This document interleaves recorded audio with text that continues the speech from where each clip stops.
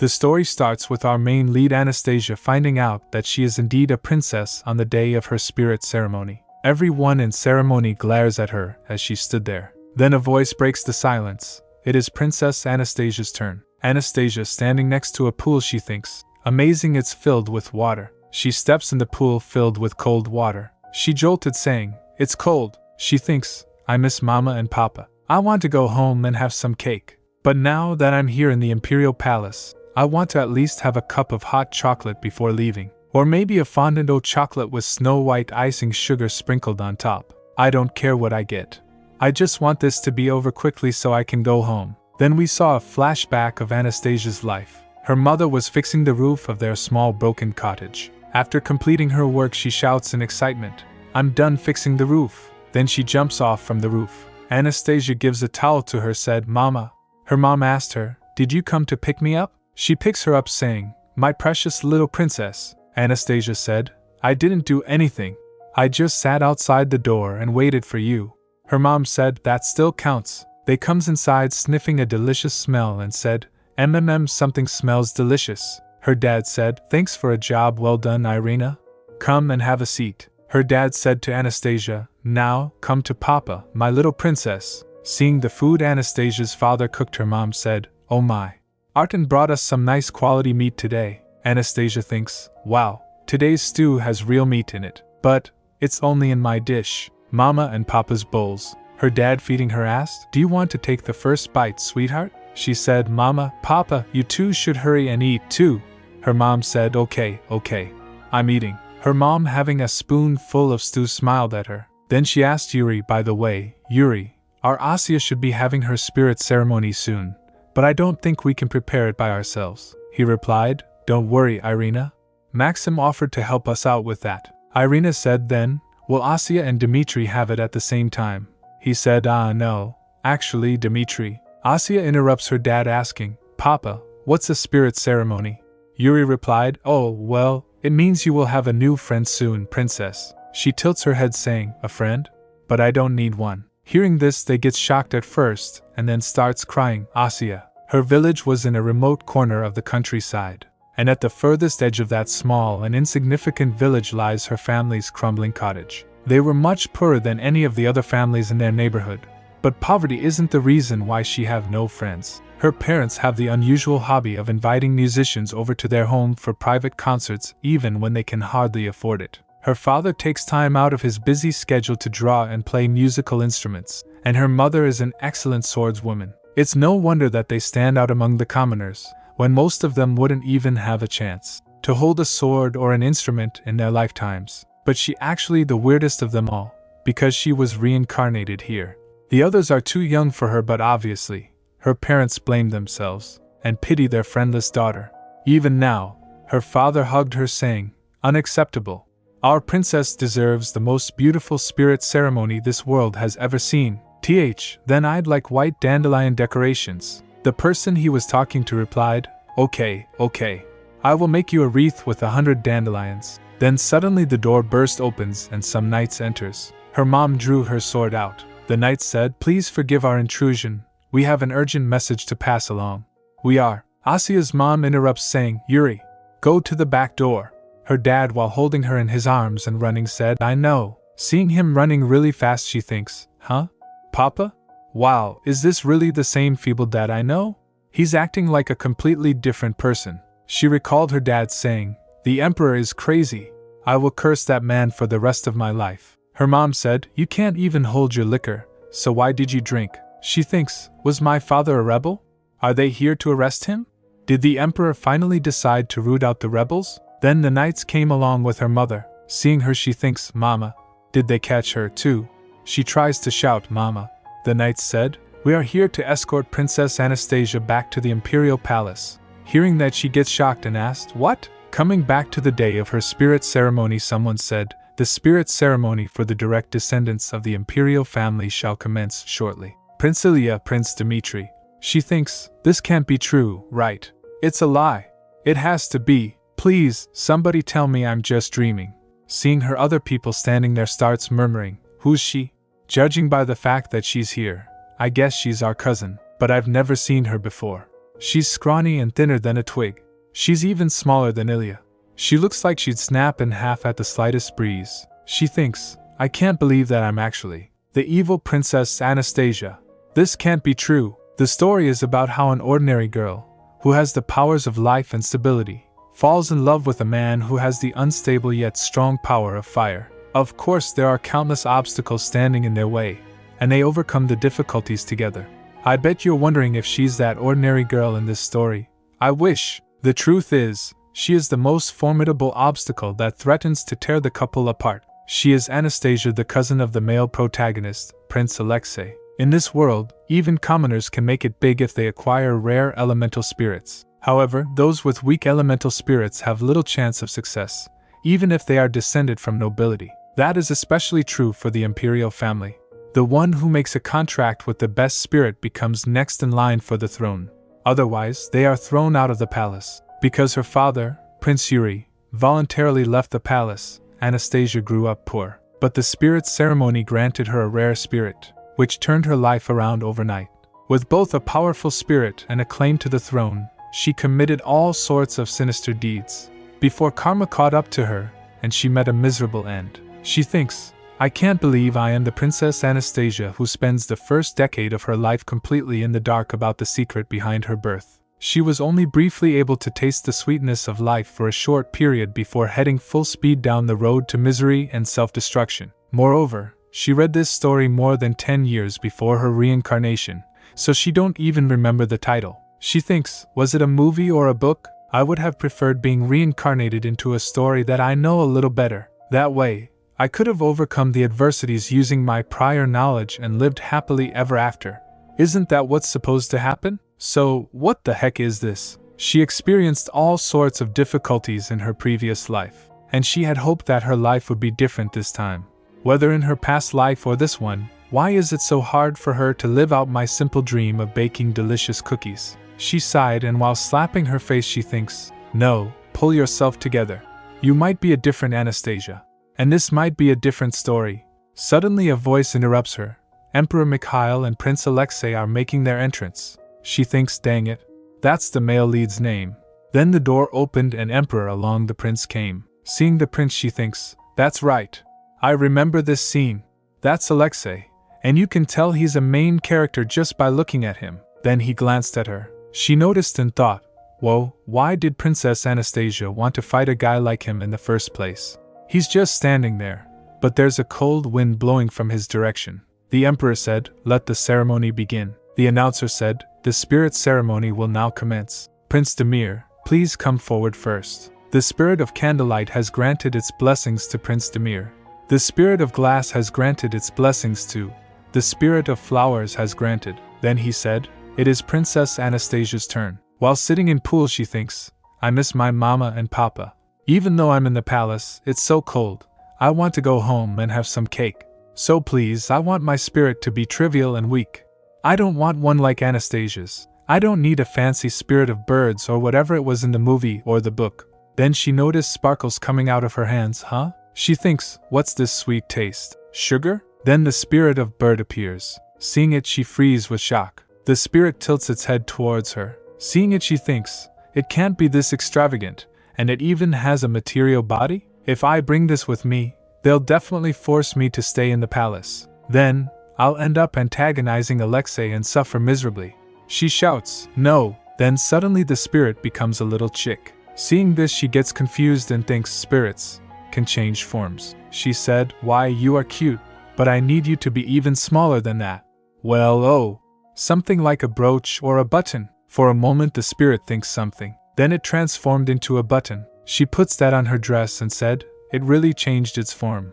I don't have the time to be doing this. If I stay here too long they'll become suspicious. She opens the door and comes outside. A priest standing right in front of door noticed her. He asked, Your Highness, were you able to identify the spirit you made a contract with? Anastasia replied, no. The priest asked, then, are you able to use your power? She shakes her head in denial. Anastasia thinks, he'll probably think that my spirit is worthless now, right? Then the priest said, don't worry. We can ask Marquis Maxim Serenitov. He has the spirit of discernment. The priest leaves saying, please wait here for a moment, Your Highness. she thinks, the spirit of discernment. What's a thing? Is my secret going to be revealed here? The priest went to Marquis and said, Marquis Maxim Serenetiv, now that his lordship is here, we'll be able to find out about her spirit. Maxim, patting his son, said, I'm sure it's just another insignificant spirit. Meanwhile, Anastasia thinks, Maxim. Is he the same Maxim my dad used to talk about sometimes? Maxim asked him, so, you'd like me to identify what my little niece's spirit is? The priest replied, yes, your lordship. Please use your power of discernment on her highness. Maxim laughed and said, no problem. This is what I'm here for, after all. Now, shall I have a look? She thinks, I should have just told him that it was the spirit of small birds. It's too late now. After observing her, he flinched. Then a grin appeared at his face. He said, it's a cute bird spirit that'll make a perfect pair with our little princess. The priest said, listen here. Princess Asya has made a contract with the spirit of small birds. Yes, your lordship. She gets confused, huh? The priest said, the spirit of birds has granted its blessings to Princess Anastasia. She thinks, what's going on? He has the power of discernment. But his spirit's power couldn't properly identify another spirit? Should I be relieved? The emperor raised from his throne. He started walking towards Asya. She thinks, I guess the emperor is going to interview each one of us. She gulped, my turn is coming up. Then her turn comes, but the emperor didn't say anything. She thinks, why isn't he saying anything? Then the emperor asked the butler, how old is this? She thinks this? Butler replied, she's 10 years old, your majesty. The emperor said, 10 years old? But she's so tiny and scrawny.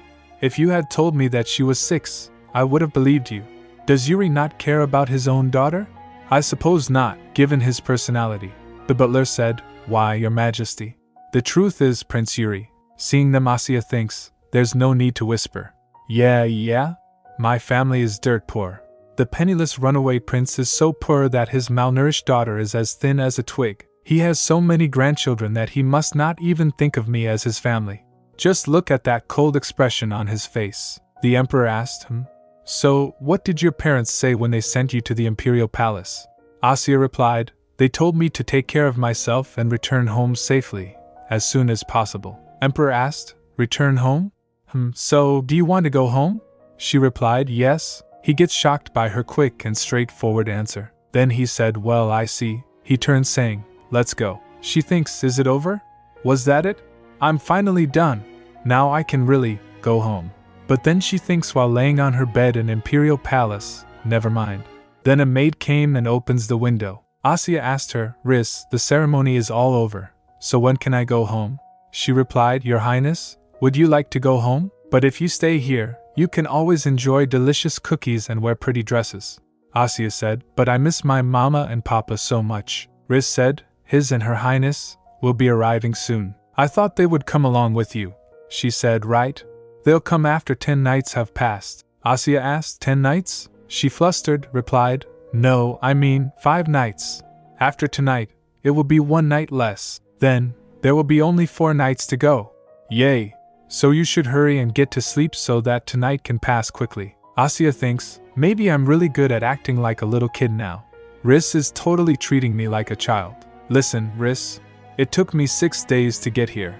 Even if my parents had left yesterday, they wouldn't be able to make it within 5 nights. Even so, I don't want to cause trouble for her. She's been so nice to me, I should pretend to fall asleep. Then Riz said, Then I'll leave you to sleep and go to the kitchen, Your Highness. Please ring this bell if you need me or have a bad dream. Asya asked, Isn't it kind of late to cook? Riz replied, The Empire has been at war until recently, and now that the war is finally over, the Imperial Palace is planning a celebration banquet. I'm going to help prepare for it. It's going to be a huge party. They say even the famous Carno Neustadt will be in attendance. While leaving, Riz said, Good night, Your Highness. After she leave, Asya thinks, I see, Carno Neustadt is coming. Then she blinked trying to fall asleep. But suddenly she realized something and jolted saying, Carno Neustadt? Meanwhile in battlefield the knight said to Carno, Vice Commander Neustadt, we are all set to return. Hearing this he smirked. Then he said in a cold tone, Let's go. Asya thinks, does she mean Carno Neustadt, the closest ally to Alexei, the male lead? She thinks, Carno Neustadt. That name immediately brought back all the information I had once known about him, as though it was fresh in my memory. He is the rightful heir to House Neustadt and a close friend of Crown Prince Alexei. Although eligible for the throne himself, before coming of age, he renounced his right to succession before coming of age. On top of that, he attributed all of his victories in war to Crown Prince Alexei. Since Anastasia appears out of nowhere and begins to act like a thorn in his side, Carno confronts her with downright hostility, until he finally drives her to her destruction, with haste. She starts trembling, thinking, I'm scared. It'll be fine. Whether he returns or not, I'm not going to stop him. I'll be back at home before long. Anyway, I should go to sleep now. I'm exhausted after the long day. Ha! Then she noticed her spirit under her blanket. It said, peep, peep. Asya asked, what? I'm going to sleep. The spirit pulls her blanket, shouting, cheep. It drags her by her dress and she asked, what's wrong with you? Stop pulling on me. You're gonna rip my clothes. It shouts, cheep. She asked, where are you taking me? We can't be wandering around so late at night. Meanwhile, Asya thinks, I shouldn't do anything that would draw attention to myself. The spirit takes her somewhere.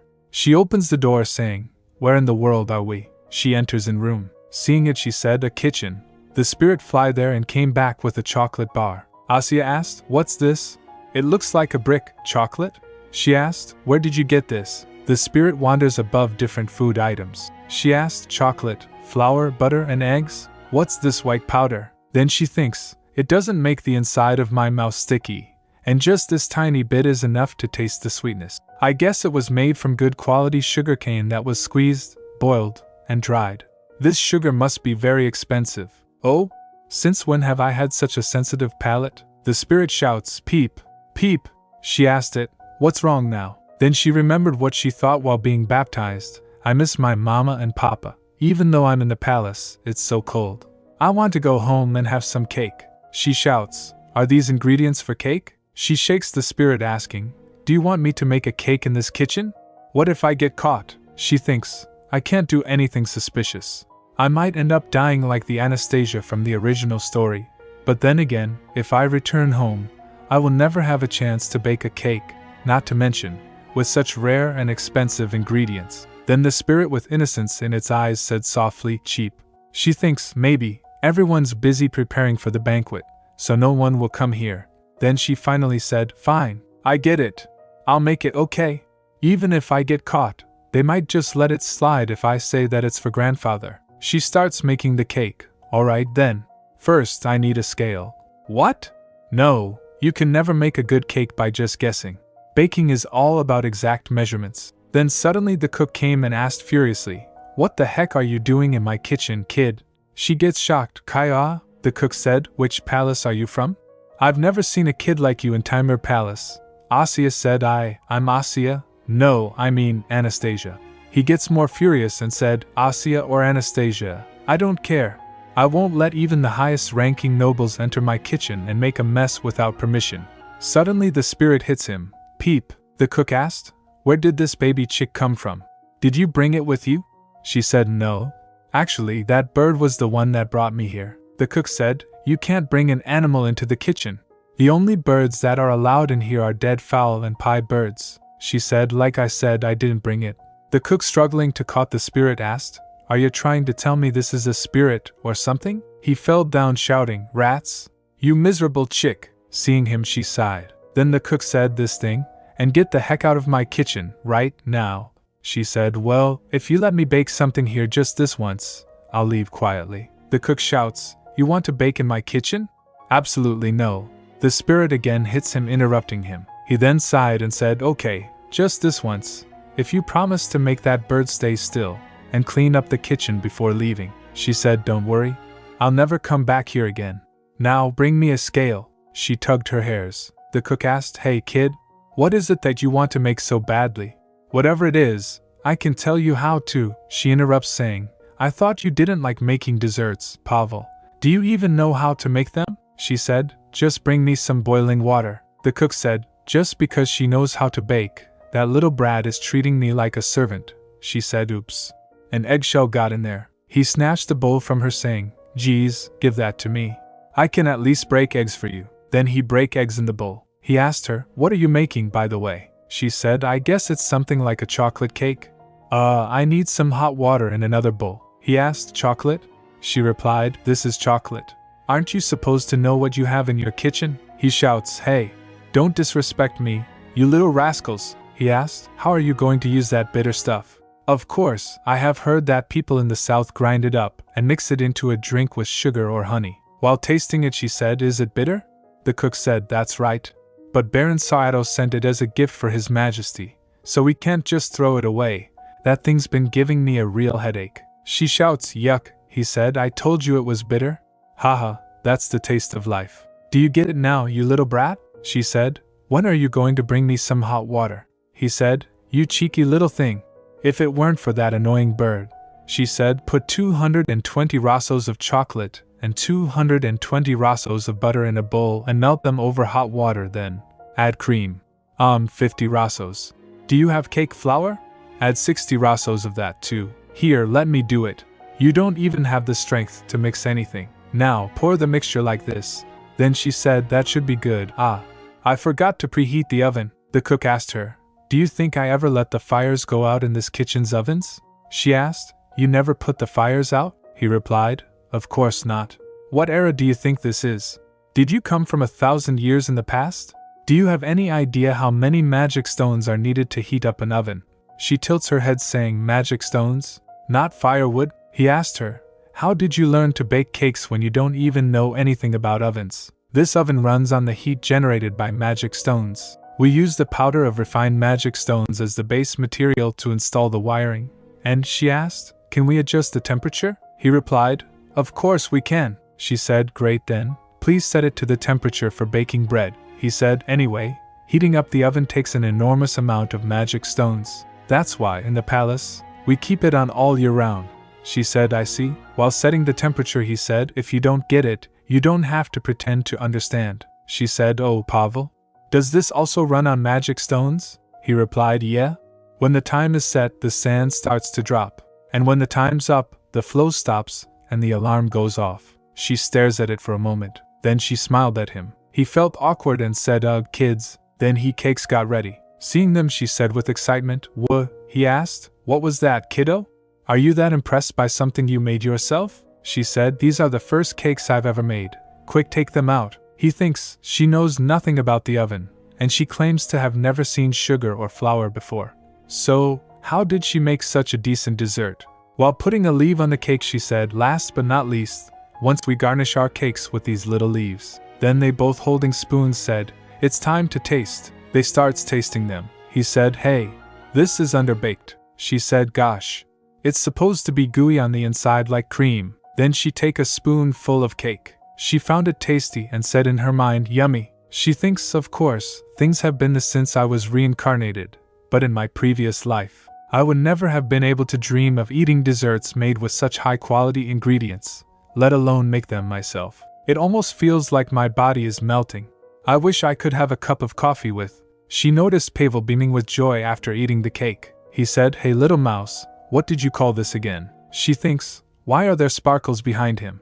Am I the only one who can see them? She said, huh? Since your name is Pavel Chocolate. Let's call it Pavel Chocolate. He said, how dare you use the name of the imperial chef so casually? She said, but it was good, wasn't it? Then she asked, anyway, Pavel, do you have some oranges? He replied, of course I do. They're in cold storage. Why are you asking? She said, sugar preserved with orange peels. Don't you think that would make this cake extra delicious? Pavel said, let's do it. After they left, the butler came and burst open the door shouting, Chef Marka. His Majesty is requesting that some snacks be brought to him immediately. He noticed the kitchen was empty. He said, Chef, where is he? He starts searching for some snacks saying, I was ordered to bring snacks right away. What should I do? He suddenly noticed the cakes. He grabbed the cake saying, oh, he sure is thorough. He must have already prepared for this. What a relief. Seeing the milk, he said, did he set this milk aside to have it served with the cakes? All right, I'll also bring this. The emperor was sitting in his room along with Alexei. He was reading some papers. After reading it, he said, our war with the Noctis elves is almost coming to an end. Carno Neustadter played a big role. He asked Alexei, by the way, there was a slave among those that Carno spared. And you asked me to grant that slave a pardon. Alexei said, that child is only 10 years old. Although he is guilty of a serious crime, As a servant of Igor Akinfi, that child only did as he was ordered. Emperor asked. He was ordered to embroider the crest that summons the darkness. Do you mean to say that he is innocent because he did not know the truth behind his actions? That ignorance killed 300 of my innocent people. What do you say to this? Alexei said. The sword wasn't responsible for those deaths. They died at the hands of the person who had the intent. Therefore, the mastermind should be punished. Emperor said. A beast that bites a person must be put down, and a sword that stabs a human must be broken and melted in a furnace. Do you think that slave will ever weep with gratitude at you sparing his life? He replied. I haven't given a thought to such a thing. His parents were already executed for their ignorance, and Igor Akinfi, who commanded that slave to carry out the crime, was also sentenced to death by quartering. Emperor asked then, what do you suggest doing with that child? He asked. Pardon? Emperor said. His parents were beheaded for bringing the darkness out and secretly contacting the Noctis elves. That boy can no longer live in the north, nor will he be able to find work as a slave to public officials. Not to mention, there are no new parents who would adopt him or any orphanages who would accept him. What good would he be left alive? In the end, he will starve to death on the streets. Emperor said. Fine. Since that boy and Yuri's daughter are both 10 years old, I suppose they will easily make friends with one another. Hearing this, Alexei gets shocked. He said. Grandfather, there's no need for that. Grandfather, let me instead take that slave. Emperor said. I've had enough of talking about this matter. Now, tell me about the victory celebration for the Imperial army that has returned from the north. He clenched his fist. Then the butler came and said, Your Majesty, I brought you a snack. Seeing the cake, he said, I've never seen this cake before. Then he picked on and fills the spoon with it. They both got shocked when they taste the cake. Meanwhile, Asya and Pavel returned, and after finding out some cakes missing, she thinks, Pavel, when we returned from the cold storage with the oranges, a couple of cakes had gone missing. Pavel ran out in a frenzy and hasn't returned. Should I quickly bake a couple more with the leftover batter and tell him I found the lost ones? The door burst opens and the butler came shouting, Chef Marka. She gets shocked by his sudden appearance. Ayok, he said. Hello, miss. Have you seen Chef Marka? She asked. Marka? Oh, Pavel just went out to find the thief who took our cakes. The butler shouts, What? I thought he made them for His Majesty as an evening snack. He said. I had no idea, and took the cakes to His Majesty. And, after tasting the cake, His Majesty asked to see the chef. She thinks, did he put anything dangerous in them? She asked in shock. His Majesty? He replied, yes, and Crown Prince Alexei as well. She thinks, what kind of sick twist of fate is this? Of all the people in the palace, the cakes had to go to His Majesty? Oh, that's why he freaked out about the missing cakes. Hopefully, His Majesty called Pavel to praise him. But what if he ends up getting punished because of the cakes that I insisted on making? Then she said, I made them. He asked, pardon? She replied, I am Asya, Princess Anastasia. I just wanted to make something for my grandfather, so I tried baking them. The butler bowed and said, Why, Your Highness? Please forgive me for failing to recognize you. She said, Don't worry about it. She asked, Did grandfather feel uncomfortable or get sick after eating them? He relied, I'm not sure. He said, For generations, our emperors have made contracts with the King of Spirits, so they are safe from poison or harmful substances. And the look on his face didn't change either. She thinks, yeah, I know that look. It's hard to decipher. She said, so, he summoned the chef, right? Let's go. While going, butler asked her, are you sure you're alright? Feeling awkward, she replied, yep, I'm totally fine. Meanwhile, she thinks, maybe I'm not fine, but if I don't smile, he will get anxious. After reaching at Emperor's room, the butler said, Your Majesty, Princess Anastasia has arrived. Emperor said, I sent you to bring the chef, so why did you bring my granddaughter instead? The butler said, Well, Your Majesty, the thing is, she said, I made the cakes. I wanted to give them to you. I made them. He shuts the book he was reading and asked, You made them? She replied, I pestered the chef until he allowed me to use his kitchen. I worked really hard on them. I wanted to do something for you before I left the palace, Your Majesty. Emperor asked her, Did your father teach you baking instead of reading and writing? She replied, Oh no. We've never been able to afford sugar and butter. All we have for meals is carrot porridge. She glanced at the empty bowl of cake. She thinks, thank goodness, he ate it all. He didn't even leave a crumb. He must have liked it. I don't think he will punish me, she said. Actually, We have a book about baking at home. It's full of pictures, and it's so interesting that I've read it a bunch of times. The emperor twitched. He said, well, I found your cake to be very unique. What did you use to give it such a dark color? She thinks, it's happening again. I see a color surrounding him. It's similar to what I saw around Pavel earlier. This time it's apricot, not orange. I wonder what the difference is between them, she replied. It was a gift from some baron. That's what the chef said. He asked, a baron?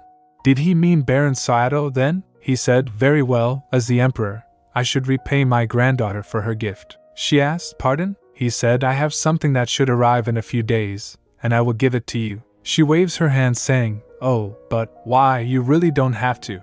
Actually, the chef helped me a lot. Besides, I have to go back home soon so. He interrupts saying, the chef you mentioned is Pavel Marka, I suppose? I will reward him, as well. She thinks, huh? That shawl. I think it just moved. A wave of air tapped her. Emperor said, it's quite late now. You should take her to her bedroom. Butler said, why, yes, your majesty. Butler asked her, shall we leave, your highness? Allow me to escort you. She thinks, can this guy not see it? What was it? After they left, the emperor said, Shamal. The spirit asked, what is the matter? He asked, did she see you? Spirit replied, you mean the creature that looked like a small peach?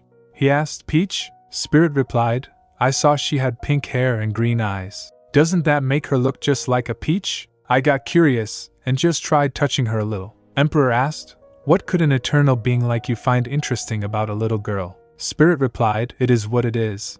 That was my first time seeing someone so uninterested in you. The only thing that little peach was interested in was how much you enjoyed her little cake. When you promised her a reward, she wasn't even curious to know what it was, right? The only other thing she was thinking about was when she would be able to return home. That's all. Then the emperor recalled asking her, so, do you want to go home? She replied, yes. Emperor said, I suppose she inherited that nature from Yuri. Spirit said, you mean your youngest, who got angry at you and ran away the other day. Is that Peach his daughter? Emperor said, you say it was just the other day, but it was quite a long time ago. Spirit said, It does seem like several seasons have passed since then. Emperor then said, I heard that child made a contract with the spirit of small birds. The spirit said, the spirit of small birds? Who told you that it was the spirit of birds? Emperor said, it was Marquis Sarenti. He has the spirit of discernment. Spirit said, Was he your second eldest or your third? How odd. The spirit of discernment is never wrong. A small bird spirit? Well, I suppose that's one way to put it. Emperor said, you sound uncertain. I've never seen you like this before. Spirit said, this riddle will be solved in due time, but one thing is clear. Your son, the Marquis, must cherish that little Peach very much. In her room, Asya, trying to fall asleep, thinks, I'm exhausted. Geez, that was a close call. I was scared to death. But why wouldn't His Majesty listen to me? All I want is to bake some cookies. I already told him several times that I don't even want to stay at the palace. I'm getting a bad feeling that I might not be able to go home for some time. She thinks, anyway, I hope that His Majesty gives me something I can exchange for cash. That way, I can sell it as soon as I go home and buy flour, butter, and sugar with the money. Hopefully, we'll be able to fix our roof, too. Then she suddenly raised up. She taps the spirit button saying, Ugh, this is all because of you. You put me through so much trouble tonight. The spirit said, you were the one who wanted to make fondant au chocolate. Hearing its voice, she jolted Kaya. She thinks, that was too loud. What if someone comes? Anyway, what was that just now? Am I hearing phantom voices? The spirit said, you're not hearing phantom voices. The spirit came out of the button. It said, I am the great and mighty spirit of sensation, you fool. She shouts, WH. Who's calling who a fool? You weren't even able to speak until just now. The spirit said, that was because you were too weak. I only got the strength to speak after you ate something decent. She said, you weren't able to speak because you didn't have the ability. Why would you say it's my fault for being so poor that you can't usually eat desserts? Spirit said, hey, keep it down. And stop poking me, you insolent creature. She asked, more importantly, can spirits really speak? The spirit replied, of course we can. What do you take us for? She said, but the others didn't seem like they were able to. She thinks, in the original story, the spirit ceremony seemed more like either an act of blessing 10-year-old kids or a means of awakening them to their elemental power. The ceremony often ended with a simple announcement of which spirit blessed whom, and only a select few children were actually able to use their powers. That was why Anastasia, who had a spirit with a material body, could behave like she was better than everyone else. The spirit said, "That's because most of them are idiots." Asya said, "So are you saying that I'm able to talk to you because I'm smart?" Spirit said, "And no.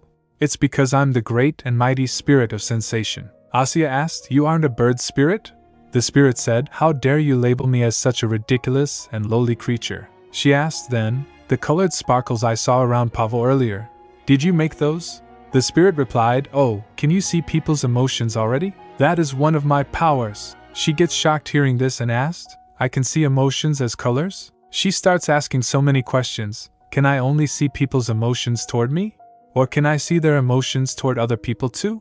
Can I only see them when I want? Or will I be living in a colorful world forever? You make me unable to see the colors with your power?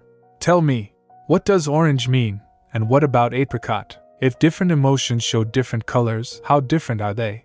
Is there a rule, or tell me something? The spirit gets frustrated and shouts, "Stop, ask one question at a time.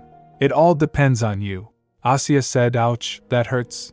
"Stop." She rubs her ears asking, "But what's that supposed to mean?" Spirit replied, "The better you get at it, the easier it will be for you to control whether you want to sense them or not sense them. Not only that, but you can also let others experience a completely different world." She thinks he looks like a chick, but he's so full of himself. She asked, "The better I get at what, exactly?" Spirit replied, "Controlling your spirit power, of course. What else would I be talking about?" She asked, "How can I become better at it?" Spirit replied, "That's for you to figure out." She asked, "You don't know the answer, do you?" Spirit replied, "Well, I have no reason to know the answer. Besides, I was the one who made the cakes come out so tasty earlier. I can do anything that requires the senses. My power isn't just limited to cooking, painting, music, and even dancing." She interrupts it saying, "Well then I guess you were the one who dropped the eggshell into the batter." The spirit shouts, "Why is every word that comes out of your mouth so mean and hostile? Even though I have amazing powers, I can't exercise them beyond my medium's capability, and that medium is you. No matter how hard I try, it's impossible." Asya said, "So, I guess that means I did everything by myself, after all. I'm the one who's amazing, and that must make you a recipe book." The spirit said, "How dare you treat me like a recipe book? I'm a great and mighty spirit." She said, "All right. I'm going to bake at least 10 more times while I'm here." The spirit asked, "Don't you think you're dreaming too small? Only 10 times?" Asya said, "Yeah, because I made a contract with a tiny bird like you. Only those who have contracts with the spirit kings are allowed to stay here." The spirit said, "What nonsense is this? I am the greatest of all spirits." She said, "I'm talking about the real spirit kings, like the ones in charge of water, fire, wind, or earth. Grandfather made a contract with the spirit king of wind, and Alexei lives here because he has the spirit king of fire." The spirit said, "Humph. But those idiots can do nothing by themselves, and they're always asking me for help. If you can't remain here because I'm too small, I can just return to my original size." Asya said, "What? Here? No." The spirit fly over while Asya shouts, "I said no." Then a light glows, but nothing happens as the spirit didn't changed. It said, "WH, what is wrong with me?" The spirit tries again and light flashed, but failed again, and she said, "Hey, stop. Every time you flash, you seem to get even smaller." The spirit, utterly exhausted, said, "I can't believe I have to suffer this humiliation, just because of you." Asya asked, "Why is it my fault that you can't make yourself bigger?" The spirit said, "Whatever, you fool." The spirit becomes the button again. She said, "What the heck? How can you just yell at me and then hide?" "Fine. If you don't want to talk, then don't. I'm going to sleep anyway." Next morning she burst opens the window shouting, "Geez, it's so hot." She said, "It's winter, but this place is as hot as the beginning of summer." The spirit said, "Well, Fafnir must be very pleased with his new contractor. That fellow is so excited he can't even keep his power under control." She asked, "Fafnir?" The spirit said, "That's the name of the spirit that made a contract with Alexei, or whoever it was that you mentioned last night." She said, "Then please tell your friend to calm down. This heat is killing me." Spirit said, "He can't help it. Fafnir is still young and immature." Then suddenly she remembered something. "Oh, no!" She raised from her bed asking, "The brownies I made yesterday with the leftover batter shouldn't have gone bad already, right?" She takes the brownies and then tasted it. She said, I think they're fine. Do you want a piece? She said, by the way, if Alexei's spirit is called Fafnir, what's your name? While eating the cake, the spirit replied, I don't have a name, nor do I need one. I am just a great spirit of sensation. She asked, Then let me call you PB. The spirit said, I told you, I have no need for a name. Besides PB? Seriously? Are you naming me after a pie bird that you put on top of a pie to keep it from exploding? Pie bird, a ceramic device that has an open beak through which steam escapes. The spirit hits her saying, How impudent, she said, I told you to stop pecking. I can't stand this anymore. I think we need to set some rules between us. Asya said, I think we need to set some rules between us. The spirit, feeling dizzy, asked, How dare you ask such a thing of me, the almighty spirit of sensation? Asya said, Rule number 1, act like a bird when you are in the form of a bird. Rule number 2, stick to this appearance, and never change into a different bird. Rule number 3, do not tear my clothes with your beak. The spirit asked, How is this setting rules? You are just making, demands. Asya said, If you have any demands, then tell me. Then the spirit said, Number 1, never, hold my body and shake it. Asya said, That depends on how you behave. Spirit continues, Also, you must bake something every day, and give your baked goods to everyone in the palace. Asya said, I can't do it every day. Spirit continues, Number 3, wait, why not? You said you like baking, so why can't you do it every day? She replied, It's because of some situation with the adults. Asya asked, Do you want me to bake because I'm good at it? Spirit replied, It has nothing to do with taste. It is part of the great mission we must fulfill. That's the reason. Asya asked, You mean baking cookies and feeding them to others? Really? Spirit replied, Correct. Although, it doesn't necessarily have to be cookies. Asya asked, Why do I have to do that? Spirit said, Because, my power is related to the senses, and this power can make spirits and humans communicate with each other.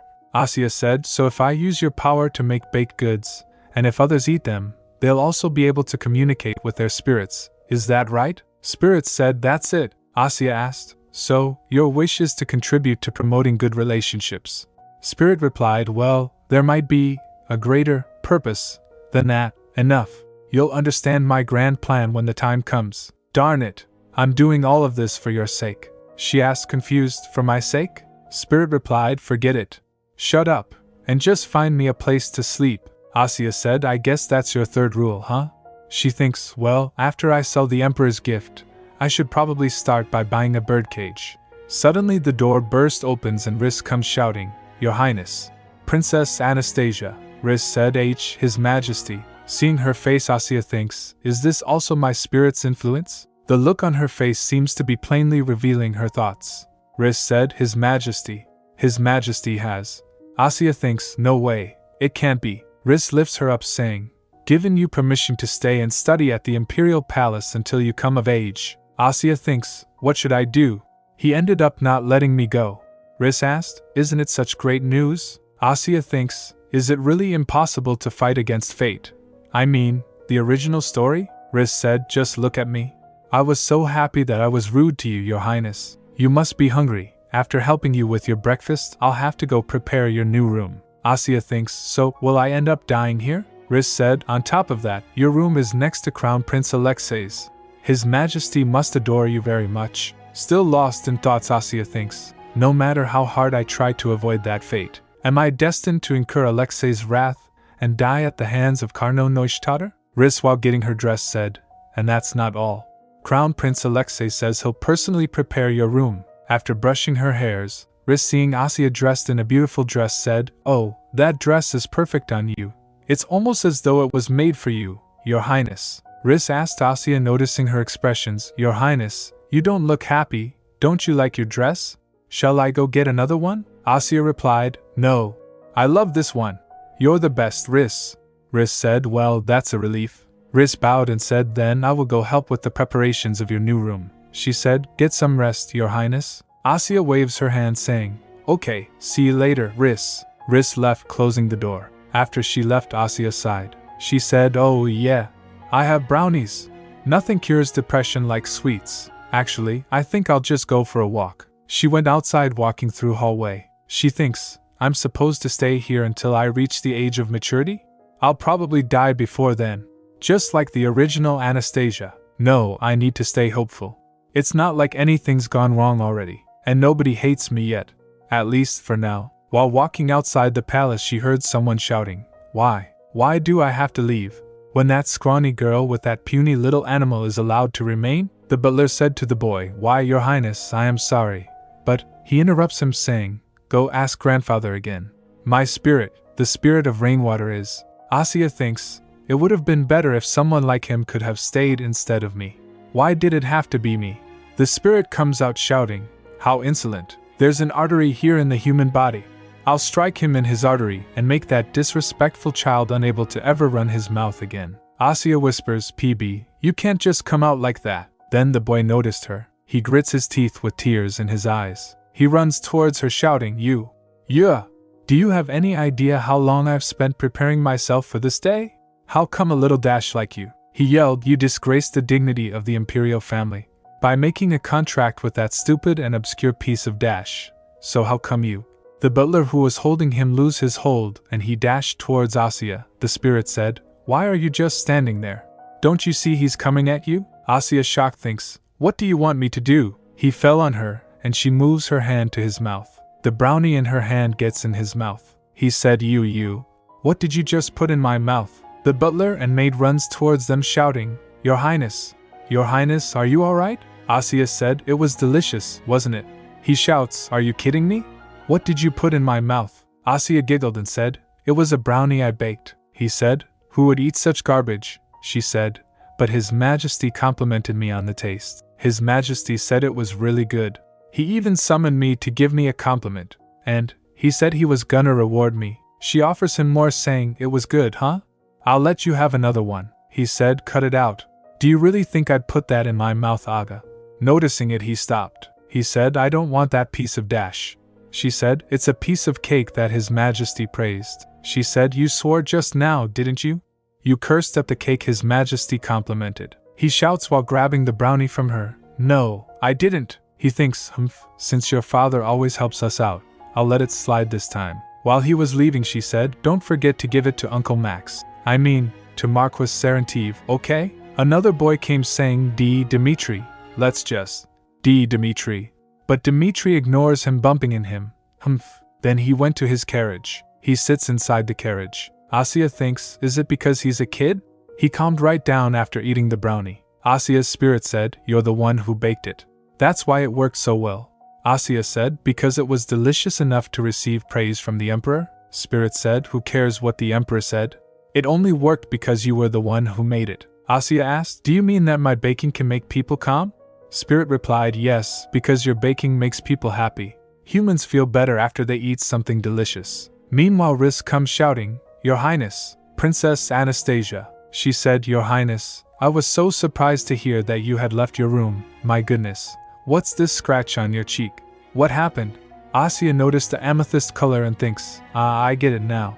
That amethyst color means she's worried. Riss asked other maids in anger, "What happened here? How did Her Highness get this wound?" The other maid replied, "Well, after hearing the news that Princess Anastasia would be staying in the palace, Prince Dimitri got so angry that he ran at her and..."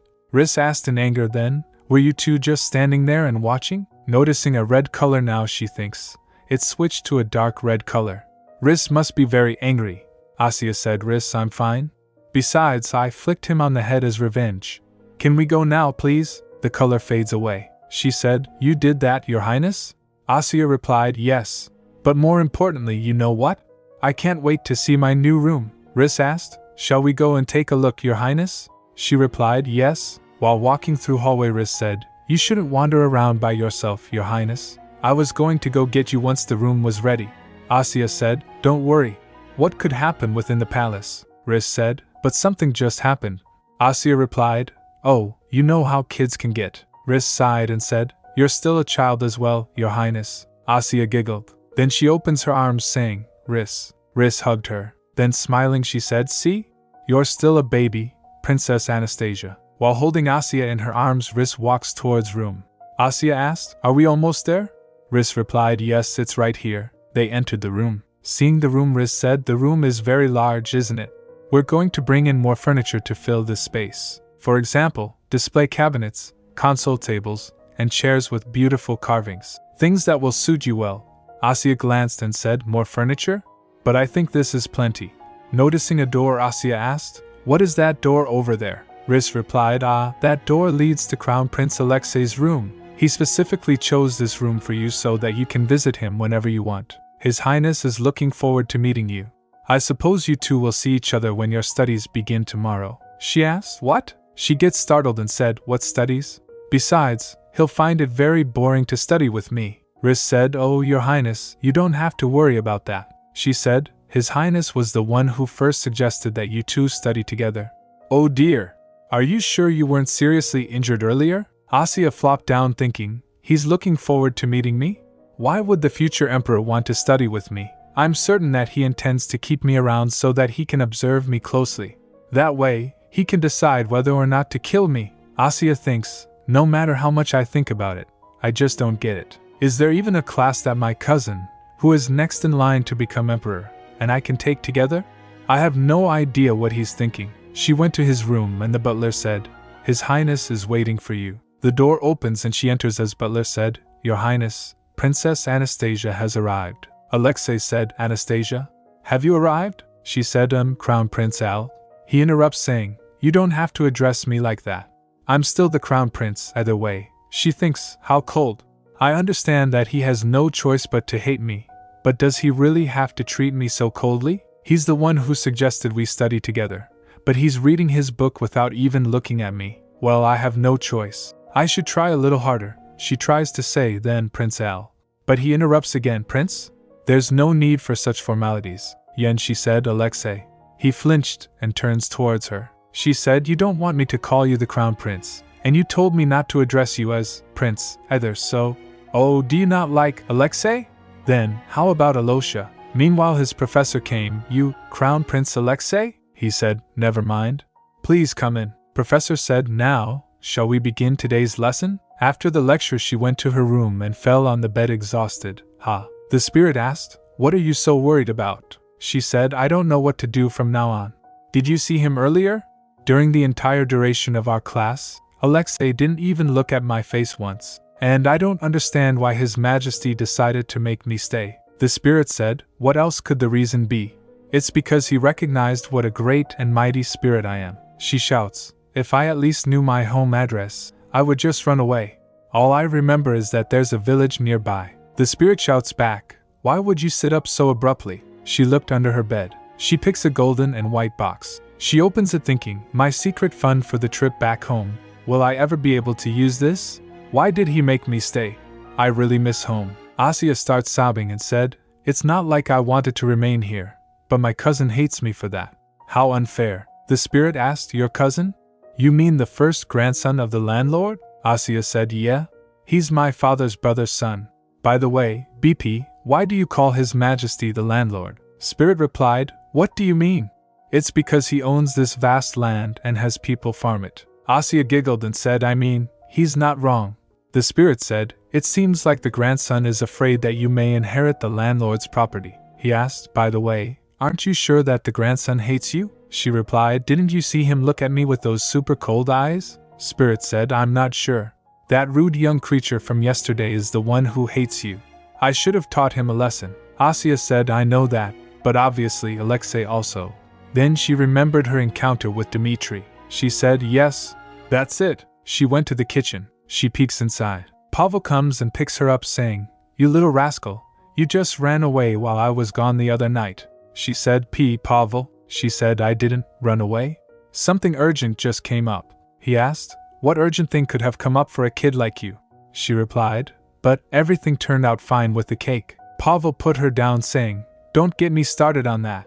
The cake went to His Majesty. She asked, How did you know that?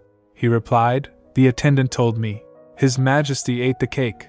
Aren't you the least bit scared? She asked, Did he say anything else? Meanwhile she thinks, He didn't tell Pavel that I'm a princess, right? Pavel said, I was too busy giving him a beating to hear anything else. She thinks, then again, if he knew who I was, he wouldn't have grabbed my neck just now. He said, His Majesty left a note saying that he enjoyed the cake and that we had nothing to worry about. I almost forgot to tell you. Anyway, since His Majesty liked your cake, feel free to come back to the kitchen and bake whenever he requests a snack in the future. Hearing this, she gets excited. Really? He said, with my supervision, yes. It's fine since His Majesty usually only asks for a snack once every other month. Asya said. Then, let me practice in your kitchen. He replied, fine. But first, you should rename the cake. She asked, you don't like Pavel chocolate? He said, are you kidding me? She said, okay, then let's go with Asya's chocolate cake. He asked, Asya? She replied, you always call me a little rat, so I'm not surprised that you don't know name. Asya has been my name for around 10 years now, she said. Anyway, let me use your kitchen today. Pavel asked her, by the way, didn't you say that you'd never ever set foot in my kitchen again? She said, no one can predict the future. Remember when you said that you would never bake desserts? And now, we're baking something using my recipe again? He asked. What kind of kid retorts back so well? He said, ahem, I thought you were going to practice. What are you making today? She said, that's right. We have chocolate left over from yesterday, right? He starts sweating saying, well, like I said, that chocolate had been left untouched for a long time in my kitchen. She asked, but, he said, it's been a real headache for me up until recently, but I thought if it was used according to your recipe, it could be a useful ingredient. So last night, I tried making this and that. She asked, and, he said, I used it all up. She said, there's nothing left? Fine. She thinks, it seems like you can hardly find any decent chocolate in this world.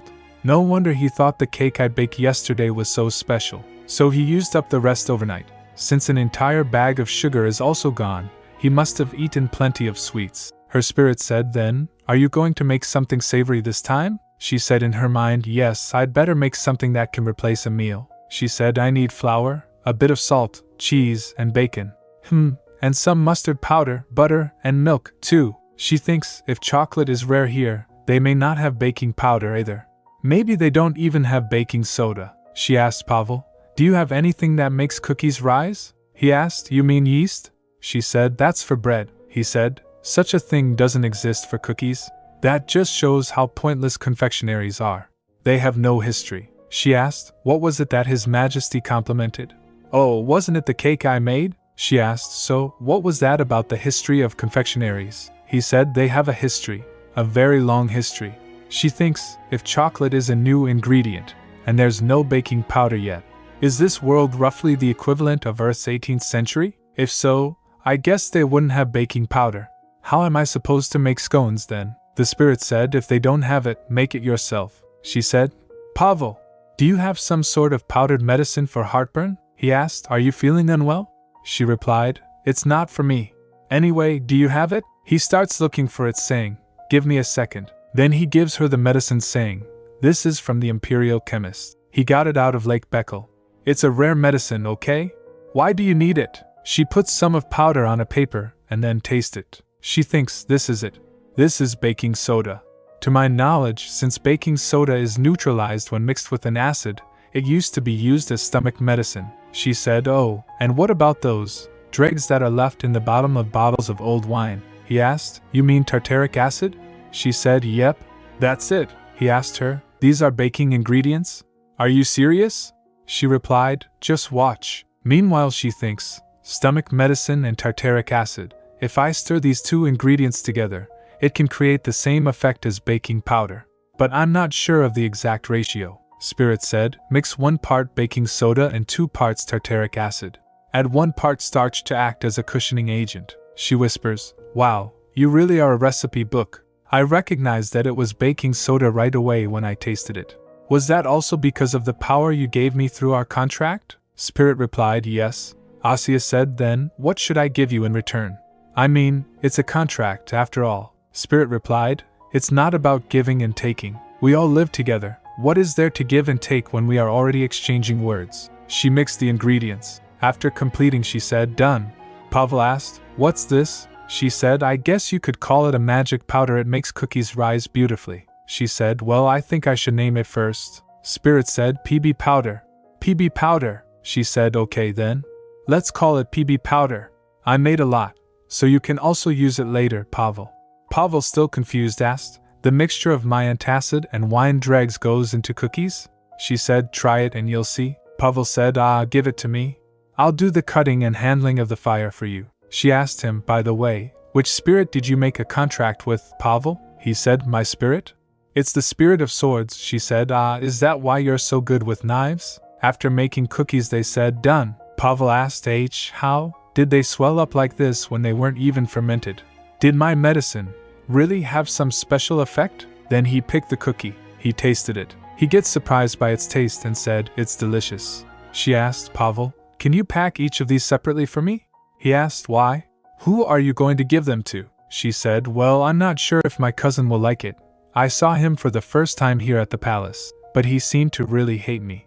Pavel starts laughing and said, ha ha ha. You've got the right idea. Kids are suckers for tasty treats.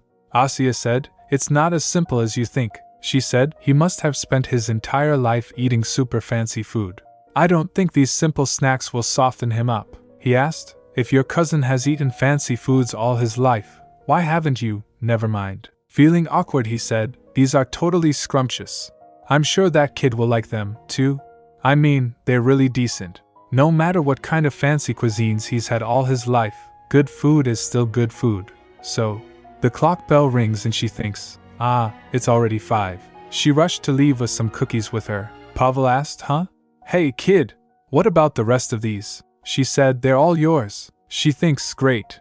This is my secret weapon. I'm sure this will melt Alosha's cold heart. Anastasia thinks in her mind. Introducing baking powder when we don't even have baking soda in this world yet would be a huge kitchen revelation.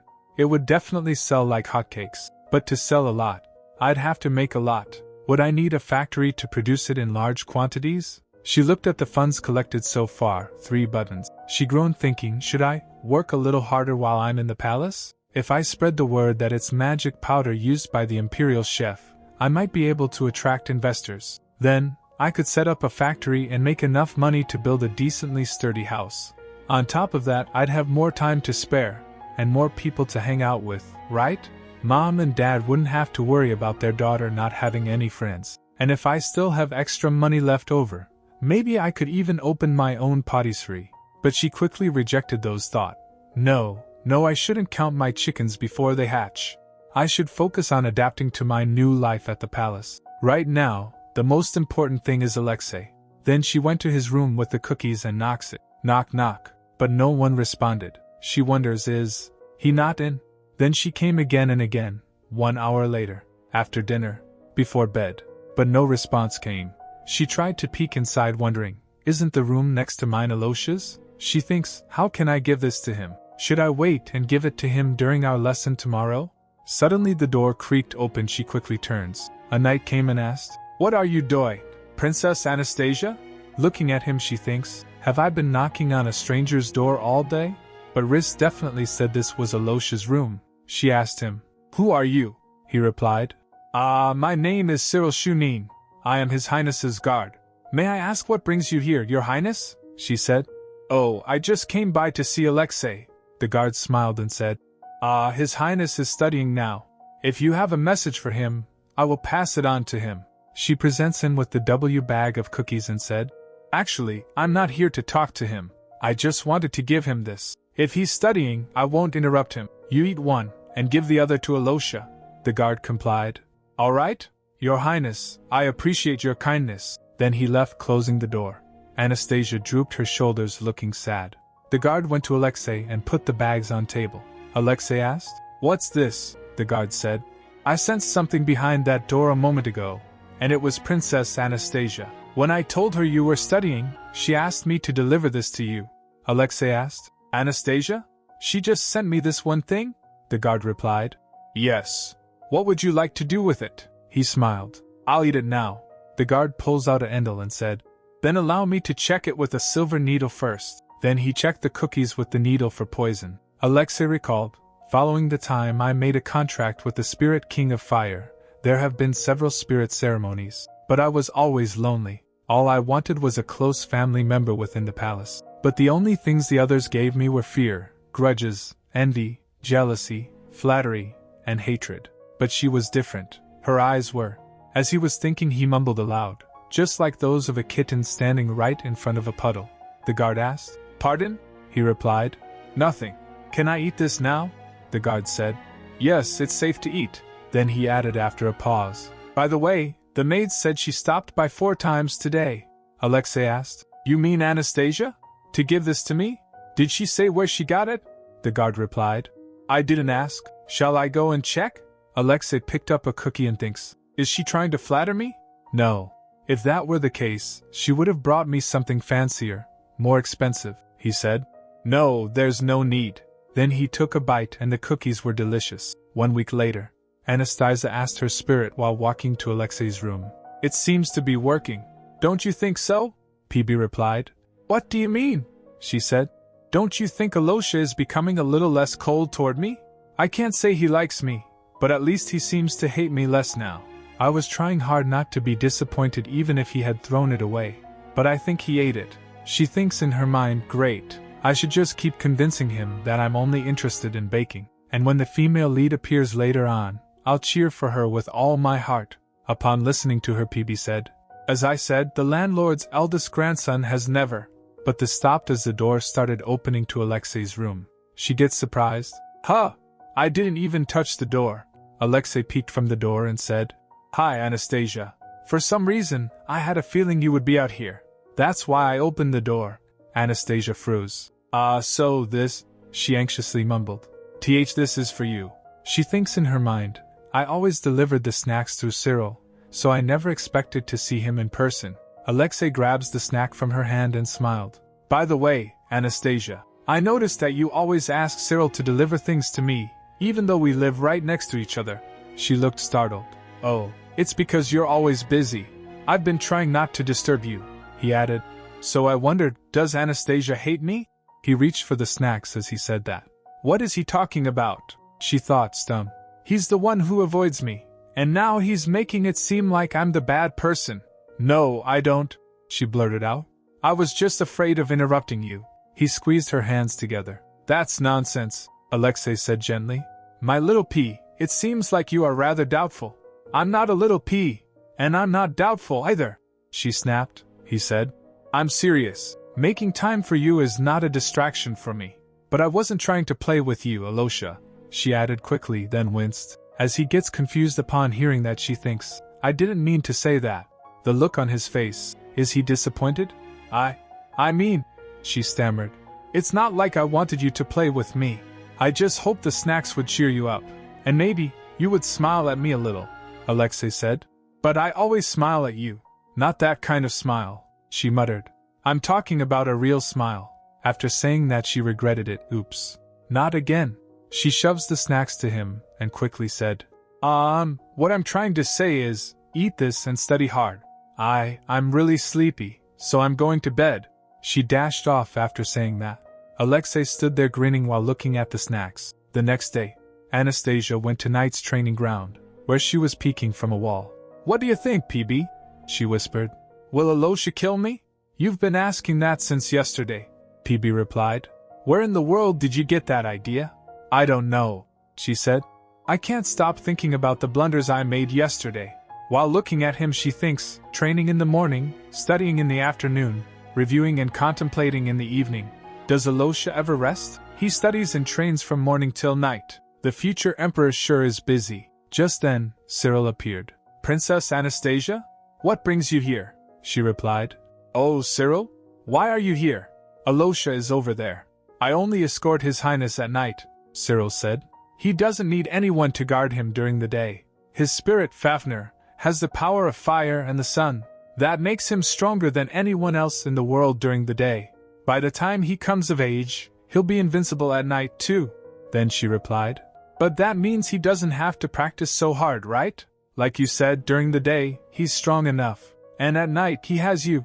Suddenly, she noticed his hand looking sour. Oh, his hand, Cyril said. The Spirit King of Fire is so strong that His Highness has to train both his mind and body to control its power. Besides, Cyril added in a lower voice, since Fafnir lost its contractor once, its power is somewhat unstable. Then he gasped as he realized what he had said. Looking at him, Anastasia thinks, it seems like he said something he shouldn't have. I'll just pretend I didn't hear anything. All right. Cyril, take this. Anastasia handed him a small package. These are scones made with dried fruit and almonds. I thought you'd be hungry around this time. One is for you, And the other is for Alosha, he asked. Where do you keep getting all of these snacks? She replied. Huh! I made them.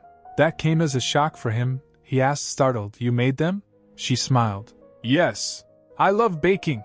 My family is poor, so I've never seen so much cream and butter in my life. It gets me so excited that I can't stop trying to bake this and that. So I thought it would be nice to share the snacks I made with Alosha. Cyril paused, then knelt in front of her and asked, Do you like Crown Prince Alexei? She replied.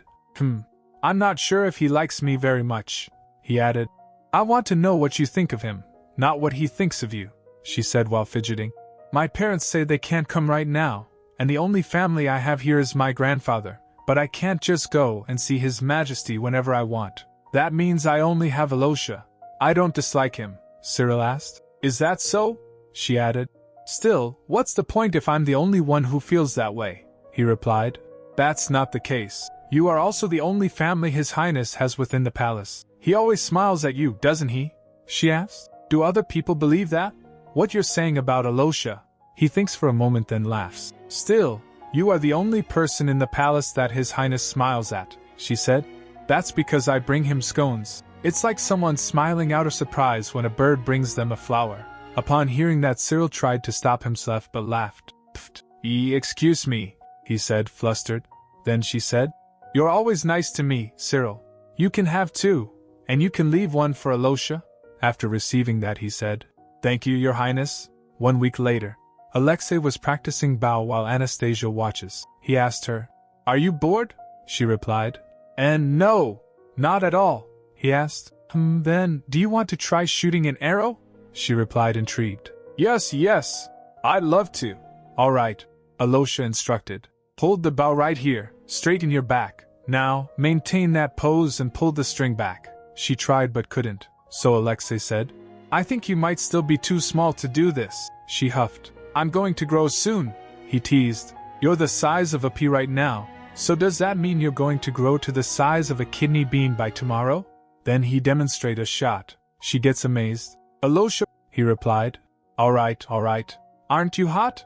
Thanks to Fafnir, the fire dragon, the Imperial Palace is warm all year round. That's why people feel the heat much stronger when they're near me. But even when you're close to me like this, you don't seem to get very hot. Then PB whispered to Anastasia. Of course not. That's because I am stronger than Fafnir, she whispered back. Pipe down. If you really are stronger than Fafnir, that will make me a threat to Alosha. She thinks in her mind.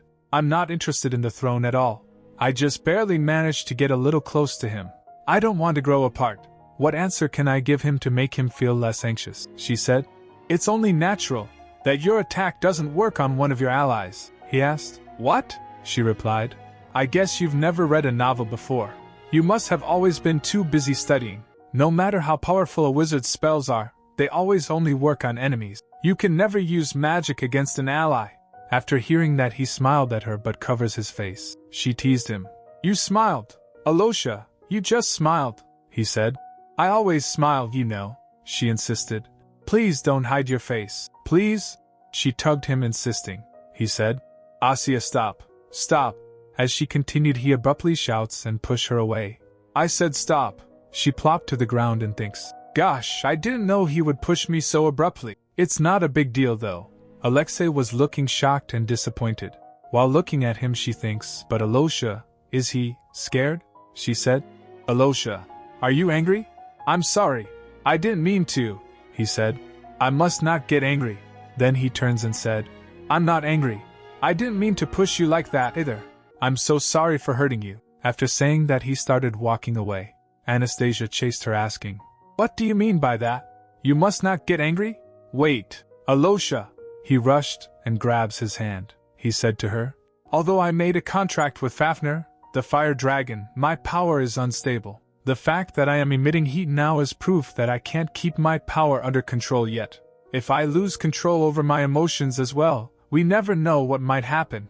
I'm sorry, Anastasia. Then he sets himself free from her grip and left. A servant rushed to follow him, calling, Your Highness! Your Highness! Then PB appeared and whispers to her, TSK, humans are so foolish. She asked, Is that true? How does that even make sense? If he wants to control Fafnir's power, he must not cry, laugh, or get angry? Her spirit replied. You're right. That makes no sense at all. Like I said before, the heat coming from his body is all because Fafnir is overly excited. By the time he comes of age, he will naturally gain the power to control his spirit, she remembers. There definitely was an instance when Alosha lost control of himself. That is why the imperial family searched the entire country to find the female lead who had the power of stability, she said. It's because of Fafnir? Then, what's the point in Alosha trying so hard to bottle up his emotions, her spirit said. If the contractors become strong enough, they may be able to handle their spirit's power better. But other than that, I don't see a point. If you wish to help that boy, keep baking and feeding him like you have been doing, she said. Come on, this is a very serious situation, her spirit added.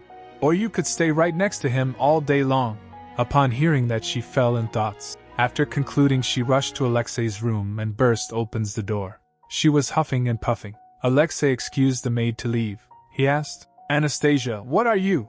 She interrupts him and she shouts. The one who lacks control is Fafnir, he asked confused. What? She continued.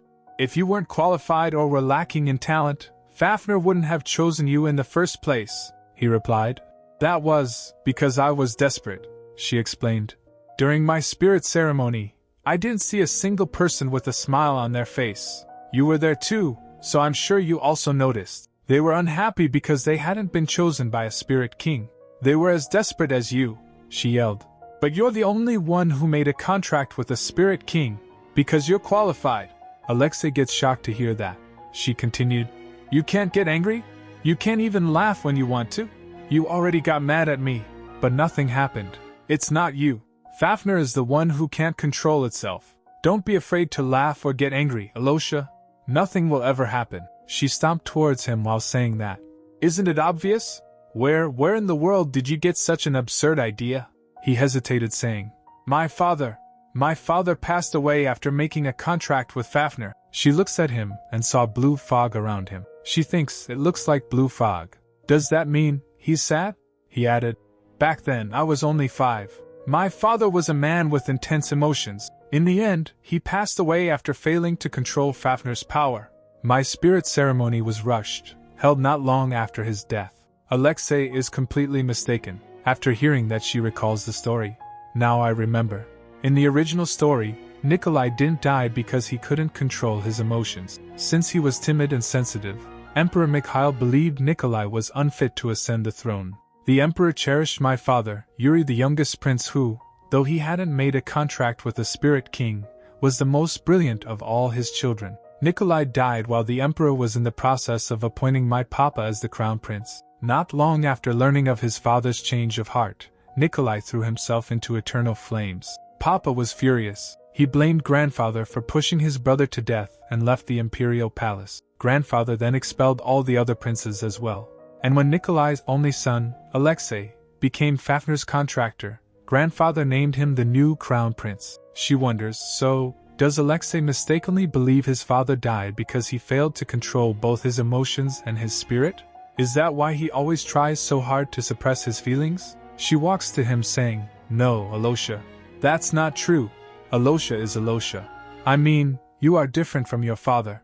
If you don't want anything to happen, then nothing will happen, he said. But ever since I made a contract with Fafnir, the palace has been. She stomped in frustration and said, That's because Fafnir is too excited. It's happy to have made a contract with you. But Alexei said, Asya, my spirit ceremony happened so suddenly. I didn't even know anything about my spirit. I thought it was the spirit of candlelight, not the elemental king of fire. It was grandfather who told me the truth afterward. He trembles, saying, And I shouldn't have cried, but... Tears started falling from his face. He cried. Looking at him, she thinks, That blue color, it's sadness. I think I can feel it clearly now. She then hugged him and squeezed him, saying, Even if you cry, laugh, or get angry with me, nothing will change. So you can cry as much as you want. Upon hearing that, he cried in her embrace. Later at night, Anastasia said to Riss, The crown prince is sick. But they say it's just fatigue, from overworking himself? That's all? They haven't even given him any medicine? The maid readied her for bed, saying, That's because no medicine works on His Highness. She puts her in bed and tugged her blanket. Anastasia said, I've heard that spirit kings protect their contractors from poison, but does that apply to medicine too? He must be in so much pain. It's too cruel to just leave him like that until he gets better. Riz smiles and said, I'm afraid it can't be helped. You should go to bed early if you don't want to fall ill like the prince. Sleep tight, your highness. After saying that, she left. While lying on bed, Anastasia thinks, is Alosha sick because I made him cry? Then she gets up and went to his room. After knocking the door, Cyril opens it. She said, I was so worried. I came back to check on Alosha. Is he still sleeping? Cyril sighed. Yes, he's asleep. If only his fever would subside. She shushed him, saying, I'll just be right in and out. She went to check on him. He was breathing heavily. She changes the wet cloth and said, Poor Alosha, not even medicine works. So what should we do? Someone answered, Yeah, what should we do? Upon hearing that, she gets startled. Cyril asked her, Huh? What's the matter, your highness? She replied while confused. And nothing, he said. Then I shall take my leave, your highness. Suddenly her spirit emerges and shouted, You doofus! How dare you speak to my contractor without my permission? Anastasia freaked out. Then Fafnir appeared from the candle's flame and said, Oh, please, give me a break. My boy won't wake up, PB replied. That's because you're so clumsy. Handle it yourself, and stop talking to my girl. Anastasia asked, Is this Fafnir? He replied, Yes, yes. Finally, someone who calls my name. Then he turns to Alexei and said, Oh no, this isn't the time for this. What am I supposed to do? Alexei won't wake up, she whispers. But why am I suddenly hearing Fafnir's voice? It's never happened before. Fafnir explained, That's all thanks to you. Ever since the world was divided between the spirits and the humans and darkness came into being, it's been impossible for spirits to be heard unless first perceived by their contractors. Well, that's all in the past now anyway. Thanks to you, I got my voice back, she whispers back. I'm not even your contractor. Why can I talk with you? Then PB said, The proper use of your senses enables you to initiate communication with all spirits, even ones that seem impossible to speak to. That's what makes me the greatest of all. Fafnir cut him off and said, All this time, I've been using so much of my power, but the only thing I've been able to do is look at Alexei from afar. PB shouts, How dare you? Don't cut me off, Fafnir yelled back. Can't you see that we're discussing an important matter? Back off. Anastasia covers her ears. They're so loud. Then the candlelight dissipates, and Fafnir disappeared. Fafnir said to her, Please light the candles. After she lights them, he appeared again. She asked, Can you not speak without flames, Fafnir? He replied, Of course I can. I am the great dragon, Fafnir, who controls fire. This is only because I've yet to fully adjust to the human world, she said. Anyway, I'm glad you can speak now. When Alosha wakes up later, you should explain things, Fafnir asked. Explain what? She snaps at him and shakes the chandelier. You used your power recklessly, and Alosha thinks it's his fault for not being able to control you. That's why he's been afraid to laugh or cry. Upon hearing that, Fafnir shows discretion. She urged him, Make sure to apologize properly. Be kind to him, okay? After a few moments, when she was about to leave, Cyril asked, Is it alright to keep this many candles lit while he's asleep? I'm afraid it might be too bright, she said to him. Don't worry, Cyril. Take good care of Alosha. After she gets out of the room, she went towards the kitchen. PB asked, Where are you going? She replied, To the kitchen. I can't just give up because medicine won't work. I happen to know a very good snack to eat when you have a cold. When no medicine works on Alosha because of Fafnir, will my food even have any effect? Of course, PB declared. Trust this great spirit. What are you going to make anyway? He asked. Well, something with ginger and, she said while opening the door. As she opens it, she saw Pavel. He looks towards her and asked, Hey there, little mouse. What's up? She replied. My cousin is sick, so I'd like to make something for him. He asked. Your cousin is sick? She replied. Yeah, he even has a fever. Pavel asked. Geez, does he even know that you care about him this much? She replied. Well, I don't think he does, but I can't just neglect a sick person. Then she asked him, Do you have ginger and pears? What about cinnamon sticks and peppercorn? He asked. You don't need flour today? What are you going to make with that stuff? She replied. I'm going to boil down some pears in a ginger cordial, she explained. A cordial is a fruit juice concentrate that's reduced with sugar. It's often used as an ingredient for other food or beverages, Pavel replied. You're making a cordial with ginger? Well, okay. As they were preparing things, she asked, Pavel, don't you have to go home? I was supposed to get off work 5 minutes ago.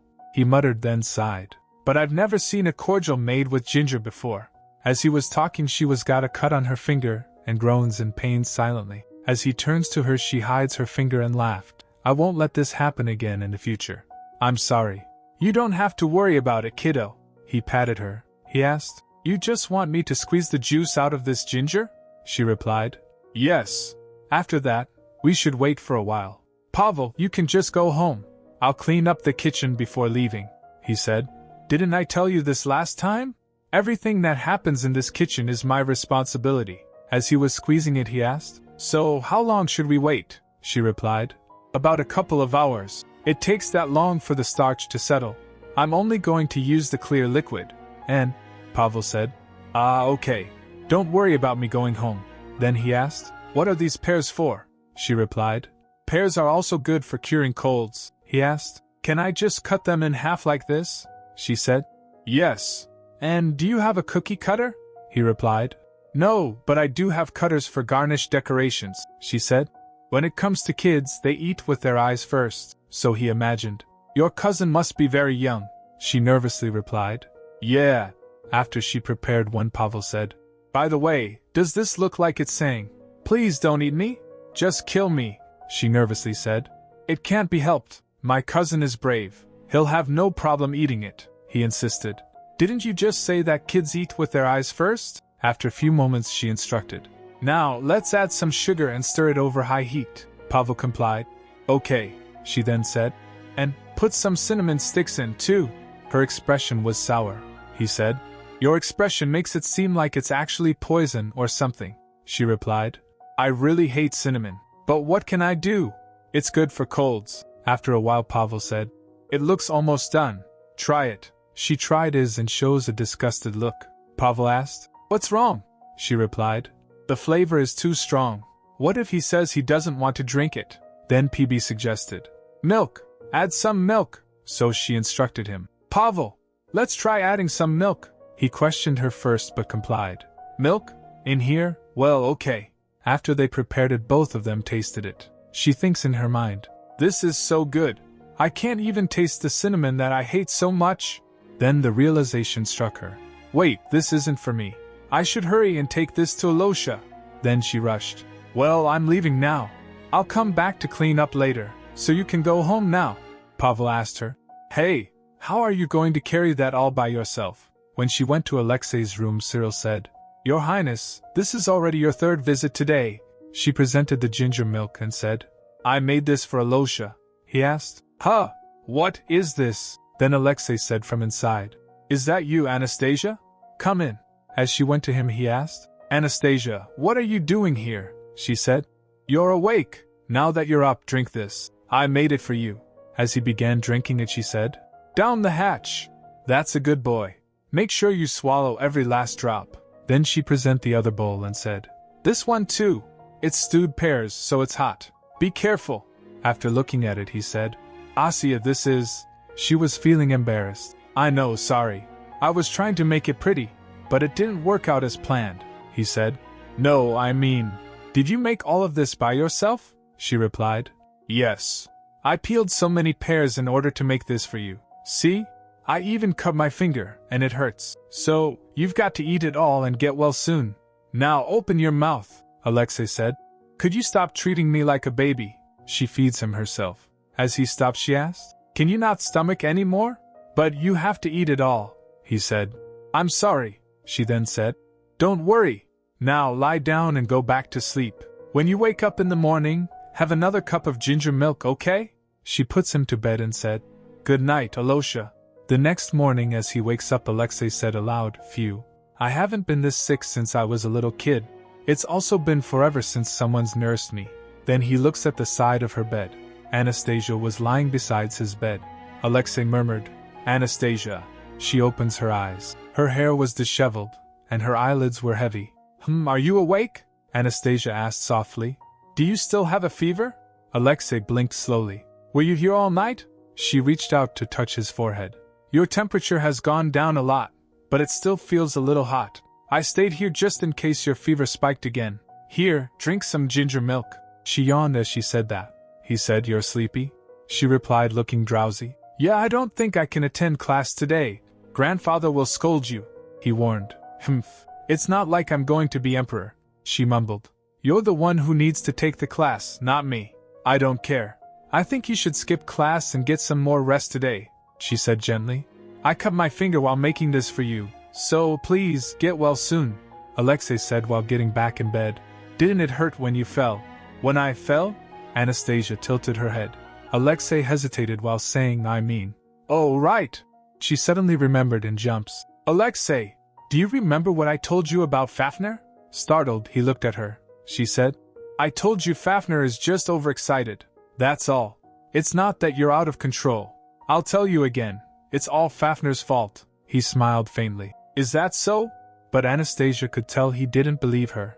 He just thinks I'm trying to comfort him. But that's not my goal. She stood abruptly and quickly picks up the candle. She called out, Fafner, what are you doing?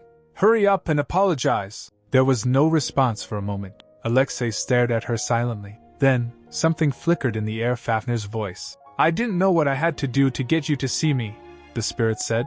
It was wrong of me. I didn't mean to hurt you. I swear I won't do it again. So, Asya, Alexei interrupted, his gaze fixed on her. Holding a candle like that is dangerous. Anastasia blinked, then PB burst out laughing. He can't hear it. He still can't hear his spirit. Yet, you didn't hear it. What Fafner just said? She asked in disbelief. You talked with my spirit? Fafner? Alexei asked, puzzled. Why yes, Alexei. It's me, Fafner. Do you hear me? The spirit pleaded. I promise not to act so thoughtlessly again. So please, Alexei. Alexei didn't respond. Oh no, he really can't hear Fafner. What should I do? Anastasia thought. How do I make him hear his spirit's voice? Then PB echoed in her memory. I already told you. If someone can sense and perceive things properly, they can talk with any spirit, even ones they don't have a contract with. That power comes from you, so you just have to feed him what you made. She panicked, thinking, oh. Then he just learned that I can hear his spirit and he can't. Anastasia, Alexei asked carefully. Do you hear Fafner's voice? What is he saying? She panicked. I need to come up with some kind of excuse. He said he was sorry, she replied, for making the palace hot and causing you trouble. He promised he wouldn't do that anymore. He said he'd be good. After hearing that, he smiled. Did he? Alexei asked. Then, we should prepare for winter. We'll need more time. So could you keep us warm for just this winter? A spark of energy flared up in the flame. I'll do as you wish, Fafner answered. Anastasia said to Alexei, he said he would. Alexei turned to Anastasia again. Asya, can you talk with your own spirit too? Why didn't you tell me you could do that? I wasn't keeping it a secret on purpose, she said, lowering her eyes. I just didn't think anyone would be interested in that detail. I thought it was pointless to tell anyone. She thinks I worked so hard to hide it, but it's all over now. If Alexei starts to be wary around me, she began, because I have no interest in. But he gently reassured her. I see. I understand how you feel. So you don't have to worry about anything. Later in her room, Alexei's words kept echoing in her mind. Why did he believe me so easily? What do you think sensation is? PB asked suddenly. The ability to sense something? She replied, unsure. It's more than that, he explained. It's the ability to sense, perceive, and accept something. To do all of that perfectly means to understand everything completely. And only when you can make someone else understand what you know, have you truly come to understand it yourself. Does that mean people will just believe anything I say? She asked. You idiot, PB snapped. What I meant was that you also have the ability to make people understand your true feelings. That's exactly what I meant, she said. Anyway, I'm relieved there was no misunderstanding. Well, PB mumbled. It was lucky that you were able to use the ability without knowing about it, Anastasia asked, surprised. What? Really? PB asked. Were you going to run to the landlord right away and tell him you weren't interested in that giant chair? If you want to be good at using that ability, make snacks and feed them to others. Is that all? She asked. He replied. Yes. If you can do that, you'll be able to use your ability freely and contribute to a better world. I don't think I can make that big of an impact, she said, smiling. but I'm sure more sweets will make this world better. I'll forgive you for taking my ability back, PB asked. Who said I took your ability back? The next day she went to meet Alexei, but he had something more urgent. He told Anastasia, "Grandfather is calling for me. I'll be back soon." Waiting for him, Anastasia sighed. When is he going to come back? He's the one who invited me for a tea party. Her eyes drifted to a book nearby. By the way, what is this book? Is it Alexei's? I guess I can take a look, right? She reached for it. Lumen Vassilis? She read the title aloud. Suddenly PB spoke. You sure like shiny things? She asked. Huh? What? You know, PB continued. That place has a mine. A mine where you can dig up clear objects that sparkle with white light. Meanwhile, Alexei was with the Emperor. The Emperor asked him while looking at the documents. So, what do you say? Alexei replied. As for Sertei Niline, I heard the vice captain has been leaving the captain's position open, waiting for him. The Emperor said. That's right. It's already been 10 years. And now he suddenly wants to return to his old post? After a whole decade? How shameless, he asked Alexei. What do you think? Should I accept him back? Or shall I kick him out? Alexei began. Although I haven't met him in person, Sertei fought alongside you on the battlefield for a long time.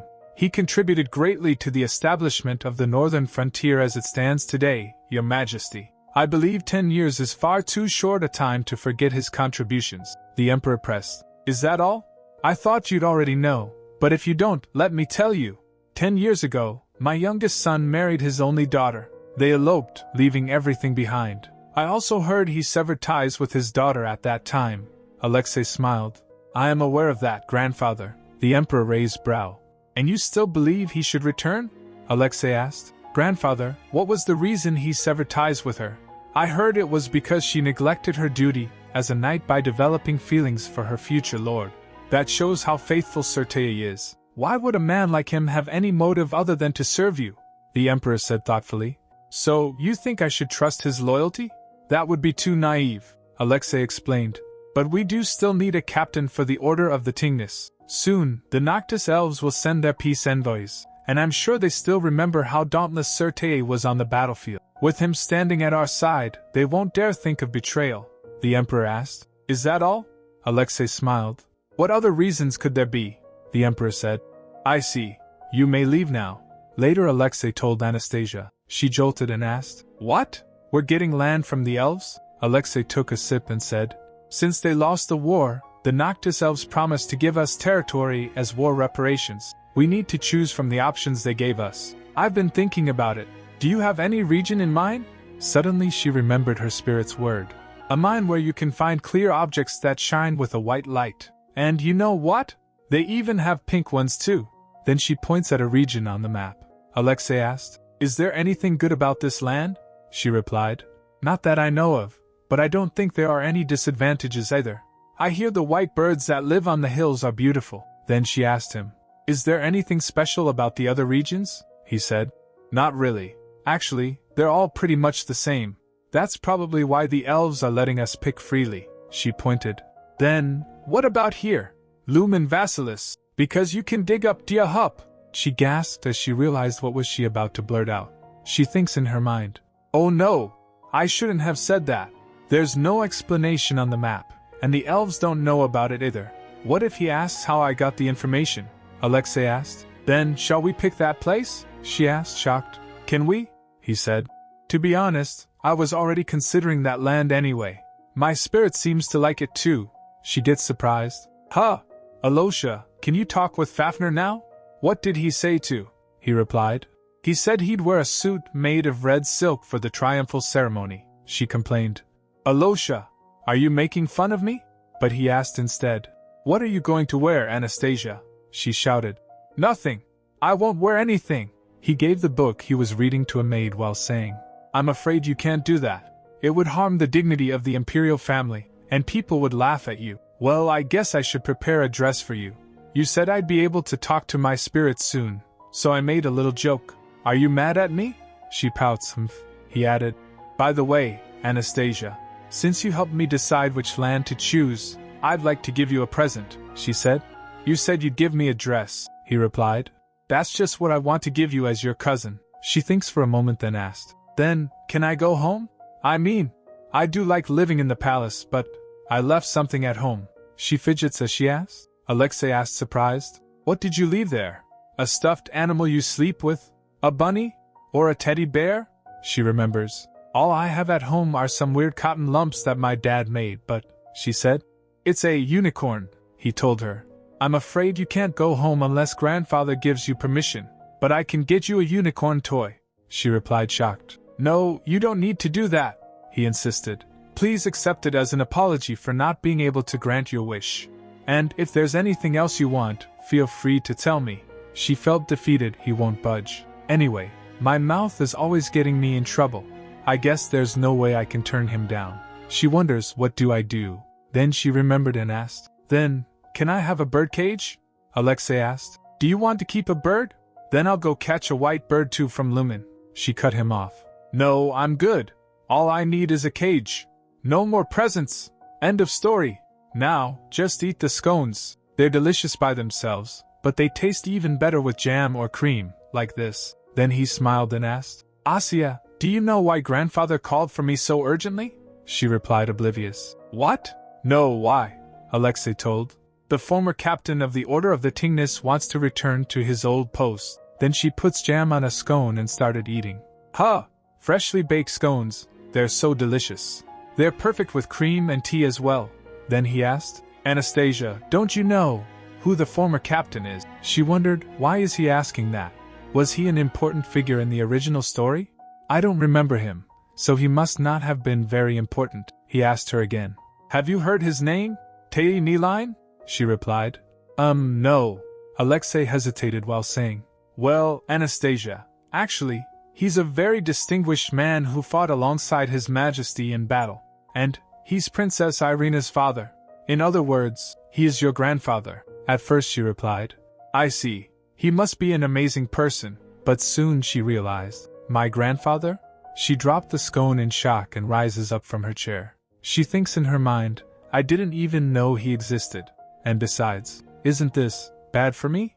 Several years earlier, in the palace, one night Anastasia's father was calling for Alexei. Alexei woke up rubbing his eyes and said, Uncle Yuri? He hugged him and said, I won't be able to see you anymore, Alexei.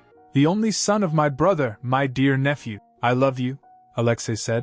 Anastasia, your parents. I don't think Uncle Yuri and Aunt Irina will come to the palace. You probably won't be able to see them until you leave the palace. Until then, wouldn't it be nice for you to have someone filling in for your parents? But she replied, Oh well, Alosha, for me, the only person I need is you.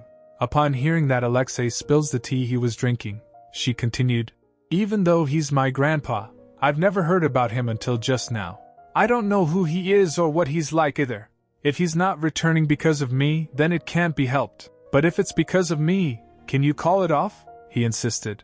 But he's your grandpa. Don't you want to see him? He's your family. She smiled. I have you, Alosha. You're my family. I'm not lonely at all. Upon hearing that, Alexei felt touched for a second. He extends his hand towards Anastasia but quickly retracted. He said, Well, I'm afraid we need him anyway, for the peace envoys. He stopped his hand by squeezing it. She said, Then it can't be helped. Then she offered, Here, have some scones, he said. I believe your grandpa will be nice to you, but if he isn't, then tell me right away. She asked, What are you going to do about it? He ate the scone by grabbing her hand and said, I'll have to tell him to be nice to my little sweet pea until she grows up to be a kidney bean. Later the palace came in uproar as the knights returned. People celebrated, hooray. The heroes are coming. Karno Neustadt. They defeated the Noctis elves, hooray. While sitting inside besides Alexei and the emperor, she waited for them. Anastasia thinks, It's so loud. Even though they're cheering from outside the palace, it sounds like they're right inside. Alexei pulled her close and asked, Anastasia, are you surprised? She replied. And no, I'm just nervous. Aren't you nervous, Alosha? He replied. Well, to me, this triumphal ceremony feels more like a reunion between me and an old friend. Since he's my friend, he's also your friend. You should think of it that way. She shudders, thinking, Think of Karno as my friend? No thanks. That sounds more like a nightmare to me. Then the emperor asked, confused, why she is calling him Alosha? She replied, Yes, your majesty. Alosha said he didn't want me to call him His Royal Highness, brother, or by his full name. He said he only liked the nickname. Isn't that right, Alosha? The Emperor said. Is that so? Anastasia smiled and said, Alosha, I'm Asya. It's short for Anastasia. Try saying it, she insisted. Asya, come on. Say Asya. He felt shy but still took the courage and said, Asya. Upon hearing that she thinks, gosh, I'm getting emotional over nothing. Then PB whispered to her, why didn't you tell him earlier that you wanted to be called Asya? She shunned him. Be quiet. He actually stopped talking, so that came as a surprise for her. Then, suddenly, the door creaked open. Then she realized, wait, it's not just PB. She looked at the person entering and realized that he's Karno Neustadt. Finally, their eyes met. As the knights kneeled, the Emperor announced, for your contribution against the Noctis Elves, you shall be given. Come forward, Commander-in-Chief. In the audience present in the throne hall, Pavel was also present. He was shocked to see Anastasia besides Alexei and the Emperor. Looking at his shocked face, Anastasia thinks, I guess I should explain this to him later. The Emperor asked Karno, how is Ekaterina doing? It has been almost a decade since I last saw her, he replied. Grandmother is doing fine. It would have been much harder for us to win the war if we didn't have her help, the Emperor said. I guess she's still vigorous. Do you come bearing no message from her? As there was no response, the Emperor stepped up saying, I suppose I can imagine what she would say. It was indeed a long war. Well done. May the spirits all across this land bless our heroes forevermore. As the ceremony ends, Anastasia thinks, I guess Alosha and Karno will catch up with each other now. I'd better hide somewhere and not interrupt them. As she was leaving, she tripped and stumbles. She panicked. My shoe! I'm falling? But Alexei caught her from falling. She looked at him and said, Alosha, Alexei said with a soft smile. Oh dear, it seems like your shoes don't fit. I'm fine now, Anastasia reassured. But he still lifts her up. She gets flustered at his gesture. Alosha, he smiled and said, since you're hurt, let me take you to your room. Then a maid came and said, Your Highness, please let me take care of her. Anastasia said, Alosha, I'm really fine. I can go by myself. But he doesn't stop. There. Then a person approached him. Long time no see, Your Royal Highness. I was busy during the spirit ceremony, so I wasn't able to greet you then. Alexei replied with a sour expression. Long time no see, Marquis Shapirokin. Anastasia thinks, observing the atmosphere. In the past, even though Alosha wore a smile on his face, she thought he was somewhat cold to her. But this time, he seemed a lot more frigid. The Marquis said, How have you been? And please, I wish you wouldn't address me so formally. After all, I am your uncle. Alexei replied. Since you're my uncle, I should be all the more respectful to you. Thanks to your consideration, I have been doing great. Asya has been a good friend to me. Marquis glares for a moment, then leans to Anastasia. I believe this is our first time meeting, Anastasia. I'm Valery, your father's older brother. I heard that you're mature for your age, or something like that. Ilya has spoken a great deal about you. Valery? Anastasia thought. He's the one who eggs me on in the original story, she said. It's nice to meet you, Uncle Valery. Has Ilya been well? He replied. He's been fine. Although, he wasn't feeling well today and couldn't make it to the celebration. She tried to recall. By the way, who was Ilya again? Was it the boy who looked feeble? She said. That's too bad. If he were here, he could have played with me and Alosha. Is he very ill? Marquis flinched upon hearing Alexei's nickname, so he asked. Alosha? Anastasia smiles. Yes, of course. Alosha's very busy, so I can't spend much time playing with him. Then Marquis said, Do you call His Royal Highness Alosha? You seem to be quite close with him. But Anastasia, not all of the Emperor's grandchildren are the same. You shouldn't ignore palace etiquette and act so childish. But Alexei cut him off coldly. Palace etiquette is what I am expected to abide by when I am interacting with His Majesty, and it is what is expected of you when you are interacting with me. It's not something Asya needs to be mindful of when she's around me. Then he added, I'm sorry that Ilya isn't feeling well. I suppose it was a hassle for him to come all the way to the palace during the cold season. Upon hearing that, Marquis grits his teeth but still acted nice. It's not really a hassle. Our mansion is not that far from here. It's just that the child has a delicate constitution, Alexei replied. I'm glad to hear that your estate is not that far, since that means the trip home will be quick. I mean, for you, Marquis Shapirokin, he turned and said. Then I shall take my leave. He was carrying Anastasia while leaving. She asked him, "Alosha, am I not heavy?" He replied, "You're still far from being heavy. I'm sorry. Because of me, you lost your chance to speak with the Marquis," she replied, startled. "No way. I already told you, all I need is Alosha," she said inwardly. "And either way, I wouldn't have been happy to talk to him at all. An uncle I didn't even know existed came out of nowhere after a decade and scolded me. And what if the prince who failed to become the crown prince were to get close with that man's niece? It might not be a problem for Alosha, but Karno would definitely kill me." While walking, Alexei looked at her and smiles. She thinks, come to think of it, the way Alosha looked at me was quite sweet compared to the way he looked at Uncle Valery. Later they were having tea and desserts. While eating, she thinks in her mind, "Oh, this is the best. The meaning of life is dessert." Suddenly Alexei asked, "By the way, Asya, I heard that you weren't going to attend the ball tomorrow." She flinched, then replied, "I don't think anyone I know will be at the ball. It'll probably be boring for me," he replied. "That might be true, but I'll keep you entertained."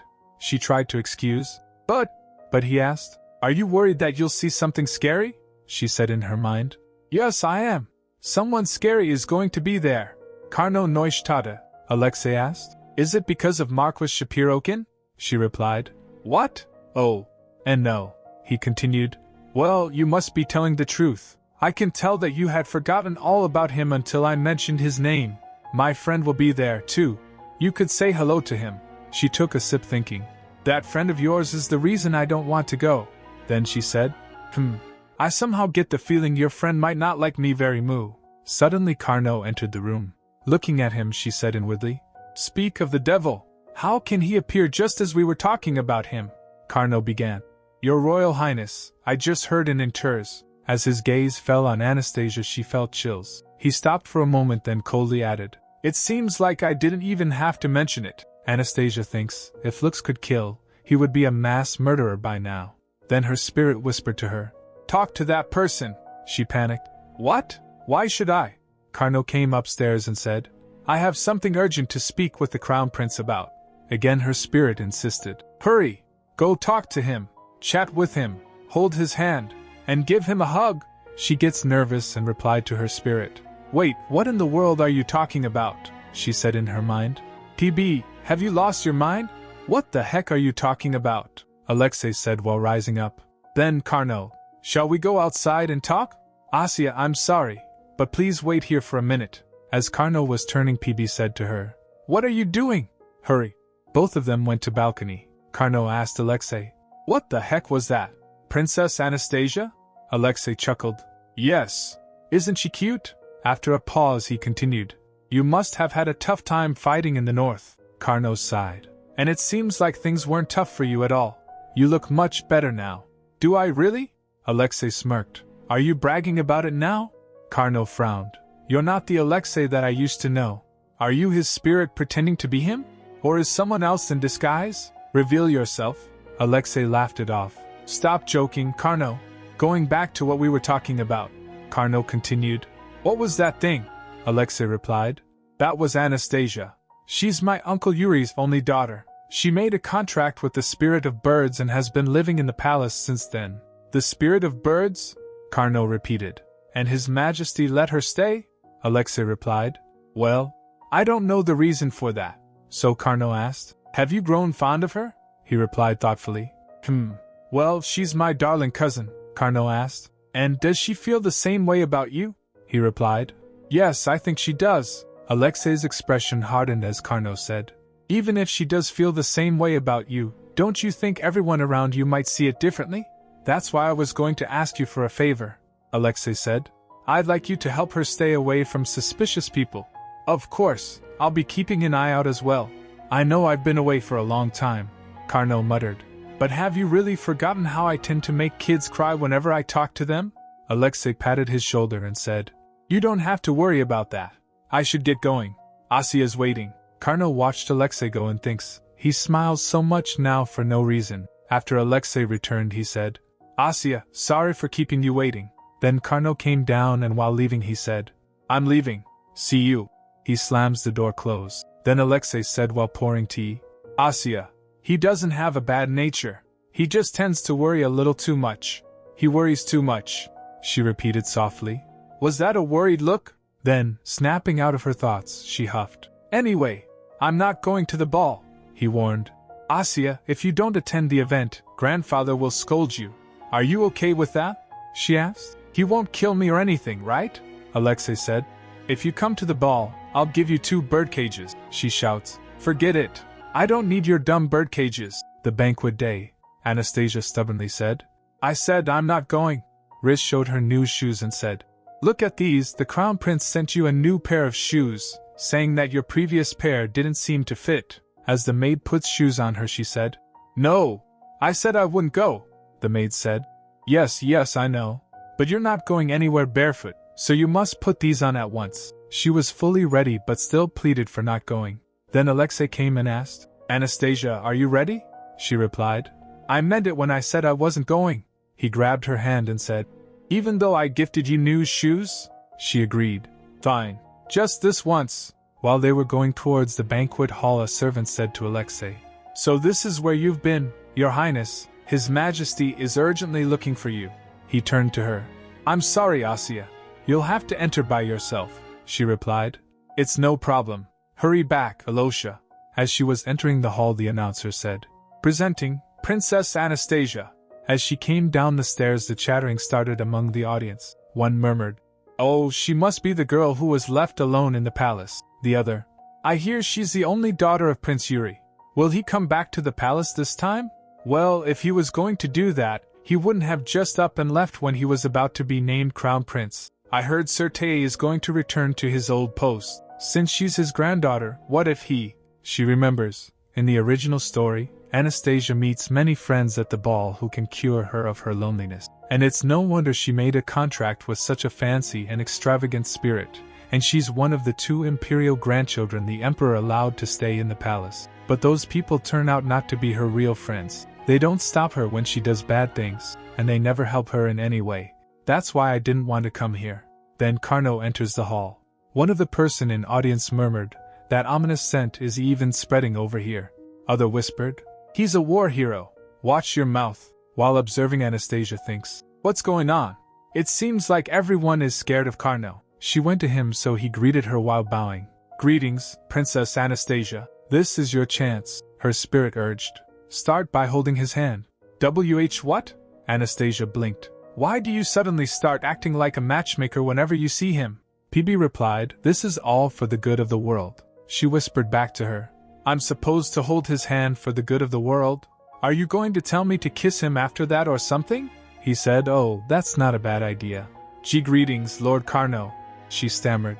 A voice nearby whispered, Did you just hear that? She called him Lord Carno. My goodness, someone else murmured. Then both of them stands there awkwardly. Why? Why is he standing right next to me? Anastasia panicked. She glanced over. Is he waiting for Alosha? She wondered. Carno stood quietly, expression unreadable. Indifferent. Anastasia said awkwardly. Alosha said he'd be back in a minute. His Majesty was looking for him. Carno didn't react much, so she thinks he's cold and curt. I've got to use my social skills, she reminded herself. She began. Lord Carno, do you?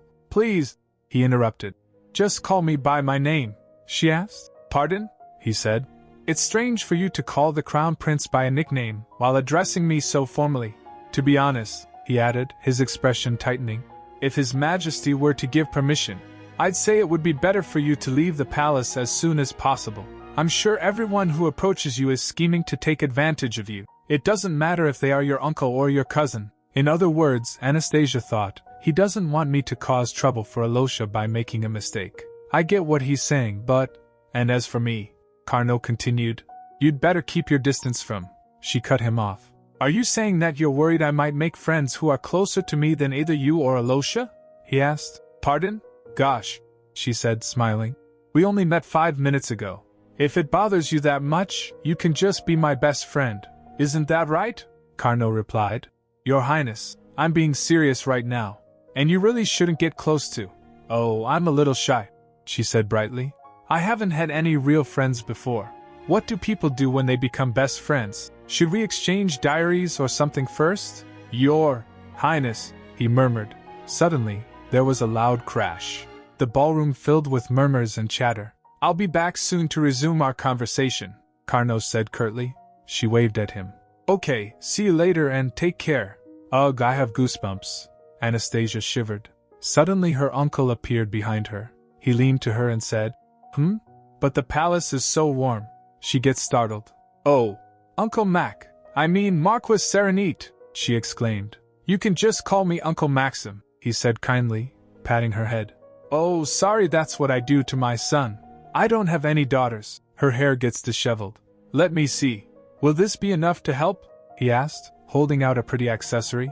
He puts it on her and said, Goodness, it looks very pretty on our little princess. Please accept it as my token of apology for messing up your hair, okay? As he laughs, she thinks, he doesn't have a daughter. That means he bought this for me, even though he's acting like he didn't. She asked. Did Dimitri not come? He replied.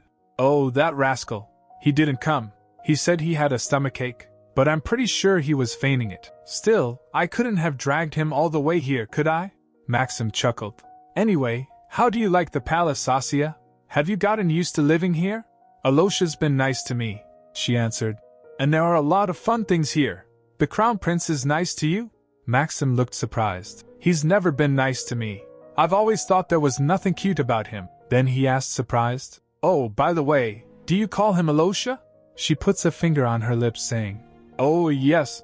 Actually, I got scolded for it the other day, so please keep it a secret. He asked. You got scolded? By who? Oh, you mean that jerk? Maxim frowned. You don't have to worry about him. Actually, you should care more about our deputy commander. Well, I guess the crown prince will take care of that on his own. Then she said, Uncle, I've been curious about something. Can I ask you about it? He replied. Of course. She asked. You made a contract with the spirit of discernment, right? Does that mean you can clearly distinguish things from one another? He thinks for a moment, then said, Well, no. This power isn't anything like that. Discernment, in the worldly sense, he explained, means to have proper thoughts or judgments about certain things even if they aren't the correct answer. She repeated. Even if they aren't the correct answer? He answered. That's right. I can be sure that the power is great, but if I can't tell what it is, it's only right for me to say that it is the spirit of small birds. That is my discernment. I wanted to buy you some time, but I guess there was no point in doing so. Uncle Maxim, came a familiar voice. Have you been bothering Asya? Alosha. Anastasia turned, surprised as he approached. Alexei approached her and lifts her up. Alosha, Anastasia called out. I was only away for just a moment, Alexei said with a frown. But in that time, it's not what you think, she interjected quickly. Uncle Maxim raised his hands innocently. I didn't bother her. I swear. Wow, I'm quite surprised by how warm you are toward the little princess. You've always been so cold to your uncle. Uncle Maxim, Alexei said flatly. Maxim said, If I keep running my mouth, I might not be able to go home unscathed. Isn't that right, Asya? He reaches out his hand towards her, but Alexei slapped his hand away. Uncle Maxim said, blinking. You really scolded me, Alexei said. My hand went up without even realizing it, Uncle. Please pardon my rudeness. No, Maxim said, softening. I am the one who should be begging for your forgiveness. More importantly, I have something to give Asya, but I'll deliver it to her later. For me? Anastasia asked. It's from your parents Yuri and Irina. They asked me to bring your belongings to you. And, he paused, they also asked me to tell you they were sorry that they couldn't come to the palace. This may be disappointing to you, he added gently, but there's a reason your father can't come here. That's fine, she said quickly. How are they doing? I understand that they can't come, even though I miss them. They're both doing well, right? Then it's fine. Upon hearing that, Maxim gets stunned for a moment, then felt relieved. Yes, they're doing fine. Of course they are, Maxim said with a grin. If they aren't, I'll go give them a good scolding. Then I shall take my leave, Your Royal Highness, and take care, Asya. As Uncle Maxim walked away, Alexei turned to her. Asya, shall we go get some fresh air? While walking, he said. It took me a while to speak with grandfather, and you were being held hostage by our uncle in the meantime. Even if he's your uncle, he added with a frown. If he ever harasses you, you should leave, okay? Why were you just waiting there until I showed up to rescue you? Humph, I don't remember asking you to rescue me, she huffed. He puts her down at the edge and asked, Are you sure nobody bullied you? No, except, she hesitated. Uncle Valery, I mean Marquis Shapirican, glared at me from behind. Well, come to think of it, he wasn't exactly wrong, she admitted. I shouldn't be calling you Alosha all the time. I guess I should call you Your Royal Highness. I told you. Alexei cut in firmly. You don't have to care about what he says. And don't you dare call me that, she said. But when I first called you Alosha, you gave me the death stare. Alosha chuckled. Haha, Asya, you're so silly. She blinked. He's smiling. It feels warm. This color. I guess it means he's happy? Okay, I'll take back what I said, she replied, grinning. Instead, you have to grant me a wish, he asked. What is it? She said. This ball is so boring. Can I go back now? I feel like the longer I stay here, the more annoying people like Uncle Valery will approach me, he said. Then I'll call for your maid, she denied. No thanks, I can go by myself. Okay then, Alexei relented. I thought he would put up more of a fight, she thought as she turned. But that was kinda easy. Okay, then I'll see you tomorrow, Alosha. She jumped down from the edge and started running. As she was dashing, Alexei glanced and calls for Karno. He was standing near. Alexei approached quietly. I heard that the commanders picked a fight with you, he said. Did everything get settled? There was nothing much to settle, anyway, Karno replied. He asked, by the way, how did it go? Asya didn't cry, did she? Karno looked thoughtful. Maybe she doesn't know about my spirit. Then he asked as Karno began walking. Are you leaving now? Karno replied. I have no interest in parties, he pressed. Then, can you make sure Asya makes it safely to her room? Karno raised a brow. This is the second time you've asked me to do that. I told you to watch her, Alexei argued. But Asya ended up getting harassed while you were gone. Karno looked down, then gave a slight nod. As he was leaving, Alexei said, I knew you'd do it for me. A voice called from the hall. Your Highness, are you out there? Yes, Alexei answered. I'm coming in now. Anastasia went to kitchen straight from the party. Are we in the kitchen? PB asked, glancing around. Yes, she replied. I need something to eat. I guess the food for the banquet is being prepared in the main hall. I was worried there would be people in this kitchen, but nobody's here. She stepped further inside, wondering. Is Pavel over there? Helping. Suddenly Pavel returned and calls out.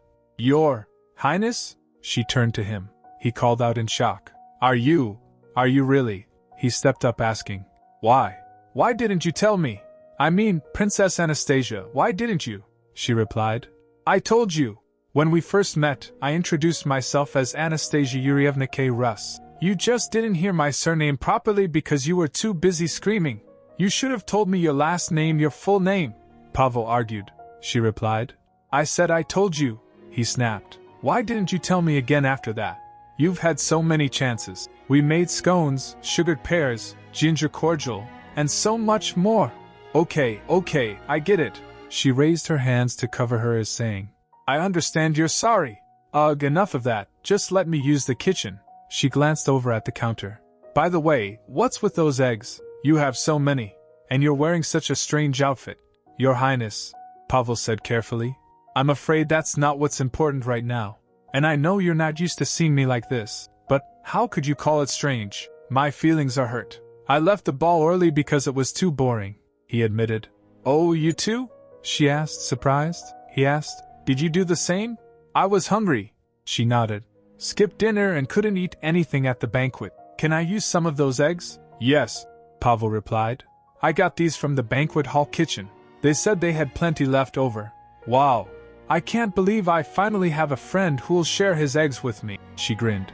Then, let's make some sandwiches, she suggested. We can use the mayonnaise we made the other day. What are you going to put in the sandwiches? He asked. Let me see, she mused. A bit of salt, sugar, pepper, cream cheese, and mayonnaise. I guess we're going to use all the mayonnaise we have left for the sandwiches, he noted. So, shall we make more of it this time? While we still have enough eggs, and this time, she added firmly. Let's make it without condensed milk, he asked. Then we just need canola oil, wine vinegar, and eggs, right? I'll whisk this time, Pavel said. You looked like you were about to cry while whisking the other day. I told you, it wasn't me, it was the whisk, she huffed. That's a high-end whisk, he defended. You mean this bundle of twigs? She raised a brow. It's made of the finest wood from the said Boyer estate. It's been refined and processed. Someday, she muttered. I'll switch that old-fashioned whisk with a new one. Let's save the mayonnaise we made today until tomorrow, he said. We can use the leftovers from the other day for the sandwiches, she suggested. I feel like this would be tastier if we had some thinly sliced cucumbers salted and washed off, but I'm too hungry to do that right now. So this is good enough. Here's your bread, Pavel offered. After she prepared it, Pavel said, I've never seen a sandwich like this before, she asked. Really? Isn't it tasty? He questioned. How did you come up with this? She hesitated. I saw it in a book, he asked. What book? She excused. Well, I can't remember what it was. Then I bet it didn't come from a book, Pavel teased. Does he think I'm a genius? She thought. But the book I saw it in doesn't exist in this world. And how am I supposed to tell him I've been getting help from my spirit? Anyway, this is so good. This egg salad sandwich. She beamed. Chef Marka. A voice suddenly burst in. I've been looking for you all over the ballroom. An excited noblewoman approached. Ever since I heard you used my gift in such a marvelous dessert, I've been eager to express my gratitude toward you, Pavel said. But it's already been a year since you gave me that thing. And I heard that you've already named it, she added, clasping his hands. She came close to her and continued. I don't know how to repay you. That item had been such a thorn in my side for the longest time. Pavel avoided her gaze and said, Actually, I'd like to advise you not to buy that kind of thing again in the future. By chance, she interrupted. Do you have any plans to distribute the cake through an exclusive channel? Could you at least have a look at the draft of the contract? Pavel blushed, face turning red. He quickly backed off, covering his face. He said, Baron Sarato, please calm down. As for the cake, maintain your dignity. I can't do anything about the cake, Pavel said. So why don't you leave? But Anastasia stopped her. Wait, she said to Pavel. Let's just have a look at the contract, Pavel, he began. What? But Prin. She stomped onto him to make him stop. The rumor about the cake has already spread among the gourmets, Sarato continued excitedly. The chefs and the nobles are all dying to try it. Cake? What cake is she talking about? Anastasia whispered to Pavel. The first thing you made in my kitchen, Pavel whispered back, explaining. I practiced making it and gave it away to the servants, Baron Sarato continued. So, what I'm suggesting is, you should make many more of that cake and sell them. Have a look at this contract, Sarato insisted. Everyone in this city would be in a frenzy to taste it. The scrumptious cake that even got praised by His Majesty. Pavel looked at the contract and asked, So, are you going to open a patisserie? She replied. Of course. How would anyone sell a cake without opening a shop first? Pavel imagined in his mind. So, am I the top chef here? Anastasia asked, playfully. A 10-year-old princess, imperial head chef? You might not know this, Pavel said seriously. But I'm afraid I can't open a business outside of the palace. Oh, I understand. It would be hard for you, the imperial head chef, to start your own business. Sarato nodded sympathetically. This is the list of pastry chefs who could make the cake in the patisserie. Anastasia took a look at it and asked, So this patisserie will exclusively sell the chocolate cake, and these pastry chefs are going to make it once we hand over the recipe? Exactly, she confirmed. That's why we're offering you a down payment of 10 million karus, and we'll give you 30% of the profit, excluding the cost of labor and materials needed to run the shop. If you think about it, since the average living expense of a large, middle-class family is 50 million karus for the duration of a year, 10 million is a large sum of money. Nah, Anastasia said flatly.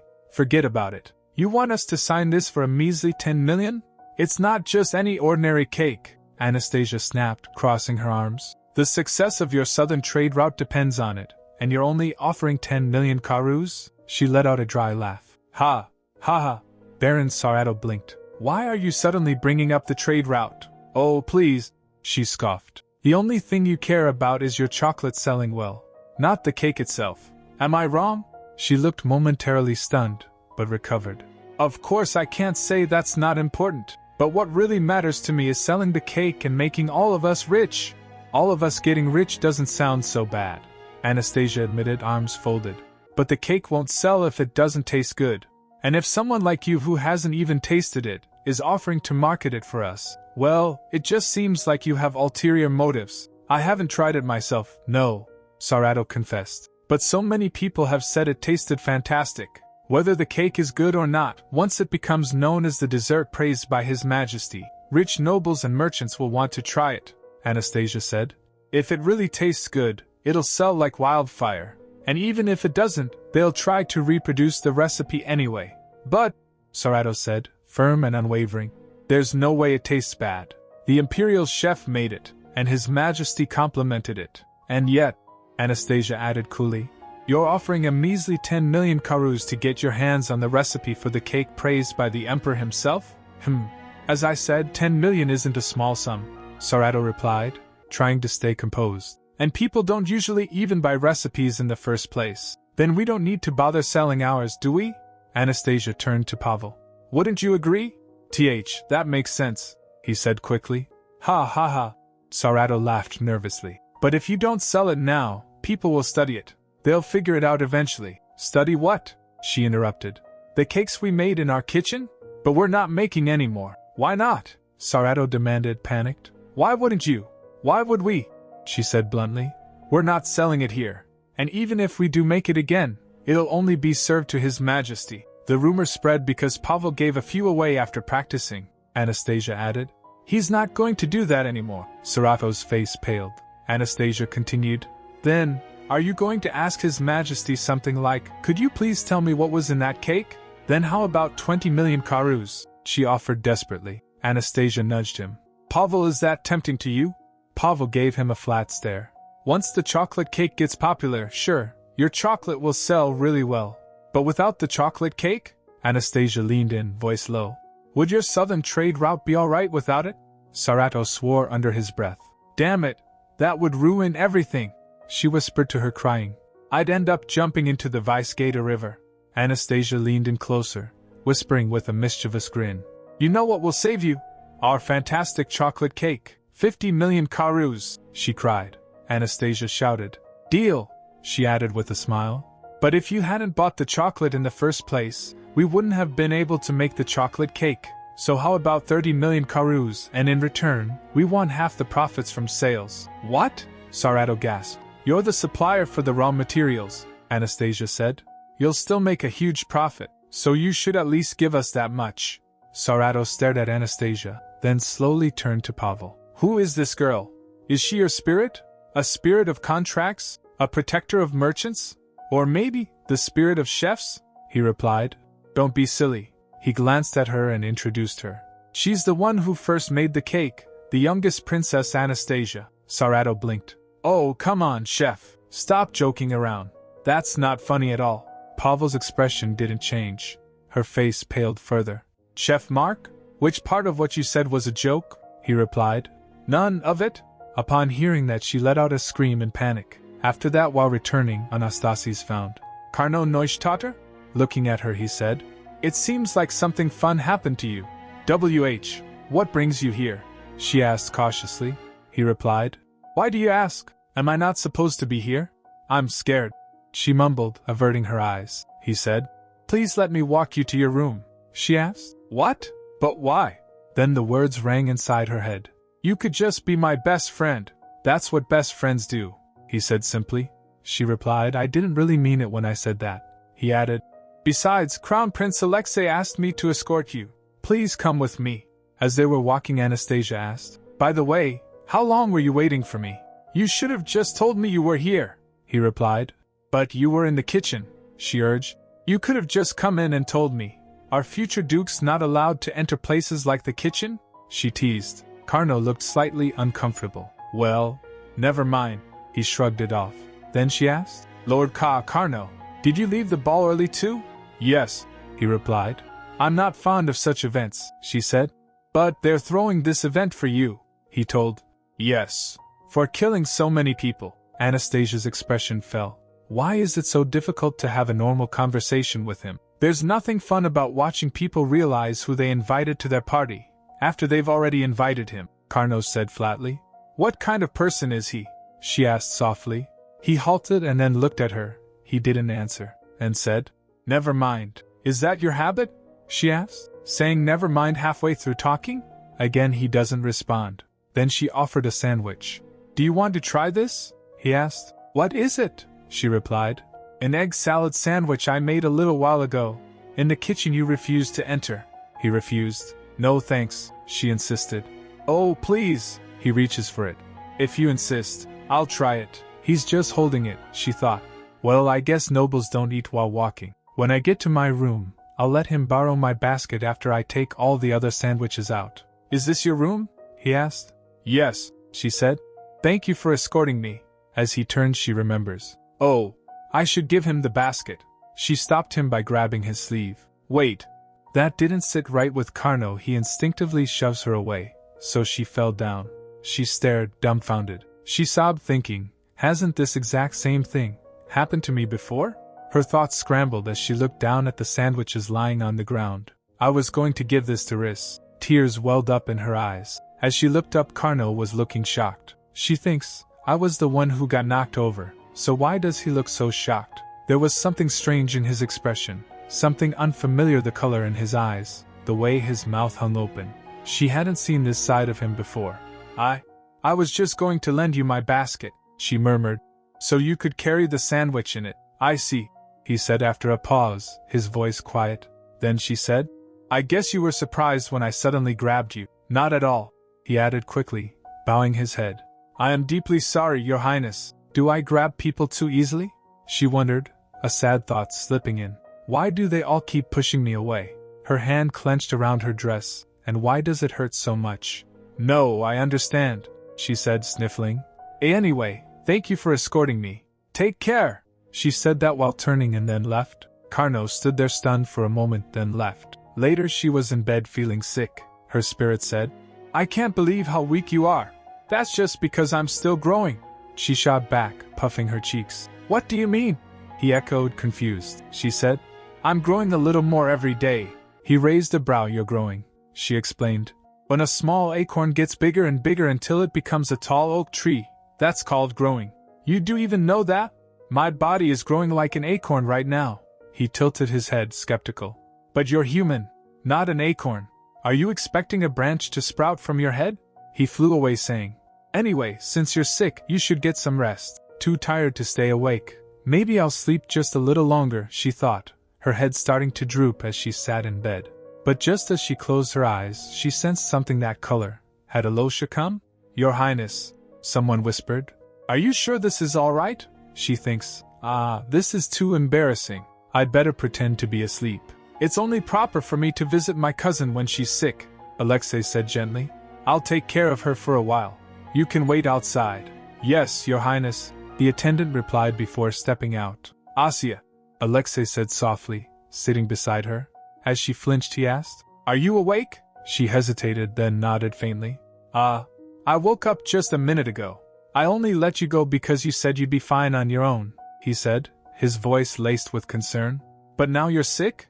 I guess I can't let you go off alone anymore. She blinked at him, unsure how to respond, then asked, By the way, why are you here? I came to check on my cousin, he said, reaching out to squeeze the wet cloth and putting it back. She asked, genuinely worried. I know medicine doesn't work on you, but what if you catch something from me? He replied. Then I'll just eat the food you make for me. She mumbled. That might be better for my health than medicine anyway. He sighed, trying not to laugh. Oh dear. This little pea's going to shrivel up and die before it becomes a kidney bean. If you get better soon, I'll give you a prize. I don't want another birdcage, she muttered. He said. Then I'll give you something you actually want, she replied. In that case, I want sugar. Sugar? He echoed. And butter, she added. He repeated. Butter. Her vision was getting blurry as she was saying it. Then she fell asleep. The next day, the maid checked on her. Your Highness, are you all right? You look pale.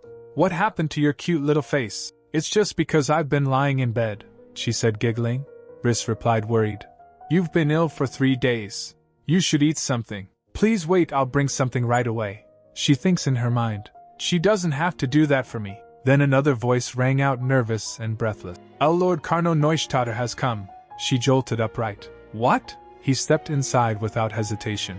What would you like me to? Oh my! She blurted out, looking at him. What brings you here so early in the morning?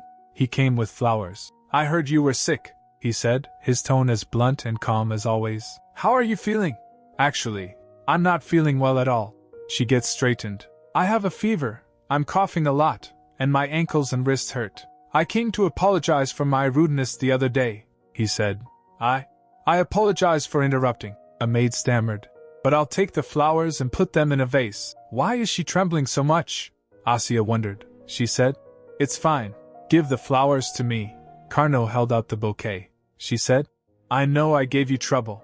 I grabbed you without warning, but I didn't expect to be pushed back like that, he said firmly. I will stay by your side and look after you. Of course, if that is what you want, she quickly said.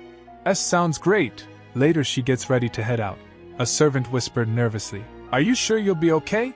You're not feeling well. And on top of that, you're going with Lord Carno Neustadt.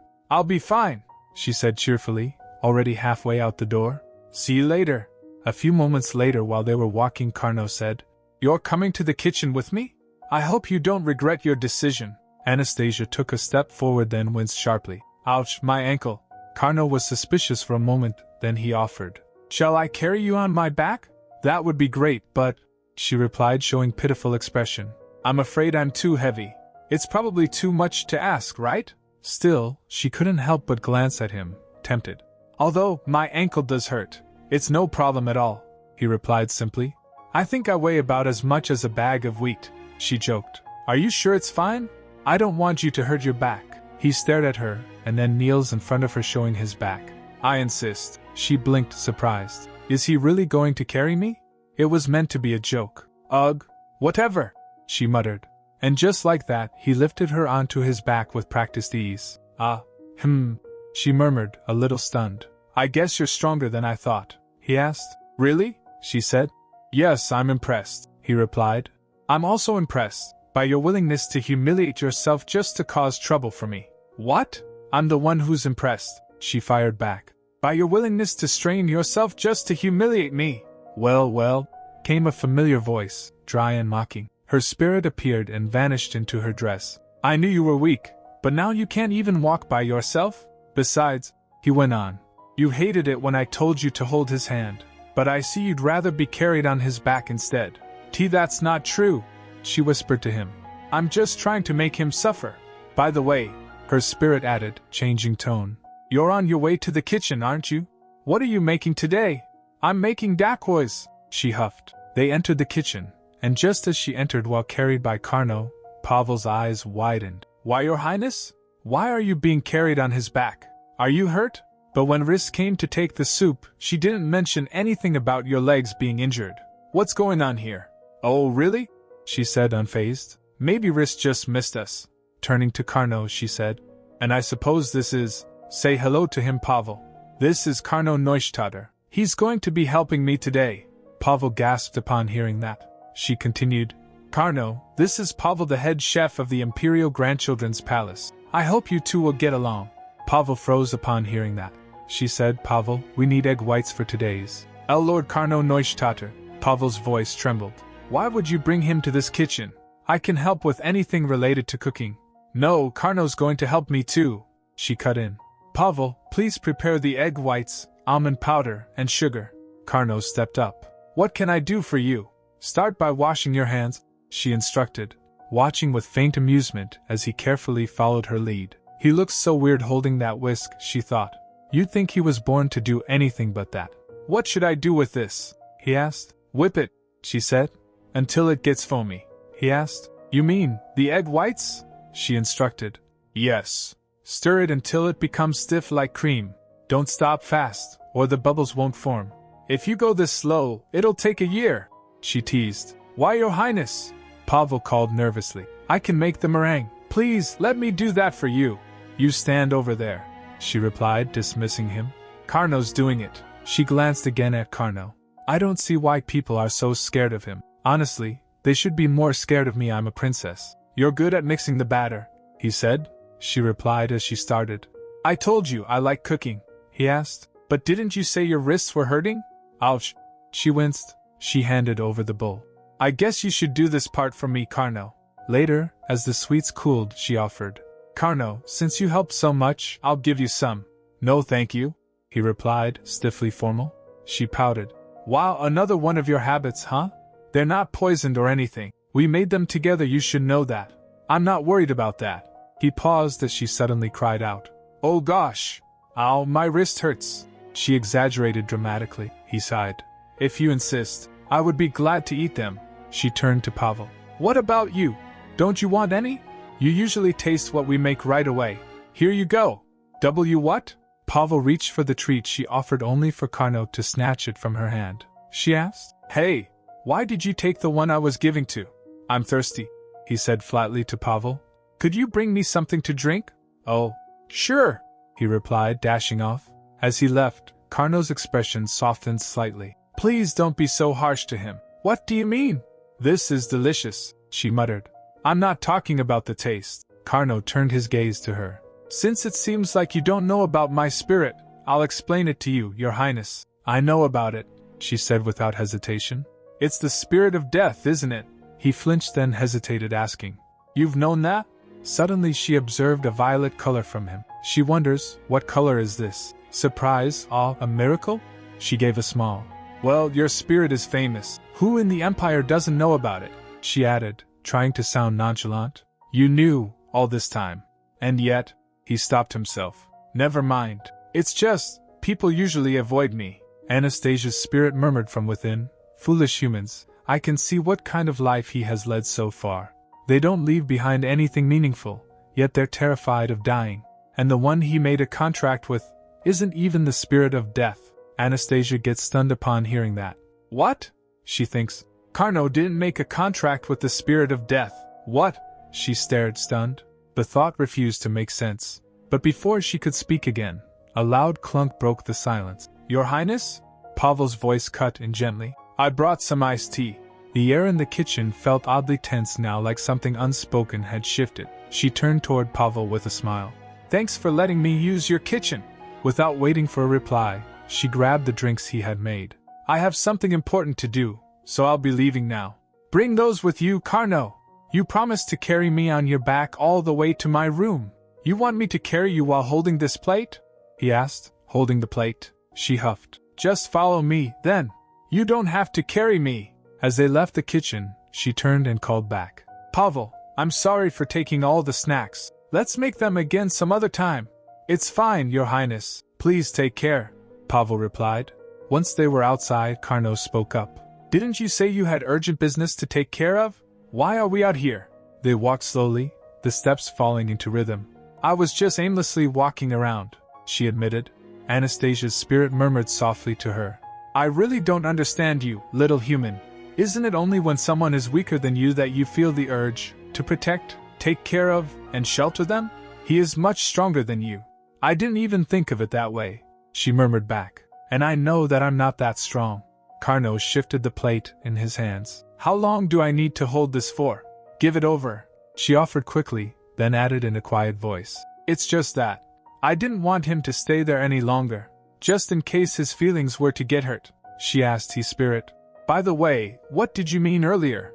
You said he didn't have a contract with the spirit of death. I meant exactly what I said, the spirit replied. His spirit isn't the spirit of death, the spirit of death. He can kill a perfectly healthy person in a second, just with a flick of his finger. That's why people fear him. They say even his parents stay far away from him. Then what is his spirit? She asked quietly. Her spirit told. He has the spirit of time, she whispered. The spirit of time? How can that kill people? The spirit chuckled. You silly thing. If you fast forward time, anyone can die in a second. Carno, she said softly. Yes? He turned to her. Please go ahead.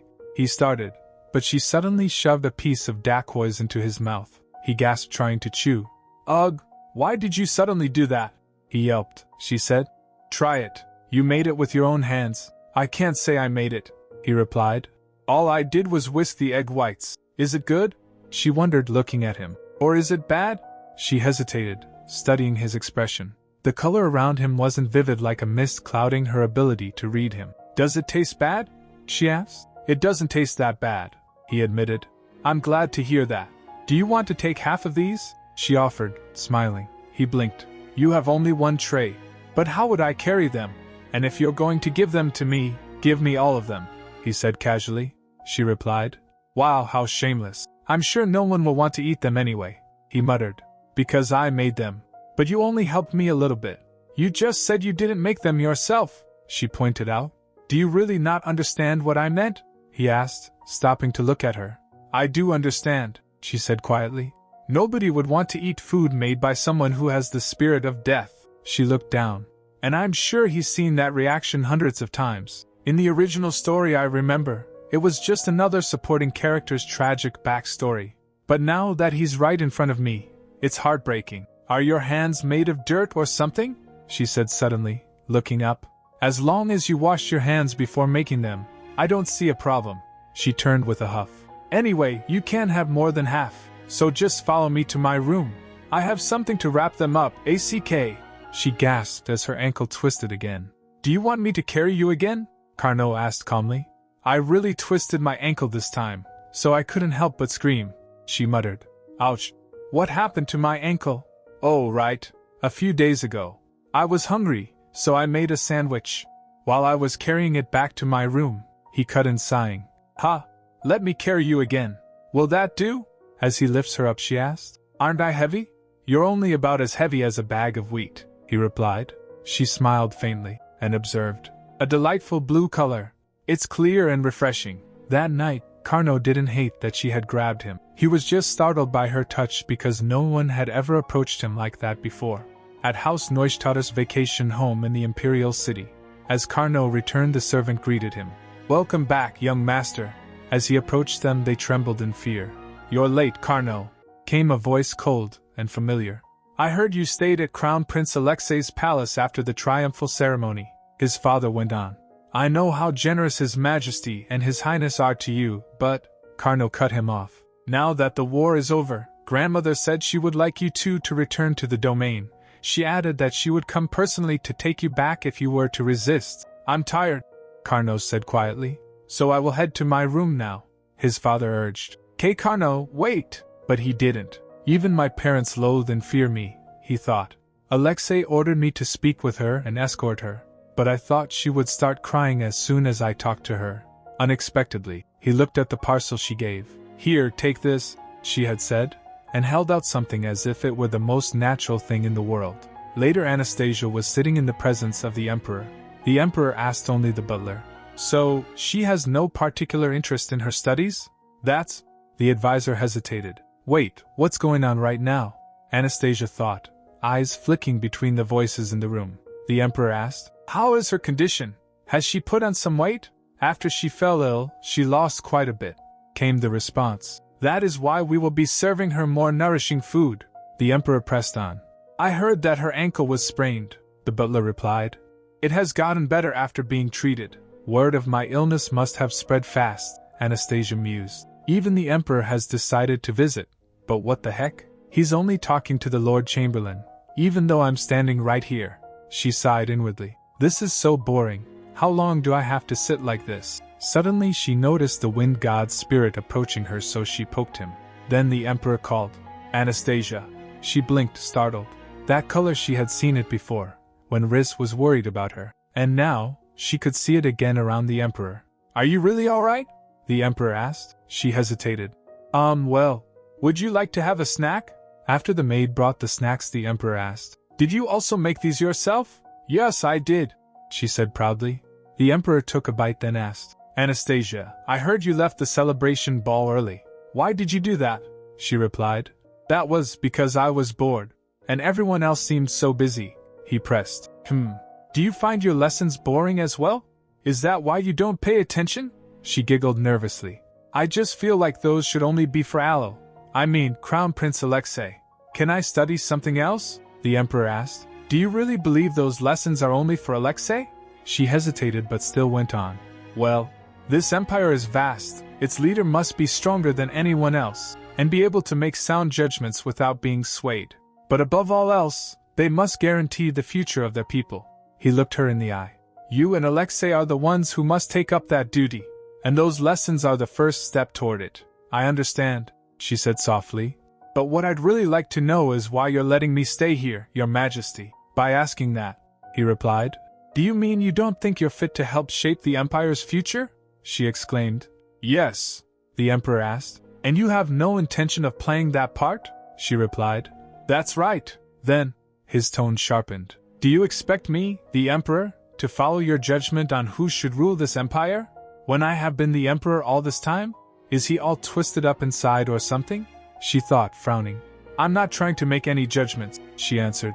I'm just telling you what I want. You keep talking about the future of the people, your majesty. The emperor asked then, what else should I care about? She questioned, what about Alosha? You're not just the emperor. You're also his grandfather. What about his future? And his feelings? You've already made him the crown prince, so why keep me around as a fake alternate choice? That can't be good for him. That came as a shock for the emperor, then he turned to the servants. Leave us to talk for a while. They bowed and left. He waited for the room to clear, then asked, then, what would really be best for Alexei? She replied, you shouldn't compare him to others. You should just love and trust him. He doesn't need the threat of being replaced to stay motivated, your majesty. He'll do better without it. I've known my grandson Alexei for over a decade. The emperor said evenly, but you seem so sure that you know him better than I do. Anastasia paused. Then, quietly, she asked, in the past 10 years, have you ever shown your love for him as his grandfather? The emperor said, above all else, Alexei and I have the relationship of emperor and successor. She argued, but that doesn't erase the fact that he is your grandson. She stood her ground. Alosha has no parents. He barely sees his relatives only during the spirit ceremony, once every few years. And even then, they all despise him, out of jealousy. She was also most teary then. She took a breath. What I'm trying to say is, I want to study something different from what Alosha. The emperor cut in. Then what about you? She asked. Pardon? The emperor said. If I'm Alexei's grandfather, I'm also yours. Don't you want anything from me? Her throat tightened. For my entire life, I didn't know I was royalty. I lived in a house that leaked when it rained, and caught fire when lightning struck. She looked away. I mean, I don't have much to ask for. So, he said, did you want to fix your house or something? She asked nervously. Pardon? What do you mean? He showed a letter and continued. Baron Sarato sent me a transaction certificate. She said she'd give you a large sum of money for some recipe. Is it for the chocolate cake you made the other day? He folded his arms. In that case, I'll give you 50 million karus. Sell it to me instead. What are you going to do with it? She asked, confused. The emperor was speechless. What? She said. You don't cook, your majesty. So what are you planning to do with the recipe? She pressed on, eyes narrowing in curiosity. I should know the reason why you suddenly want something that belongs to someone else. Could it be? Her eyes widened. Have you developed an interest in making cakes? Do you want to try baking? A hopeful smile spread across her face. Oh, then I'd be glad to help, your majesty. And you don't have to worry about what people think because it'll just look like a grandfather spending time with his granddaughter. I'll get everything ready for it. It won't just look like that. He interrupted. You really are my granddaughter.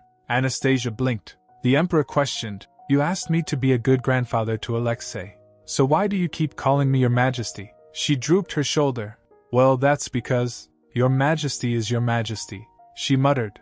The emperor asked, all right then. Does that mean you insist on selling the recipe to Baron Sarato and not to me? In that case, I will open your account for the transaction. And, he added, taking a sip, you said you wanted to study something else. She spoke. Yes, But the emperor cut in. Then, you may study multiple things before choosing what suits you best. What? She was speechless. Will you please listen to me? And, the emperor added, the gift I promised in exchange for the cake arrived yesterday. I'll send it to you this afternoon. She tried to speak. Wait, your majesty. He said. There must be something else you want. Yes, there is, she replied quickly. All right. I'll give you a chance. His eyes gleamed. I'll grant you one wish, if you address me properly. Address His Majesty properly. She murmured to herself, puzzled. What does that even mean? Your Majesty, the radiant and everlasting, son of the Empire. She tried hesitantly. As he doesn't respond, she glanced at him. Was that the wrong answer? There was a pause. Then His Majesty's gaze shifted and he stood up. Quite some time has passed, he said flatly. I think it's time for me to leave now. She called from behind. Please take care, your majesty. Clack. She observed a strange gray aura around him. It dull and disappointed. What could that color have meant? Later a birdcage arrived for her. Well, she sighed. I did ask Alosha for a birdcage, but a birdcage made of porcelain? She turned to PB. Here you go, PB. This is the house I promise you. PB appeared. What? Do you want me to sleep on this cold, hard surface while you're sleeping in a warm and cozy bed? Then I'll ask Riz to bring some cushions to put in the cage later. Would that be fine? She offered. He shows disapproval. She asked. Or would you prefer to live inside of a button? Her spirit agreed. Okay, I like it. Are you happy now? She instructed. From now on, you are a chick. You remember your promise to act like an ordinary chick if I gave you a new house, right? PB grumbled. How did I come to make a contract with a brat like you? You're such a rotten peach. A rotten peach? She gasped and poked him. PB slapped her hand and flapped away in a dramatic tantrum. She thinks in her mind, phew, he's really throwing a fit. He'll come back soon enough. Then with the sound of clack a maid came. Your Highness, it's time to change the bandage on your ankle. As the maid caressed her, she asked, Were you playing with your new unicorn doll? No, Anastasia replied. I was playing with my birds since my new birdcage arrived. The swelling has gone down, the maid said, inspecting her ankle. But you shouldn't strain yourself, okay? She replied. Okay. Then someone knocked the door, the maid said. Please wait a moment, Your Highness. When she opened the door, the maid flinched in surprise. Anastasia followed her and peeked from behind. Riz, why are you so surprised? Ek. Riz squealed after seeing someone. WH, what was that? Why was that person wearing a leash? She stammered in shock. I was so shocked that I just closed the door, Riz replied. He's the slave that His Majesty gifted to you. I heard his parents were executed for crimes during the war in the north. He was the sole survivor. Anastasia asked nervously. How can a person be a gift? I don't want to take him. Why don't we just send him back? Shush! Riz warned quickly. He's a present from His Majesty. You shouldn't say anything disrespectful about the gift. Asya hesitated, then gave in. Then I'll let him in now. She stared as the boy stepped in. That gray hair. Could it be? More importantly, something felt strange about him. She couldn't sense any emotions from him. The boy fell to his knees. Hey, what's your name? She asked gently. I'm Asya, he replied. I don't have one. She asked. You don't have a name? What were you called before you came here? He said with a low voice. SH. She wasn't able to hear. Huh? What? Did I mishear? The boy said. Trash. She froze. Aya! I can't believe this. The memory hit her hard.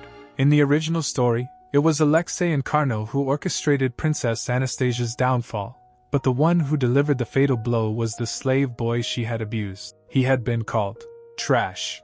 And eventually, he couldn't take it anymore. Then she freaked out. Wait, who cares? How could you call someone trash in the first place? She took a breath, calming herself. No, I'm not the Anastasia from the original story, and unlike hers, I've been on good terms with Alosia. She looked back at the boy.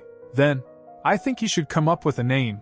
Now that you're in a new place, you should have a new name. She smiled. As for me, I'm called Asya back at home, but everyone here calls me Anastasia. What name would suit you? She tilted her head, blabbering. Do you have anything in mind? The boy doesn't say anything. As the awkward silence continued, she thinks, I feels like I'm a one-man band, marching all by myself while playing the drums and cymbals. Then her mind raced. She said, Ivan? Asya beamed. What about Ivan? He opens the cuffs around his neck. The boy nodded without responding. Riz, could you bathe Ivan with warm water and put him in some new clothes? She asked, then turned to him. And Ivan, could you pick some flowers after your bath? Let's decorate our table with them and eat some cookies together.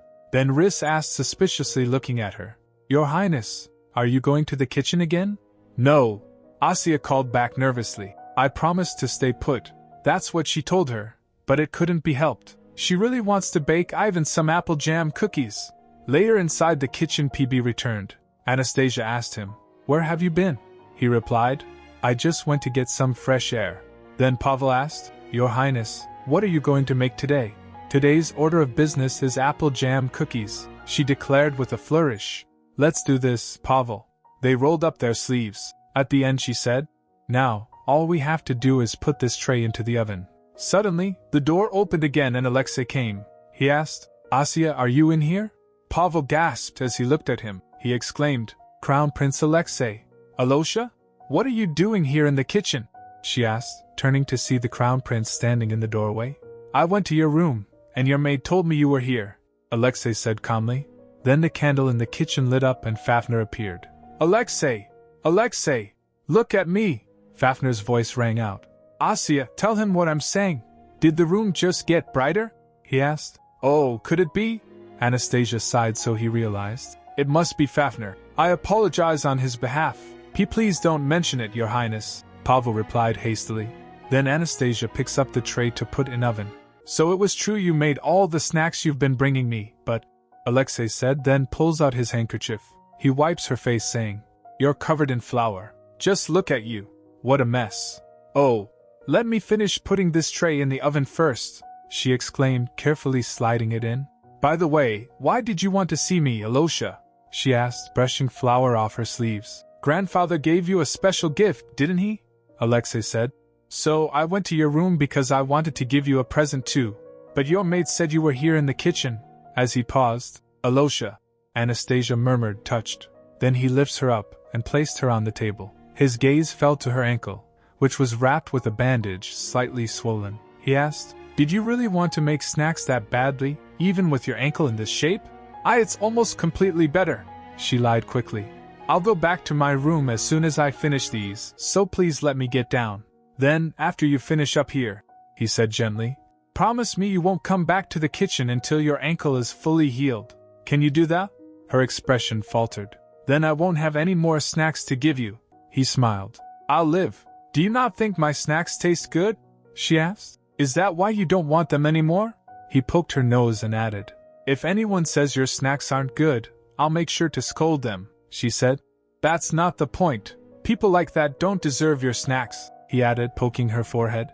Alosha, she groaned, flustered by his stubborn kindness. He continued poking her. That'll be a good punishment, since your snacks are so delicious, he teased. She finally gave in. Okay, after I'm done here today, I promise to rest until my ankle is fully recovered, Alexei said. That's a good girl. But just then, a smell began wafting through the kitchen, burnt and acrid. Huh! What's this smell? Alexei muttered, eyes wide. Pavel said, Let me check the oven. He opened the door and smoke billowed out. As he pulls out, he gasped. The snacks, they were burnt. She looks at the snacks and asked, Was the oven broken? Then she realized and screamed, Fafner! But it wasn't my fault, Fafner protested indignantly. The magic stone in the oven reacted to me. I didn't do anything. Fafner, you dummy, Asya muttered. You're such an idiot. I apologize on his behalf, Alexei said again. She replied. But it's not your fault, Alosha. My goodness, Pavel said, watching the exchange with amusement. Her Highness really seems to know how Fafner feels. Come to think of it, Pavel said, when I was young. Oh, right, my spirit is the spirit of swords. I used to hold a wooden sword and pretend to talk with it. Asya looked at him, surprised. Is he trying to help me? She wondered. He's covering for me in front of Alexei, even though he doesn't know I can really talk to spirits. As he went rambling on, Alexei smiled at him and said, It's not like I wasn't aware of it before, but you really are a trustworthy person. I'll be able to trust you with my food in the future. Upon hearing that, Pavel stood there stunned. Then Alexei turned to Anastasia. I don't want to keep bothering you, so I'd better get going. Please don't say that, she grumbled. Fafner is the dummy, Fafner said. I didn't do it on purpose, Asya. I'll leave Sir Shunin here, Alexei said. Tell him to take you to your room when you're done. What about you, Alosha? She asked. I'll be fine while the sun is up, he replied with a soft smile. Then turns to Pavel. And you? Pavel froze upon getting his attention. Alexei went to him, leaning closer. He whispered something only Pavel could hear. Then, I'll see you later, Asya, he said aloud and turned to leave. Once he was gone, Pavel stepped toward the oven. It seems like it's working fine now. Why don't we bake the next tray? What did Alosha just tell you? She asked curiously. He hesitated, then said, He said we should keep this between the three of us. By the way, Pavel asked, Can you really talk to spirits? Then PB whispered to her, Now I know why his older sister would beat him up when he was younger, she said. Pavel, my spirit just said you used to get beaten up by your older sister when you were young, he replied. Well, it was actually my younger sis. What? He gasped as he realized that she knew. I promise I'll keep this a secret, he said quickly. When she left the kitchen, Knight Cyril picks her up. As he was walking, he said, Briss was very worried about you, Your Highness. I'm sorry, she said quietly, and I'll apologize to everyone else, too. I'm not reprimanding you, Cyril replied gently. How could I dare to? By the way, she asked. What brought Alosha to the kitchen? I was surprised to see him. I suppose he was worried when he heard you were in the kitchen with an injured ankle, Cyril said. He rushed here as soon as he heard, she replied. Really? I guess I should apologize to him, too. Then, after a moment, he asked, by the way, how did you hurt your ankle? She giggled. That's a secret. Later Anastasia clapped her hands cheerfully. Ivan, you look really nice in your new clothes, she beamed. And I made these for you. Welcome to the palace. Ivan, cookies. Thank you, Ivan said softly, his voice barely above a whisper. Asya observed him more closely, concern blooming in her chest. He's so thin. Is this how Riz felt when she first saw me? She wondered. His skin, which she'd initially thought was pale, actually shimmered faintly with a bluish hue. And why do I keep feeling like something is off? Knock knock. The door creaked open. Alosha, Asya said, surprised. What brings you here? I thought maybe we could have a cup of tea, he said, smiling gently. Or share the cookies you made. Shall we go to the bed, since your ankle is hurt? As they moved, Alexei glanced toward the vase on the table. He said, those flowers are so beautiful. Asya exclaimed. Aren't they? Ivan picked them for me from the garden. Ivan? Alexei asked. Oh, actually, he's the gift I received from His Majesty, she admitted. Alexei's expression grew serious. If anything happens, he said quietly, you have to tell me. Right away. What do you mean? She asked, startled by his intensity. He took her hand gently. No matter what it is, just tell me, all right? She nodded slowly. Okay. By the way, she added, aren't you busy today? Actually, today's the last day I can rest, he replied. The Noctis Elf envoys are coming in the spring, and I'll need to start preparing. He took a sip of tea. That's why I've arranged for someone to spend time with you in my place. As someone to play with me? She said, a sudden chill crawling up her spine. I have a bad feeling about this. Starting tomorrow, Alexei continued, Karno will visit you every evening. Asya's face fell in despair. She whispered under her breath. Alosha chuckled, oblivious. Your snacks are the best. Later, Asya sat down to read a letter. Dear our little Princess Asya, I hope you are doing well in the palace. Your mama and papa miss you every day. We cannot visit for now, but we're sending your belongings with Maxim. Please understand. We heard the peace enders from the north will arrive soon. It's a joyful event, but I worry the busy palace might tire you further. Do you remember Artin Jivan, the harpist who visited us before? He'll be performing at the welcome banquet. I hope his music will comfort you. If you want to write back, ask Maxim for help. And my dear girl, please try your best not to attract His Majesty's favor. We love you so very much. Love, Mama and Papa. Asya smiled softly and took up her pen. Dear Mama and Papa, the people here are kind, and I've made new friends. I'm keeping a chick as a pet, and Crown Prince Alexei even gave me a birdcage. But I'm a little upset because my chick doesn't listen to me at all. One of my friends, let's call him Mr. Mustache, often makes snacks with me, but he seems worried lately. I hope it's nothing serious. And I have another friend, I'll call this one Sullen Violet Cloak. He always wears a grumpy look, but he's really good at whisking. I have to play with him this month, and I'm thinking about making souffle together. With Uncle Maxim's help, I'm sending you a few things I gathered in the palace. Please stay safe and healthy until we meet again. Mama and Papa, I miss you so much. Love, Asya. P.S. I'll keep the last part of your letter in mind. Love you. Then she found the things her parents sent. This is my recipe notebook, she said proudly. This is all I could ever want. I don't need anything else. She flopped down onto the bed, arms sprawled wide. Now that things have come to this, she thought, maybe I should sell fondant chocolate and PB powder. Then I could earn enough money to build a big house. One Mama and Papa could live in with me. She fell asleep. Later PB pulled her up. Wake up, voice shrieked in her ear. She asked. Oh, what's wrong, PB? He told. There's something strange in the closet.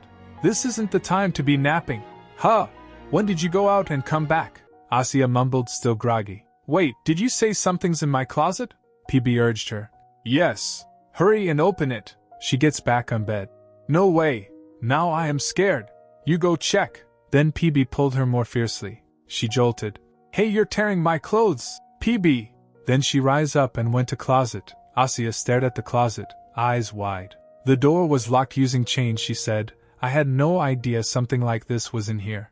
Maybe that's why they locked it. I guess I wasn't supposed to open it. But right there on the handle was the key. Because humans are dumb, PB muttered dryly. Even so, this is way too obvious, she said, sliding the key in. She creaked open the door, and there was a room inside. Ivan was there sitting on bed. She gets surprised to see him. She calls out, Ivan? He gets down from bed and kneels in front of her. What are you doing in here?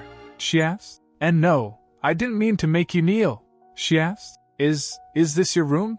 Yes, Ivan answered quietly. The attendants told me to stay here. Why is there a Noctis elf in the palace? PB whispered to her.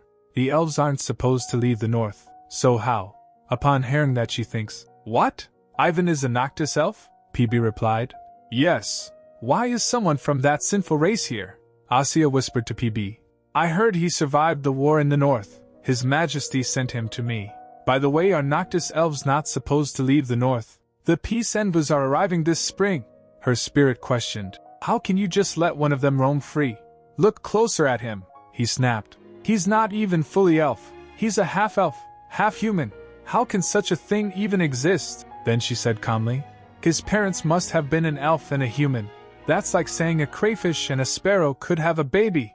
PB scoffed. It's the same for elves and humans. They can't interbreed, she whispered back. Well, even if it's impossible in theory, Ivan is standing right in front of us, isn't he?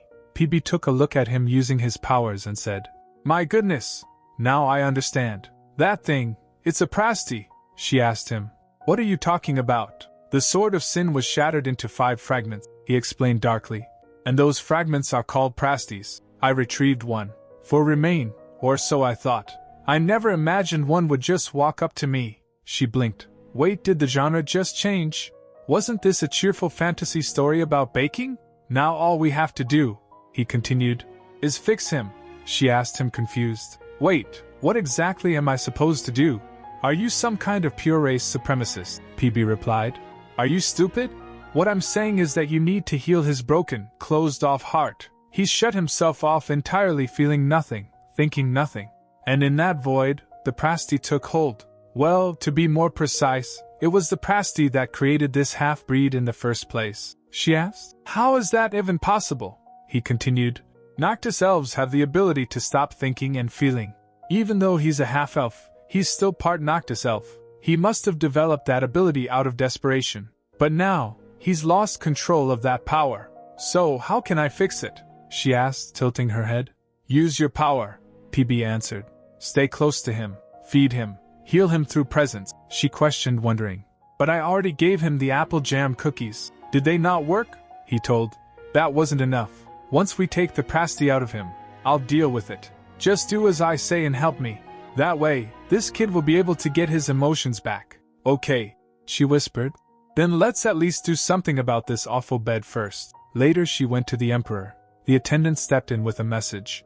Since His Majesty is busy with his work, he asked me to tell you that you'll have to wait a little while. That's fine, the princess replied calmly. I'm the one who didn't make an appointment. I'll just wait here, the attendant said. Well, Your Highness, why don't you come back later when His Majesty summons you? You never know when that might be, she said, sitting down. I'll just wait. As she was waiting, the murmurs started around her. Why is Princess Anastasia here? Someone whispered. Did something happen? Your Highness, the attendant offered. If you have a message for His Majesty, would you like me to pass it on? She denied. No, thanks. I brought him a gift as well, the attendant insisted. I can pass your gift along to him, too, she replied. It's fine. I want to give it to him in person, she thinks in her mind. Do you think I won't know that you'll take this opportunity to try and look good in front of him? After a while the emperor appeared, he said. I heard you've been waiting a long time. Since I'm busy, hurry and tell me why you came to see me. Try this, she said, suddenly holding out a treat. He asked. Did you make it yourself? She replied. Yes. I made it to give to you, Your Majesty. Oh no, it's happening again, she thinks, observing the emperor. I see it, the colors of disappointment and delight at the same time. The emperor cut a cookie and asked, Are there apples inside? Yes, she beamed, giggling. The apples were chopped, cooked, and candied in sugar, he said. I didn't know apples could have this kind of texture. And the cookie is very tender as well. So, what is it that you want? He asked, tone turning serious. You must have a reason for waiting so long and bribing me with this cookie. Her eyes gleamed as she asked, "Could you do me a favor?" The emperor replied, "It depends on what you ask for." She pressed on. "But you already made me eat your cookie," he replied. "Only half of it," she huffed. "Oh, please. I'll even bake cookies with you like I promised last time." Upon hearing that, the emperor clears his throat. "He's so mean," she huffed to herself. "I'm still his granddaughter." A soft voice nearby whispered, "Try changing your way of addressing him. That old man is upset because you keep calling him Your Majesty. Try calling him something else," she whispered back. "Who are you? If you're not going to say anything," the emperor said, "you should leave. Wait. WL." She gulped and then began slowly. "Actually, Grandpa, I mean grandfather. I'm sorry, I'm not used to the proper way to address family members in the palace." The emperor twitches and a yellow color surrounds him. Then he clears his throat. "I told you to get to the point." "Huh? What's with that reaction?" She blinked. "I'm not sure what that color means, but it looks delightful." She took a breath. "Grandfather, could you make the slave you gave me a commoner? I want to have a personal attendant of my own, and it's impossible for a slave to be one." "You want me to raise that slave's status to a commoner so you can use him as your attendant?" he asked. "But not even a commoner can work as an attendant in the palace. The maid who takes care of you. Did you know that she used to be a close friend of my mother's before marriage?" She gets surprised. "Pardon? Are you talking about Riss?" She drooped. Then maybe we could teach him swordsmanship and make him a guard instead." The emperor frowned. "What if that slave holds a grudge and stabs you to death after learning the skills?" she whispers. "But anyone could stab me, without learning how to fight." She shone brightly and continued pestering him. "Grandpa, please!" He finally gave in. "It can't be helped. I've already taken your bribe. As of today, your slave is a commoner." She jumped in joy. "Really? Wow!" Then again she twisted her ankle. "Ouch!" and fell to the ground. The emperor quickly rises up. "Are you okay?" she replied. It's nothing. I'm fine." "No, you're not," he said. "Is there anyone out there?" She tried to calm him down. "I'm really fine." Then the mysterious voice said, "See? It worked, didn't it?" "Oh, now I know," she whispered. "Are you the Spirit King of Wind? The one who made a contract with my grandpa?" "That's right," the voice replied. "Come visit us more often," he added. "I suppose all grandfathers are designed to miss their granddaughters." Later Riss was taking care of her ankle. "I swear, Riss, nothing happened," Asya blurted out, cheeks flushed. "I just got so excited that I stood up too fast and tripped." "You should have been more careful," Riss said with a sigh, helping her steady herself. "Look, even your little bird seems worried," she said. "I'm sorry, but it really was just an accident. His Majesty said he'd grant me a favor, and I got excited." "A favor?" Riss asked. "I wish you could have told me first." "What kind of favor you ask of him?" she replied. "I asked him to make Ivan a commoner." Riss's eyes widened. "What? Speaking of which," she continued, "I was hoping to move his room somewhere else, and maybe let him learn something he's actually interested in." "Learn something?" Riss repeated, skeptical. "And what exactly do you like to teach him?" "Whatever he wants to learn," she said simply. "Poetry, literature, maybe some baking with me, or what if he learned swordsmanship and became a knight?" She turned to Ivan with a hopeful smile. "Ivan, what would you like to try?" He bowed his head slightly. "I will do whatever you wish, Your Highness." Then PB whispered to her. "Wait, did you just ask him what he wanted to do?" "He doesn't feel like doing anything. He doesn't even feel like breathing," she whispered back. "Humans breathe without thinking, This I guess he should move his body." Then PB said, "Wait," I said, "he has no thoughts in his mind. Moving his body won't help." "No, it will," she insisted. "It helps clear the mind." Then she said, "Ivan, I'll make you the best knight in the Empire. And I'll bake you a cake every evening after training." She thinks in her mind, finding a teacher won't be easy, but I guess Riss take care of that. After her ankle healed, she visited Pavel. "Pavel," she called out as she approached. "My ankle's completely," but she stopped as she saw him in despair. "Pavel? What's wrong? Is there a problem?" He looked pale, almost stricken. "Your Highness, you came. There's a situation."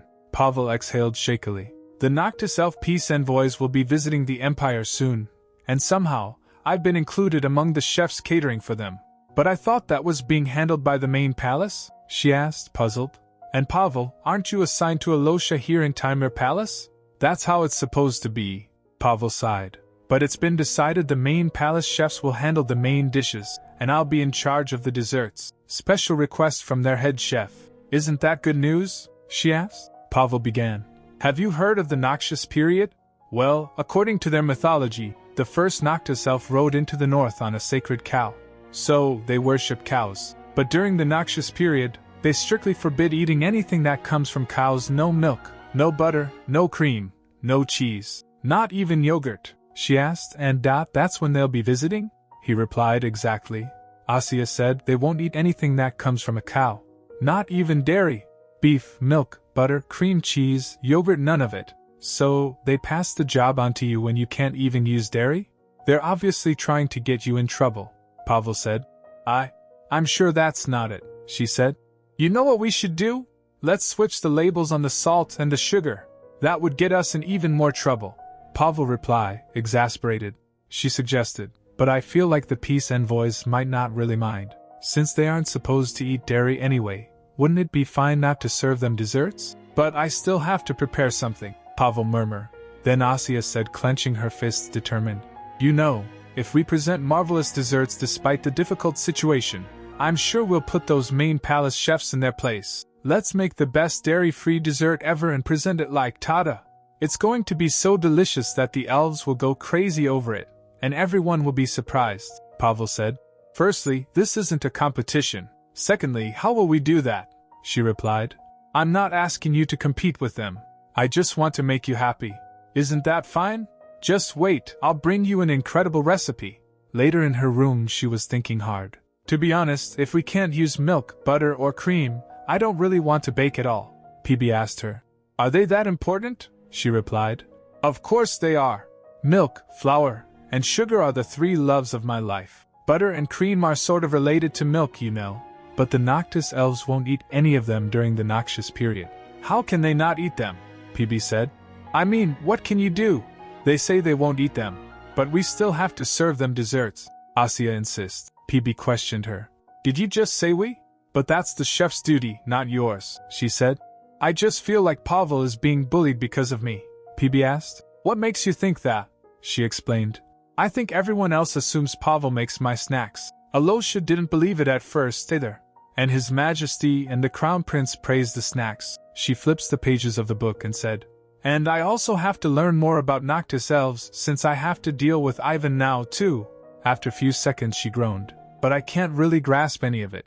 Noctis elves. Their main habitat is the basin called Webtoon. Their leader is selected randomly. Their skin color is bluish-grayish-brown, and they have pointy ears. They live in communion with nature. Asya flopped on bed saying, I wanted to know more about the Noxious period, not this basic information. Then she started tickling her spirit. He burst out laughing. Ha ha ha. What are you doing all of a sudden? She said. PB, do you really think the first Noctis elf arrived in the north on a sacred cow? He said. That's nonsense. How can something like a sacred cow exist in this world? It's even ridiculous that they would think such a thing. I'm sure it was just a normal, sturdy cow. Now that I'm thinking about it, I can see how interbreeding between humans and Noctis elves is possible. They both share the strange trait of making up absurd stories. Saying that he flopped on bed. She asked, PB, why do you hate Noctis elves so much? He replied. Is there a reason why I should like those sinners? She asked, curious. Sinners? What sin did they commit? He replied. They are the idiots who divided heaven and earth, she pressed. So, what does that even mean? Her spirit said. Do you really not know a single thing about them? Last time, when I was talking about the sword of sin, you seemed to understand it right away, she grumbled. That was in the middle of the night, and I was so scared that I didn't dare to ask you. PB thinks for a moment then began.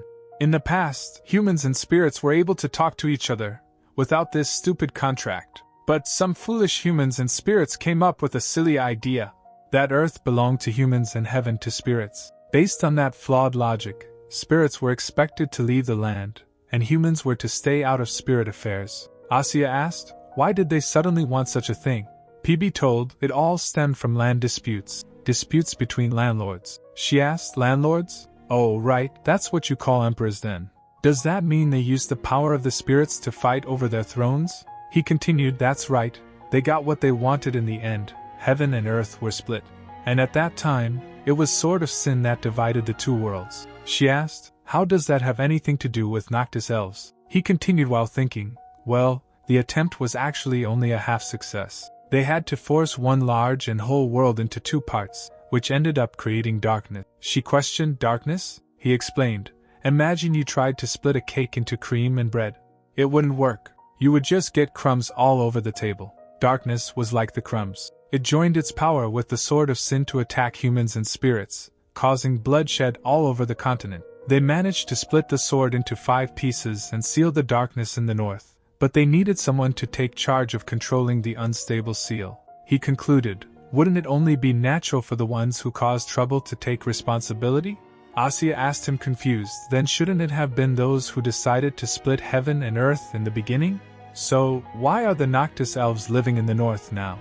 He began, because the people who split the two worlds became the Noctis elves. While fighting against the self-inflicted darkness in the harsh environment, the bodies of the humans fused with their spirits, turning them into a new species, Noctis elves. She stammered, what? Humans and spirits fused together?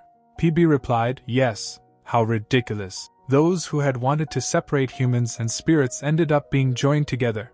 She questioned, but how could that have happened? You even denied the possibility of interbreeding between elves and humans. He replied, that's a totally different story. I mean, how could the sinners possibly have created a half-breed with a prasti? It's so ridiculous that they would erase their disgraceful history and come up with a silly myth to replace it. Asya asked then, how did they come to have the noxious period?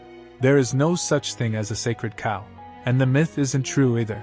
It'd be difficult to secure food in the north, and they still had to come up with a reason to not eat anything that came from cows. She forced her brain. There are only 2 reasons why people would be banned from a specific type of food. For fear of addiction or... Right. Milk must upset their stomachs. Lactose intolerance. Simply put, it refers to the inability to fully digest milk. If you are lactose intolerant, milk can make your stomach hurt. I guess the Noctis elves are seriously intolerant to dairy, so they had to come up with a sacred cow to make them avoid dairy products. Then she jumped on bed feeling relieved. Phew. I think I should tell the chefs not to include dairy in Ivan's food. By the way, what should I do? Should I use vegetable oil instead of butter to make cream? But then again, they wouldn't eat cream anyway. Then her gaze fell on her book. Oh right, I've got my recipe notebook. She flipped the pages browsing. It's hard to find a recipe without butter or cream, maybe because I love them. Then she found one. Later she was running to somewhere when she saw Carno. She thinks in her mind, Carno? What is he doing here? And the man next to him, was he the commander-in-chief in the Northern War? As she hid, she thinks, wait, why am I hiding from them? Now that we're close, I don't have to hide myself. But I guess I still get nervous around him. Suddenly Carno emerged from behind and said, Your Highness? She was startled for a moment. Think, what the heck? I'm sure he was way over there. Did he run? She replied, Carno? Hi, it's good to see you. Then she turned to his companion. Hello, you must be the commander-in-chief, right? What brings you two to the palace? The knight introduced himself. I'm Gilhelm Elman Sharif, Your Highness. Please call me whatever you'd like. Carno said, we were talking about the peace agreement that we'll be reaching soon. By the way, where are you coming from?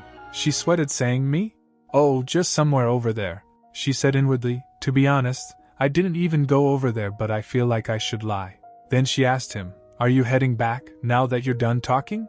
Carno, it's almost time for dinner. Don't skip meals. He argued, Aren't you the one who should be eating well? She replied, I eat well, I really do. He asked then, Why don't you even weigh as much as a sack of flour?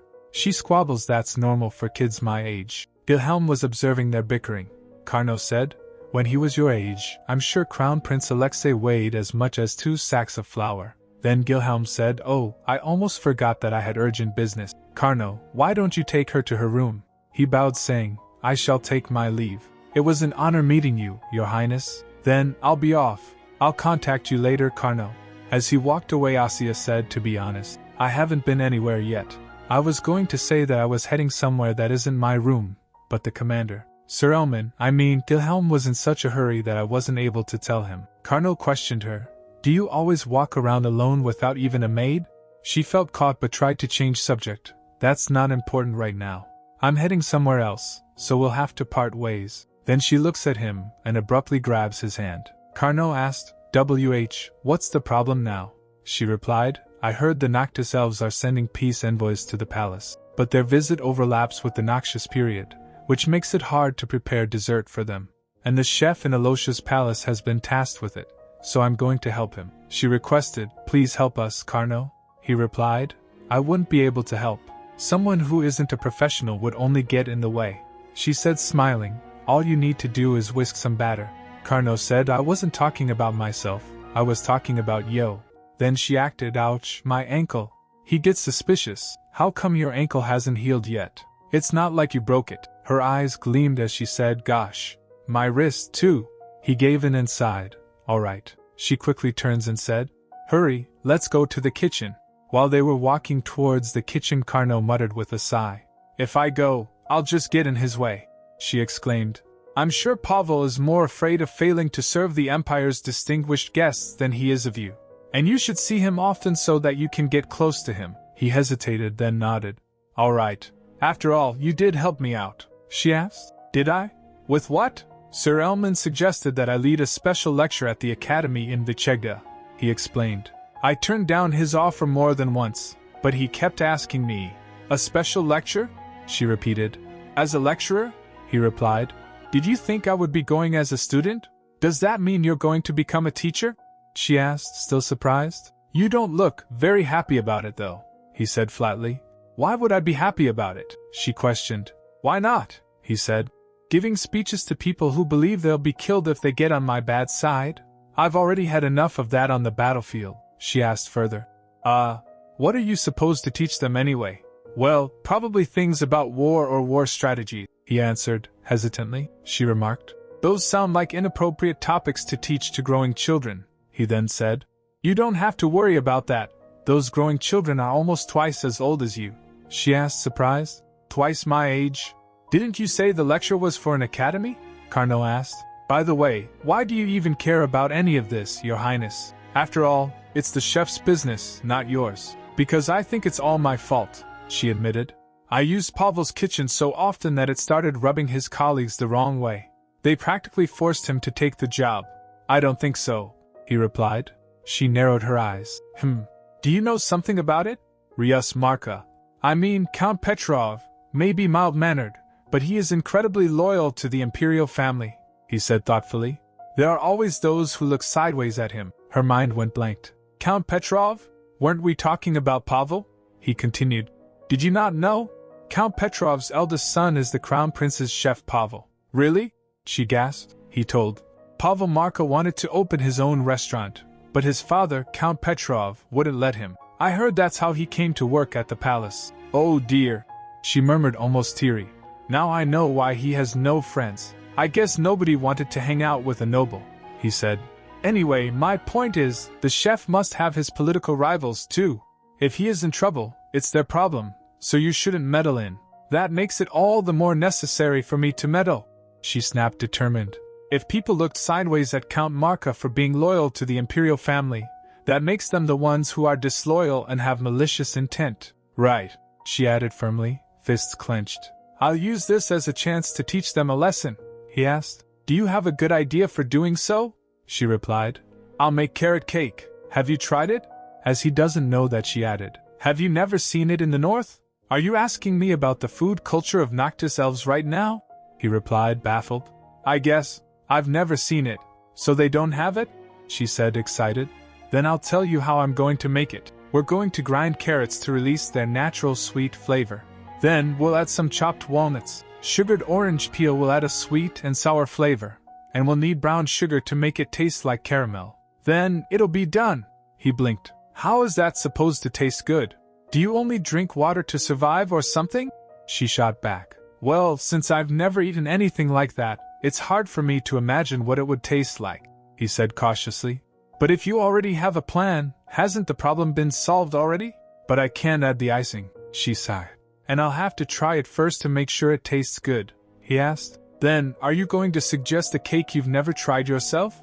Ouch, my ankle! Suddenly she cried. Then they went to kitchen. Pavel was busy preparing. He gasped as he saw them. Pavel! You're going to spill what's in that bowl, she shouted.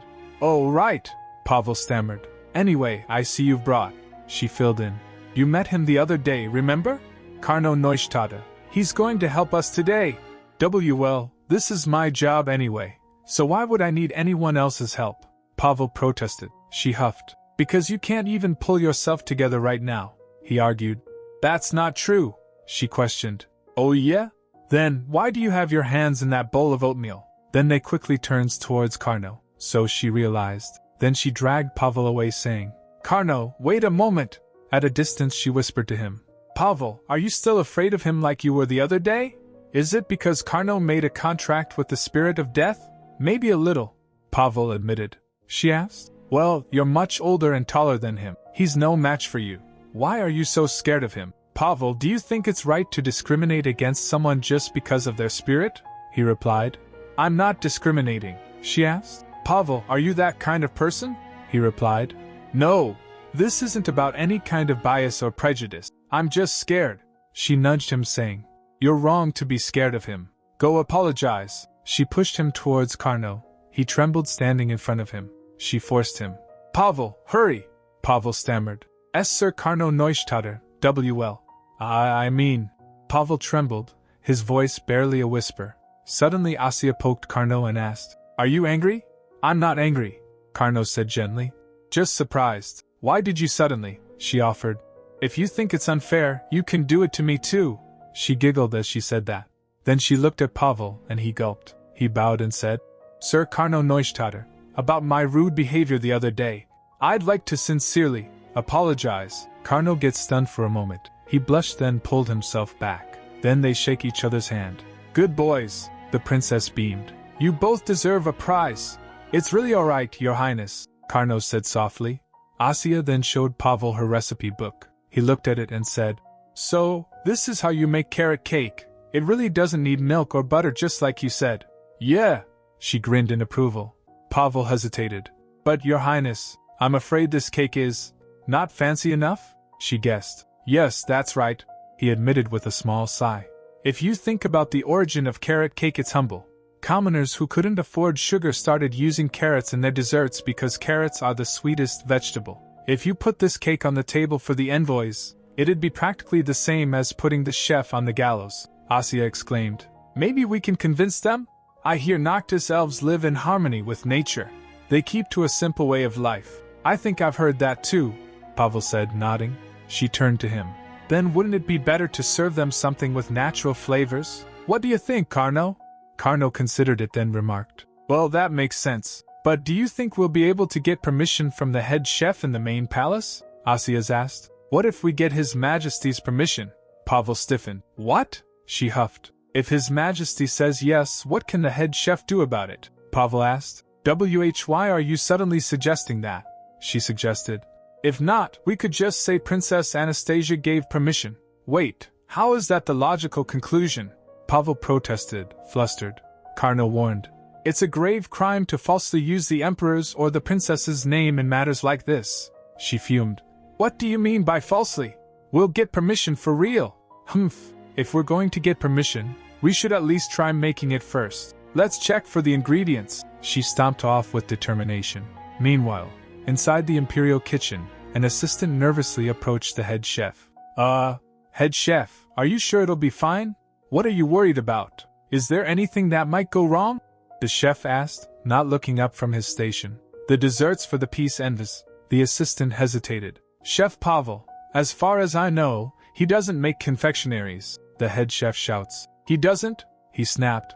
I know he does behind everyone's back. What are you talking about? The head chef stroked his mustache saying. Since he said he didn't make desserts, I thought he wouldn't have his eyes on my position as head chef, but lately, he started making desserts. The other day, His Majesty even asked him to make one, the assistant said. Well, I heard it was Princess Anastasia who made those desserts, the chef yelled. Who said that? It's a rumor, he snapped furiously. How could Her Highness have baked cakes that didn't even exist before? She's only 10 years old. The chef exploded in frustration. Stop making me mad and get out of here. Yes, chef, the assistant yelped and scurried away.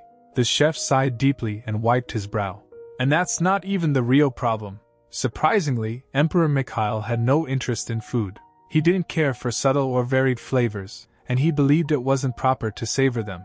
Being immune to all known poisons, his indifference meant the imperial kitchen was one of the few places free from spies. It was the least favored corner of the palace. Fjord had worked hard to climb the ranks, but just when he thought he'd reached the top, he realized he stood alone on a cold, snow-covered mountain. That realization devastated him. Only one person had taken interest in him, Valery, the emperor's third son. And Valery, in an odd show of comfort, had asked Fjord to surpass Pavel Marka no matter what it took.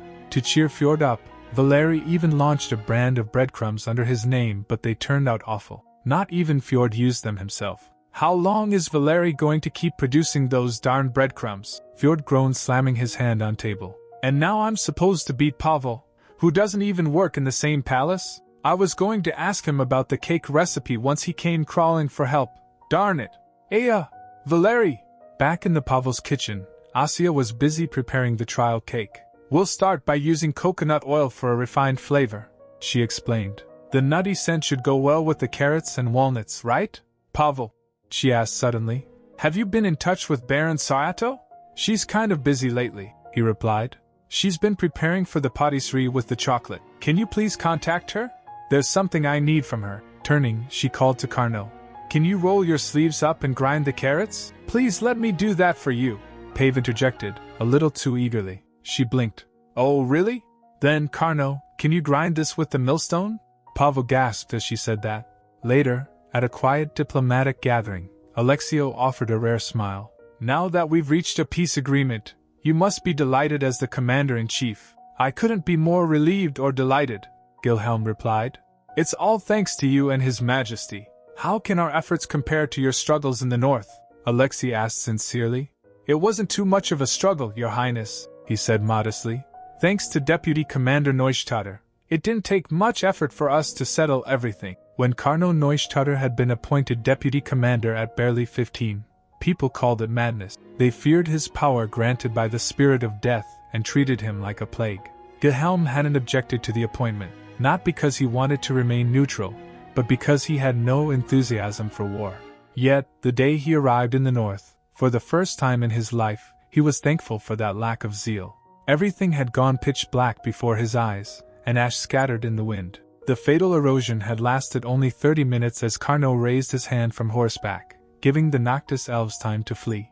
After the bell chimed to initiate the combat, it only took 30 minutes. The most difficult part for us, Wilhelm remarked, was the cold. To think you would express the cold of the north so lightly. You are very noble, Alexei responded, impressed. I was worried about the age gap between Vice Commander Neustadt and the other officers, Wilhelm admitted. But I guess my worries were unfounded. No one in the army dared treat him like a boy. But Your Highness, he noted gently, he still is a minor. Now that we've returned to the Imperial City, I'd like him to. Alexei cut in. Is that why you recommended him as a lecturer at Magistrorum Academy in Vichegda? Wilhelm laughed it off. You've already heard about that.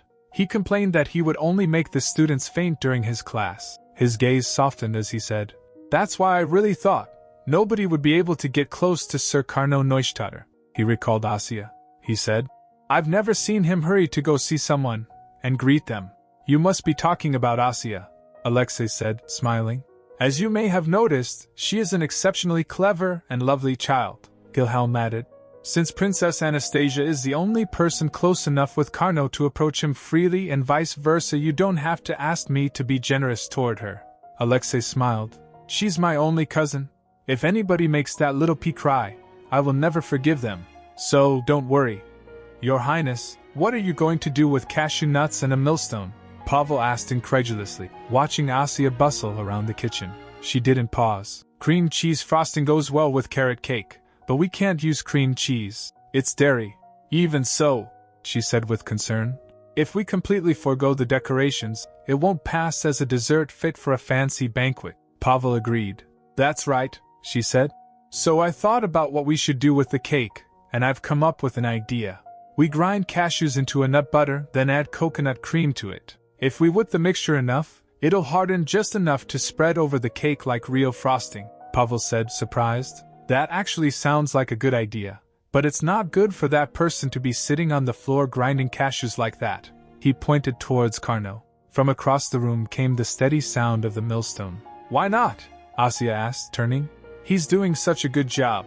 She dropped her voice. Are you afraid he'll kill you, Pavel? I know him quite well, and he doesn't kill anyone that easily. Don't worry. That's not what I meant, Pavel whispered. He's the deputy commander. I can hear you, Carno said flatly. Pavel froze. Eek. He can hear me. What should I do now? Ugh, I said it's fine. Asya whispered back. Let me handle it. Then she turned to Carno and giggled. Oh my. If you're listening to our conversation, you must not be working very hard, she asked. Are you finished? Carno glanced at them. Pavel was about to lose his composure. Oh, Pavel. Asya turned to him, holding a container. Is this all the coconut cream we have? He replied. Yes, we don't use it often, so we only order it in small quantities. She drooped. I'm afraid it's not enough to make frosting out of the cashew nut butter. What should I do? Then her gaze fell on oatmeal. Oh, oatmeal, Pavel repeated. Oh, oatmeal? She beamed. When you grind and squeeze oatmeal, it releases a kind of milk, she explained excitedly. It's not real milk, so the Noctis elves won't have a problem with it, she continued. Then let's put eggs into the oat milk and… Pavel asked. Wait, why do we have 2 loaves of batter?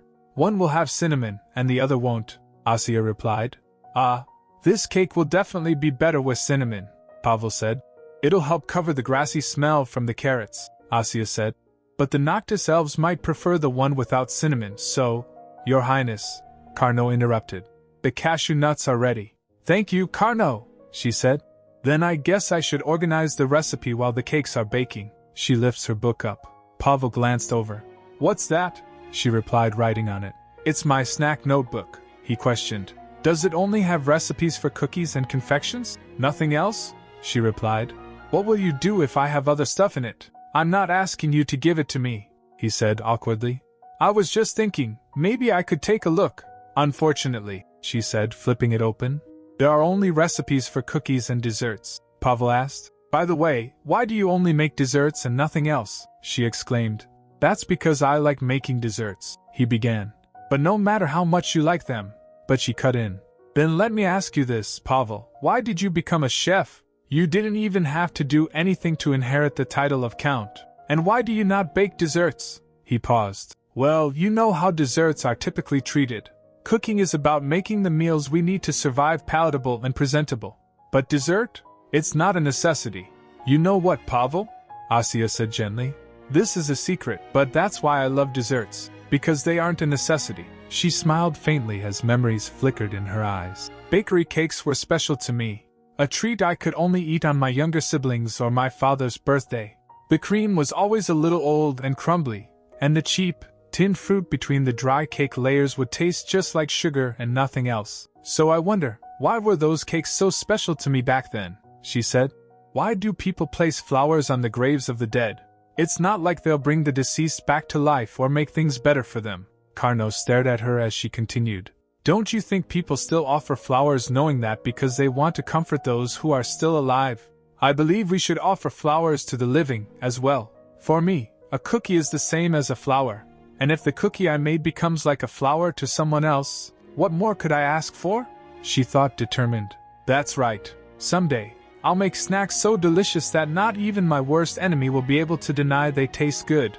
No matter what it takes, I'll get Carno to say that something I made is tasty. Soon the cakes were ready. They stared at them excitedly. Then she snapped out of it. Wait, this isn't the time to be standing around like this. We need to put the cashew nut butter frosting on top and try it.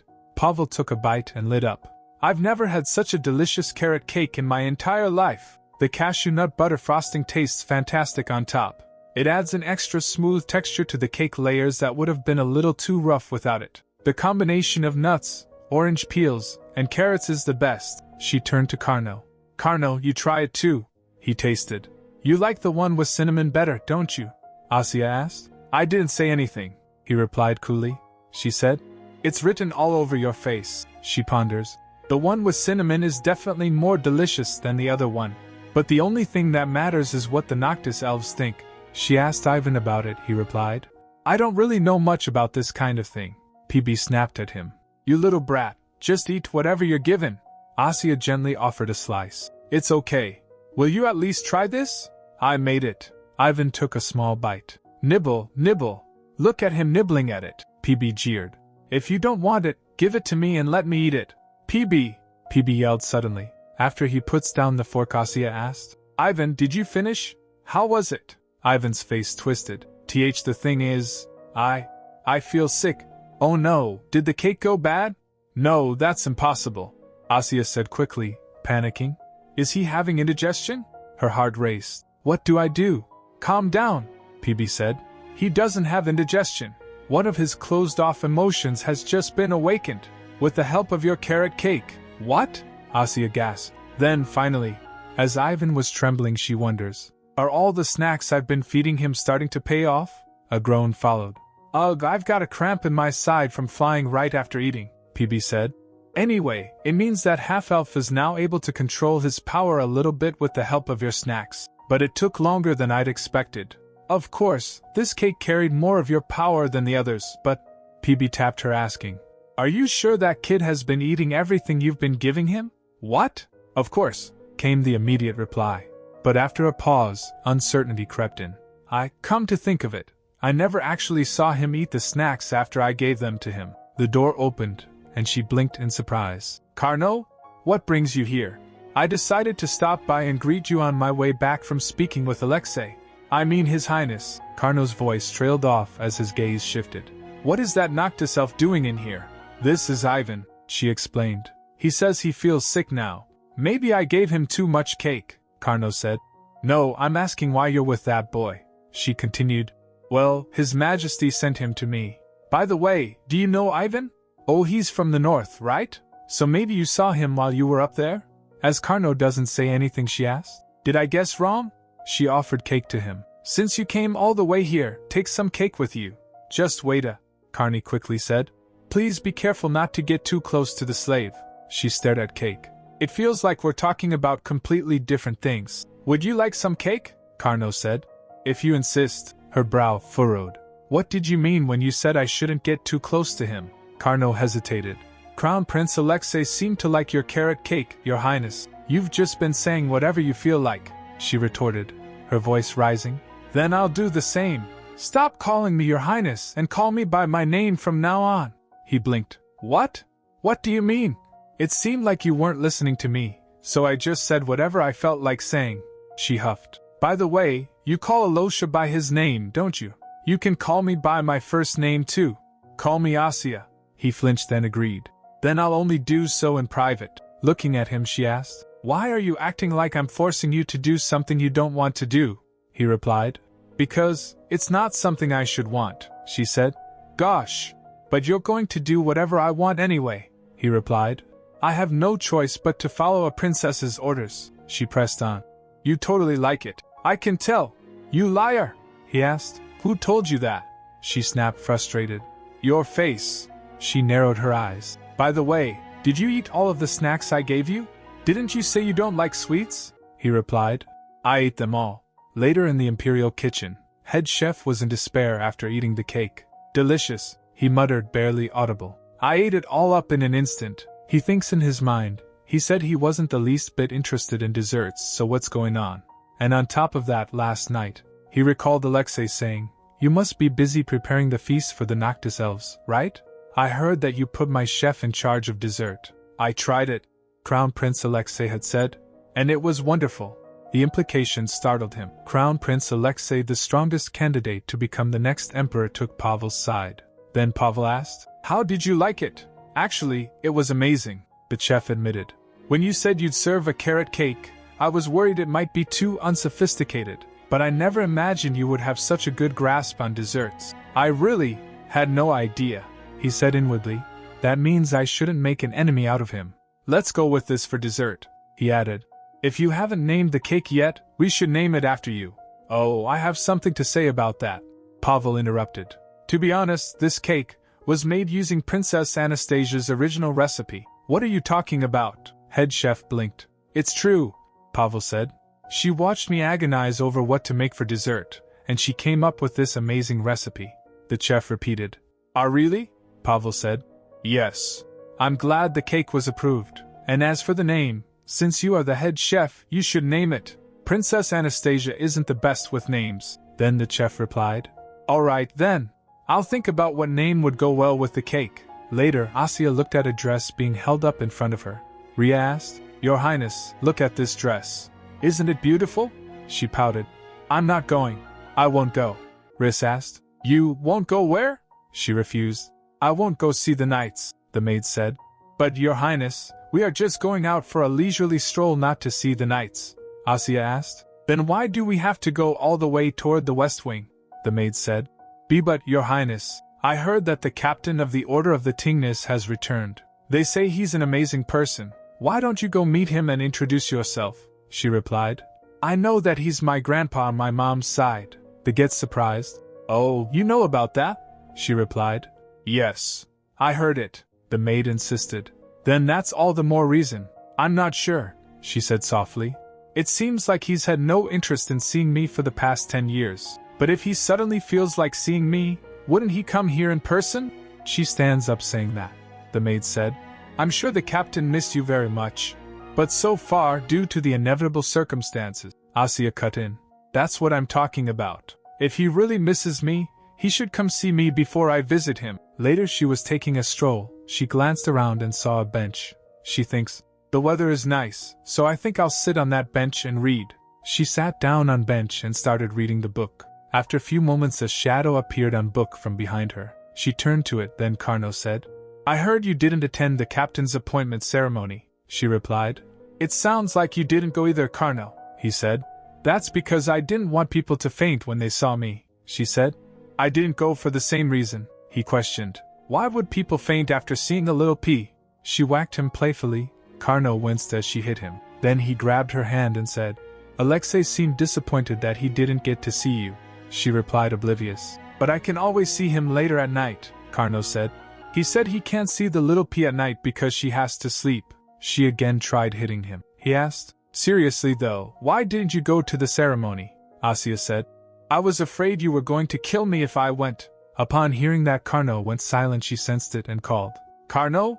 Why did you stop talking? He asked while hesitating. Did you think that, because I made a contract with the spirit of death? She flinched upon hearing that. She thinks, oh, right, there is that issue. Should I just say it? She wondered. Carno, your spirit is the spirit of time. I'm not sure. It is true that he suffered from his power. But is it really okay for me to reveal the truth? Maybe he had been able to rise to the role of vice commander, or even the future head of the county because of that power. She wonders, what if I ruin everything? What does that have to do with anything? She said aloud, brushing the thoughts aside. The reason I didn't go to the ceremony was because of my grandfather. I heard he returned to his old position as captain, she said carefully. What's your point? He asked. Don't you want to see him? She questioned. See vous? He came close and sits beside her saying, Certainly ni line. She looked at him and asked, Carno, do you have grandparents? I have one grandmother, he said. But she lives back at the estate. Are you close to her? She asked. She insisted. I asked if you're close to your grandmother. He hesitated, then nodded. I guess I should say that I am. She continued. I see. Then you must miss her. But I've never seen my grandfather before, so I'm not sure I want to meet him. Then she suggested. Oh, why don't you invite your grandma to the Imperial City? He asked. Why would I do that? She said. What? You just said so yourself. Don't you miss your grandma? Miss her? Carno looked confused. My grandmother? Asya asked confused. What other reason could you have had to ask me if I wanted to see my grandfather? You know, she muttered. Sometimes you act a little dumb, Carno. He teased, you little pea. Later she went to the ceremony. PB glanced at the ceremonial walk and questioned. What's so great about meeting with those sinners that they scatter flowers everywhere like this? Asya said. Well, don't you think they're allowed to be here because they've paid for all their sins? Her spirit asked. Does paying for your sins erase what you've done? How can we be sure none of them have malicious intentions? But you do have a point. It seems like the darkness in the north has pretty much been cleaned up, she exclaimed. They looked a lot like Ivan, didn't they? Her spirit asked. Do you want to send him back to them? She asked. What? PB said. I mean, he's a half-elf, but he has the power of the Noctis elves, So, are you going to send him back to the north once the rest of his emotions awaken? I might, she thought. But should I? I don't think Ivan has any good memories from when he was in the north. What if the other Noctis elves bully him because he's a half-elf? Or he struggles to adjust? As she was busy in thoughts, PB poked her. Ouch! Asya flinched, suddenly rubbing her head. That hurt. What's wrong with you now? PB said. It's obvious you have no clue what you should and shouldn't be worrying about. Even though Ivan's heart and emotions were locked away, even though he was broken inside, he was still a mix of human and Noctis elf. He's stronger than someone like you, he muttered. Someone as simple and soft as a peach. So why are you worried about him getting hurt? Her spirit asked. She flicked him and said, Humph, you're annoying. As PB was falling, Carno caught him. PB rambled. Asya, you're so soft-hearted to others, so why do you always treat me like this? It's not like I said anything wrong. I always tell the truth. As Carno approached her, she turned to him. He said, It's amazing how even your bird is as talkative as you, he added, as her little companion chirped non-stop. She asked, Carno, why are you here? The crown prince was being extremely tyrannical toward me, he muttered. He even ordered me to escort his cousin to the banquet hall. She questioned. What about the talk? Did it go well? He replied. The peace agreement? Of course it went well. So now it's time for you to go have your dinner, Princess Anastasia. She gave him a look. If you're going to escort me, you should come to the door, Sir Carno.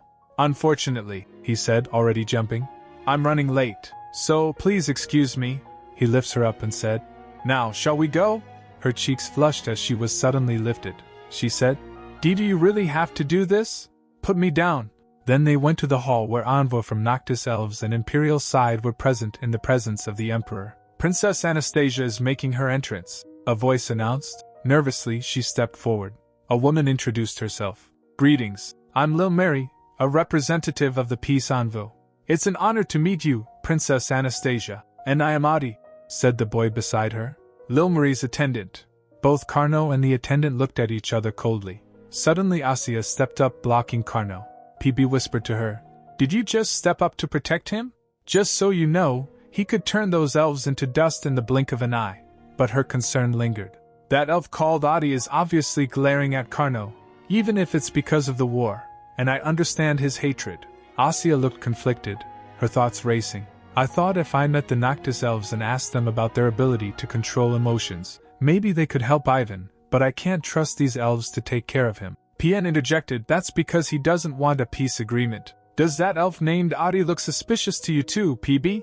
She asked. He replied, Yes, you should keep a close eye on him. He seems to have malicious motives. It was hard to believe. An elf still clinging to such vain dreams. Does that elf have a prasty too? She. No, but he has the faint smell of it, came the reply. So, he's probably been in contact with one of the prasties sealed in the north. If that's true, he might be after the remaining ones, so make sure they don't find out about your half-elf. The tables were set for dinner. Alexei said after sitting, Now that we've finished the introductions, shall we begin our meal? After everyone sat down, Carno was friendly towards Asya. That elven attendant glanced towards them. As Asya noticed that, he quickly turns his head. The Emperor said, I'm not sure if the meal was suitable to your tastes, Lil Mary said. Your Majesty, we cannot thank you enough for your generous consideration. A servant approached. Your Majesty, the dessert is ready. Then head chef came with the cake and said, Thank you for waiting. He presented the cake to everyone. This is the last course of today's feast. It is called Lumen Vassilis. There were mixed reactions from all the guests. There were chills and at the dinner hall. Anastasia froze. Are you kidding me? Who named the cake after the land we took from the Noctis elves? What if this ruins the peace? Carno could be forced into war, and Ivan wouldn't have anywhere to go. She panicked. No, I can't let that happen. I need to say something. The cake is, she began, a dessert filled with hope for peace between the Empire and the Noctis elves. The white bird on top symbolizes the harmony between our two nations. Struggling to hold her composure, she pressed on. And the white cream represents the permanent snow of Lumen Vassilis. Since it's currently the noxious period, we didn't use any dairy. It's made with cashew nut cream instead, so there's no need to worry about eating it. You seem to know a lot about this cake, Your Highness. Elven attendant remarked curiously. Yes, Anastasia declared. A drop of sweat slid down her temple. That's because I personally made it for all of you. Turning to Carnot, she added, "Oh, and I made the cashew nut cream with Vice Commander Carnot here." Carnot muffled, trying to remain composed. Lil Mary asked, "What? Did you really make the cake yourself, Princess Anastasia?" "Yes, that's right," Alexei confirmed. "She's been working day and night to make you a nice dessert for almost a month before your visit, so I hope you'll all enjoy it." The cake was cut and served to everyone. Carnot muttered under his breath, "Why did you mention that I made it together with you?" She replied, "Because it's true," he argued. "There's no good in telling people I made something before giving it to them." "I've told you that more than once," she said. "If you want to make up with someone, you have to concede." Everyone took a bite of the cake and eyes widened. Someone muttered, "Wow, I've never tasted anything like this before." Both Lil Mary and her attendant nodded in unison. Phew, Anastasia thought, it's a good thing the misunderstanding was resolved. Later at a balcony, "All of the food I had today was memorable," Lil Mary said warmly. "But that cake for dessert was so delicious, it made me want the recipe." "Is that so?" Carnot replied. "Then I'll relay your sentiments to Princess Anastasia. Until now, I thought she wasn't even human. Or is she a spirit?" She mused. "She might be," came the reply. "Honestly, I have my own suspicions," Lil Mary asked. "She was indeed clever and brave. Are all members of the imperial family like that?" Carnot replied. "Well, not all of them. But if you want that land we took back, you'd better hope Alexei's son is incompetent. I don't think you took it from us," she smiled and said. "And I'm not interested in such barbaric tactic," Carnot said. "But that doesn't explain why Lord Adi gave me such a murderous look. You probably didn't notice. He was behind you." She gasped, shocked. "Oh, even among the elves, he's one of the most conservative," she added. "By the way, I expected the food from the imperial chef to be amazing, but that cake, Lumen Vassilis, was truly incredible. I meant it when I said I wanted the recipe," Carnot replied. "Didn't the princess say she made it herself?" Lil Mary sighed. "You don't have to keep lying about it. I know she only said that to lighten the mood." "There's no reason to lie about it," Carnot interjected. She replied. "But the princess looked 5 years old, at most," he quickly said. "She's 10. Lil Mary replied, baffled. Wait, does that mean she really made the cake herself? And you helped her make the cashew nut cream?" Carnot's face gets flushed from embarrassment. "Pavel!" Anastasia shouted, exasperated. "If you had named the cake, you should have told me."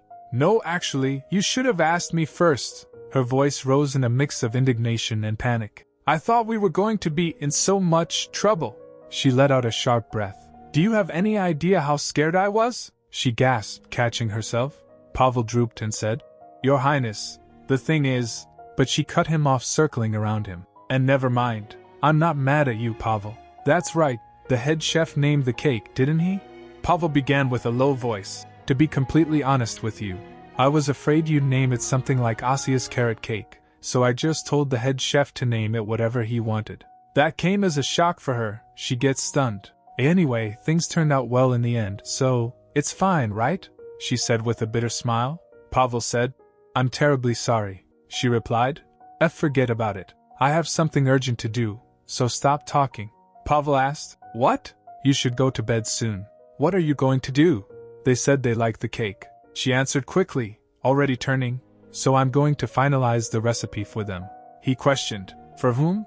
"Who do you think?" she replied, incredulous. "The Noctis elves, of course. And I'm going to make some milk tea too, so I need..." "Are you talking about the recipe for the carrot cake?" Pavel interrupted, alarmed. She asked, "Oh, do you think it's a bad idea? Then, should I give them the chocolate cake recipe instead?" "You can't give them either recipe," he snapped. "No way. That recipe is priceless, and you're just going to give it away?" "But, it's not that special," she replied quietly. "If you think about it, you can find carrot cake anywhere. Anyone can make it. But the one you made wasn't just any ordinary carrot cake," he insisted. She smiled. "Still, if a cake can end the war once and for all, wouldn't that be worth more than 1,000 pieces of gold?" There was a pause. Of course, things could go south pretty easily, but at the very least, the elves who are here now believe we worked really hard to prepare for their visit. So, this recipe might be the bridge to true peace between our two nations. Am I being too naive? She asked. Upon hearing that, Pavel felt touched and softened. "No," he said, smiling. "It's a great idea. So you'll be working with your recipe and what else? Strawberry milk tea, she said, smiling. We can call it no warm milk tea, he asked. What? The name is a little. First, she began bustling about. Put the strawberry-infused black tea leaves into the pot. Next, pour enough water to soak the leaves and bring it to a boil. When they swell with water, add the coconut milk, and warm it until it starts steaming. Since it's strawberry milk tea, it'll be complete after adding 1 sugar cube. Later that night, a voice called gently, Princess Anastasia? It's very late. You should be in bed. What brings you here? Anastasia stepped forward. Carno told me you enjoyed my cake very much, so I came to give you the recipe. And I brought some milk tea I made. I use coconut milk so you don't have to worry about dairy. Pardon. The elf blinked. She smiled softly. Here. Put this strawberry jam in the milk tea. I like the nutty smell and the sweet strawberry scent. Inside, her spirit's voice echoed in her mind. I can only use my power through you, so cook more food and feed it to them. That way, I can find out a little bit of what they're planning. Hell, will this do? She thought. The elf said. I feel bad that you've given us so much, when we have nothing to give to you, she replied. Then you can show me around the nice places when I visit Webtoon. If you come to visit us, he said warmly, I'll gladly welcome you. Oh, could you wait here a second? Lil Mary asked. Actually, we brought gifts for the princes and princesses, but we were afraid they weren't extravagant enough. Asya asked excited. Can I open it now? The elf replied.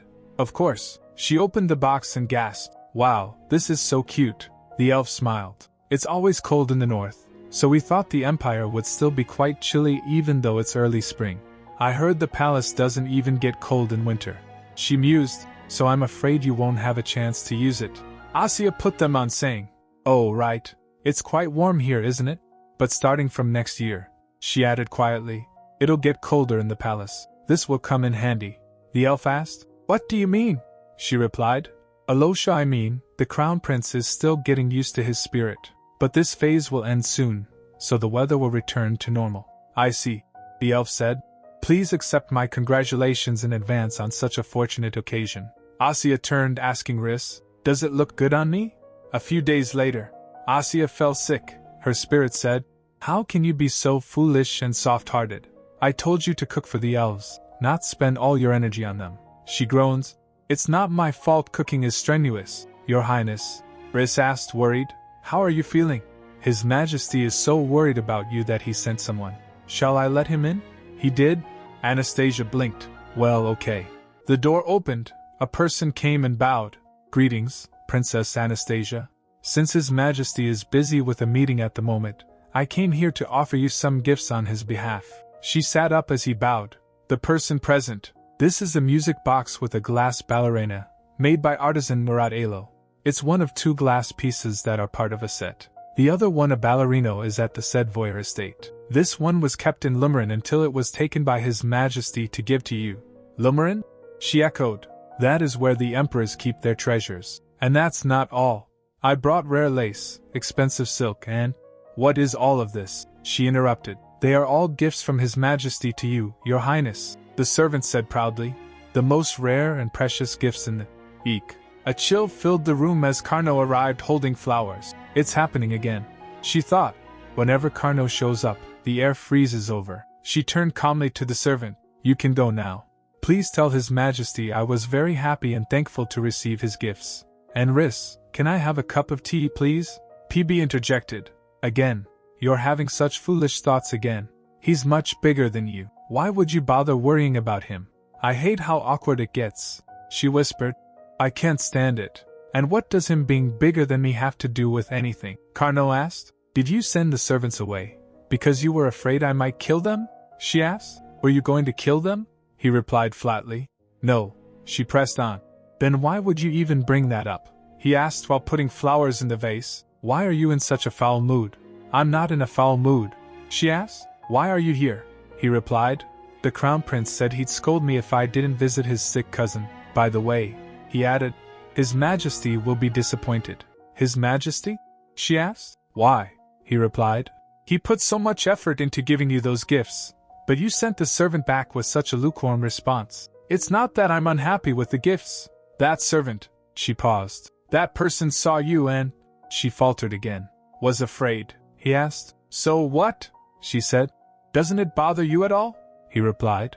It certainly doesn't make me happy. She looked down saddened. Have you ever wished you had another spirit?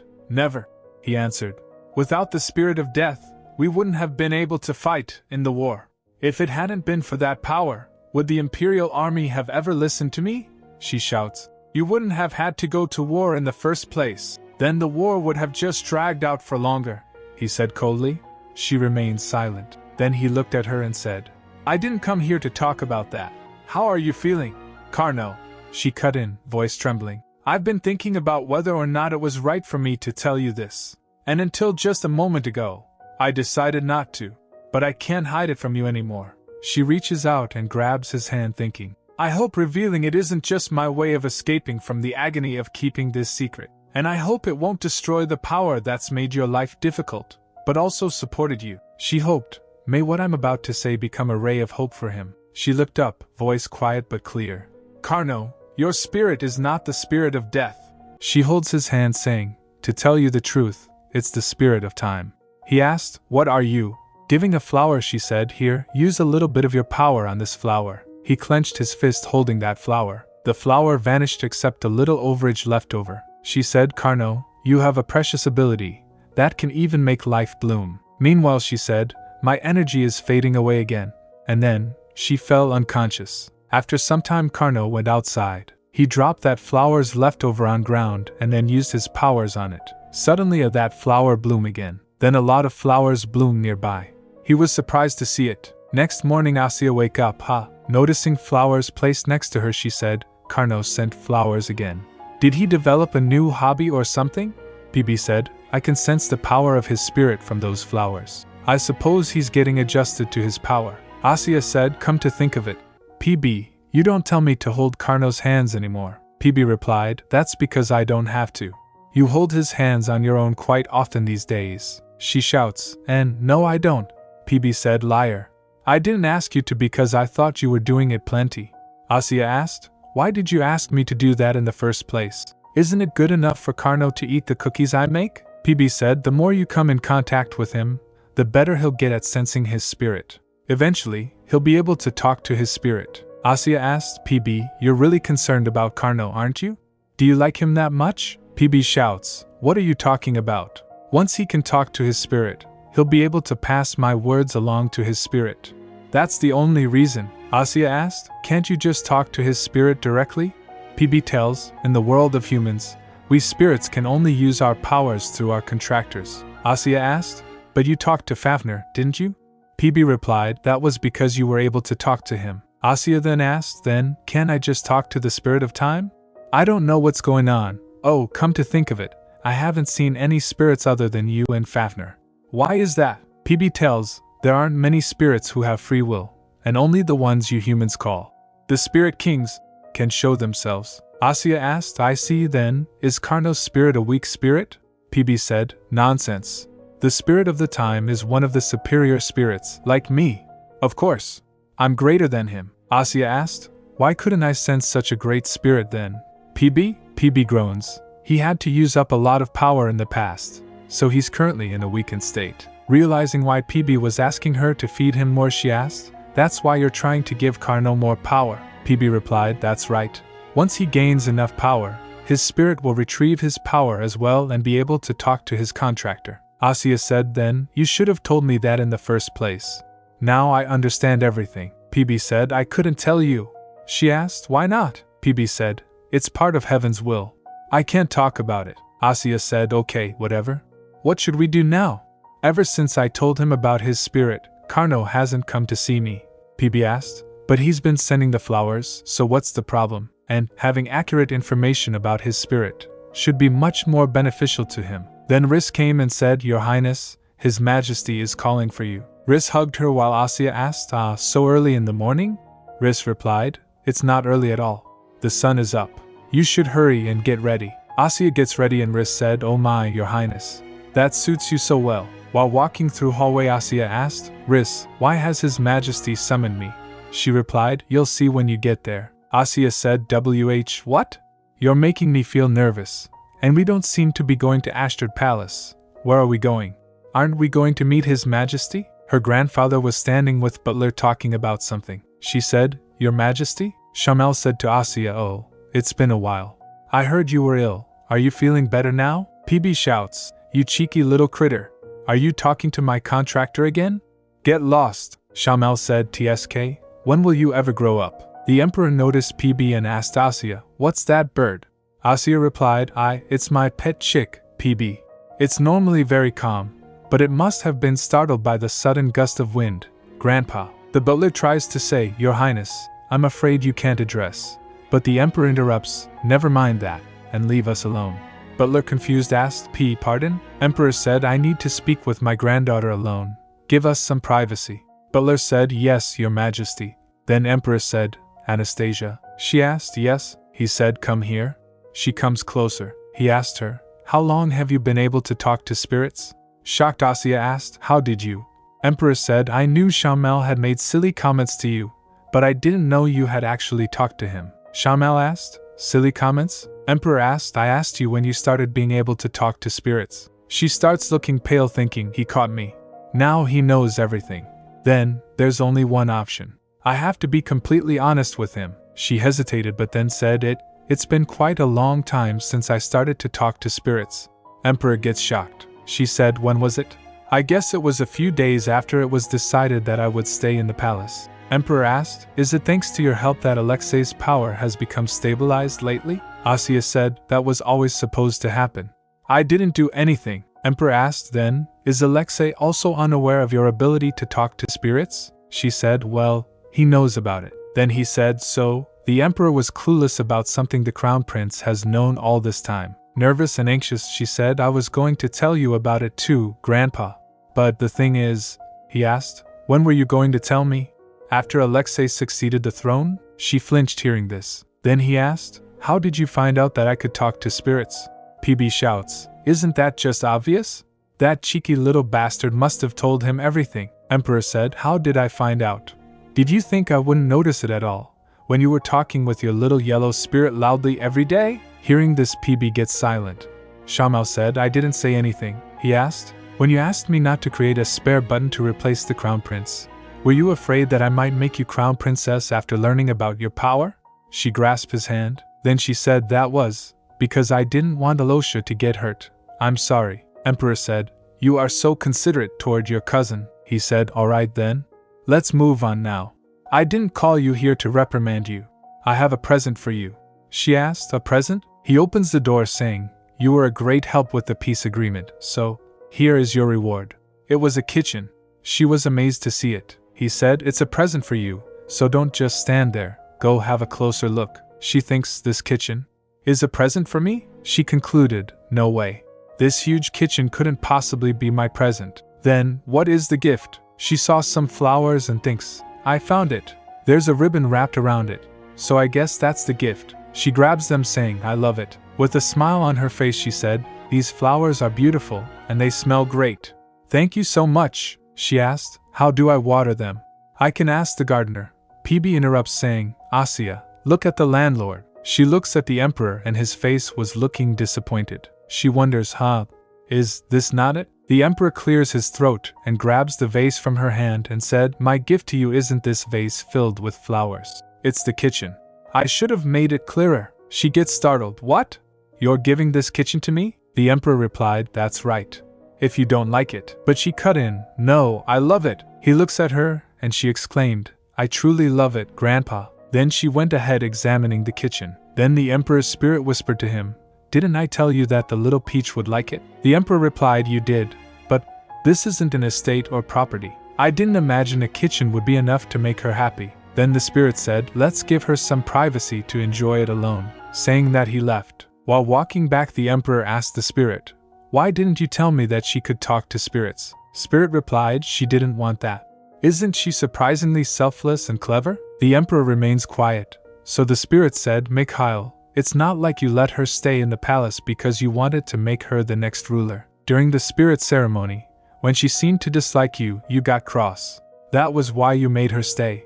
Did you think I wouldn't know that?" The Emperor scoffs, "Nonsense." The spirit continued, "Still, you look delighted to see her happy to receive your present." The Emperor said flatly, "It's from the Emperor of the Empire. She has no choice but to like it. The spirit asked, "You talk as though you aren't excited to see her so happy. Your old habit of hiding your feelings hasn't changed in decades. But Mikhail, if you don't smile at her more often, you will regret it someday." Later the maid Riss with Ivan went to the knight's training hall, where she told Sir Neelan about the situation. Sir Neelan asked, "What are you talking about?" Riss replied, "This child was given to Princess Anastasia as a slave, and he was recently freed. I brought him with me so that he could learn swordsmanship from you, Sir Neelan." Sir Neelan replied, "Goodness, are you not even going to call me teacher anymore?" Riss huffed, "I did learn some self-defense from you when I was young, but we're in the palace now. I have to watch my language." After a moment of conflict, Neelan sighed. "Never mind, I'm the one to blame." "So, what do you want me to do?" she replied. "Princess Anastasia wants him to learn swordsmanship." Then he examined Ivan's body. Let me see. He has a quite good physique and sense of balance. Better than expected." Then he said, "Let's check your endurance. Run around the training grounds." Then Riss asked Ivan, "Would you like to give it a try?" Ivan nods and gets going. Looking at him, Sir Neelan asked, "Did Princess Anastasia ask for me to train him?" Riss replied, "No. I was the one who offered to find her a talented swordsman." After a moment's pause, Riss said, "You should go and greet Princess Anastasia first." Neelan flinched and asked, "Why should I go to greet her?" She replied, "She doesn't really know you, Sir Neelan." "Do you expect her to come to you?" he said. "It's not that I don't want to meet." She cut in quickly, "You were the one who kicked Irina out in the first place, teacher.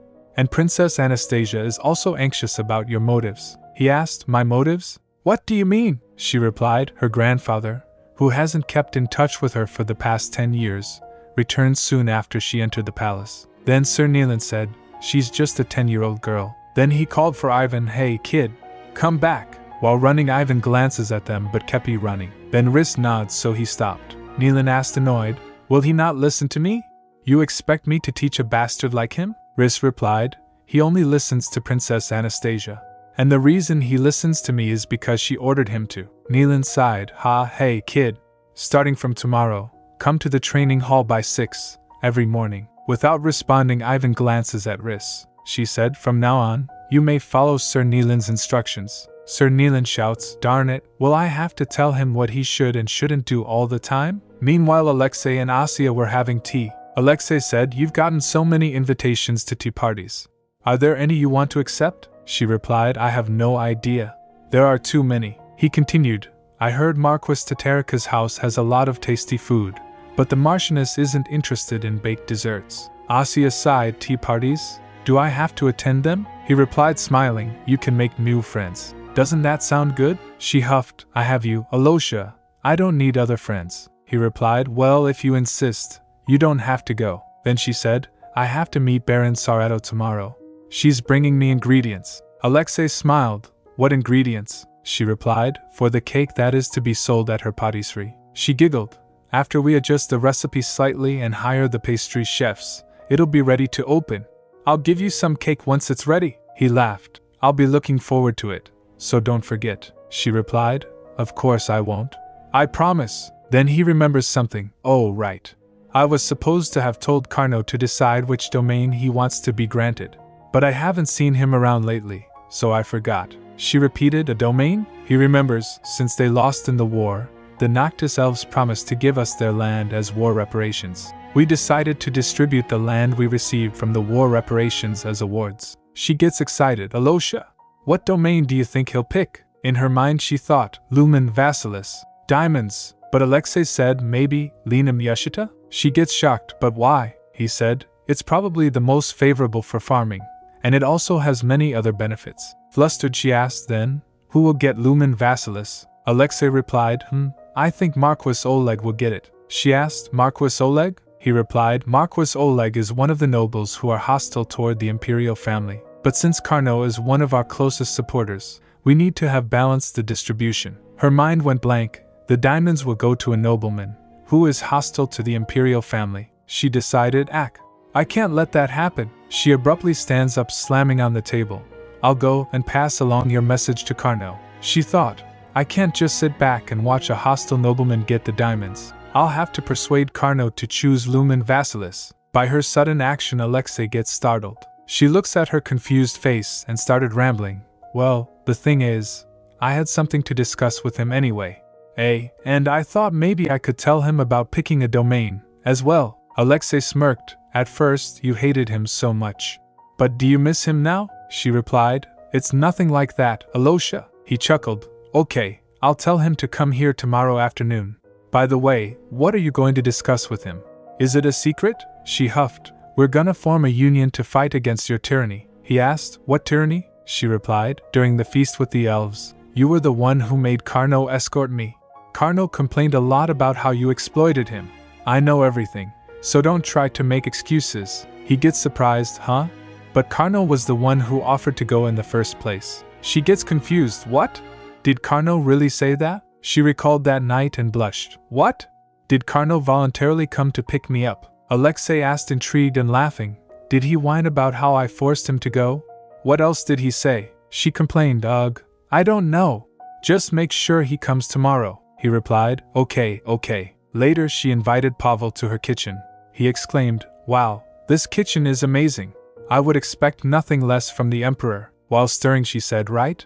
I don't have to borrow yours anymore, Pavel, he replied. Oh, please don't mention it. By the way, what are you going to make today? She replied, pound cake. I wasn't able to use butter for a while because of the elves, so I'm going to use a lot of it today. She instructed, we need plenty of eggs. I'll mix them with honey and some sugar I flavored with lemon peels. Next, I'll add 52 rassos of sifted flour to the mixture. Then, when I put melted butter and lemon juice into the batter and bake it, the last step is to put the lemon frosting on top. As she done that, someone knocks the door. As the door creaked open, she turns, saying, oh, that must be Olga. As they turned to see the Baroness, they shouted, Welk. Baroness was looking disheveled. She said hello. Pavel asked, who are you? But Asya went to her. Olga. The Baroness staggers and trembles. She showed a package and said, Your Highness, I brought the chocolate you requested. Worried, Asya asked, what's wrong? Is something the matter? You look so pale. The Baroness sighed. The thing is, Asya repeated, the thing is, Baroness replied, we're having problems recruiting pastry chefs for our patisserie. Asya gets shocked. What? But why? Baroness replied, I think they're opposed to using someone else's recipe. It hurts their dignity. And they're reluctant to sign the non-disclosure agreement, as well. Asya claps her hand and said, Olga, cheer up. I made some pound cake, so why don't we enjoy it with some tea and try to cheer up? Then, we might be able to come up with a good solution. The Baroness went to a cabinet saying, That sounds great, Your Highness. I can make tea. But she gets stunned as she opens the cabinet. She exclaimed, My goodness, isn't this? She gasped, one of the 10 exclusive tea sets, made by the famous Mura de Serelo. Pavel asked, confused, Isn't Mura Elo a painter? Baroness replied, Mura isn't just a painter. Mura de Serelo is a painter, architect, musician, and artisan pottery maker. They are a genius and a master of all fields of art. She picks up an utensil and said, Look at these exquisite curves and beautiful colors. Asya smiled. That's amazing. Then, why don't we use them for tea? Baroness gets shocked. What? But Your Highness, this tea set is... Asya innocently beamed. I want to have tea and cake with you too. Do you not want to, Olga? Then Baroness gave in. I'll prepare the tea right away. Asya cheered. Yay. While having cake, the Baroness asked, This is so delicious. What was the name of this cake again? Asya replied, One bite of it is enough to make you feel happy, like you're on a picnic. So it's called picnic cake. Then while wrapping up a piece of cake she said, Olga, it's important for our patisserie to carry our special chocolate cake, right? She replied, Yes. It's the one-of-a-kind cake made with your recipe. Asya said, In that case, since you wouldn't need special skills to make the cake, I think we should just recruit people who are reliable, rather than particularly skilled. Baroness groaned. Oh. Then, how do we find reliable people? Asya replied, Don't worry, Olga. I'll find someone we can trust. Well, I've gotta go now. Bye. Saying that she vanished from there. Pavel and Baroness stands there stunned for a moment. Then Pavel said, Don't you think she sometimes acts less like a little girl and more like an adult? Baroness replied, You're right. I feel like I've been tricked by a fairy or something. Then she remembers, By the way, I didn't tell Her Highness about this because I wasn't sure yet, but I think someone has been disrupting the opening of our patisserie. Pavel shouted, What? Who in the world would? She shushed him. I'm not sure, but I believe we should be more watchful. Then Asya went to a garden and sits there. A few moments later Carney came. She said, "Oh, you're here?" As he sat beside her she said, "Long time no see, Carno." She thinks in her mind, this is the first time I'm seeing him since I told him the truth about his spirit. He glanced at her, then picks up a flower bud. He then make it bloom using his power and puts the flower in her hair saying, "I hope you'll forgive my rudeness." Then he said, "I'd like to ask you for a favor." She asked, "What is it?" He said, "Please don't tell anybody else about my spirit." She asked, "Why?" He explained, "People might think I can also turn back time, instead of moving it forward. I'm afraid they'll ask me to bring back their youth." She remarked, "Oh, that makes sense." He continued, "Moreover, despite the peace agreement with the Noctis elves having been successful, I think there are still some elves who are opposed to it. That's why I concluded it would be better to have my spirit known officially as the Spirit of Death." After hearing that she sighed, "I don't want you to shoulder the entire burden of the war, but I understand what you mean. I'll keep it a secret." Then she said, "By the way, why didn't you come to see me?" He replied, "I'm here now." She said, "No, I mean, why didn't you come before I called for you?" He replied, "Ever since I learned the truth about my spirit, my power has felt completely new to me. I was busy adjusting to it." "I'm sorry." She pouts, "You could have at least written to me." He replied, "All right. Then I promise I'll write to you next time. Did you call me here to tell me that?" Then she said, "Oh, right. Carno, I need your help with something." He asked, "What's the favor?" She gets straightened. "Do you know anyone who can help me? Someone who's close to you and reliable." He questioned, "You called me here saying you had urgent business to discuss, and that's it? You want me to find someone to help you? Did you think I'd be able to find someone reliable right away?" Then she gave him the cake and said, "This is a picnic cake I just baked. If you eat this, it'll help you think of someone good you can recommend. So, hurry and eat it." He said, "What are you talking about?" He was speaking, but Asya shoves a bite of cake into his mouth. He noms on the cake and eats it. Then she said, "Carno, you must like tart foods." He huffed, "Well, you suddenly put it in my mouth." But then he agreed, "Ha, okay. But the people I know are all soldiers. You must know that. So, what kind of person are you looking for exactly?" She tilts her head. Someone who is trustworthy. They don't have to be excellent at cooking. They just have to be as good as you, Carno. But I'm spectacular at cooking." Then she whispered to his ear, "This is a secret. But I'm going to open a patisserie in the capital city with my chocolate cake recipe." He asked, "By yourself?" She giggled, "I signed a contract with Baron Sarato, and we're going to run it together." Carno said, "I guess the Count is being haunted by an evil spirit or something." She replied, "That's mean." Anyway, she said she wasn't able to recruit a pastry chef. So, Carno asked, "But why do you want a veteran? The army cooks don't even bake cakes." She replied, "They don't have to have any experience in baking. This cake is easy to make, so anyone can make it with a little practice. I just need someone I can trust. I'm asking you for this favor because I want to recruit someone who's close to you, Carno." Hearing that, he blushed and said, "Wouldn't it be better for you to ask Alexei to find a suitable candidate?" She replied, "But Alosha is busy." Then she beamed, "Can I just contact you directly? We might have to contact each other again in the future, right?" He replied, "Then, I'll give you my P.O. box number." She pointed, "That'll take forever. What if I need to call you out right away?" He argued, "It's polite to contact someone a few days prior to when you want to see them." She asked, "Oh, can I send you a carrier pigeon? I mean, a carrier chick?" He asked, "What is that?" "You didn't even listen to me." Imagining PB, she said, "It's similar to a carrier pigeon. So don't freak out, okay?" He replied, "Well, okay. I will contact you as soon as I find someone." "So, is that everything, Your Highness?" She said, "Oh, actually, I have one more thing to tell you." She remembers, "This is the most important part, actually. How should I persuade him to choose Lumen Vassilis?" As he tilts his head, she said, "I heard you need to choose which domain you'd like to receive as a reward. So, if you're still thinking about it." It was hard for her. "Ugh, whatever. I can't keep beating around the bush." She shouts, "I think you should pick Lumen Vassilis." He immediately replied, "Okay." She was dumbfounded. She flinched and asked, "What?" He replied, "You said you wanted me to pick Lumen Vassilis?" She asked, "But, is that really fine?" He replied, "Sure." "What's with that reaction?" He asked, looking at her confused face. He continued, "That region is basically a wasteland with nothing in it. If I take it, at least you and Marquis Oleg will be happy about it." Upon hearing that, she said inwardly, "You're wrong. That area has diamond mines, But I can't tell him that my spirit told me. Then she said, you'll thank me someday, okay? He replied, yeah, okay. While on his way back, Carno went to the town. He was deep in thoughts. Suddenly the coachman said, we have arrived, Sir Carno. He replied, all right. Then he went to a door and knocked on it. He calls out, Sophia Schweik, are you home? The door creaked open and a woman asked, who? Vice Commander? She gets surprised to see Carno, so she asked, you must be busy. May I ask what brings you here? He replied, Schweik, I'm here to offer you a job. Later he introduced her to Asya. Asya beamed, nice to meet you, Sophia. Sophia replied, greetings, Your Highness. Asya said, come in, both of you. As they sat down she asked, would you like some tea while I explain everything to Sophia? Carno replied, yes, please. Asya said to her, Sophia, did you hear what kind of job you'll be doing? She replied, I heard I'd be working in your shop, Your Highness. Asya said, to be exact, it's a patisserie that sells cakes made with my recipe. And we need a pastry chef to work there. And Carno recommended you for that position.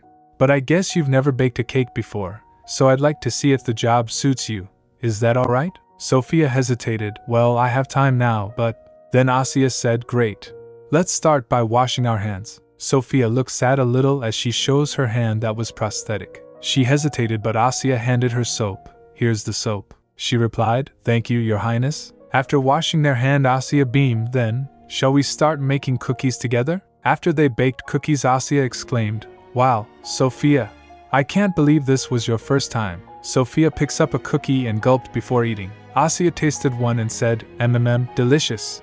I'm glad I found someone as talented as you. Carno interjected, I'm the one who brought her. Asya offered him a cookie and said, thank you, Sir Carno, have a cookie. He stammered, I'm fine. I can eat it by myself. Then Sophia nervously said, Your Highness, I'm so sorry, but I'm afraid you should reconsider hiring me. Upon hearing that, Asya gets puzzled. What is she talking about? Asya asked, why? You don't like this job? Sophia replied, no, it's not that I don't like the job. It's nothing like that, but I'm not a trained pastry chef. She hesitated, and my hand is different. I'm sure there will be people who don't like it. This is such a great opportunity for me, but I'm afraid I might cause trouble for you. After hearing that, Asya grabs her hand and said warmly, that's not true, Sophia. I need a person I can trust and rely on. And you're the perfect fit.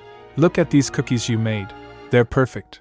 We need you, Sophia. Sophia felt touched, and tears came to her eyes. Then Asya questioned, Sophia, are you going to tell my recipe to other people? Sophia shakes her head in denial. Asya questioned again, then, are you going to slack off or steal ingredients? Sophia again shakes her head. Then Asya smiled and said, see? You're the exact person I've been looking for. Sophia, let's work together, yeah? Sophia was nervous, but she wasn't able to say no to her, and agreed. Seeing that, Carno chuckled. Then he said, that's right. I'm sure you'll do well, Schweik. And it's good to try new things. She gets surprised for a moment after hearing that, then said, I'll accept your offer. She felt embarrassed, saying, please forgive my impudence, Your Highness. Asya cheered, don't worry about that. Then she signs the contract saying, thank you so much for giving me a chance to work again. Asya replied, you're welcome, thank you too. From now on, I'll be in your care. Then they sat down to finish their tea. Later Carno went to meet the emperor. Marquis Oleg was also there. They were waiting outside the throne hall. Marquis thinks in his mind, has His Majesty not arrived yet? He glances at Carno and thinks, he looks around the same age as my daughter, but I feel uneasy around him, perhaps because of the spirit of death. And he chose Lumen Vassilis, which is basically a wasteland. What is he scheming? He suspiciously asked Carno, are you sure you want Lumen Vassilis? Carno replied, yes, I am. Marquis asked, do you want something from me in return for letting me have Linam Yeshita? Carno sighed and then sternly asked, if I do, are you prepared to handle it? Marquis gets tense for a moment. How much must he look down on me to say something like that? I can't believe he's asking me if I can pay back my debt. Then he said, what I meant was… Carno cut in, I wasn't being serious. I chose Lumen Vassilis because that was what Princess Anastasia wanted. That is all. Confused, Marquis asked, why would she? Then a servant informed them, His Majesty would like to see both of you inside. As Carno was about to head in, he turns to Marquis and said, you don't have to worry about this matter. I hope your daughter gets well soon. Upon hearing that, the Marquis was stunned for a moment. Meanwhile, Asya sighed, I want to try leaving the palace. Riss asked, oh my? Why all of a sudden? she replied. I'm 10 years old now, and I've never been to the market before. Riss said, if you need anything, I can have merchants bring them to the palace. Asya complained. Riss, you know that's not what I want. Riss replied, I know. You want to go to Baron Sarato's shop, don't you? Asya whined. Today's the opening day. I want to go there and see it for myself. Riss reminded her. But you know you need permission to go outside the palace. Then Asya smiled, saying, I think it'll be fine as long as I get Alosha's permission. I'll go ask him right now, so help me get ready, Riss. Few moments later she returned looking sad. Riss asked, You're back? What did His Highness say? Asya pouts, then sat down on bed. He said, We can go watch an opera later. Riss repeated, An opera? Asya replied, Yes, and he said we could stop by the patisserie then. She complained, Alosha said he wouldn't let me go outside alone because it's dangerous. Riss agreed, Of course. It's much more dangerous out there than you think. Asya thinks for a moment, then said, In that case, I think I'll have to get His Majesty's permission. Since Alosha said no, I'll go straight to the Emperor. Hearing that, Riss gets startled. What? She said, His Majesty won't give you permission either. So why don't you wait until you can go watch an opera? Asya argued. It's not like I'm a crown princess or have any important duties. She fired up. So, I'm sure His Majesty will let me go outside. But moments later the reality struck. She drooped. Why can't I go? The Emperor said we would have to restrict traffic in the city in order to have an imperial carriage go through there. Have you thought of the hassle it would cause for the citizens? Asya suggested. I can just ride the carriage until I'm outside of the palace gates. After that I'll walk. The Emperor asked, How much can you walk with that tiny body of yours? Asya replied, When I lived with my parents, we didn't have anything like a carriage, so we walked everywhere. The Emperor was writing. He stopped and asked, Where exactly do you want to go? She replied, Baron Sarato's patisserie. It opens today, so I want to go see it for myself. Her eyes sparkled as she said, I'm not planning on making a fuss as a member of the imperial family.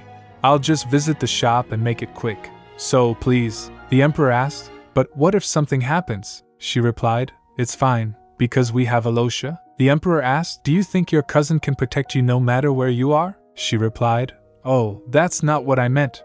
Alosha will stay safe and sound in the palace, so you don't have to worry about your successor. Upon hearing that, the pen Emperor was holding snapped. Seeing that, a servant rushed to him. Oblivious, Asya asked, Grandpa, are you okay? He sighed. If you want to go outside so badly, I'll give you my permission. She cheered up. Really?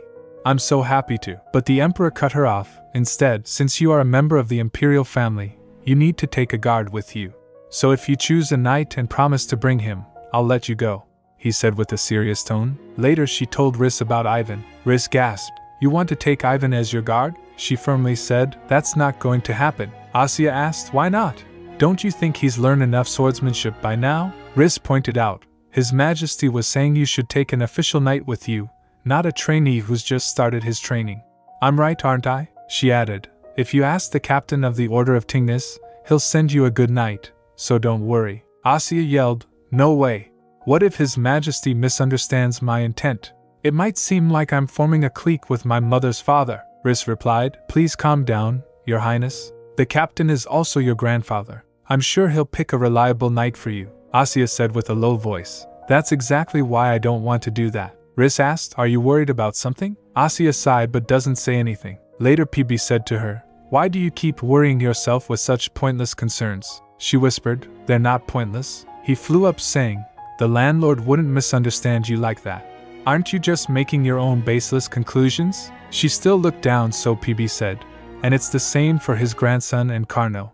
Why would you think they might harm you? She remembers. But in the original story, they all tried to get rid of me. PB pressed on. Why are you ignoring what you've seen with your own eyes? They don't have any intentions of harming you. She thought, Things are certainly a lot different than the original story, but... She whispered to PB, I don't know. I just can't help having those thoughts. Then PB replied, You can't help it? There's no need to be swayed by illusions, Asya. You are the sole master of your body. So don't get confused by any mirages. After hearing that, she thought, I've never told PB about the original story, but somehow, he seems to know everything.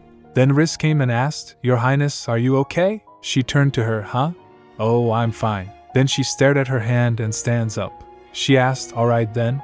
Any experienced knight will do, right? Riss replied, I suppose so. Then she grabs PB and said, good. PB, I want you go and run an errand for me. He shouted, what? Stop being ridiculous. How could you want me to run an errand? I'm a noble spirit. He tried to get free while she was writing the letter. She said, I just want you to deliver this letter to Carno. That's all. PB flaps his wings. No. I refuse. Asya whispered to him, if you do me this favor, I'll give you butter cookies. PB calmed down and asked, how many? She whispered, 3. So make sure you deliver this straight to him. PB grumbled, 3? That's too few. But agreed. Then she set him free from window and said, be careful. Seeing that, Riss asked, Your Highness, did you just send a letter to Lord Carno? She replied, yes, because Carno is much stronger than any other knight. Riss hesitated while saying, Your Highness, please forgive my rudeness, but I'm afraid you shouldn't get too close to him. Lord Carno has accomplished an unprecedented feat, and he has a very strong power, too. That power, even if he doesn't use it to, can hurt the people around him.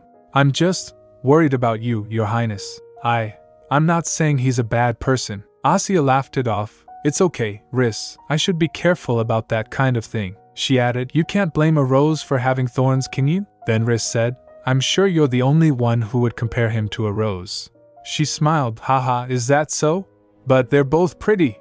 Roses and Carno. Meanwhile, Carno was sniffing a rose when his father shouted from behind, how could you? As he turns, his father shouted, how could you choose Lumen Vasilis over Lenam Yeshita? Carno asked, is that all you have to say to me? Hearing that, his father flinched. Fear was in his eyes. Well, it's been a while. But Carno cut him off. Never mind. Did you finish packing for your return to said boyar? His father said, tensed, I can take care of it myself, so you don't have to. Carno, while passing him, slightly bumped into him. Carno said, I see. But it would be best for you to hurry up. Grandmother won't wait long. Then on states his mother met him. She nervously asked him, K. Carno, we were just wondering why you chose Lumen Vasilis. Of all the regions, she was sweating while asking. Carno replied, do I have to explain everything I received for my contribution to the war? His mother said, that's not what I meant. We were just curious. While passing by, he sighed, I'm afraid I'm too tired to keep this conversation going. I'll be taking my leave now. She said, all right, sorry for keeping you. Get a good rest. While he was going up, a maid was getting down holding a basket of blankets. As she wasn't able to see ahead, she bumped into Carno. Qua! She trembled in fear, realizing, and plopped to the ground. I'm so sorry for bumping into you. Please forgive me. She gasped in fear. He said, it's fine. You can go. As he opens the door to his room, he thinks, they're still afraid to even run into me. As he went in, he heard peep peep sound of a bird. He saw PB at the table. He wonders, Asya's bird? Why is it here? As he looks at the note tied to its leg, he remembers, can I send you a carrier chick? He realized, Meanwhile, at Macwas Valeri's house, a servant informed him about the Baroness' shop. Valeri asked, what? A patisserie? The servant replied, yes, it's going to sell cakes made with Baron Serato's imports. But the rumor says that Princess Anastasia was the one who made that cake. Valeri huffed, how can a 10-year-old girl make a cake? That's just Baron Sarato trying to charm the imperial family. Wait, then does that mean she's going to side with Alexei? The servant said she hasn't contacted the crown prince, she just met Princess Anastasia. But Valeri jumps from his place and shouted, Alexei brings Anastasia everywhere he goes, like she's his favorite doll or something. If the Baron is trying to get on Anastasia's good side, it means she's trying to side with the crown prince. He huffed, she even agreed with making young Alexei the crown prince. I can't believe they call themselves nobles when they don't even realize that his contract with the Spirit King is still unstable. He clenches his fist, saying, one of the few nobles who knew about that was Marquis Tatarica. But I can't believe he fell down the stairs to death at such a crucial time. And right before he died, he broke his wife's treasured item, Mura's teach, and that spread the false rumor that he was beaten to death by his angry wife. Everyone around me asked if the rumor was true, which made me look like a fool as well. He crumpled the letter, thinking, Mura, I've always disliked him, too. How dare he turn down my offer? The letter from Mura's content were, rumor says your friend hated me so much that he left this world. I hope it wasn't because of me. Due to my lack of talent, I'm afraid I can't draw the portrait you asked me for. Take care. Then Valeri said, fine, if Baron Sarato is going to make things happen right in front of my nose, I'll have to punish her properly. He shouted to his servant, "Go find me someone, immediately." Later Karno was standing outside the palace waiting for Asya. He thinks, she's a little late. Few moments later she came dashing. "Karno, sorry for keeping you waiting." She shows him her dress saying, "All the clothes in my closet were so fancy that it took me a while to pick the most modest one." Then Riz, who came with her, said, "Sir Karno, I'll be leaving Princess Anastasia in your care for today." He replied, "Yes, please do not worry." Few moments later, as there was crowd bustling, Asya exclaimed, "Wow, there are so many people. I'm glad I brought you with me." Karno said, "I was wondering what the occasion was since you set that carrier chick. But you just wanted me to escort you." She said, "No. What I wrote was, if you have an occasion to go to town, would you like to go together?" He walked saying, "Fine, I owe you one for hiring Sophia anyway." She replied, "Actually, I owe you one for introducing Sophia to me." He asked, confused, "What?" She said, "Gosh, you really don't know how to accept the credit you deserve." Just then a passerby bumped into her. Karno quickly pulls her close and asked, "What?" Without realizing, she continued, "I mean, you don't seem to know how to calculate what you've given and taken. I think I should stay by your side." And just then another passerby bumped into her. She stumbles. "Ouch." Karno grabs her and said, "Be careful." She said, "Thanks, Karno." Then she noticed something at a stall. "Huh?" he asked Asya. "What's wrong?" She went to a stall. He called out, "Wait, don't rush." She exclaimed, "Wow, look at these candies. They are so pretty. Like gems." The stall owner smiled. "This young lady has good taste." He said, "Try one?" She asked, "Can I really try one?" He was about to hand her, but Karno quickly snatches it from him. He tasted it and said, "It's a little sweet, but we'll take a jar." Seeing that she thinks, Karno doesn't even like sweets. Was he trying it first to make sure it was okay, since a stranger was trying to feed it to me? Then he offered her one. "Here, you should try one too." She replied, "Okay, thanks, Karno." She tasted one and exclaimed, Yummy." Back at the palace, Sir Neelan barges in the Emperor's chambers, shouting, "Your Majesty, are you sure you relayed my words correctly?" The Emperor glances at him. I never imagined someone who was so loyal to the crown that he even severed ties with his daughter who married the youngest prince, would burst into the Emperor's office while shouting. The Emperor again looks at the document, and said, "I clearly told her that she should take a guard with her if she wants to go out." Sir Neelan asked then, "Why didn't I hear anything from her?" The Emperor sighed, "What could I have done when she insisted on taking Karno Neustadt as her guard? Is there anyone stronger than him in this empire?" Sir Neelan asked, "Wait, why is Karno Neustadt escorting her as her guard? Did Crown Prince Alexei ask him to do that?" The Emperor countered, "If you are so curious about your granddaughter, you should go see her yourself." Frustrated, Sir Neelan replied, "But I can't, and that's why I asked you to tell her in my stead." He straightened, "Even though I didn't make it public knowledge, you know she's the reason why I returned to the palace." The Emperor questioned, "What makes you think you can't go see her? Are you scared she might hate you?" Sir Neelan said, "It sounds like you see her quite often." The Emperor said, "Of course. You kicked your daughter out, whereas I was abandoned by my son. So in a way, you're an offender, while I'm a victim." After a moment's pause he added, "Asya knows that." Neelan repeated, "Asya?" The Emperor continued, "If you apologize and beg for her mercy, I'm sure that child will forgive you." Sir Neelan huffed, considering her parents' stubbornness. "I don't think that's likely. Wouldn't you agree?" Then the Emperor let out a sigh and said, "Well, since she's never been harsh with me, I'm not sure." Hearing that, Sir Neelan gets surprised. Back on the streets, while walking with Riz and Asya, Karno said, "We just need to turn that corner, and we'll be there." Asya sparkled, "Oh, we should get some cakes as souvenirs." She started counting on her hand. "Let's see. One for Alosha, another for Grandpa." Riz cut in, "Your Highness, how about getting one for Sir Tae as well?" Asya asked, "My mom's dad?" Then Karno leaned in and said, "You mean Sir Tae Neeline?" Asya said, well, but I've never even met him. And even if I meet him, I'm sure he won't like me." In her mind she concluded, "I should try my best to make it sound like we're not that close." Riz began, "No, Your Highness. Why would you think that? Sir Tae Erp." She got stopped by Asya, who shoves a candy into her mouth. Riz jolted and then started eating it. Asya went ahead while sweating. She said, "We're almost there. Let's hurry." When they reached there she gets amazed. "Wow. Why are there so many people?" She was about to bump with someone but Karno caught her. Asya wonders, what's going on? While they stands in back, Riz said, "I'll go and check, so please wait here a moment." While they were waiting, Asya prayed, I hope nothing bad happened to the shop. Then Karno asked, do you not like your grandfather? Asya flinched while replying, and no, it's nothing like that. She thinks, I can't say that I'm afraid he might misunderstand something and end my life. Karno asked, if you don't dislike him, why don't you go see him? Asya replied, I'm not avoiding him because I dislike him. Karno asked, you asked me to be your guard instead of him.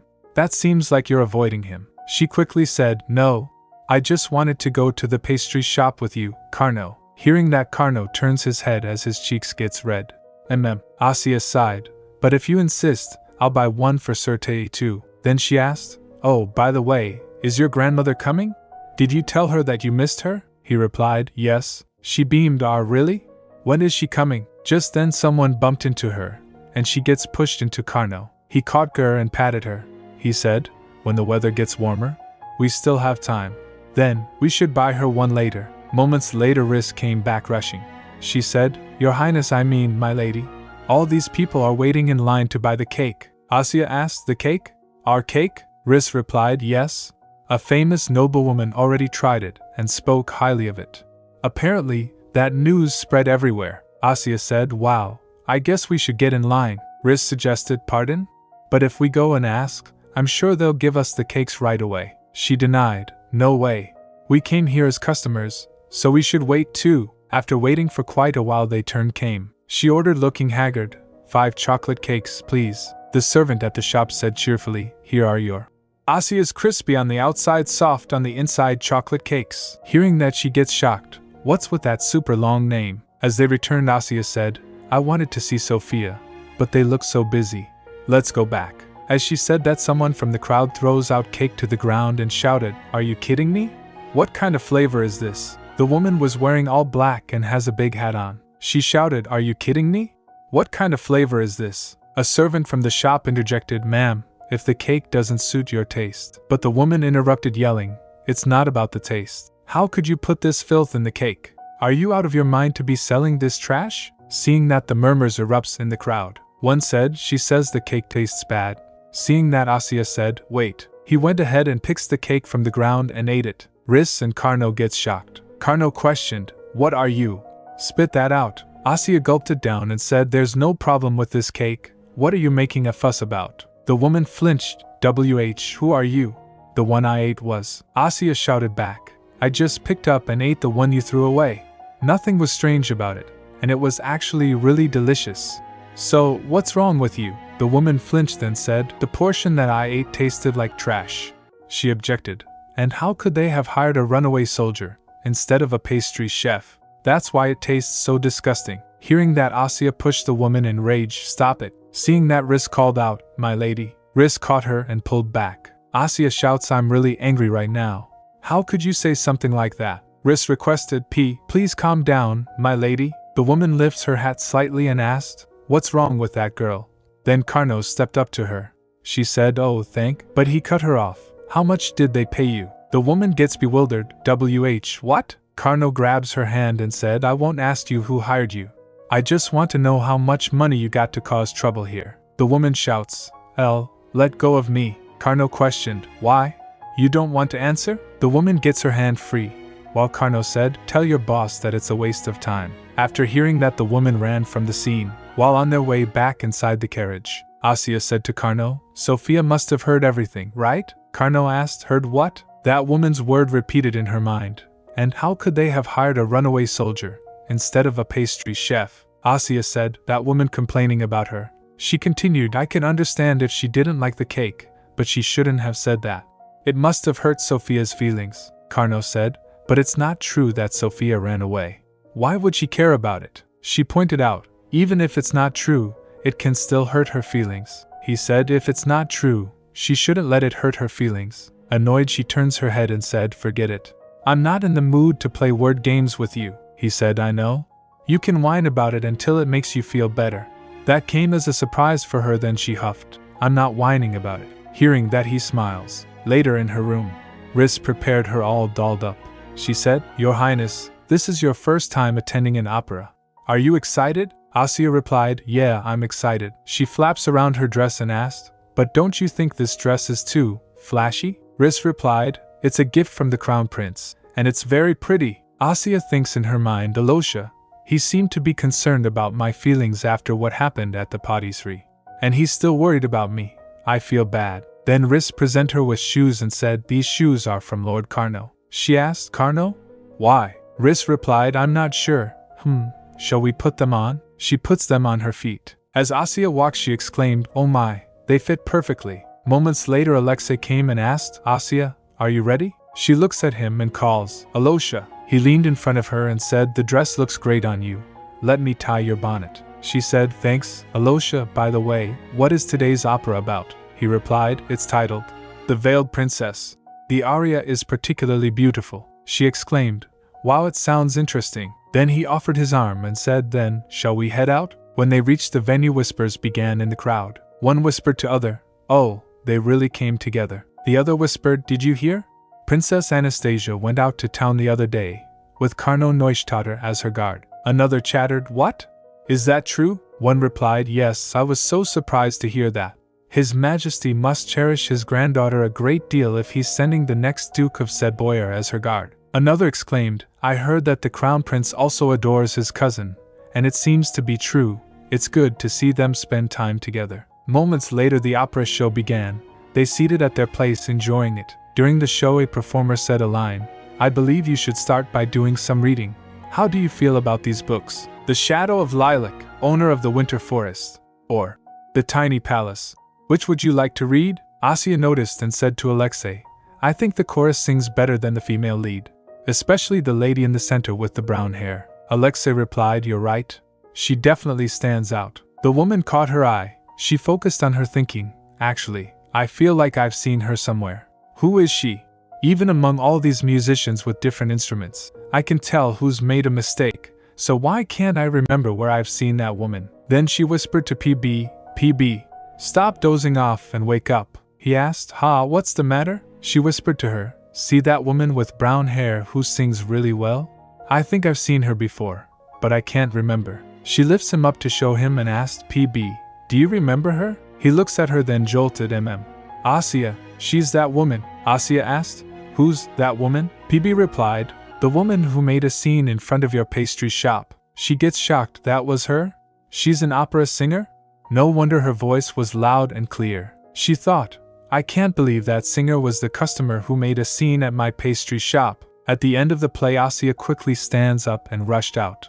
Alexei called from behind Asya. While rushing she said, Alosha, I'll be right back after meeting the singer. He was confused. What? Wait. Outside she was searching for her. I thought I saw her coming this way. Then Alexei came there and puts a coat on her and said, Asya, it's still cold outside. You shouldn't leave without wearing your coat. She replied, it's fine. I just wanted to see that person briefly. He tugged her, stopping her, and said, I sent my attendant to call her out. She'll be coming soon. When that woman came she said, Mr. Butler, why did you come all the way here? I told you I wouldn't do that job again. Even if you pay me more, I won't do it again, so please stop. The woman halted seeing Asya standing there. Asya said, whose butler are you talking to? I'm the one who wanted to see you. She pointed, you. Aren't you the customer who caused trouble at my patisserie? The woman gets startled and, no. I don't know what you're talking about. Just then someone called out. A boy rushed to the woman and said, Mom, you were the best today. She turned to the boy and Nikki. Come here. Asya looks at the boy and thinks, is that boy her son? His clothes are too thin for this weather, and he's scrawny. Then the woman plopped to the ground and requested, I'm so sorry, my lady. Please spare my son's life. Moments later the woman and Asya sat down at a bench. The woman said, I really have no idea who hired me. Sniffling she added, I don't know who that butler works for. He just told me to stand in front of the other customers and say that the dessert tasted terrible, and that it was because a runaway soldier made it. He said I would get paid if I did that. Just then her son, who was standing at a distance lighting the flying lantern, called, Mom, and waves at her. She waved back then dropped. She said, I don't have enough money to buy Nikki new clothes, and I've been behind on rent for 2 months now. She apologized. I'm terribly sorry. That's no excuse for doing such a thing. Asya jumps from her place and said, it's fine. I can't be mad at a person who doesn't know anything. Then she turns to her and asked, by the way, where's your husband? The woman replied, he left me after I told him I was pregnant with Nikki. Then Asya said, I recognized you because your singing was so good. The woman asked, pardon? Asya replied, I found a singer in the chorus who was singing better than the female lead, and that was how I recognized you. She tossed her gloves to her and said, Phew, the winter is almost over, and it's not cold even at night anymore. I don't need these gloves. Flustered, the woman asked, What? As Asya was about to leave, the woman stands from her place and called out, Please wait, miss. As she was about to go after Asya, Alexei interjected and stopped her. The woman said, the lady has left her gloves. He replied, You can have them. They have expensive pearls, and you can sell them for a high price. By the way, his eyes darkened. Did the butler have a scar under his eye? The woman tries to remember, a scar? Oh, I did see a thin scar, like a wrinkle, under his right eye. Then Alexei said, All right. I won't question you anymore, since the young lady seems to have forgiven you. He coldly added, Although, I wouldn't have forgiven you if you had tried to fool her. Cater in her kitchen, PB said. The singer smelled like a pasty. Shocked, Asya asks, What? You mean a piece of the sword of sin you told me about? PB replied, Yes. She asked, Did Zoya have a pasty in her? PB said, No. I think she came into contact with someone who had a pasty. The smell was so faint that I didn't notice it at the patisserie. But since I started to regain my power recently, I was able to smell it at the theater. Asya asked, You're regaining your power? How? PB said, Actually, it's thanks to you, Asya.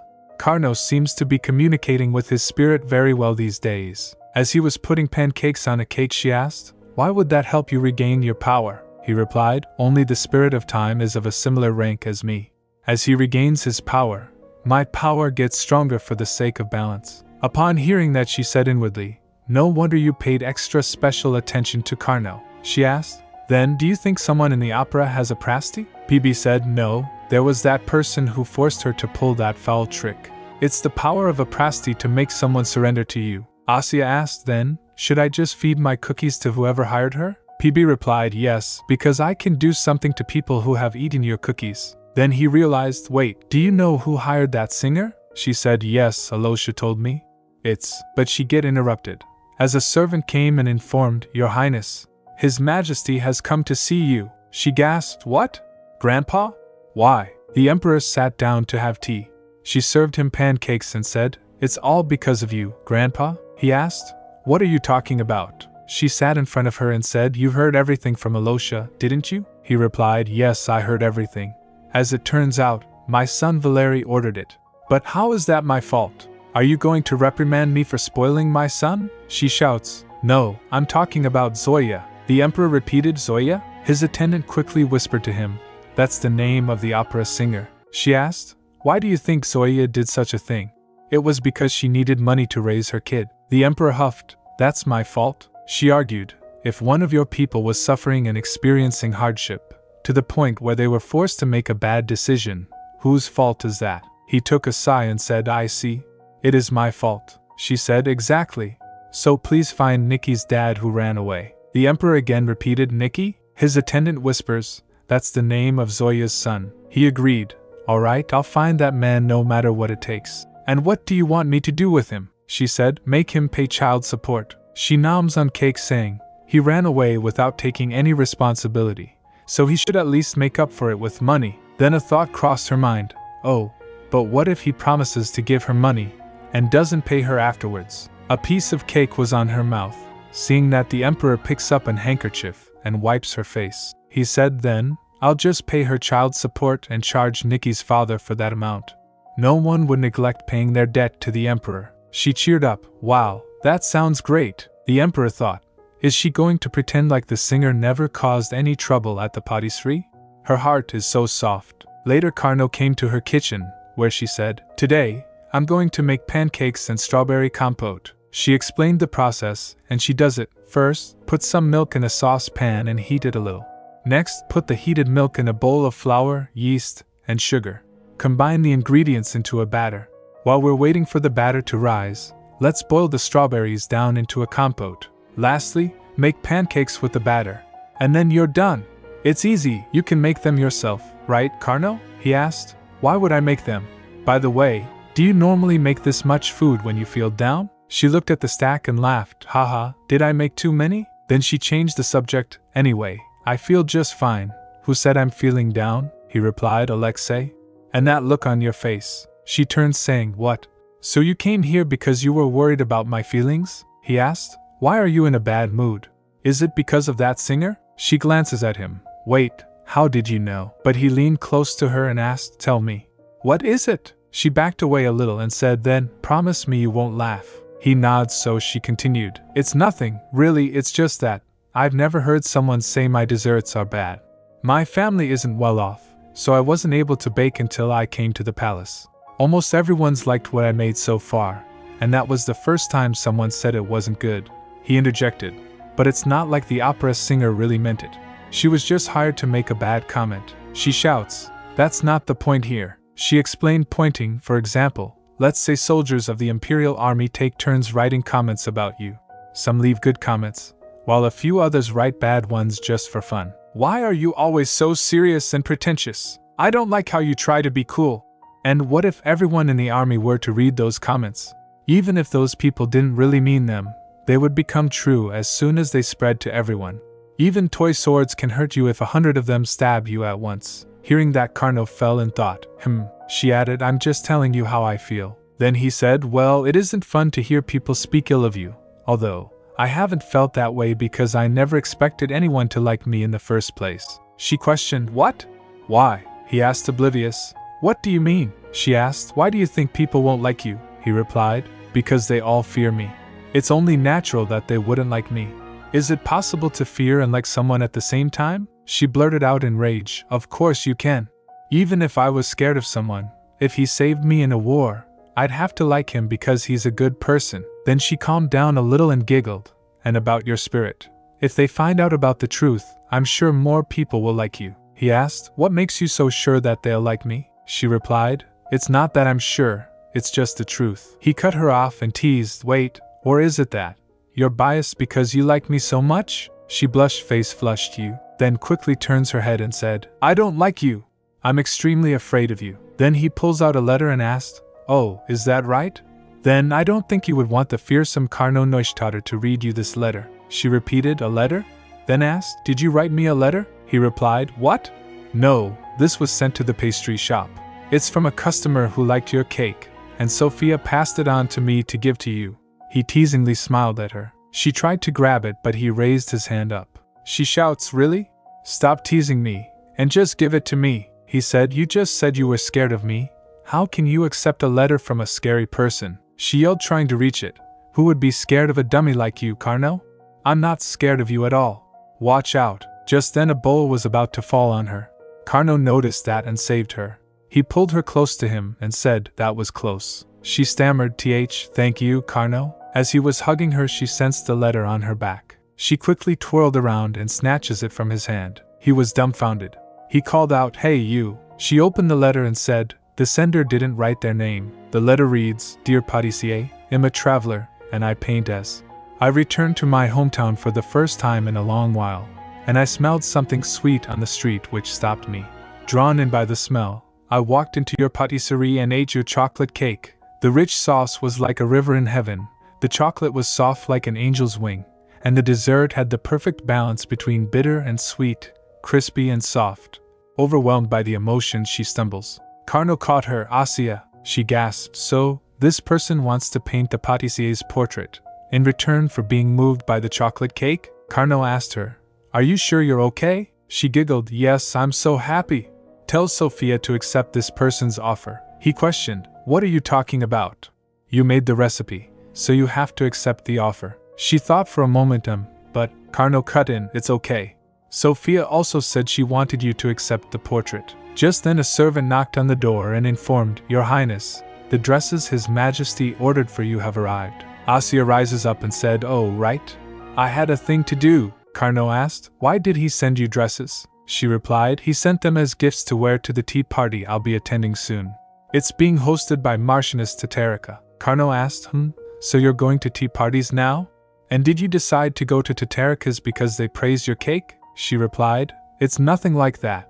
It's because I heard his daughter is the same age as me. She playfully smacks him and shouts, Carno, you dummy. Meanwhile at Marchioness's estate, a servant informed her about the letters. These are the letters that arrived today, madam. She was doing gardening. She turns and said, "My goodness, why are there so many?" Well, it seems like many people are suddenly showing interest in my daughter's tea party. A maid said, "That's right." So suddenly, after all this time. The Marchioness said, "I'm afraid I should decline the late notices." She looked at few of those letters and gave them back to the maid.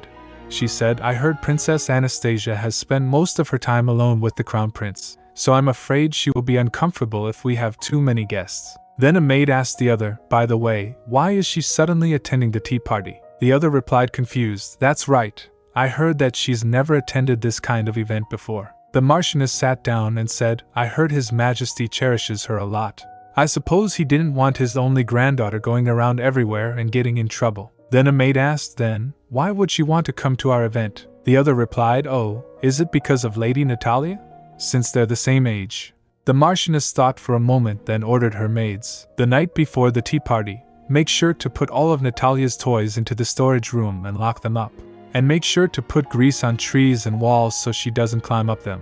The maids replied, "Yes, madam." The Marchioness anxiously asked, "And what else can I do to keep Natalia out of trouble around Princess Anastasia?" The maids looked at her worried. Then the Marchioness remembers and sighed, "Ah, do we have any of Natalia's dresses left?" A maid replied, "I'm afraid her dresses." The Marchioness filled in, "I knew it. We'd better order her a new dress as soon as possible. Oh, by the way, I heard Princess Anastasia likes snacks. We should look for a good pastry shop." A maid replied, "Yes, madam." Meanwhile, Asya walks around the hallway holding a basket full of strawberries. Her spirit said, "The strawberries look really fresh." Asya replied, "Yes, they're the last batch for this year." She said, "I'm going to make strawberry tarts to bring to Marchioness Tatarika's tea party." Spirit said, "Oh, strawberry tarts." She went to the kitchen and sat on a chair.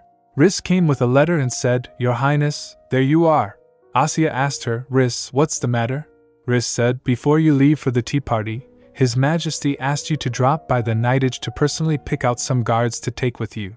Asya gasped and asked, "What? Do I really have to do that?" Riss told, "The Crown Prince also wants you to take some guards with you." Shocked Asya said, "Even Alosha? When I first told them about the tea party, they didn't mention anything like that." Riss said, "That's because it's obvious for you to take a guard when you go out. If His Majesty hadn't mentioned something about it today, you were going to go all by yourself, weren't you?" Then she passed the letter saying, "Here, Lord Carnot asked me to give this to you." Surprised Asya asked, "What? Carnot?" She starts reading the letter as her curiosity piqued. The letter's content was, "This is my first letter. On the day of Marchioness Tatarika's tea party, I think it would be best for you wear a cape with a hood. And that is the day my grandmother will arrive in the capital, so I'm afraid I have to go and greet her." Asya asked herself, "Huh? That's the end?" She asked Riss, "Are you sure this card is from Carnot? There's no greeting or sender's name written on it." Riss said, "He gave it to me before leaving a little while ago." Asya said then, "He could have just told me in person." Meanwhile she thinks, what does he mean by his first letter? And what's this random suggestion for outerwear? Then she said, "Anyway, was it really that obvious that I wanted to bring Carnot with me, instead of some other knight?" Riss said, "Maybe a little."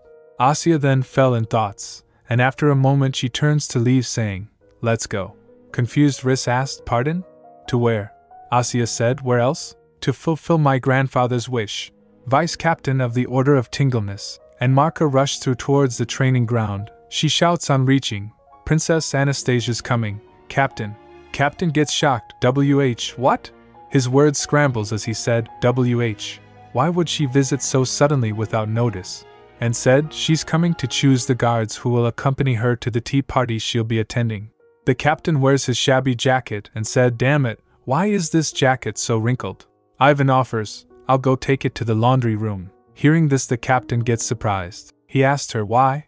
Are you afraid that your mistress will see your skills?" He flinched and left suddenly for laundry rooms saying, "I'll be back," and sighed and said, "You came back to your old position to make a good impression on Princess Anastasia. So why do you always pick on Ivan?" Captain shouts, "That's ridiculous." He said, "I had no choice but to come back because you didn't want to be captain," and said, Yes, of course."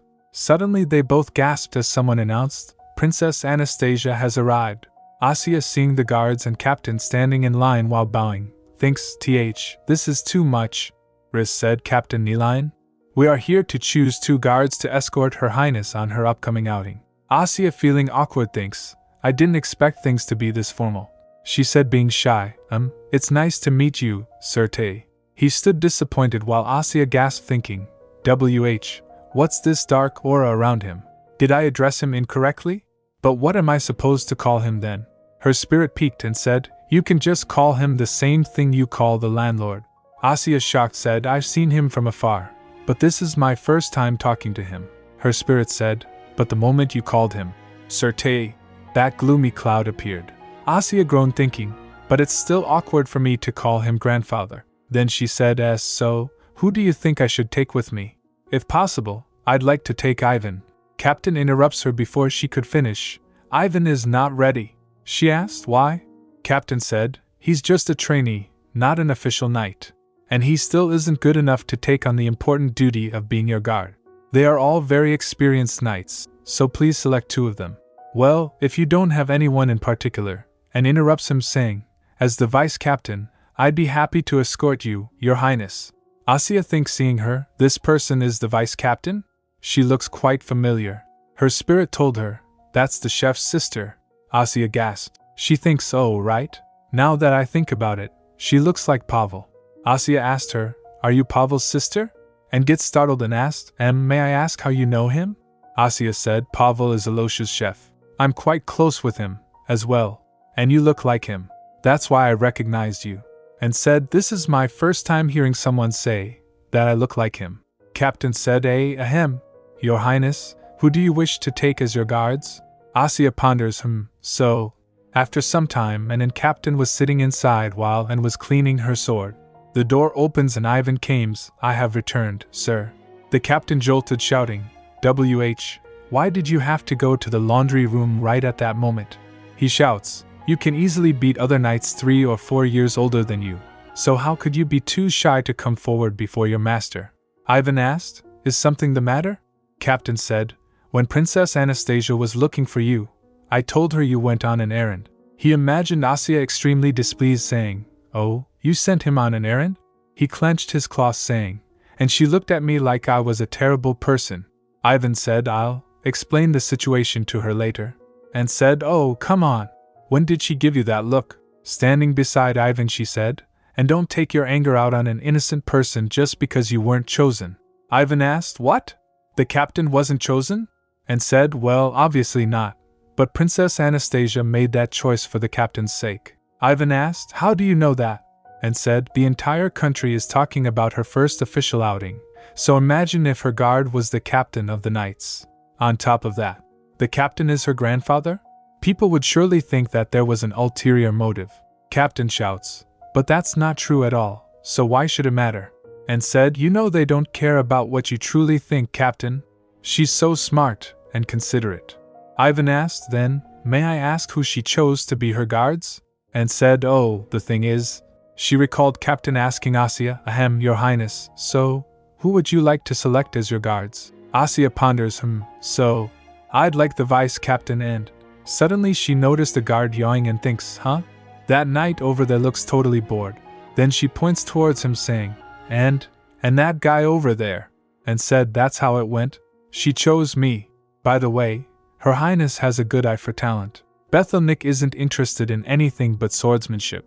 He's the best at sword fighting, but since he doesn't show it, few people know about his talent. What do you think it was that made Her Highness choose him?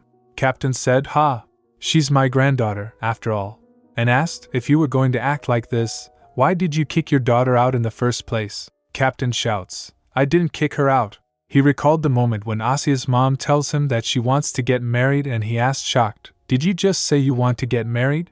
To a prince, no less? She said, yes, Yuri and I are deeply in love with each other. He shouts, that means you're going to be a princess, doesn't it? She replied calmly, I suppose. He thinks, if she becomes a princess, she won't be able to remain a knight.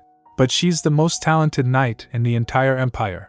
He yelled, how could you have fallen in love with a person you pledged your loyalty to? She said, Father, please hear me out. He shouts, I oppose. I won't allow it, she said, Father. But he left without hearing anything. Captain thinks, that day, I stormed out of the room ignoring her pleading voice, but I thought my daughter would come to make up with me. But after the first prince died so suddenly, Irina and Yuri left the imperial city and hid themselves. He said, I just didn't want my daughter to waste her talent. And said, Captain, don't be too hard on yourself. It's not too late for you to start gaining favor with Princess Anastasia. He said, yes, I guess I should do that. Meanwhile, Carno was waiting for his grandmother for welcome. A knight points out, oh, here she comes. His grandmother came and he went close to greet. It's been a while, grandmother. She said, indeed. She grinned, saying, you must have a lot of free time if you're able to come here and greet your old grandmother. He said, I have a little. She asked, goodness, listen to you talk. Where are your parents? He said, they're packing to return to their estate. She said, they keep protesting that they don't want to return.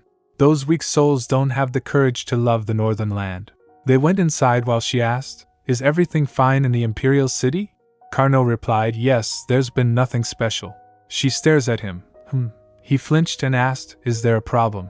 She smiled and said, it seems like you've been enjoying spending time with the silly folks in the capital. He started sweating and said, well, they aren't all boring. By the way, His Majesty asked after you a few times. Then she said, that damn old man hasn't died yet? Hearing this, the knights get shocked. She said, since my old body aches after traveling such a long distance, I suppose I'll have to visit His Majesty tomorrow. Carno said, yes, I'll escort you. Meanwhile, Asya said to Riss, I'm ready. Let's go, Riss. They sat in a carriage along and the other night. And asked, you made a strawberry tart all by yourself, so you could give it to Marchioness Tatarika as a present? Asya said, yes, I heard she likes desserts. And asked, oh my, wasn't it difficult to make? Asya causally replied, no, it was super simple.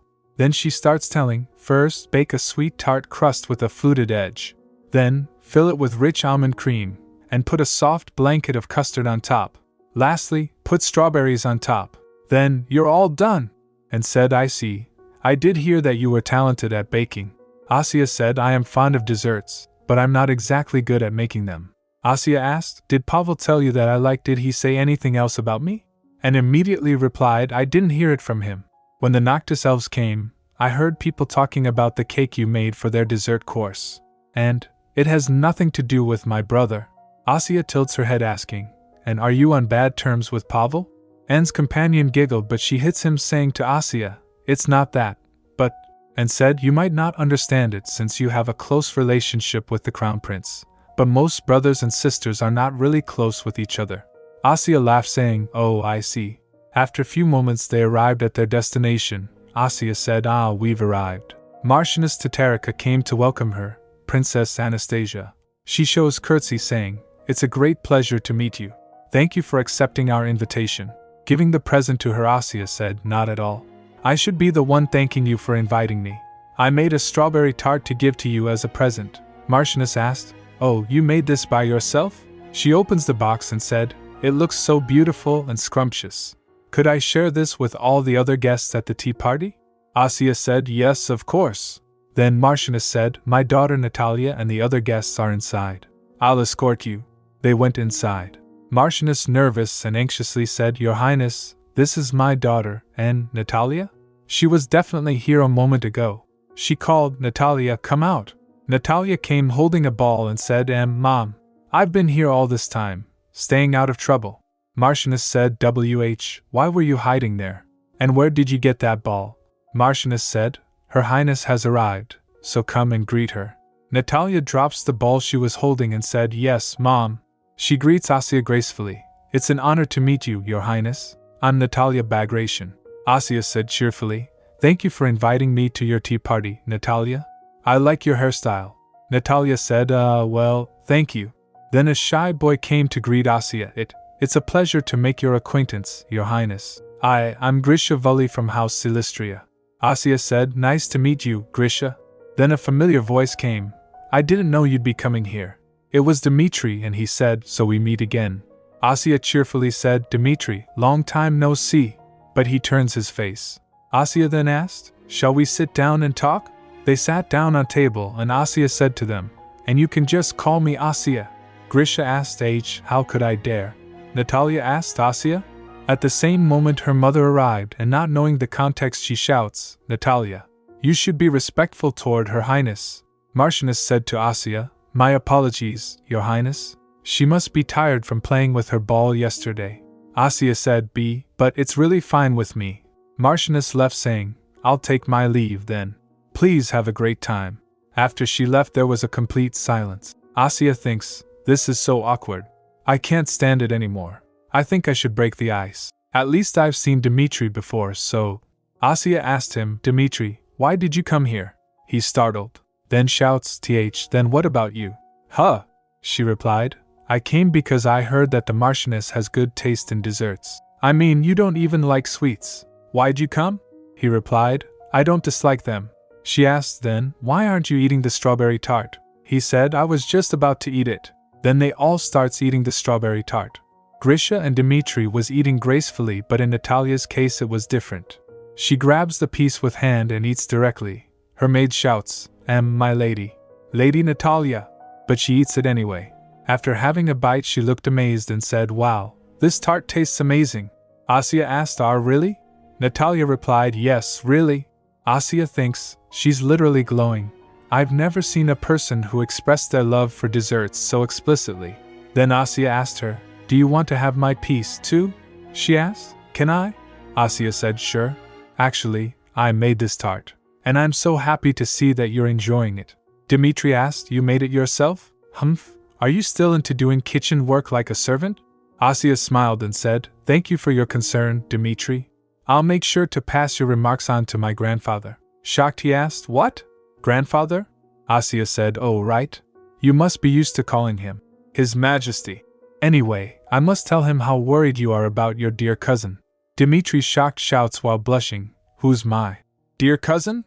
He groans, forget it. I'll try your tart, so stop talking to me. Saying this he takes a bite. He starts beaming after eating the tart. Without saying anything else he just focused on eating it. After some moments, Grisha and Natalia starts playing while Dmitri and Asya stands nearby seeing them. Asya asked him, Dmitri, do you have any plans to throw a tea party? He replied, my father doesn't like me doing such things. He says it's useless for me to participate in them. Asya thinks, Uncle Maxim knows his family doesn't have much of a chance in the political circles. She asked then, what about Ilya? Dmitri replied, he's such a fool that Uncle Valery never lets him hold tea parties. Asya said, that's ridiculous. He should be able to throw a tea party whenever he wants. Wouldn't it work if you helped him out a little bit? Shocked he shouts, what? I don't want to. Asya said, if you help him throw a tea party, I'll make another tart. He dashed away saying, I said, no. Asya stood there laughing while Natalia sneaks in. She whispers in her ear, Your Highness, would you like to come to my secret base? Asya asked, your secret base? Then they started walking towards it. In the way Natalia said, I don't usually hang out with anyone unless they're better than me at kicking a ball. But you're an exception. Hold my hand. Asya asked, really? She replied, yes, you made us a delicious tart, and you never reprimanded me for being rude or disrespectful. Asya holds her hand asking, why would I do that when you're neither of those things? Natalia said, no one has ever said that to me before. Anyway, I'd like to show you my secret base. Asya said, okay, let's go. She then asked something that made Asya almost tripped. She asked, by the way, Your Highness, are you going to get married too? Asya replied, no. I've never even thought about it. Natalia, are you going to marry someone? Natalia replied, no, I'm not going to get married either. But I do know Marquis Silistria wants me to marry Grisha. Asya thinks, Grisha, that super shy boy. Then she asked, but you don't want to marry him, do you? Natalia replied, no, he doesn't know how to play outside. He's no fun to be around at all. Oh wait, Your Highness. Natalia climbs the tree and picks some cherry. Asya thinks, she's even good at climbing trees. She's so athletic. No wonder she's bored around other kids. Natalia offered, try this. Isa takes it and said, wow. It smelled sour at first, but it's super sweet and yummy. She said, this would make a perfect ingredient for wine. Natalia said, that's exactly what my mom said. Then they reached at a shabby and broken small cabin. Natalia said, welcome to my secret base. Asya asked her, did you make this cabin all by yourself? She replied, actually, the servants helped me a little. Come inside. Asya went inside and glanced saying, all right. Then, pardon my intrusion. Asya said, wow, it's really cozy. Natalia said, my mom put this heater in here. She insisted that it was cold in the forest. Asya said, I've never seen this kind of heater before. She said, then, let me turn it on. Asya said, thank you, Natalia. Suddenly Natalia raised, saying, oh, right. She asked Asya, would you like to look at this? Asya said, oh, sure. What is it? Natalia tells, these are leaves and seeds I collected from the forest. Amazed, Asya asked, there are so many. Did you collect them all by yourself? That's amazing. Natalia felt shy. Seeing her, Asya smiled. Then she said, hey, Natalia, whenever you find anything new, can you show it to me? I'll bring another strawberry tart. Natalia said, sure, I promise to show you.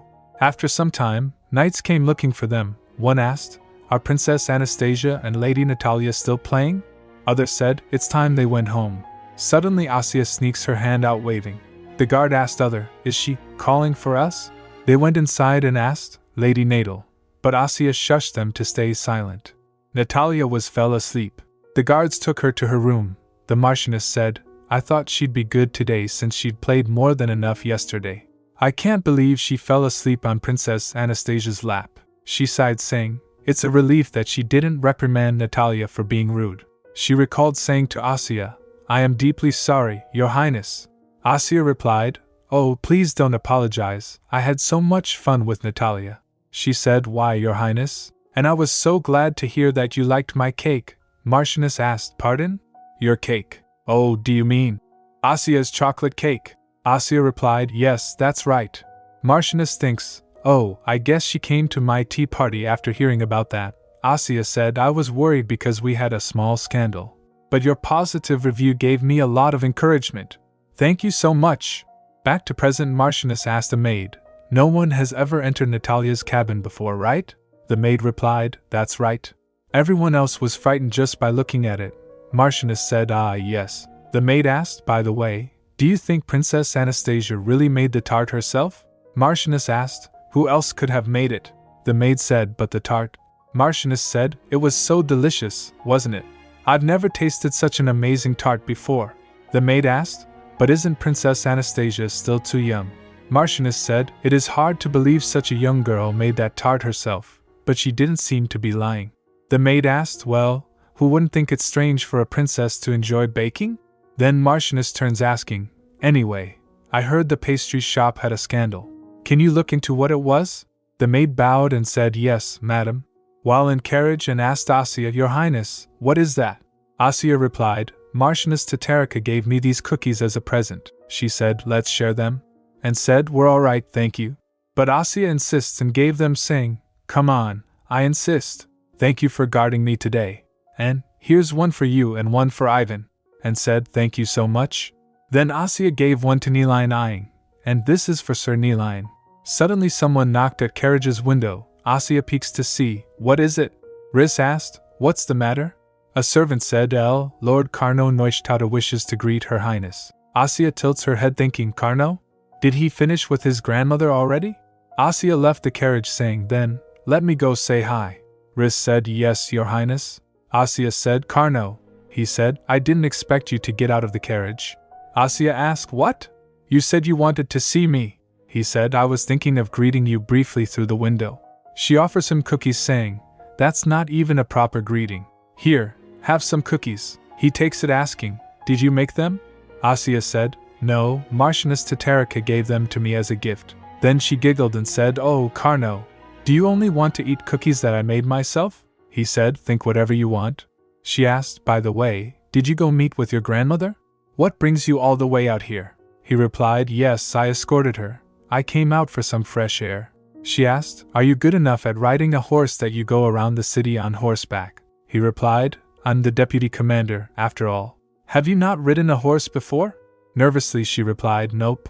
I've never even seen a horse this up close before.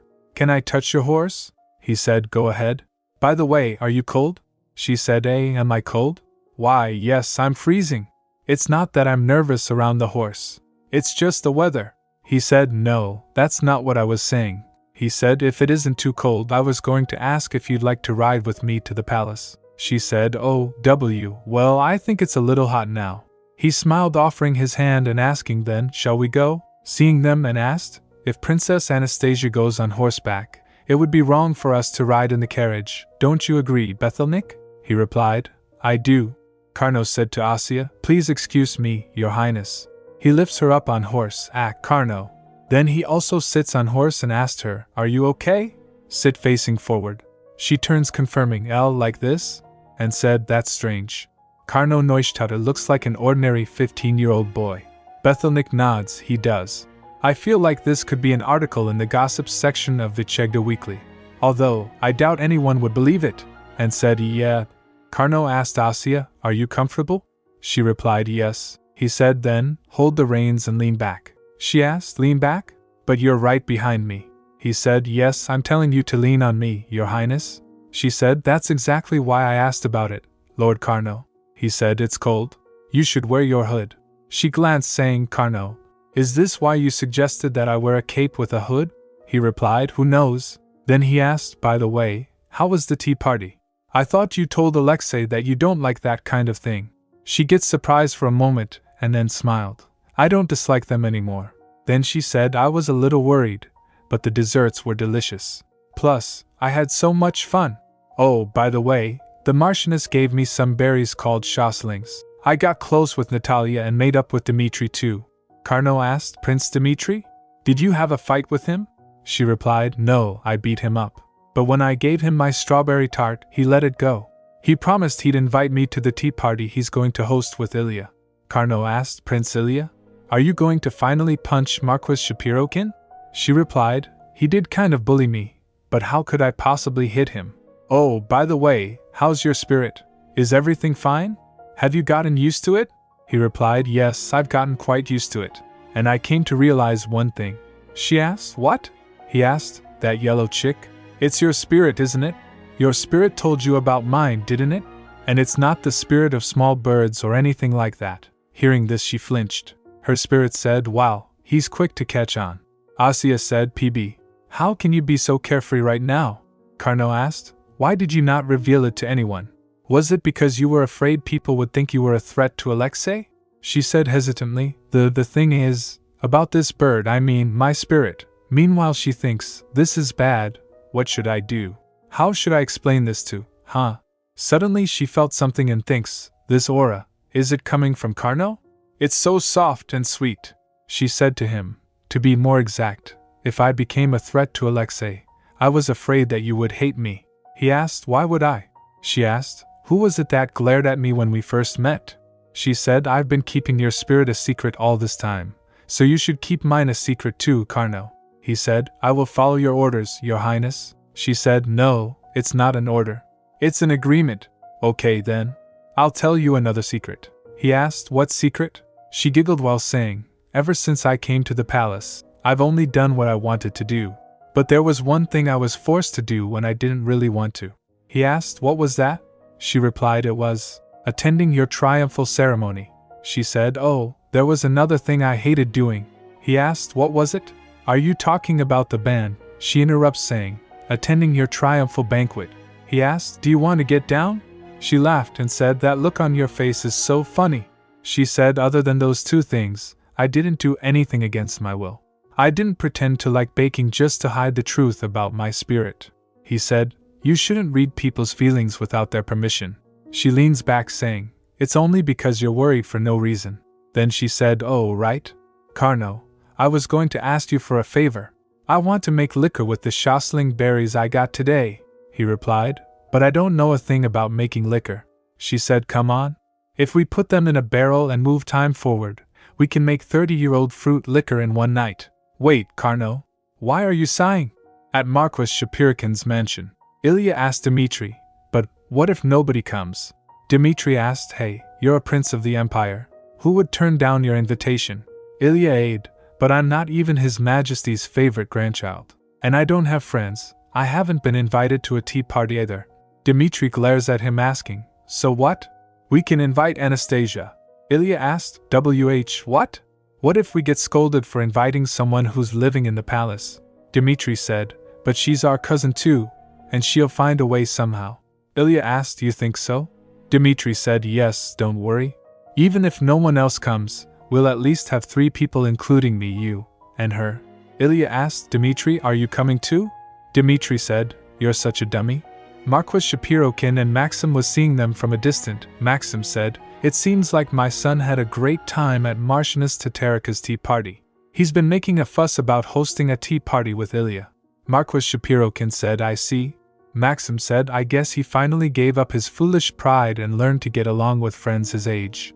Shapirokin said, I heard the Marchioness's daughter takes after her mother, so she's quite a character. Are you sure Dmitri isn't acting like that because her daughter bullied him?" Maxim said, "Well, I can imagine. Meanwhile he thinks, I heard his business suffered greatly lately, and that Marchioness Tatarika was the one who caused it. I guess the rumor is true."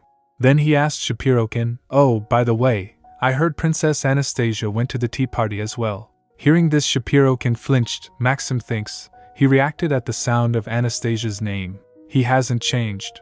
Shapirokin said, "Come to think of it, Yuri won His Majesty's heart with his extraordinary talents, while our eldest brother made a contract with Fafnir, drawing everyone's attention. It is true that we were shunned in favor of our brothers, but if you think about it, it's not always a good thing to bear the weight of people's expectations." Maxim said, "I actually believe it is important for people to know their place, and keep a distance from things that are out of their reach." Shapirokin stands and turns. Maxim asked, "Why don't you throw a tea party so that Ilya can make some friends?" Shapirokin said, "I'm afraid he's too fragile to get along with other children. He should strengthen his mind first." Maxim said, "Don't be too harsh on him. Children learn from their parents' actions. You can invite Dmitri and Anastasia over to your tea party." Shapirokin asked, "What?" "Princess Anastasia is living in the palace under His Majesty's orders. How could I invite her over to my place?" Maxim said, "What's the problem? You're her uncle, after all." Then he called, "Butler, come over here." He said to Butler, "Ilya will be hosting a tea party soon, so please check the schedule." At the palace, Asya gets ready and Riz said, seeing her, "Oh my, Your Highness. You look so pretty." Asya said, "I guess I should wear this dress when I go to Ilya's house." Riz said, "Sure. Would you like me to order a new pair of shoes with matching colors?" Asya said, "And no, I'm good. I can wear what I have." Suddenly a familiar voice interjects, "You need a new pair of shoes, Asya?" It was Alosha. Asya said, seeing him. "Alosha," he asked, "is that a new dress?" "I've never seen that one," she replied. "Marchioness Tatarika gave it to me as a gift for the strawberry tart I brought to her tea party." "Does it suit me?" Alosha said, "I can tell she has very fine taste. It looks great on you." She said, "Ilya is going to hold a carom game at his place, and he invited me. So I think I'll wear this dress for that occasion." Alosha said, "I see. Don't forget to take your guards with you like last time, Asya." She laughed, saying, "Okay, Alosha." Meanwhile she thinks, in the past, I would never have even thought to get close to Marquis Shapirokin, because I would have been scared of Alosha and Carnot misunderstanding. Things have changed a lot. Alosha said, "Anyway, since the Marchioness has given you such a beautiful dress, I should give you a new pair of shoes." She was about to say, "I really don't need." Suddenly Fafnir shouts, "You are so dumb, Asya. My contractor wants to give you a present. You should be happy." PB also comes out, "Hey, you stupid little salamander. Don't you dare boss my girl around." Fafnir said, But Alexei took time out of his busy schedule to come to see her." PB said, "That's probably because seeing her is basically taking a break." Fafnir said, "Ha, that's nonsense." PB said, What? Hey, you little. Alosha noticed Asya and asked her, "Asya, is there a problem?" She whispers to him, "He says you took time out of your busy schedule to meet me because you like me very much, so he's telling me to be more happy." Alosha smiled, asking, "Fafnir said that?" She replied, "Yes, Alosha. Don't you think you're too fond of me?" He said, "Haha, of course. But I'm a little embarrassed that he told you something like that." Fafnir said, "Oh, Alexei. I didn't mean to." PB said, "How stupid can you be to embarrass your own master?" Alosha said, "By the way, I'm not quite sure Ilya's gathering will take place as planned." Asya asked, "Why not?" Alosha said, "Uncle Valery has invested in various processed food businesses for a long time. One of those is a breadcrumb product released under the name of the palace's head chef, and apparently, people found bugs in them, which caused a crisis for the business to the point where they had to close down." Asya said, "Oh, I didn't know that." Meanwhile she thinks, I should meet with Uncle Valery as soon as possible. What if the tea party is cancelled? Alosha said, "Don't worry about it too much. I'm sure Uncle Valery will take care of the problem." Well then, I should take my leave now. Asya said, oh, thank you for coming, Alosha. After that he left. Outside he said to his butler, tell Karno Neustadt to come to the palace as soon as possible. He bowed and said, yes, your highness. After some time Asya went to Olga and asked her, Olga, how's everything going with the patisserie these days? She replied, it's a huge success. Marchioness Tatarika's review helped especially a lot. Then she sighed and said, but the buzz around new products usually wears out after a couple of months, so I'm afraid we should start preparing for an expected decrease in sales. Asya said, I see. How about the chocolate? Is it selling well? She tells, nobody knows the cake's recipe, so, not really. It doesn't sell well. Asya asked then, should we make the recipe public? Hearing this Olga gets startled and asked, pardon? Then everyone will have your recipe. Don't you think it's too much of a waste? Asya said, but it would definitely help more people enjoy the cake. I'd prefer that. Olga groans then, why don't you keep the recipe exclusive for just a couple of months more before releasing it? Asya asked, sounds good. How are we going to make the recipe public? Olga said, I think we should release it in the Vichegda Weekly. Basically everyone in the country reads that magazine. Asya asked then, why don't we start selling small portions of chocolate once it's released? Maybe we can sell a portion just big enough to make one small cupcake, and include a recipe note so customers can read it and make the cake at home. And how about asking the painter who made the sign to design the packaging? Would there even be a demand? Olga said, of course. That's such a great idea. We won't need to make a big investment, and I'm sure it will sell very well. Your idea is so great that you deserve a consultation fee. Asya asked, you think so? Then can I ask you for your advice in return? Olga asked, oh, really? About what? Asya said, it's a new business item. What do you think about selling powder that makes cookies rise? Olga asked, powder that makes cookies rise? Asya said, yes, I already made some, and it's called PB powder. Meanwhile Alosha was having tea with Karno. He asked him, how is General Ekaterina doing? Karno replied, she said she'd visit His Majesty after recovering from the journey. Alosha said, to be honest, I thought she'd never come to the imperial city. I had no idea that the day would come when I would be able to meet her again. Karno said, I didn't think I'd ever be able to see her unless I went back up north. Suddenly someone knocks at the door. Your Highness, the shoes you ordered are ready. Alosha said, oh, come in. Seeing the shoes he said, good. They're pretty. Karno asked, what are these? They're too small for me to think your tastes have changed. He said, I heard Prince Ilya was hosting a carom game soon. Karno asked, yes, so? Alosha said Asya received his invitation and seemed to be interested. Karno said, I don't think they can afford to host a party at this time. And you can play that ball game with her. Why send her to that party? Alosha said, but going out is a completely different experience. And it seems like Asya has been concerned about Prince Ilya. I think she also wants to resolve what happened at the pastry shop. But you never know what trouble will come to her around Uncle Valerie. Alosha beamed asked Karno, you also got an invitation, didn't you? Karno said, you always pass on such tiresome jobs to me. Asya reached at the tea party wearing the shoes Alosha gave him. She said seeing the tea party, wow, there are so many people. It looks more like a banquet for children rather than a tea party. She said, but I heard one of Uncle Valerie's businesses went under. Can he afford to have a big party like this? PB said, he's struggling to hide his failure. It's so obvious, TSK. Ilya came and said hesitantly, excuse me. Anastasia, thank you for coming. Asya said, hi Ilya, we haven't seen each other since the spirit ceremony. Meanwhile Dmitri was seeing them from distant hiding behind a tree. Ilya said nervously, actually, I didn't feel well at that time. Dmitri said he had a stomachache back then too. Did you two eat something tasty by yourselves? Asya asked, huh? Dmitri wasn't feeling well either? Dmitri came shouting, no. Asya said, hi Dmitri. Are you sure you're not feeling unwell again today? Don't push yourself too hard. He shouts, it's really not true. Asya said, okay. Let's just go inside. Meanwhile Natalia came saying, Your Highness. Asya said, Natalia?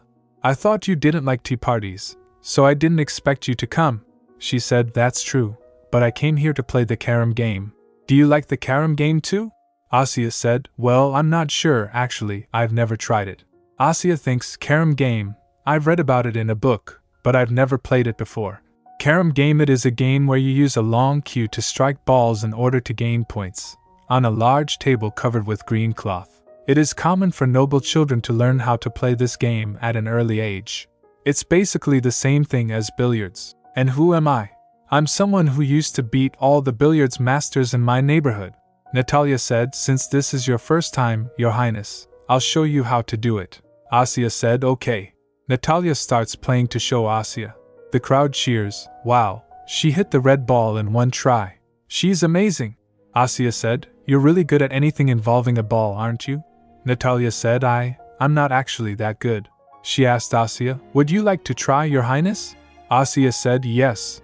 But promise me you won't make fun of me. Natalia said, of course I won't. Asya starts playing, being completely focused. She strikes and makes everyone surprised. She thinks, for some reason, it seems like I'm better than before. Is it thanks to PB? PB said, of course, it's thanks to me. Asya turns to Natalia saying, Natalia, what do you? Huh? She stops, seeing everyone's reaction. The crowd murmurs, wow, did you just see that? She's awesome. Dmitri asked amazed, how did you do that? Asya said, huh? I just hit the ball, and that one hit another ball. Then the other. I don't know. Well, who's next? Natalia said, it's my turn. Asya said, go for it, Natalia. After the game ends, Natalia said, you win, Your Highness. Asya said to her, you did great too, Natalia. You had the highest score among the other challengers. Then a voice came, why are you upsetting your peers? Seeing Karno, Asya said, Karno? He said, greetings, Princess Anastasia. Murmurs filled the air seeing him. Karno? Is he the famous Karno Neustadt? I want to go play somewhere else. Me too. Asya asked him, what brings you here? Karno said, I also received an invitation from Prince Ilya. She shouts, liar. I know you don't attend these events. Alosha sent you here, didn't he? And you're the one who's upsetting the other kids. Look, you scared them away. Karno said, I don't care about the other kids. Asya said, you're hopeless. Karno, this is my friend Natalia Bagration. You know Dmitri, right? He's my cousin. Dmitri, Natalia. This is Karno, the crown prince's friend. He's also my friend. Natalia reached for a handshake saying, It's a pleasure to meet you. I'm Natalia Bagration. A friend of Her Highness is a friend of mine. Karno shakes hands saying, it is a pleasure to meet you, as well. I'm Karno Neustadt. Karno said, I'm Dmitri. Thank you for serving our country in the war. Karno said, thank you, Your Highness. Asya said, great. While we're all gathered together, shall we play another round of the carom game? After some time she was walking having a talk with PB. PB said, he's in that building. Asya said, really? Then I'll finally be able to meet with my uncle. Suddenly Karno came and asked, what are you going to do with Valery Shaperkin? She shouts, oh my gosh. She asked, Karno, weren't you in the middle of playing the game? Karno said, I saw you sneak out, so followed you. Asya asked, what? I didn't make any noise. How did you know I'd left? Karno, were your eyes on me the entire time? He said, they might have been. She blushed and then turned saying, anyway, I want to see Uncle Valery and give him my cookies. Karno asked, cookies that you made? She said, yes, my desserts make people, sort of, nice and kind. He said, so, you are aware that he's a bad person. She said, of course I know that. He hates Alosha. But I have to give him this snack for everyone's sake. Suddenly Marquis came and said, Anastasia, Lord Karno, I just heard the news that you came to Ilya's gathering. Asya said, it's nice to see you, Uncle Valery. Meanwhile she asked PB, does he really have a prasty? PB replied, it's very serious. It seems like somebody dug a hole into his soul in order to plant it there. Asya asked, what? Then will my cookies solve the problem? PB replied, they will. And you even have someone who can help you. Marquis said, by the way, Anastasia, the garden is over there. Why are you hanging around here? Asya said, since we're family, I thought I should greet you properly. Marquis asked, really? That's very kind of you. She offers the cookies saying, and I also made some desserts for you, uncle. Flustered he asked, oh, I see. Then, why don't you come inside and have a cup of tea before you go? Asya said, wow, thank you. They sat to have tea. Marquis said, I've never seen this type of cookie before. Asya said, they're cookies in the shape of gold bars, made of brown butter and almond powder. They're crispy on the outside, soft inside. Marquis said, yes, you must be very good at baking. Asya thinks, what? Is that all? He's not going to eat them? I came all the way here to feed him my cookies, and he's not eating them? What should I do? Should I just shove one into his mouth? Carnot said, the cookies look very delicious, Your Highness. I'll help myself to one. Asya felt touched. Carnot. Marquis grabs one, saying, they really do look tasty. I'll try one too. He picks one and eats it. Asya watch him eat silently. Then she thinks, thank goodness. It seems he likes my cookies. She asked PB, if Uncle Valery has a bad temper because of the pasty, does that mean he was originally a good person? PB replied, not necessarily. He definitely had a bad personality to begin with, but it was the pasty that made him have evil intentions and act accordingly. Asya asked, are you sure my dessert can solve the problem? PB said, don't worry, the spirit of time will help you. Asya asked confused, what? Carnot? PB replied, yes, if he's like a sword that cuts open the wound to squeeze out the pus, you're like a potion that can heal it. She asked, what are you talking about? Huh?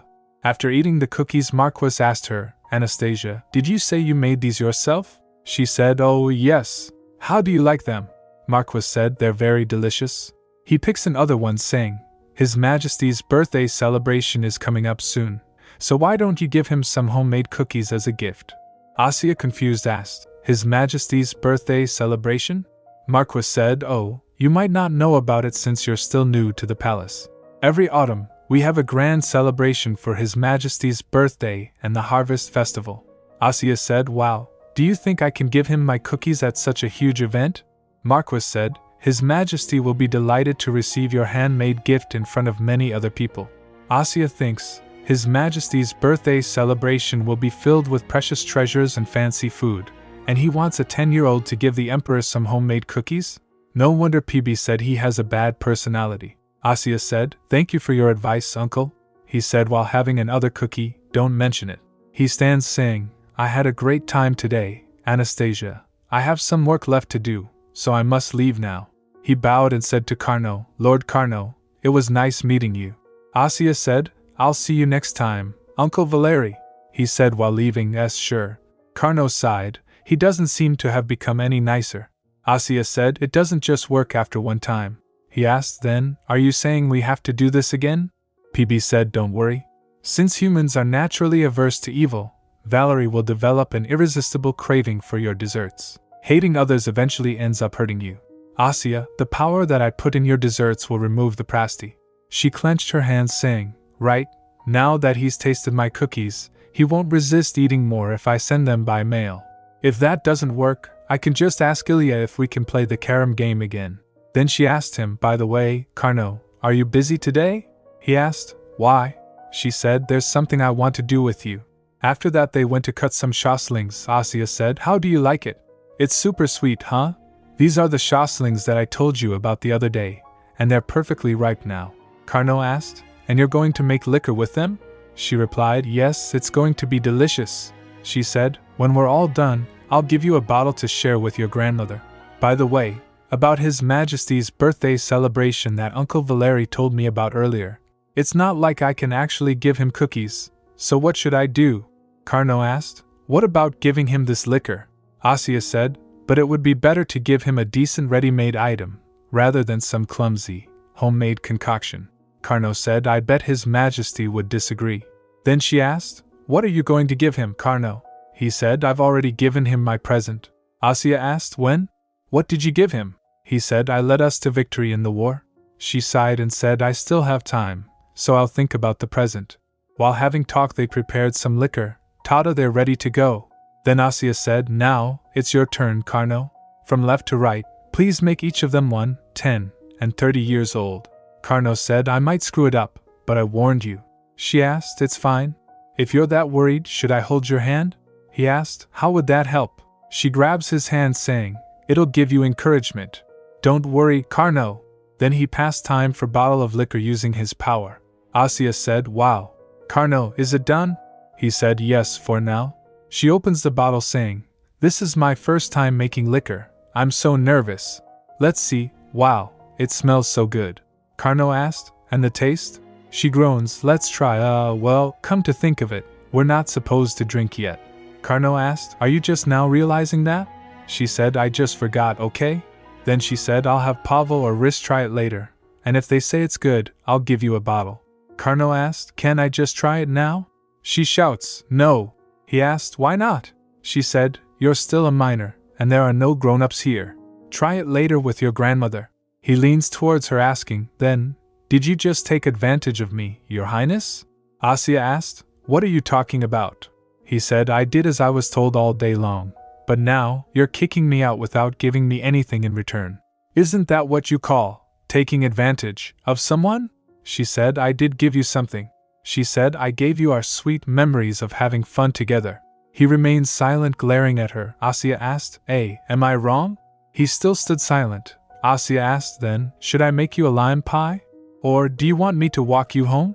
He finally smiled and said, okay. Asya asked, really? You want me to walk you home? He replied, holding her hands, no, I want to have your lime pie. He smiled, seeing her. She said, oh, okay. Yeah, I get it. I'll make you a really big pie and give it to you with the liquor. I promise. He said, don't you think you should give me some kind of token of your promise? I can't just take your word for it. She groans, a token? She thinks, he's suddenly asking for a token. What should I give him? Do I have anything I can give him in here? He lifts his hand, saying, if you can't find anything. Touching her hair's ribbon, he said, at least give me this ribbon. She takes it off, asking, this hair ribbon? But what are you going to do with it? He asked, why would I use a token of your promise? While handing it over, she asked, then, will you give it back to me later? He said, if you want it back, I will return it. She said, well, these hair ribbons come in pairs, so I either need both or. Then she takes off the other one and said, oh well, I'll just give you the other one too. She hands him over both ribbons, saying, you have my honor in your left hand, and my trust in your right hand. She claps, saying, I'll make you a really tasty lime pie, Carnot. He kneeled, saying, I appreciate your token of promise. I'll be looking forward to it, Your Highness. Meanwhile, at Marquis Manor, he asked the butler, so Ilya was happy about it. The butler said yes. He said he didn't expect that so many people would come to his party. Marquis said, I see. I owe that to my brother. Butler said, he wants to have another gathering for the carom game. Marquis said, never mind that. Since he got closer to the other children, someone will invite him over. Throw away the balls and cues. Butler said, yes, my lord. Then he drinks something and slams the bottle on table in aggression. Alexei, that wretched nephew of mine. He thinks, Marquis Tatarika was the one who reported about the insects in the breadcrumbs in Vichegna Weekly. But I'm certain that Alexei helped her. People only purchased the breadcrumbs to maintain their connections, so it's no surprise that they cancelled their contracts when the scandal broke out. But even as people are pointing at me because of my nephew, father still has no interest in me.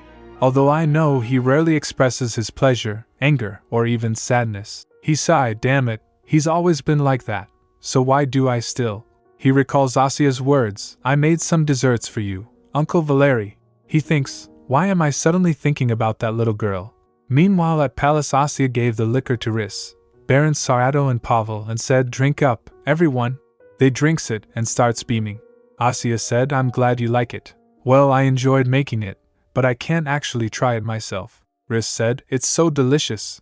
Pavel said, it's full of rich flavors and sweet scents. Sarato asked, Your Highness, what is this? Asya said, what I just had you drink was Schosling liquor that's a year old. Now try this one that's 10 years old. Riss asked, 10 years old? Does that mean you made it right after you were born? Asya said, I can't tell you all of my secrets. Just try it. They drinks it and really enjoyed it. Then she gave them another one, saying, the last one is 30 years old. Pavel said, they're all very sweet and delicious. I've never tried any liquor like this before. Sarato said, if you have any plans to launch this as a new product, would you like me to bring a new contract? Asya said, sorry, but it would be hard to sell to the public because of its production process. And you can only get Schoslings from Marquis Tatarika's estate, which will cause problems with the supply. Sarato said, that's a shame. Asya said, don't be so sad. I'll give each of you a set of 3. These are tokens of my appreciation for your support and help. After Pavel and Sarato left, Riss asked, is this the liquor you made with Lord Carnot the other day? Asya said, yes, I want to give him these bottles with a lime pie. I made 2 pies, so we can share the other one with the painter. Riss said, oh right, the painter will be arriving soon for your portrait. Asya said, maybe I can give him the Shosling liquor too. What do you think? Riss said, that's a great idea. I've never tried such delicious liquor before. After some time Riss came and said, Your Highness, the painter has arrived. Would you like me to bring him in? Asya said, oh sure. The painter came in. He glared at Asya without greeting. Riss said, you should bow to Her Highness. Asya thinks, huh? I think he just glared at me. Did I imagine it? Then he bowed and said half-hearted, Greetings, Your Highness. Isa shocked thinks, wait. I wasn't mistaken. What's wrong with this guy? Why is he being so rude? Asya thinks, why is he glaring at me after he offered to paint my portrait in the first place? She sighed thinking, it's pretty upsetting, but I should at least hear him out. Asya said, have a seat over here. Riss, can you bring us some tea? Riss bowed and said, yes, Your Highness. Asya asked while serving the lime pie, do you dislike sour food? He replied, no, I don't dislike anything. Except liars. Asya thinks, wait, what? Does he think I'm a liar or something? PB said, what's that guy's problem? He's suspicious of you. Asya thinks, I know. Isn't it strange? Why would he dislike me? This is our first time meeting. And he was the one who wanted to meet me. Riss offers him tea saying, pardon me. The painter glares at the cup. Riss asked, why are you staring at the cup like that? Do you want it or something? Asya gets startled, Riss. She thinks she has a scary look on her face. I'd better change the subject. Asya then asked him, by the way, what is your name? He asked, my name? Asya said, yes, I didn't see your name on the letter. Were you not the one who wrote it? He replied, no, I wrote it. I'm Mura. She said, okay, nice to meet you, Lord Mura. This is a lime pie that I baked, and I hope you like it. I was really happy to read in your letter that you liked my cake. She said, I'm not sure what's going on, but if you don't want to paint my portrait anymore, it's fine. You can just leave after eating this. Suddenly he makes a sound, eek. Startled she thinks, why did he make a noise? Why did his expression suddenly change?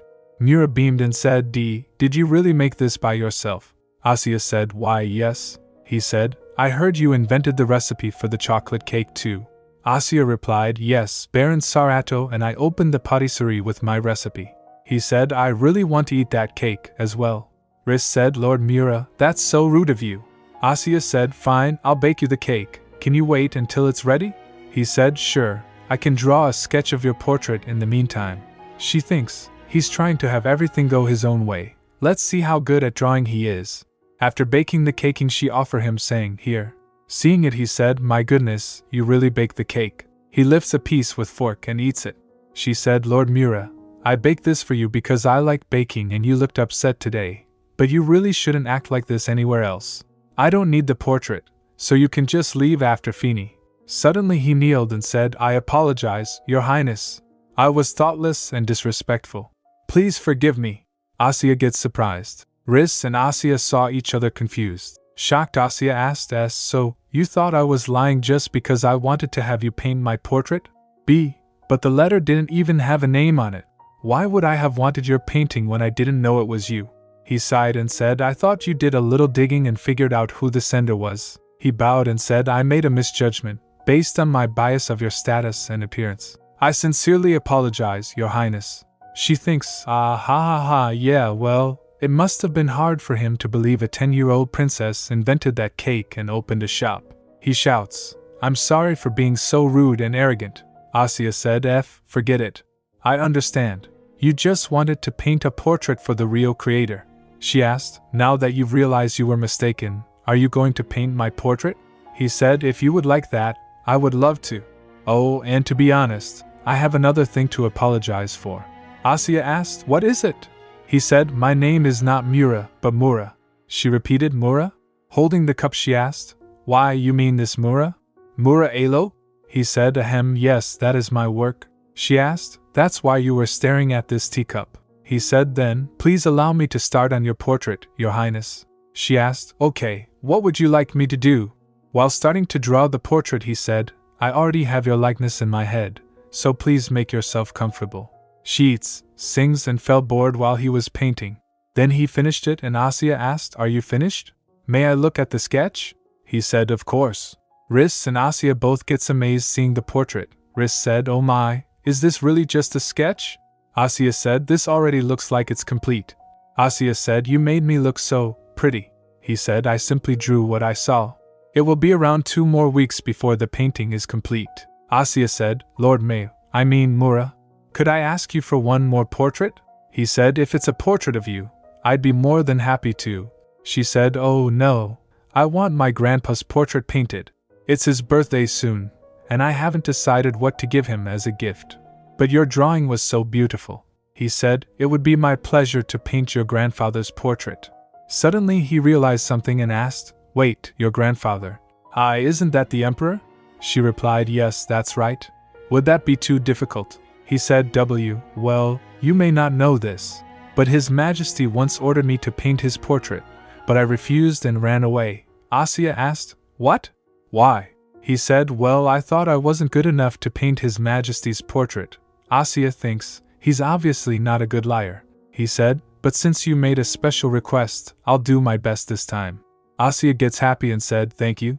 "Oh right, I want to give you something." She gave him the liquor saying, "I made this liquor, and it's my gift to celebrate our first meeting." He asked, "You made this liquor yourself?" "Thank you so much, Your Highness." Then she asked, "Oh, by the way, don't you have to see His Majesty to paint his portrait?" He replied, "You don't have to worry about it. I already saw him before I fled." She thinks, "But wasn't that in the past? He may look different now." But Lord Mura looks very confident. He must have considered it. He asked, seeing a painting of cake, "Your Highness, what is this painting?" She replied, "Oh, that'll be on the package of our new product. It's still a draft, though." He said, "It must have been painted by the person who drew the pastry shop's sign. I've been interested in this painter's works. They are quite talented." Asya said, "Oh, I've been super interested in them too." She asked, "Then, I can arrange for all 3 of us to meet later. How about that?" He said, "That would be wonderful." Phew, I finally finished writing back to Natalia. Asya stretched with relief, then tilted her head curiously at PB. What are you thinking about?" She gasped as if she had suddenly solved a riddle. "Aha! You must be trying to decide whether or not to eat cookies." "That's not it," PB sputtered. "I'm just worried you might collapse again because you've been so busy lately," she said thoughtfully. "You think so?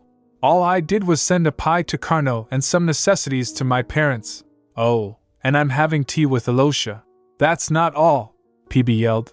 "Don't you also make snacks for Valeri and Ivan whenever you have free time?" "Yes, but that's because of the Prasties," she replied with a small laugh. "Here, have a cookie. Anyway, I'm glad they're both enjoying my snacks. And I don't think the Noctis Elf's Prasty has been doing anything either." PB munched on the cookie. Then she added, "Then we have 2 more Prasties left, right?" PB stopped and said, "I've already taken care of one." She asked, "When?"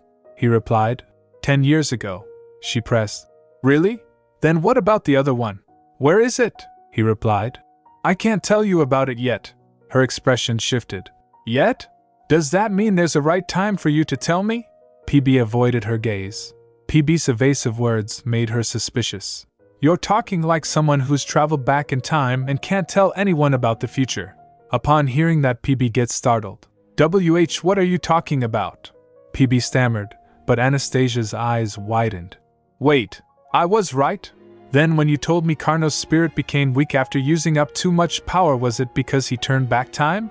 PB coughed violently, nearly choking, trying to stop himself from talking. "Does that mean?" Anastasia's mind raced. "It's not that I was reincarnated into a character from a story I read in my previous life, but that I traveled back in time? And that's why I have the real Anastasia's memories?" "Nonsense!" PB blurted. "You're the one and only real Anastasia." But the words only deepened her confusion. "If I'm the real one, then there must have been a fake Anastasia. The villainous Anastasia must have been her. She must have possessed this body before me. She lived as Princess Anastasia before I came back, and when I returned, I saw the memories she left behind. But now, where is the fake one? And when exactly was it that PB dealt with the Prasty 10 years ago? Was it when she was here, or when it was me?" She leaned closer, eyes burning with questions. "PB, could it be that the Prasty?" As she turned to PB, he was almost depleted of energy, almost passed out. She quickly asked, "Eek, PB, are you alright? Are you not supposed to reveal the truth because you'd have to pay for it or something?" She whispered, suddenly softer. "Okay, if that's what's holding you back, then just say peep, peep." He jolted awake. "What?" she said, that way I'll know what I can and can't ask. He frowned. How can you ask me to mimic a chick's sound? You've made that sound this whole time. She teased gently. Don't be shy. PB, why did you take the risk of turning back time? Did a lot of sad things happen? After a long pause, PB whispered. Peep, peep. Anastasia's heart ached, but she smiled. All right. I won't ask you about it anymore. Just get some rest. But in return, promise me you'll tell me everything if you're able to later. Later, Riss entered with a package. Asya asked, Riss, what is this? She replied. It's a package from Lord Carno. He sent me a package? Anastasia asked in surprise. I wonder what it is. She opened it quickly. A letter! It was brief. This is my second letter. Thank you for the liquor and the pie. This is a gift to express my gratitude. She frowned. It's too short to be a letter. Isn't this more like a note? But then she uncovered the contents, and her face lit up. Oh my, it's so pretty! Lord Carno must have known I lost my ribbons. But in her mind she said, Sorry, Riss, to be honest, I gave them to him. Riss asked, Would you like me to help you put these ribbons in your hair? Yes, please, she answered warmly. Meanwhile, in the Emperor's office, the guard informed, Your Majesty, General Ekaterina Neustadt is here to see you. Ekaterina? The Emperor mused. I can't send her back just because she didn't give me prior notice. Let her in. The general entered with her usual sharp air. Long time no see, Your Majesty. Indeed, the Emperor replied, walking towards her. You haven't changed at all, the general said flatly. You look much older than the last time we met. Something must be troubling you. Does it have anything to do with the news of a certain bug-infested food item? The Emperor's attendant gets shocked to see General's nonchalant behavior in front of Emperor. The Emperor replied, It's the same thing that always troubles you, Ekaterina said dryly. But since you only have one, you must be less troubled. General, the attendant protested. Then she added, Thankfully, the Crown Prince is very bright. At the very least, you don't have to worry about him, right? All you need to do is live long and pass the crown to him, Your Majesty, she said laughing. The Emperor replied, I'd like to give you the same advice, live long and pass the duchy to Lord Carno. Then she remembered and asked, Oh, and I heard Tei returned to his old post recently. That's right, the Emperor confirmed. He's busy training a pupil these days. The general replied, A pupil? As far as I know, he hasn't had any since his daughter stirred up trouble. What choice did he have? The Emperor replied evenly. But his daughter's daughter asked him to train someone. Oh, you must mean Princess Anastasia, Ekaterina said with a knowing smirk. I heard she's very bright. Bright? The Emperor shook his head. No, she's very shrewd. That little girl is clever. She takes after her parents. Once you meet her, you'll agree with me. Hearing that, Ekaterina gets intrigued. Just then, the attendant knocked the door. The Emperor asked, What's the matter? He informed. Princess Anastasia is here. The Emperor flinched. What? What brings her here so suddenly? He replied. She'd like to give you the cookies she baked earlier today. Would you like me to accept them on your behalf and send her back, saying you're with another guest? Ekaterina stared at the Emperor curiously. The Emperor hesitated, thoughtful. But she came all the way here. Seeing that, Ekaterina grinned to herself. Huh! He has a guest? Anastasia hesitated at the doorway. Then, stepping forward, she smiled. She said while sitting, I'm here to give you these cookies I baked. They came out really well. But I didn't know you already had a guest. This must be. Her eyes fell on the unfamiliar woman. Who is she? I've never seen her before, but she looks familiar. A spicy scent, like golden sands of the south, mingled with the cold aura of the northern snow. Could she be? Anastasia brightened. Carno's grandmother? It's a pleasure to meet you. I'm Anastasia. The woman laughed faintly. Oh my. I don't look a thing like my grandson. How did you know I was his grandmother? But you do look alike, Anastasia said earnestly. Your eyes are just like Carno's. Then she glanced apologetically at the Emperor. I didn't know you were here. I should take my leave. Oh, please stay, I insist, Ekaterina replied warmly. That is, as long as you don't mind talking with a couple of old folks. That's right, the Emperor added. Do you have some urgent business? I hear you've been enjoying going out nowadays. Is that it? That's because you're so busy, Grandpa, Anastasia teased. You don't even play the carom game with me. You've never even asked me to play with you, he retorted. Then, would you like to? she challenged. As he groaned, she pouted. See? You're too busy. Carnot's grandmother chuckled. Do you like the carom game, Princess Anastasia? Yes. I tried it at Ilya's tea party and had so much fun. She turned politely. What about you, General? I like it too, Ekaterina said. When I spent time with Carnot in the north, we sometimes played it together. Wait, why are you butting in? The Emperor frowned. If she's going to play with someone, it should be me. But you're busy, so it can't be helped, the general countered. You don't have much free time either, he shot back. Anastasia raised her hands, laughing nervously. Please don't fight him. Shall we all play together when we have free time? You want the three of us to play together? But why? The Emperor asked in disbelief. Ekaterina suggested, Yes, you can just play with me. The more the merrier, Anastasia said simply. Oh, what about inviting more people to play at your upcoming birthday banquet? Then pointing towards the cookies she added. Whoever loses between the two of you has to promise to write what they think of these cookies. What if you lose? Ekaterina challenged. If I lose? She blinked, as though the idea had never occurred to her. It seems you didn't even consider the possibility that you might, she teased. If you lose, you'll have to write me a letter. How's that? A letter? Very well, agreed, Anastasia noted. Okay, then I should get going. See you next time, Anastasia said cheerfully and left. The Emperor watched her go, then asked Ekaterina. I didn't know you were such a warm-hearted person like sunshine in spring. She said she noticed I was Carnot's grandmother by appearance. The woman mused. The Emperor asked, Did you like it that much? She replied. If she already knew I was here and said that on purpose, she's meticulous.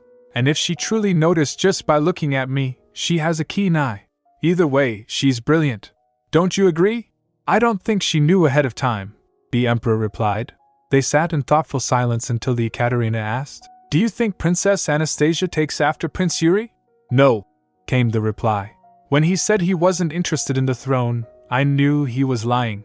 He suppressed his desire because he knew he stood out, and gave up his chance for his older brother's son, Alexei.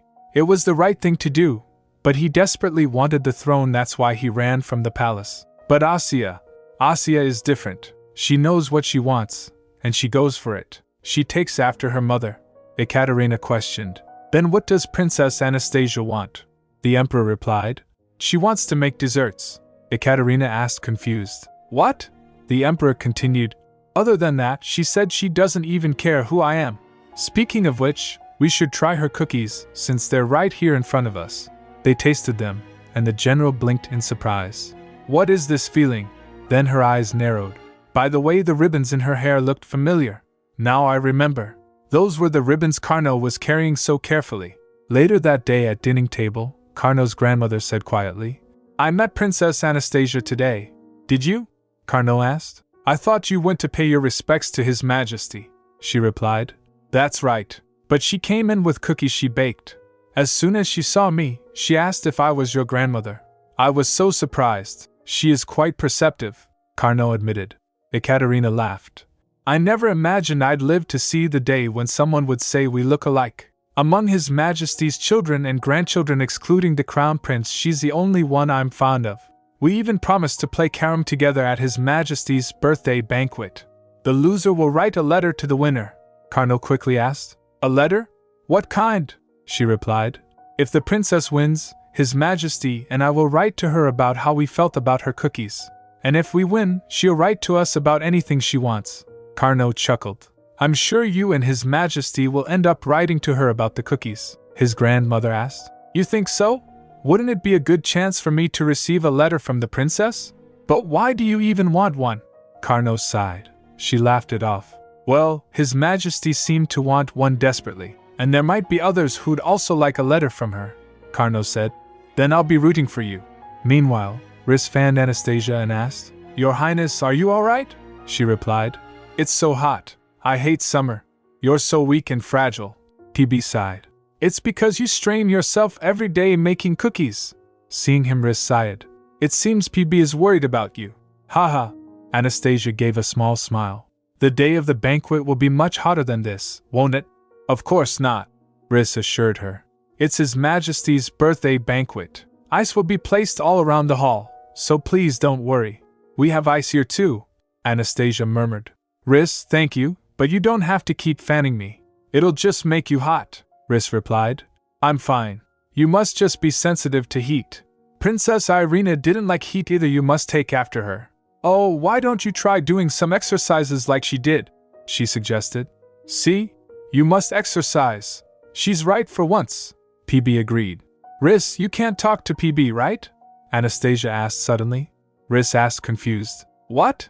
Anastasia changed the subject. Never mind. By the way, we should go to the kitchen, Riss replied. You should rest some more. Why go to the kitchen? Riss asked. She gets up and said, I made something to eat for a hot day like today. Let's eat it together. Oh my, your highness, what is this? Riss blinked as Anastasia carried out a tray. It's sherbet made with Shosling liquor, Anastasia said proudly. I mixed a little Shosling liquor with apple juice, apple mint, and lemon, then froze it. Now all I have to do is scrape and mix it up, Riss offered. Let me help you. Once it was done, Anastasia exclaimed, All done. Phew! I only moved a little, and I'm already hot. Why aren't you eating it, your highness? Riss asked. She replied. Well, it's just that. Even though I'm dying from the heat, I keep thinking the knights training outside must be having an even harder time. You're worried about Ivan, aren't you? Then why don't you go visit the knights? Riss teased gently. Anastasia hesitated. I decided I wouldn't get involved with the knightage, but I don't think Alosha or His Majesty would doubt my motives after all this time. And I don't think the captain came to the palace with any malicious intent. All right then, she said at last. Let's go see the knights. Hurry up! Princess Anastasia is coming! Everyone, get dressed and stand by! The knights scrambled at the command, fixing their uniforms and standing in line. Where's Ivan? The captain barked. He's right over there in that corner. Someone pointed. What? You bastard! The captain stormed over. Were you trying to run away again because you heard the princess was coming, weren't you? He replied. And no. The captain warned. What do you mean, no? If you keep running away like that, I'll tie you up with ropes. Ivan shifted uncomfortably. I am actually used to that.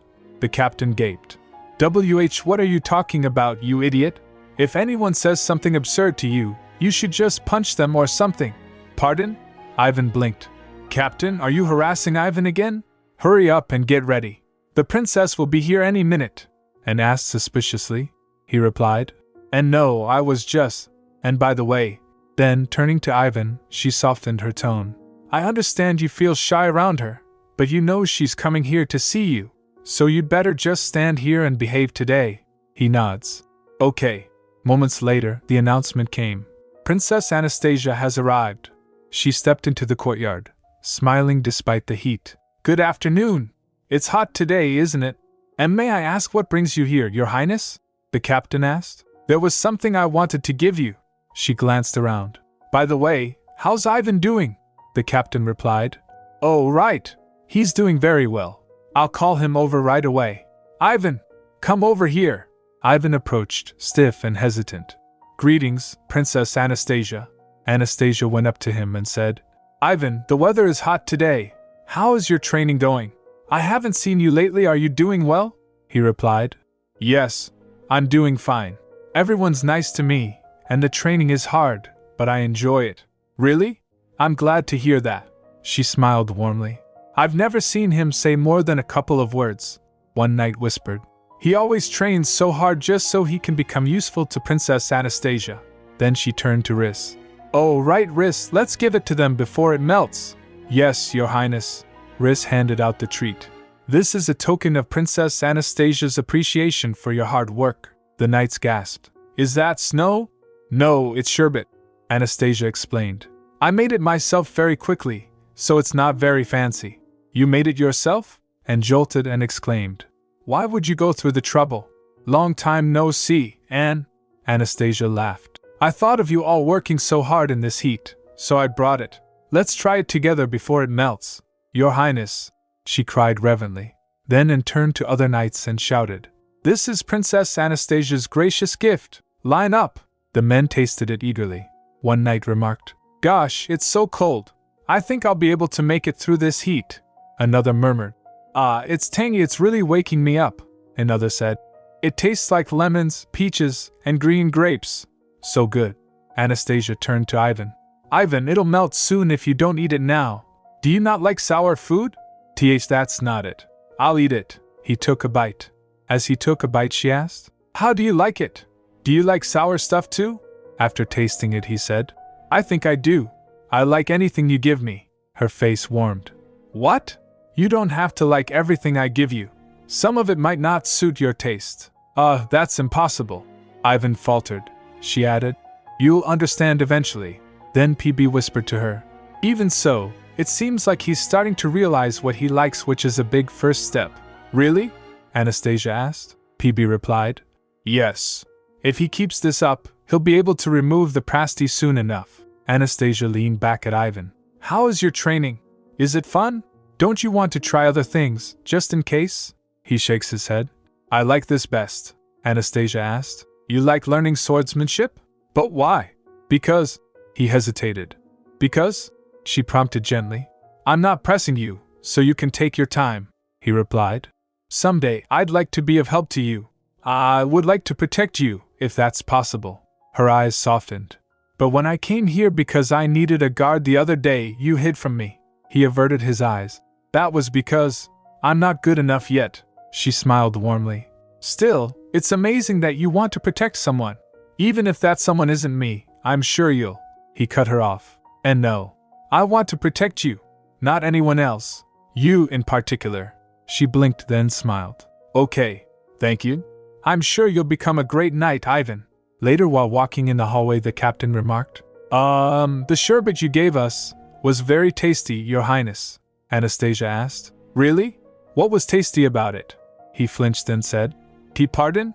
Oh, well, it was very tangy, and cold, and refreshing. Upon hearing that, she grinned to herself, then after a moment's pause she asked, Grandpa, why haven't you come to see me? He gets shocked. Grandpa? Did she just call me Grandpa? He sweated, replying, Well, there was no way for me to know where Irina went. It's not that I didn't want to see you, or anything like that, she replied. No, I'm talking about after you returned to your post. Why didn't you come see me? He hesitated. That was because I was afraid you might have hated me. She glared. Then if I said I don't like you, Grandpa, I don't want to see you ever again, would you just say okay and leave it at that? He stammered. And no, absolutely not, she added. And if you returned to the palace to see me, you didn't have to come back as the captain of the knights. He drooped. But I thought it would be good to have a respectable title when I finally met you. I didn't want to show up as an old man without a job, she said sternly. What do you think other people thought about that? I'm sure they thought he retired, but he obviously came back to benefit off of his granddaughter. Rage erupted in him. Who would dare think something so ridiculous? She took a sigh and asked. Then, when are you going to make up with Mom? He replied. I'd like to, but I can't just make up with her so easily, just because I want to, Anastasia yelled. Then you should have at least put some effort into it. What did you try? You're my mom's father. You should set an example for her. That's, he faltered. She continued. I know you could have found my mom and dad if you wanted to. You never even visited me in the palace. He agreed, then asked. You're right about everything. Then, what should I do? She replied. First, write her a letter and give it to me, he asked nervously. But what if I don't get a reply? She said. You have to send something to even have a chance of getting a reply. Can you give me that letter by tomorrow? If you need more time, he agreed. I have already written quite a few letters. I'll choose one and send it to you. She smiled. Wow, then we can just send them all instead of choosing one. You need to show her how much you care, he replied. All right. Anastasia's heart softened. He's been writing letters he couldn't even bring himself to send. He must have been so worried about not being able to repair his relationship with my mom. Then she tugged him and said, My legs hurt, he replied. What? I'll call for the doctor right away, she refused. No, I can rest in my room. Can you take me there? He hesitated at first, then quickly picks her up and started walking. We're off to my room, she declared. Later, as a noble requested, the emperor asked, looking at the document. So, you'd like me to support the immigration of farmers, for settlement in Lenam Yeshida, for flax farming? His Majesty leaned back, his tone thoughtful. Pardon? Why yes, that's right, the petitioner stammered. He was flustered. What is going on right now? What is Princess Anastasia doing here? And why is she sitting on His Majesty's lap? At that, Anastasia was blushing and embarrassed. The Emperor said, Yes, it must be strenuous for them to move to the north, the noble replied. Yes. And now that the flax from Lenum Yeshita belongs to our nation, I believe the help of experienced farmers will greatly enhance its quality. That makes sense. His Majesty signed the document. I will give support for their migration, he replied. Thank you, Your Majesty. Then the Emperor asked, By the way, how is your daughter's condition? Has she gotten better? The man bowed. Yes, thanks to Your Majesty's care and concern, she has indeed gotten better. That is why I am also considering moving to the north with my family. The Emperor asked, To Lenum Yeshita? He replied, Yes. I am hoping the clean air will be good for my daughter's health. Emperor agreed. Indeed. A change of scenery is never a bad thing. Lenum Yeshita is a meaningful land, so I hope you will cultivate it well. The man replied, Thank you for your concern, Your Majesty. I will take my leave then. As he left, Anastasia squirmed, cheeks red. This is so embarrassing. Please put me down, the Emperor replied. Sir Neeline carried you in his arms all the way to your room, and you're saying this is embarrassing? She protested. There were no people in the hall back then. But we've seen more than 10 people today, the Emperor huffed. What do you mean there were no people? People saw, and spread the word so fast I didn't even have to leave my office to hear about it. Anastasia buried her face in her hands. When did things end up like this? At first, I had to walk on eggshells. Terrified people would think I was trying to steal the throne. The only reason I dared speak to Sir Neeline was because people finally seemed to realize I had no ulterior motives. But doesn't he trust me too much now? She pouted. Anyway, I should get going now. There's nothing to do here, and I'm bored. The Emperor said, All right. What is I put an oven in that corner? She shouts, No, I still wouldn't want to stay. Later she visited Pavel. Pavel said, panic etched on his face. Your Highness, can't we just go without desserts for His Majesty's birthday feast? She replied. What are you talking about, Pavel? Are you worried because you're in charge of the desserts? But I heard everyone else agreed that you should take on the task, he replied. That's because they think I was the one who made the carrot cake for the peace envoy last time, not you. And now that everyone knows you like to make desserts, no one else wanted the job, she said. But I make desserts for fun, and you're the imperial head chef. He drooped. No, I can't do it. Then she offered him a whisk and said, Here, I'll give you this to cheer you up. He grabbed it and looked at it curiously. What is this? She replied. A whisk, he asked flustered. This is a whisk? She replied. Yes. And now you'll see why I called your old whisk nothing more than a bundle of sticks. Try it for yourself, you'll realize how fast it can make meringue. Pavel gave it a tentative whirl. Huh? Already? What? Your Highness, look at this.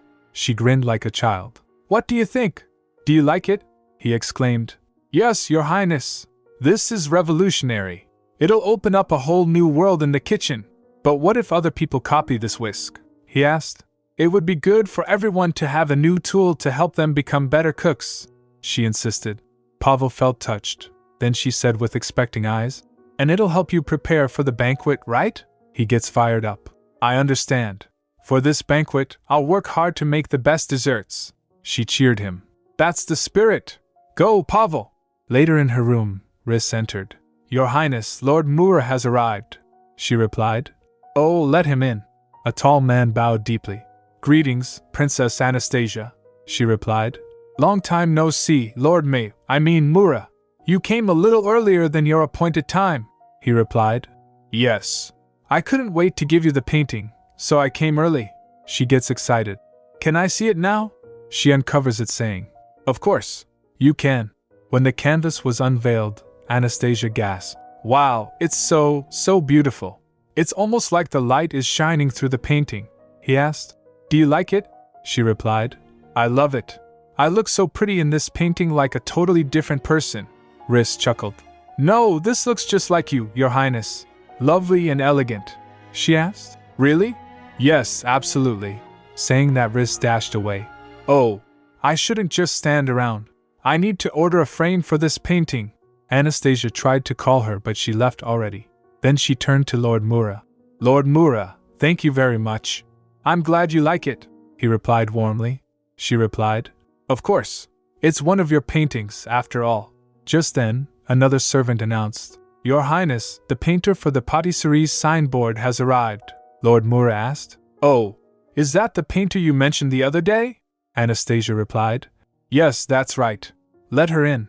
A nervous young woman stepped forward. Anastasia blinked. HN? That's strange. This is my first time seeing her, so why? The woman bowed shyly. Greetings, Princess Anastasia. I'm Maria. Maria? Anastasia froze, her thoughts spinning. Could it be? Is she the heroine who ends up with Alosha, the one who overcomes the fake Anastasia's sabotage? Your Highness, is something the matter? Riss asked. And no, it's nothing. Anastasia replied quickly, trying to compose herself. I didn't expect to run into her so suddenly. Was she always a painter? Aloud, she forced a smile. Your name is beautiful. That's why I was surprised. It means beloved one, doesn't it? Ah, thank you for the compliment, Your Highness, Maria said with a small bow. Then, glancing at the man beside them, she hesitated. By the way, may I ask who this is? Oh, you two haven't met yet. Allow me to introduce you. Anastasia gestured between them. This is Maria, the one who painted our patisserie's signboard. It was so lovely that I asked her for another painting. Maria nervously said, I'm honored to hear that you like my humble work. Anastasia continued, And this is Mura Alo / Lord Mura is also a painter like you, Maria. Maria's eyes widened. What? This person is Lord Mura Alo?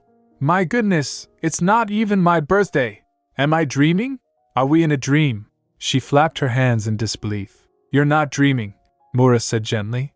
In fact, I asked Her Highness to let me meet you. Maria asked. You did? You asked to see me? But why? Lord Mura laughed. Because I admired your paintings, of course. Especially the way your charming illustrations complemented the cakes so well.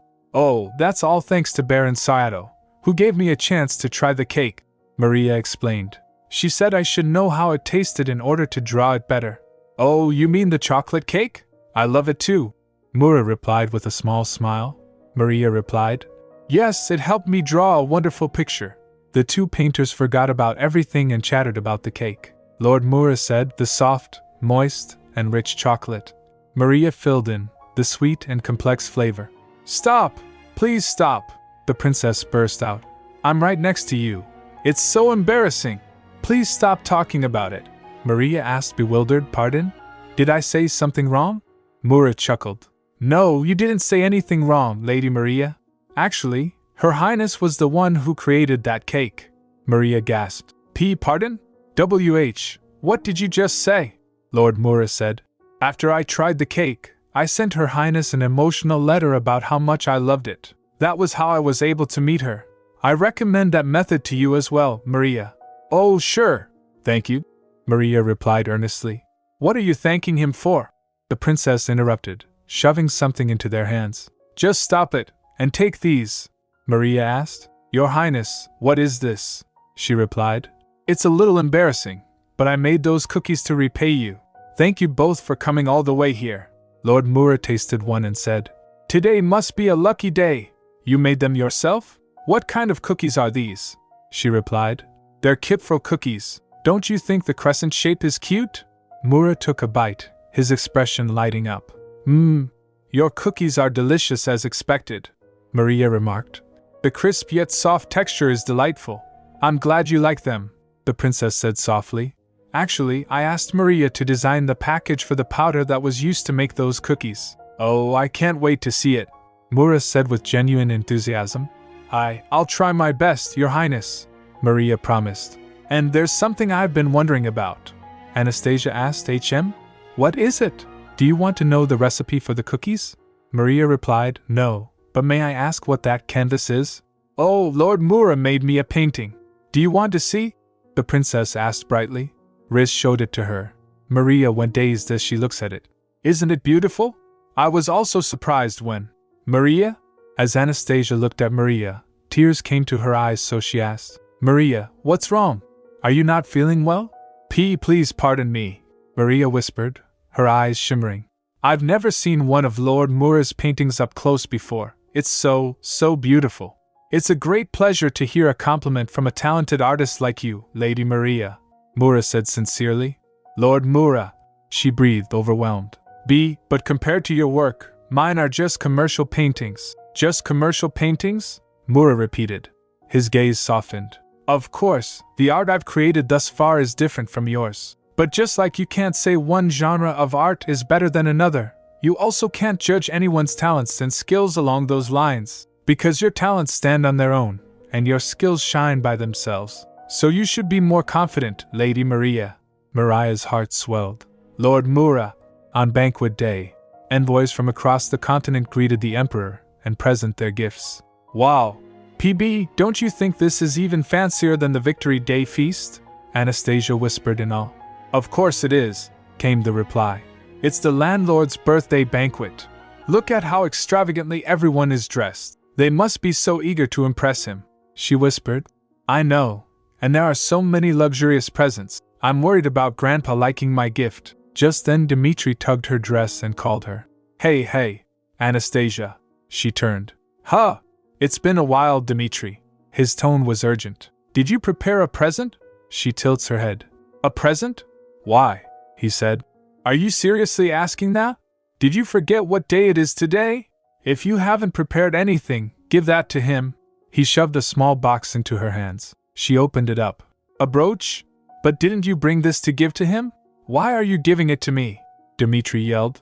Your parents aren't here, so I'm sure you didn't prepare a present. I'm taking care of you this time. She tried to speak. No, Dmitri, I actually prepared. But the sound of chatter cut her off. Guests murmured as a tall noble approached. One murmured, Oh, it's Marquis Oleg's turn next, another said. He's moving to the north with his family soon, right? One said. I wonder what kind of gift he prepared for His Majesty. The Marquis bowed deeply. It is an honor for me to attend your Majesty's birthday banquet before leaving the capital. I have prepared a small and humble gift. This is a porcelain doll, modeled after the style of the ancient kingdom of Otrov. Gasps and admiration rippled through the hall. The Emperor exclaimed, Wow, it's so pretty! It's a wonderful gift. Thank you, Your Majesty, Oleg said proudly. Huh! PB, Anastasia whispered. I just saw a bright aura around Grandpa. He replied aloof. Did you? She replied. Yes. He must really like porcelain dolls. If I had known, I would have prepared something like that instead of the portrait. Isn't it such a shame? Next is Prince Valeri's turn, the herald announced. A hush fell. Oh my, a guest whispered. Prince Ilya came alone? Another chattered. I heard the Marquis couldn't make it because he wasn't feeling well. One giggled. No. Don't you think he was rather busy with his business? All eyes turned toward the young prince. Ilya trembled as he stepped forward, hands clenched tightly at his sides. His lips quivered. He's trembling a lot, Anastasia muttered. Ugh, that crybaby. He shouldn't cry here, Dmitri hissed under their breath. Ilya swallowed hard. This is my father's present for you, Your Majesty, to celebrate your birthday. Gasps and murmurs rippled through the banquet hall. One whispered, My goodness, look at those jewels. Other murmured, Look at how fancy that sword is. I heard he'd become worse off since his business failed, but I guess that wasn't true. Another whispered, He's still a prince. How could shutting down a few factories lead to his ruin? The king's expression darkened. Is this really what your father prepared? Ilya stiffened. Pardon? Oh, yes. Grandpa doesn't like luxuries, Anastasia realized with a sinking heart. I can't believe the gift is an ornamental sword he can't even use. Why would Uncle Valery choose something like that? Hey, Anastasia, Dmitri hissed urgently at her side. Did you just see that? She flinched. Huh? He said. His Majesty doesn't even like a luxurious gift like that. So you really can't just go up there empty-handed, understand? Well, that's... She began, but Dmitri cut her off. I have to go now. That's your gift. You give it to him, okay? Saying that he dashed away. Dmitri! I already have a gift, listen to me. But he was gone, leaving her groaning in frustration. Next is Prince Maxim's turn, the herald announced. The murmurs picked up again. Oh my, it's Marquis Serenetov's turn. I wonder what gift he prepared this time. The Marquis bowed deeply while Dmitri was with him. Please accept my most heartfelt congratulations to you on your birthday, Your Majesty. This is my gift, a winter overcoat. He unfolded the thick garment with a dramatic flap. The emperor asked, "This is what you've prepared?" Maxim laughed it off. "You should be ready ahead of winter." Whispers rushed through the crowd. "The palace is warm all year round. Why would he gift the emperor a coat?" PB explained. "Since the power of Alexei's spirit has been stabilized, he's gifting that coat to show everyone he acknowledges it.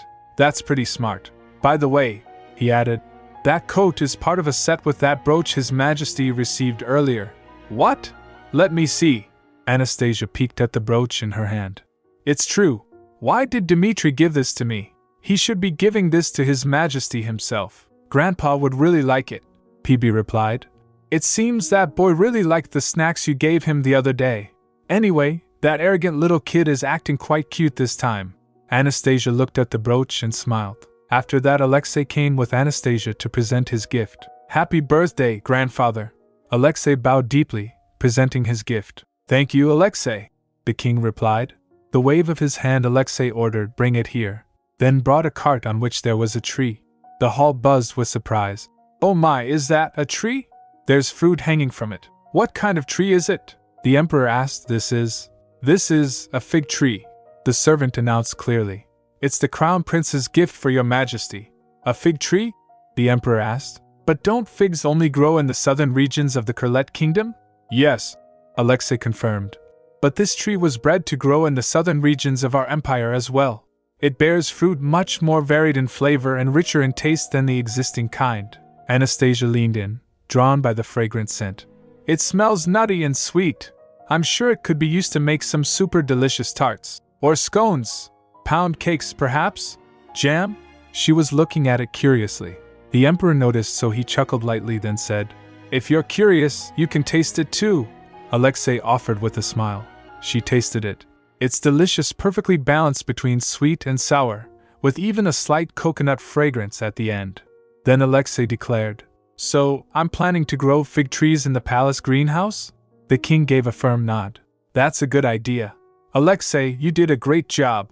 "Thank you, grandfather," Alexei said proudly. Then Anastasia gasped. "Oh, it's my turn. I almost forgot, distracted by the figs." As she stepped forward, the whisper erupted in the hall. "Isn't she the famous princess? What do you think she prepared? Prince Yuri isn't with her. What could a little princess have prepared by herself? I heard she likes to play in the kitchen. Maybe some cookies? Handmade cookies? That would be cute." She turned to Riss and said, "Riss, please." Riss was holding a canvas wrapped up. Someone murmured, "Oh, that looks like a frame." Another said, "It must be a portrait of His Majesty. Happy birthday." "This is my gift," Anastasia declared, her eyes bright with anticipation. "What is it?" the king asked, peering curiously. She replied, "You'll know once you unwrap it. I worked really hard to prepare it. I hope you like it." The emperor unwrapped the cloth and stilled. The portrait inside seemed to breathe with life. He said, "It almost looks like I'm alive inside of the painting. But why did you make me look younger than I am now? And how did you get someone to paint my portrait in the first place? I didn't sit for this." Anastasia smiled mischievously. "Oh, your questions can easily be answered by the name of the artist." His eyes narrowed. "This portrait, did Mura Alo paint it?" she replied. "Yes, that's right." A collective gasp swept the hall. Mura Alo painted His Majesty's portrait? But as far as I know, he hasn't been painting at all these days. My goodness. I can't believe Princess Anastasia brought his artwork, the emperor asked. "How did you manage to get this painting from Mura Alo?" Anastasia replied, smiling. "You see, Lord Mura and I are pen pals. When I told him I didn't know what to get you for your birthday, he offered to paint your portrait." The king's lips curved into a rare smile. "You really have a talent, Asya," she replied, "but Lord Mura was the one who painted your portrait, not me."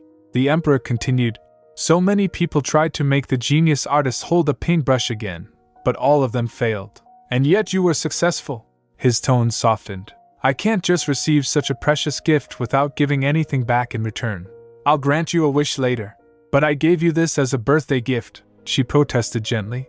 "It would make me feel uncomfortable to accept this without giving you something in return," he replied. "Do you want me to feel uncomfortable on my birthday?" She smiled. "In that case, I'll gratefully accept, Grandpa." From the side, Dmitri was deep in thought. "I knew it. His Majesty isn't interested in my house. Well, my spirit isn't a spirit king or anything, and my father isn't interested in that sort of thing. Anastasia doesn't live with her parents, so how did she prepare such a wonderful present? That girl has always been peculiar. She acted like she feared nothing within the palace, other than the crown prince. Yes, I remember when we ran into each other. I got mad at her, but she didn't tattle to His Majesty.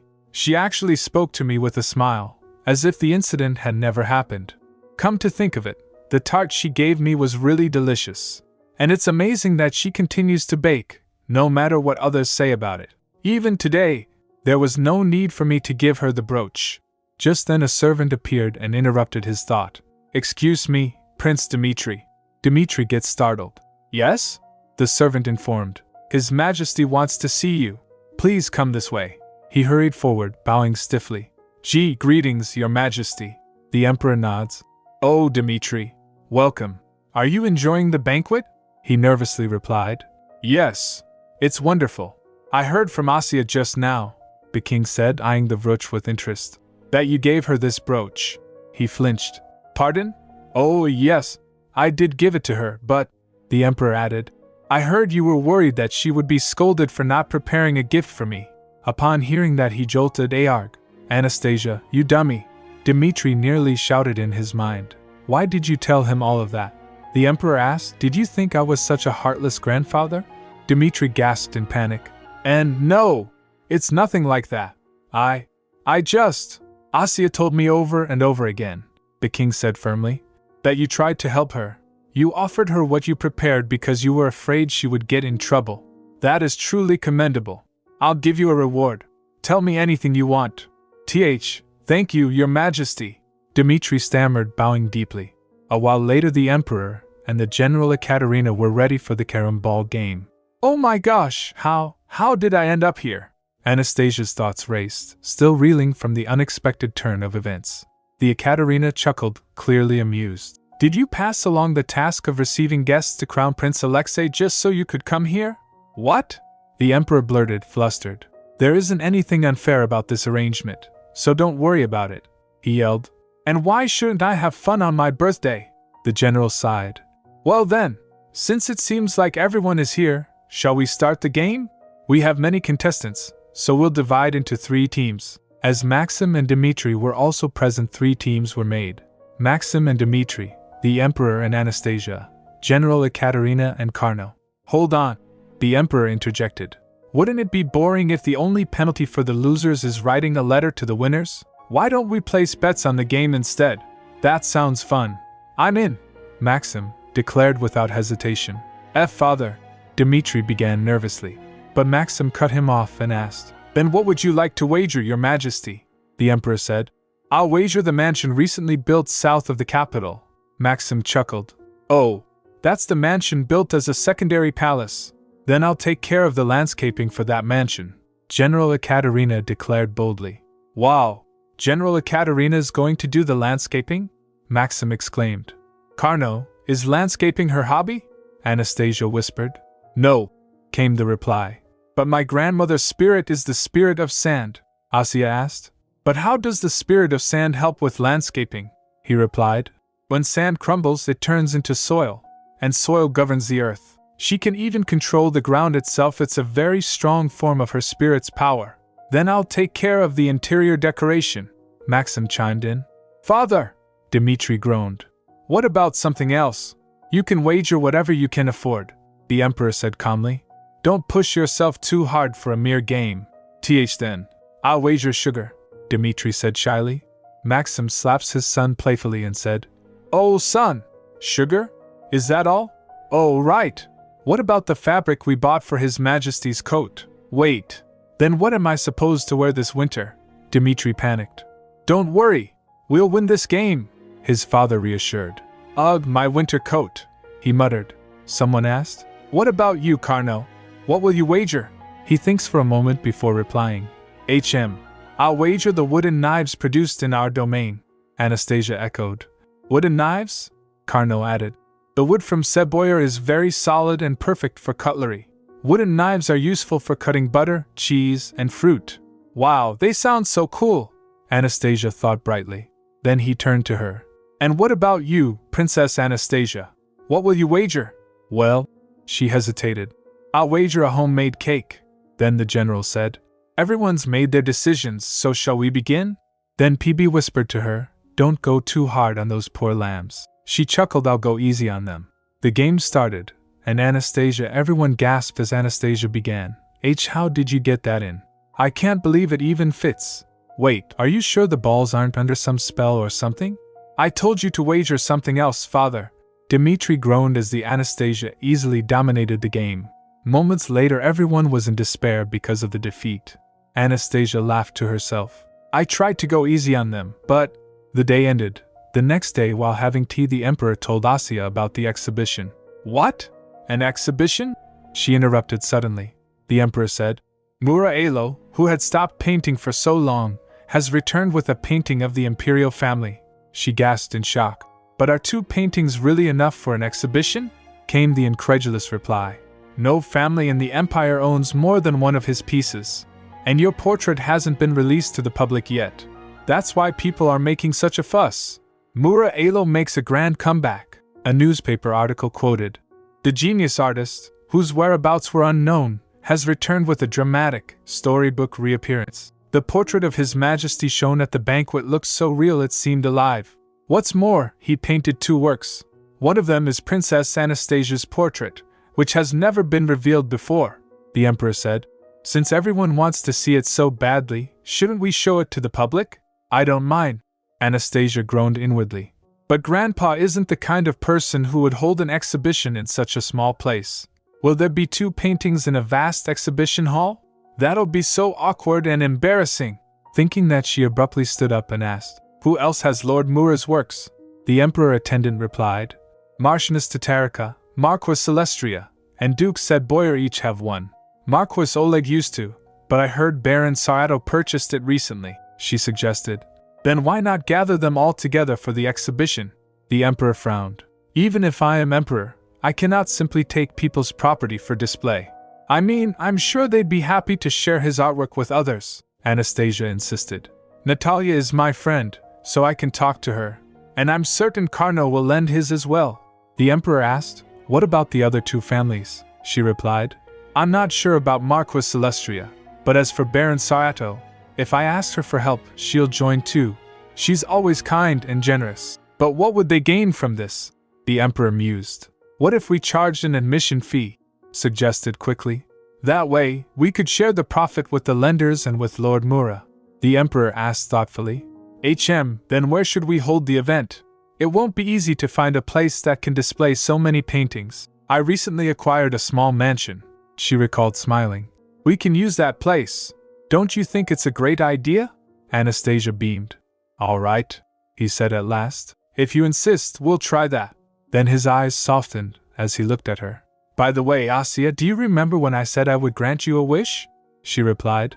Oh, I forgot about that. But you already gave me the mansion, he said. That was the winner's prize, separate from your wish. Is there anything else you want? Anastasia hesitated. Actually, yes. I've been planning something with Baron Sarato. Other than the pastry shop? He asked, curious. She replied. Yes. I can't tell you the details just yet, but it will be revealed soon. I think it'll be ready by this fall, the emperor said. I see. It's summer now. Asya added, well, I mean, it's going to be fall soon, so… The emperor said, whatever it is, I'll give you what you need, to the best of my abilities. Just tell me. She took a sigh then shouted. I want to visit my mother and father because their birthdays are in winter. She added, they had written to me, saying that everything was fine but I wanted to see for myself. Their roof was leaking, their ladles all had holes. Upon hearing that, the emperor remained silent. She looked at him nervously. He's not saying anything. I suppose it was just too much to ask of him. Didn't I say that I would grant you any wish? He reminded gently. That's not even a difficult favor. Let me know when you're done working with Baron Sarato. She was in shock for a moment. Then she stood up from her place and went to him and hugged him. She said brightly, You're the best, Grandpa. The emperor remained stiff, taken aback. His spirit said to him, Oh dear, Mikhail, at times like this, you're supposed to hug them back. He replied. Is that so? Asya added. That's right. I'll do it again, so please hug me back this time. She wrapped her arms around him once more. You're the best, Grandpa. Later, Carnot wrote the answer. This is my third letter.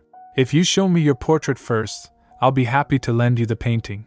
Carnot, however, seemed to stare at it for too long without a word. Asya blushed and said, Carnot, don't you think you've been looking at it a bit too long?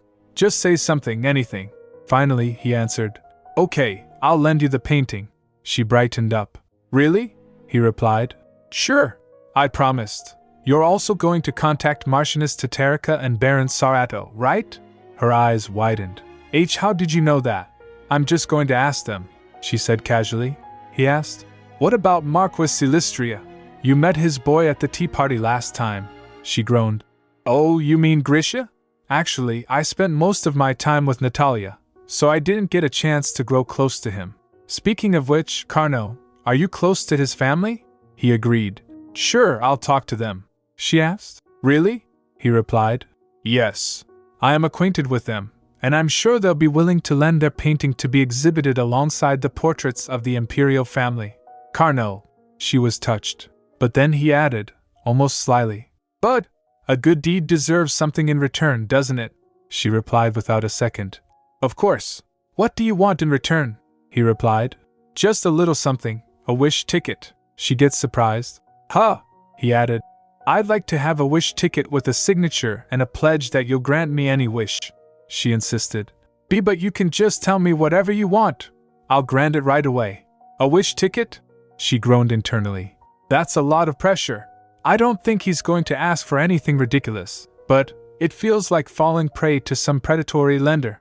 I'm scared. I want to tell you my wish later. Carnot chuckled. But I'm afraid you'll feign ignorance, she replied with determination. What? I won't, he asked. Really? Then what's the problem with writing me a wish ticket? She protested. Wait, is that how it works? Fine. Can I write it on card paper? He agreed. Sure. Carefully, she wrote, I, Anastasia, promise to grant Carnot Neustadt one wish. Then a thought crossed her mind. Oh, I should write an expiration date too. When should the ticket expire? He leaned in. An expiration date? She frowned. Of course. We need one, otherwise you'll forget about it, he replied. Then, make it valid for 10 years. She glared. 10 years? That's too long. What about until next week? I'm not charging you interest or anything, he countered. That's the least you can do for me, isn't it, Your Highness? With a sigh, she finished the ticket. I, Anastasia, promise to grant Carnot Neustadt one wish within the period stated below. Then she said, Here it's done. You didn't specify whatever he desires, Carnot pointed out. Are you happy now? She amended. A wish for whatever he desires, he replied. Good. Then she added, But Carnot, although I promise to grant you a wish for whatever you desire. He gave her a reassuring answer. Don't worry. I won't ask you for anything ridiculous. I'll be looking forward to using this ticket, Your Highness. Things seemed to be progressing smoothly. Later with Baron Sarato, Baron Sarato said, I bought the breadcrumb factories that had closed, at a very cheap price. Asya turned to her and asked, Olga, aren't those Uncle Valerie's factories? She replied, Yes, but don't worry. Because of the infested products, nobody wanted to buy them. I'm sure the previous owner thinks it lucky I took them off his hands, so Asya said. Is that so? Then I'm relieved. And how's the PB powder packaging coming along? She replied. Maria has been so enthusiastic about it. And it's almost finished, she added. And this is just a hunch, but I think Maria has been working with Lord Mura, Asya repeated. Maria and Lord Mura?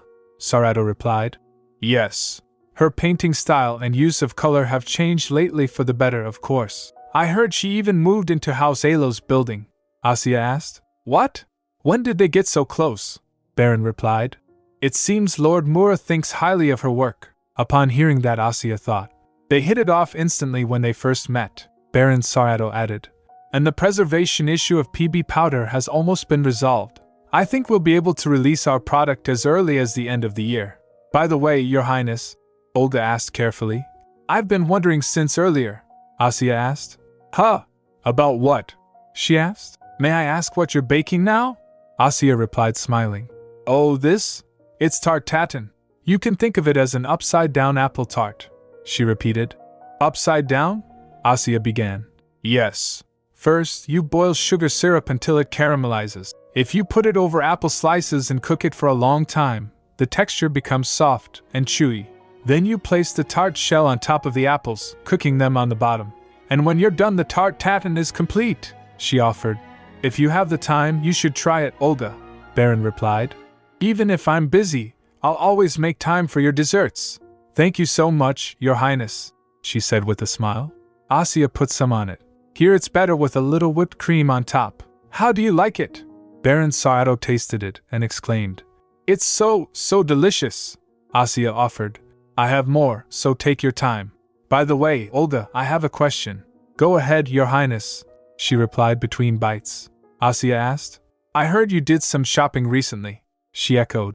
Shopping? Me? Anastasia asked. Yes, I heard you bought a beautiful painting. Baron gasped, almost choking. She nervously replied. Well, the thing is... She grew flustered, avoiding her gaze. Asya wondered. Huh? Why is she so flustered? Did I say something strange? Finally, Olga bowed her head. Your Highness, could you let it slide just this once? The truth is, Olga admitted nervously, many nobles look down on me because I'm a merchant. So I managed to get my hands on one of Lord Mura's paintings to build my reputation. She slammed her hands on the table. So, Your Highness, please don't. Okay, calm down, Asya interrupted gently. I'm not trying to take your painting. Stop acting like a frightened cat. A cat? She blinked. Then why did you ask about? The thing is, she explained, my family has 2 of Lord Mura's paintings now. So I'm thinking about holding an exhibition with a collection of his works. Baron Satoru asked. Are you going to show the portraits of you and His Majesty to the public? Then, are you going to rent a large salon and only invite nobles? Asya replied.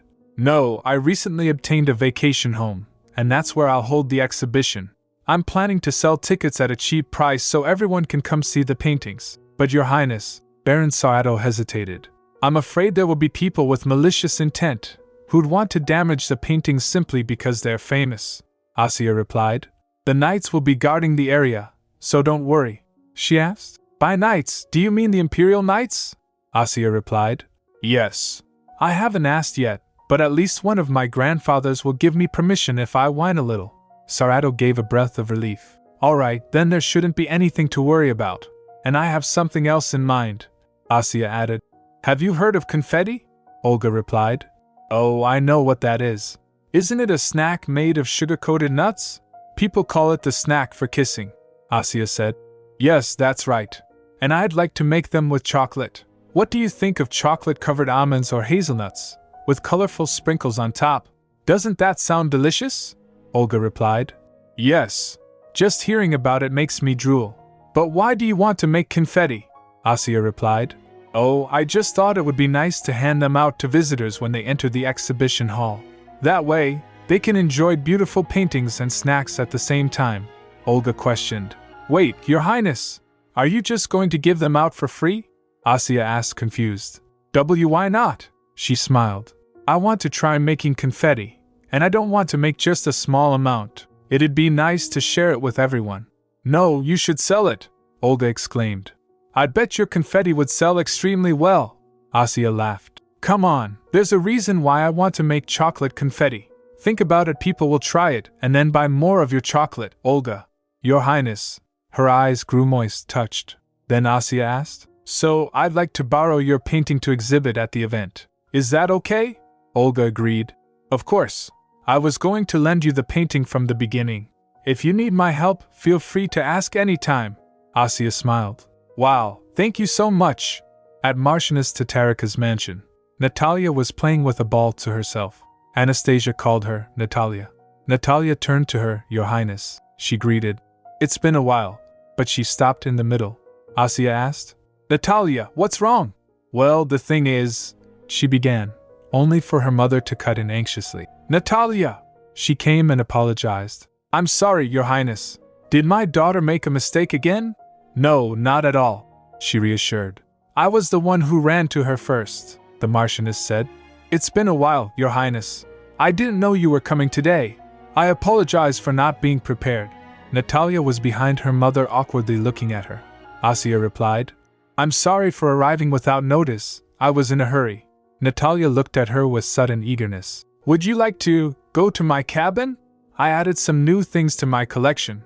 Natalia! Her mother tried to scold. It's fine, Madame Tatarika, Asya said. I'll be right back. In her cabin. Once alone, she studied her face. Natalia, are you all right? You look a bit down today. Natalia groaned but didn't answer. Asya pressed. Are you not feeling well or is there some problem? She hesitated. Your Highness, am I too rude to you? Asya was clearly taken aback. Huh? Natalia continued. Or do I act too friendly even though we've only just gotten to know each other? Why are you suddenly bringing that up? Asya asked in surprise. My mother scolded me for being rude to you, she admitted quietly. Asya asked. Do you think you're rude to me, Natalia? She gloomed. Actually, I don't know. Asya reached out to her hands and said, Okay, I've been thinking this for some time, and I'll just say it now. Natalia, why don't we call each other by nicknames when we're alone? She asked. Pardon? Asya said. I'm Anastasia, so you can call me Asya. And you're Natalia, so I'll call you Natasha. It'll be our secret, we'll only use these names when we're alone. What do you think? Her lips curved in the faintest smile. She called out.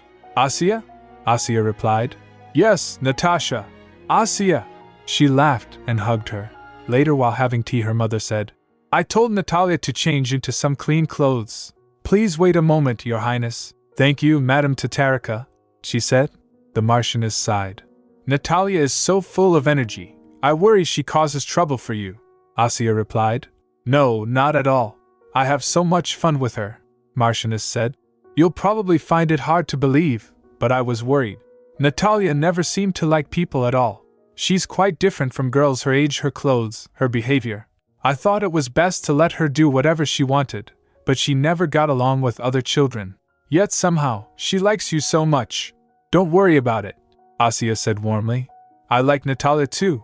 The Marchioness softened. I'm glad to hear that, Your Highness. Then she asked, By the way, the liquor you sent me the other day, did you really make it with the fruit I gave you? Asya asked. Was something wrong with it? Marchioness replied. Not at all. Actually, I also make liquor with that fruit every year, but mine has never tasted like yours. I was shocked by how delicious it was, Asya replied. I'm so glad you liked it. Please try this tart too, it's best eaten hot, she said. Oh, so that's why you brought it unbaked. Thank you very much. As she pondered over the tart, Asya thought to herself, Great, this tart will work like a bribe. Should I get straight to the point before Natalia comes back? Then she began. Madame Tatarika, there's a reason I came here today so suddenly. I'm thinking of holding a small exhibition with Lord Moor's paintings. Would you be interested in it? She repeated. Oh, an exhibition? Asya replied. Yes. I'd like to borrow your painting. Just then Natalia called out running. Your Highness! Asya thought, Natalia, why did she come back so soon? She hugged Asya and said, I got changed as quickly as I could, so I could play with you, Asya said. Wow, that was really quick. Oh my, Your Highness, her mother said. Asya turned to her thinking, is she going to talk about the painting? Instead, she asked, Did you really make this tart with only apples? My goodness, it's so delicious. Why yes, she stammered. I boiled the apples down for a long time, Asya cried internally. Marchioness exclaimed, How amazing! I had no idea apples could create this flavor. I want to try too, Natalia exclaimed, grabbing a bite. Aha, slow down, both of you, she chuckled. In the end, she never got to hear the Marchioness's answer about the painting. She assumed it was a rejection since Marchioness didn't say anything more. But later, as she was about to ride the carriage, she approached her again. Your Highness! Asya turned to her. Madame Tatarikia? Marchioness said. I'm sorry for earlier. The only thing I talked about was your tart, it was just that good. As for the painting, if you send people over on the day you need it, I will give it to them. My goodness, Madame Tatarika! Relief washed over her, so she hugged the Marchioness. She said, I thought you didn't want to lend me the painting. Thank you so much, the Marchioness replied. It's a great honor to be able to help you, Your Highness. Later in her kitchen, PB asked curiously, What are these ingredients for? I'm going to make chocolate confetti, Asya explained. I was going to make it less sweet, but should I also make a sweeter version? You should make both, came the reply. She said, Great! Then let's start by making the sugar syrup and coating the almonds. After a few moments, she bent closer to check. Let me see, is it done? Just then someone informed, Your Highness Lord Carno is here. She turned abruptly. Carno? What brings? As she turned abruptly, her hand touched the sizzling hot lid. Ouch!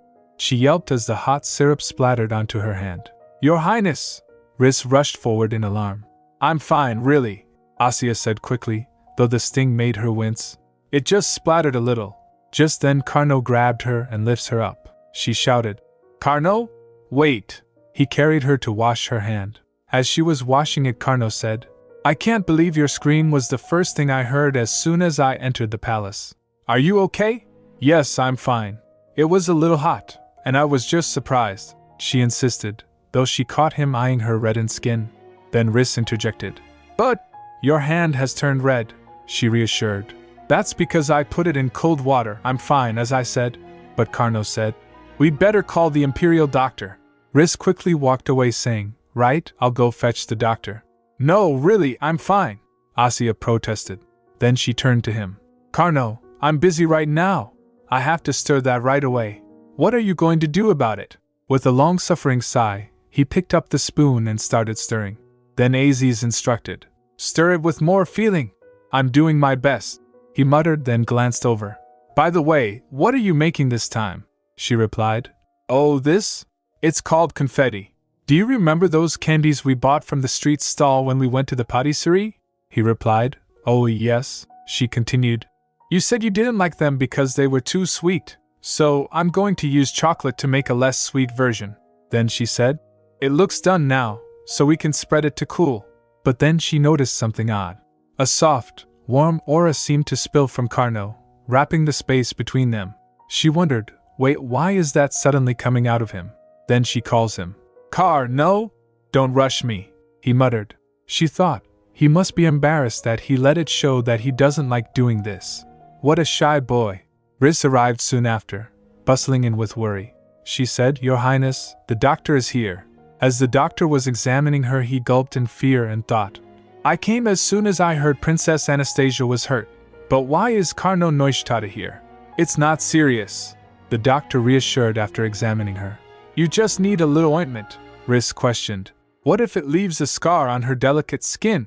Carno looked just as troubled. I think I heard burned scars last a long time. What? Are you sure that won't happen? Riss yelped. The doctor paled. Yes, I am sure. Then Asya shouts. Stop, both of you. I told you it was nothing. Everybody's worrying too much.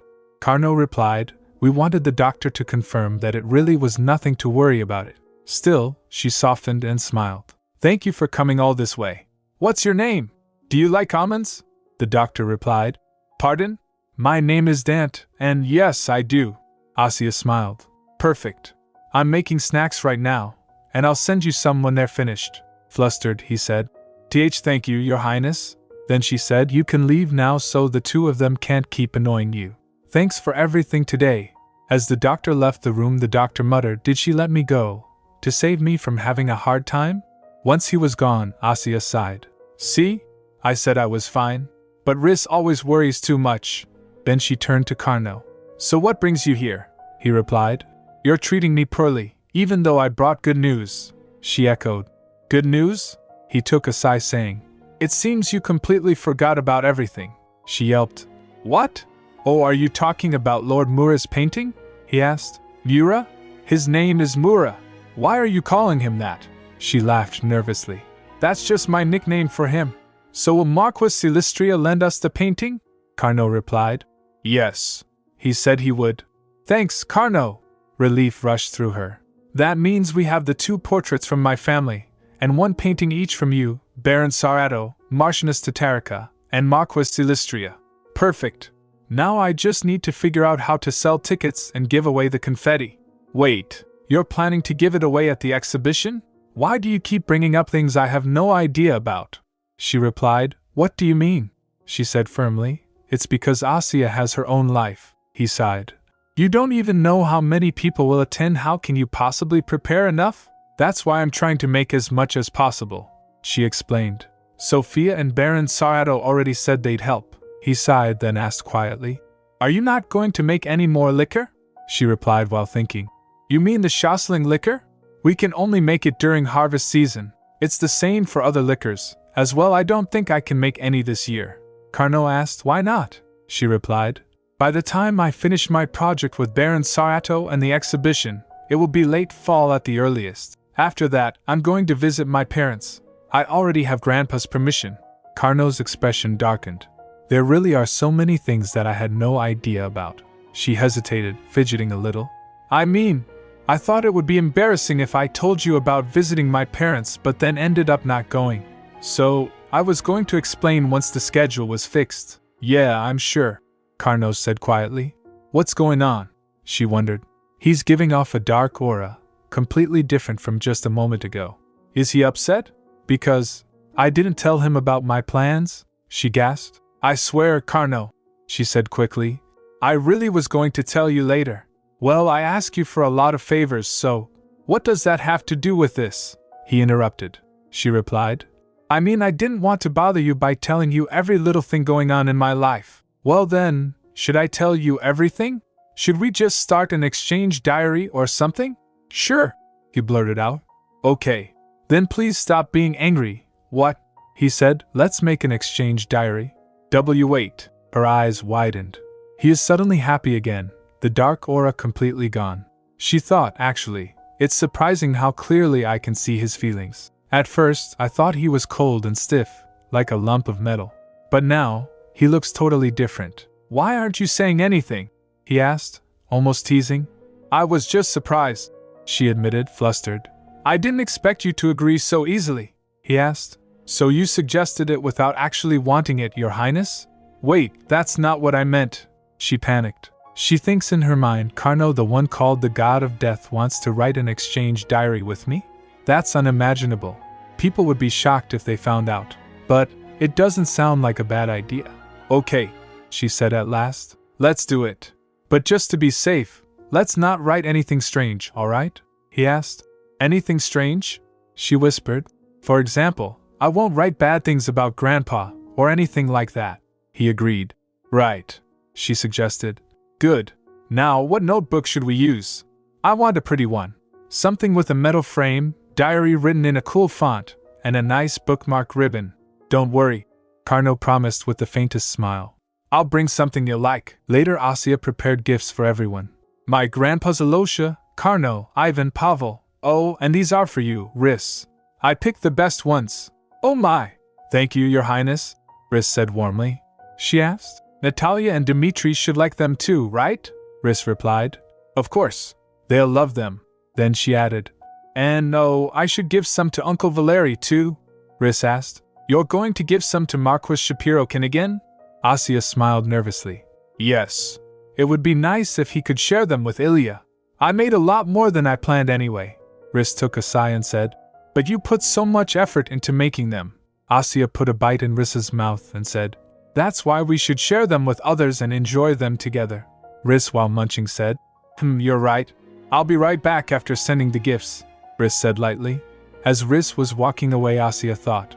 I've sent him desserts so many times before, but he's never replied to me. It's no wonder she doesn't like Uncle Valery. How much more do I have to feed him in order to weaken his prasty? Whatever. I should just read the letter for now. He looked down at the small box. Why did Carnot send a single letter in a box? The letter reads, This is my 4th letter. I've found a diary quite like what you described. I'll bring it to you soon. I hope you like it. Please don't work too hard making confetti. Asya smiled and she noticed, the letter is overflowing with a warm aura. I guess he wanted to make me happy. At night Carnot visited and complained. Did you feed my letter to a goat or something? Sophia and Baron Sarato were present in the kitchen making confetti. A goat? What are you talking about? Asya blinked. She was grubby and filthy as she was busy preparing. Asya offered. Since you're already here, do you want some confetti? Carnot refused. No thanks. Wipe that smudge off your face first. I thought I wrote telling you not to work too hard making confetti. But you're acting like you never even read my message, Your Highness. She wipes her face saying. Carnot, could you please stop speaking so politely when you're mad at me? And could you open the window, please? I've been melting chocolate all day. I'm hot. He relented. I'll open it, just a little. Then she asked, By the way, How did you know the shop's address? Did Alosha tell you? Carnot replied. Yes. The Crown Prince said he'd punish me unless I brought you back, so I couldn't help it, she grumbled. Liar! You can't fool me this time, he countered. Then do you really think I wanted to go through the hassle of stopping by the palace and then coming to the patisserie just to take you back again? She thinks for a moment. He's right, but why is he so worked up today? Okay, then let's hurry and go back. Later in the palace she said. By the way, Carnot, you said you'd bring the diary. Did you forget it? You were so busy that I didn't have a chance to give it to you, she replied. Oh, right. I was busy preparing for the exhibition. Then he pulls out a diary and said, Here, give me your hand. She asked. My hand? He instructed. Put it on top of this book. As she puts her hand on it, the diary glows. Carnot said, Should I call it a seal? Now only you and I can open this diary. Wow, what is this? Asya exclaimed. Wow, how did you just do that? He replied. I don't know exactly. It's a relic from the Otro period. She gets shocked. What? Are we using a relic from the ancient kingdom as our diary? He replied. Yes. Anyway, that's it. Take good care of it. Then he added as he turned. And please don't overwork yourself. Rissa's cheeks flushed. So, he was carrying this diary all day long until he came to see me. She blushed and said aloud, Why is the weather so hot today? The exhibition's opening day finally arrived. While preparing, Asya yawned.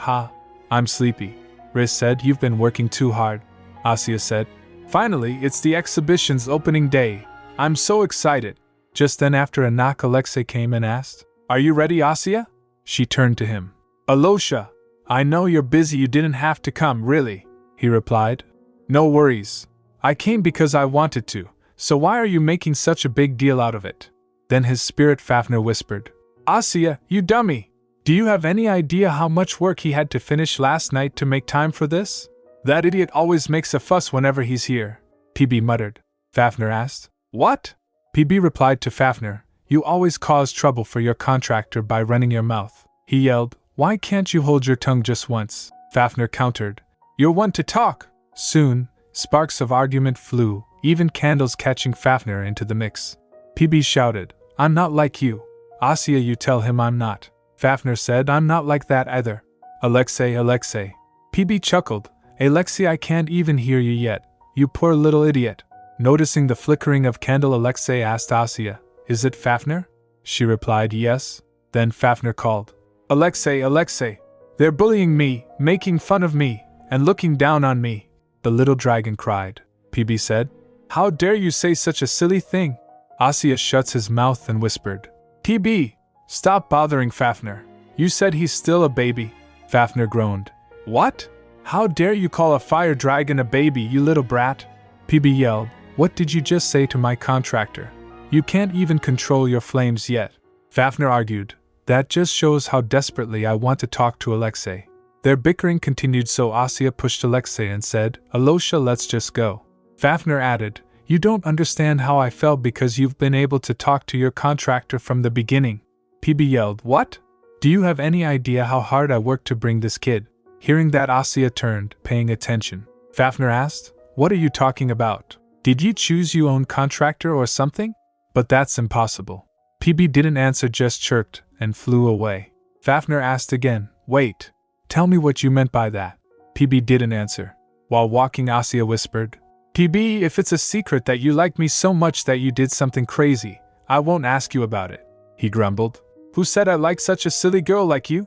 She asked. Then, do you dislike me? He drooped. And no. Why would you say that? She asked. If you don't like me, that means you dislike me. PB, you actually wanted to make a contract with another human, didn't you? He replied. I didn't want to be with any other human except, damn it. Peep, Asya said. Wow, it seems like you're just making that sound whenever you want to avoid talking. Then Alexei said, Asya, it seems like your spirit and Fafnir had another argument. She turned to him. What? Haha. Oh, Fafnir told me that you worked really hard to make time for me this morning. You don't have to go if you're tired, he replied. That's not true. I guess Fafnir got the wrong idea, she said. You promised me you wouldn't work too much. You're a liar. Still, I'm happy that we can go to the exhibition together. Alexei smiled. Yeah, I'm happy too. She stared at him and thought. And today, what will happen if Maria and Alosha meet?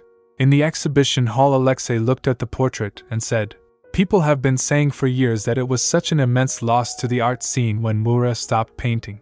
I never imagined I'd see a compilation of his works like this. Asya said, I also didn't think people would pay so much attention to this exhibition. Alexei said, that was why I offered to be the first to give His Majesty my birthday gift at the banquet.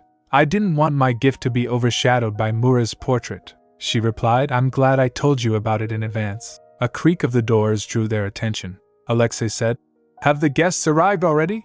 But we still have some time left until the opening. They turned towards the door. Asya said, Oh, that must be Lord Mura. He said he wanted to come early before people took all the confetti. And I guess Maria came with him. Alexei tilts his head. Maria? Who is Maria?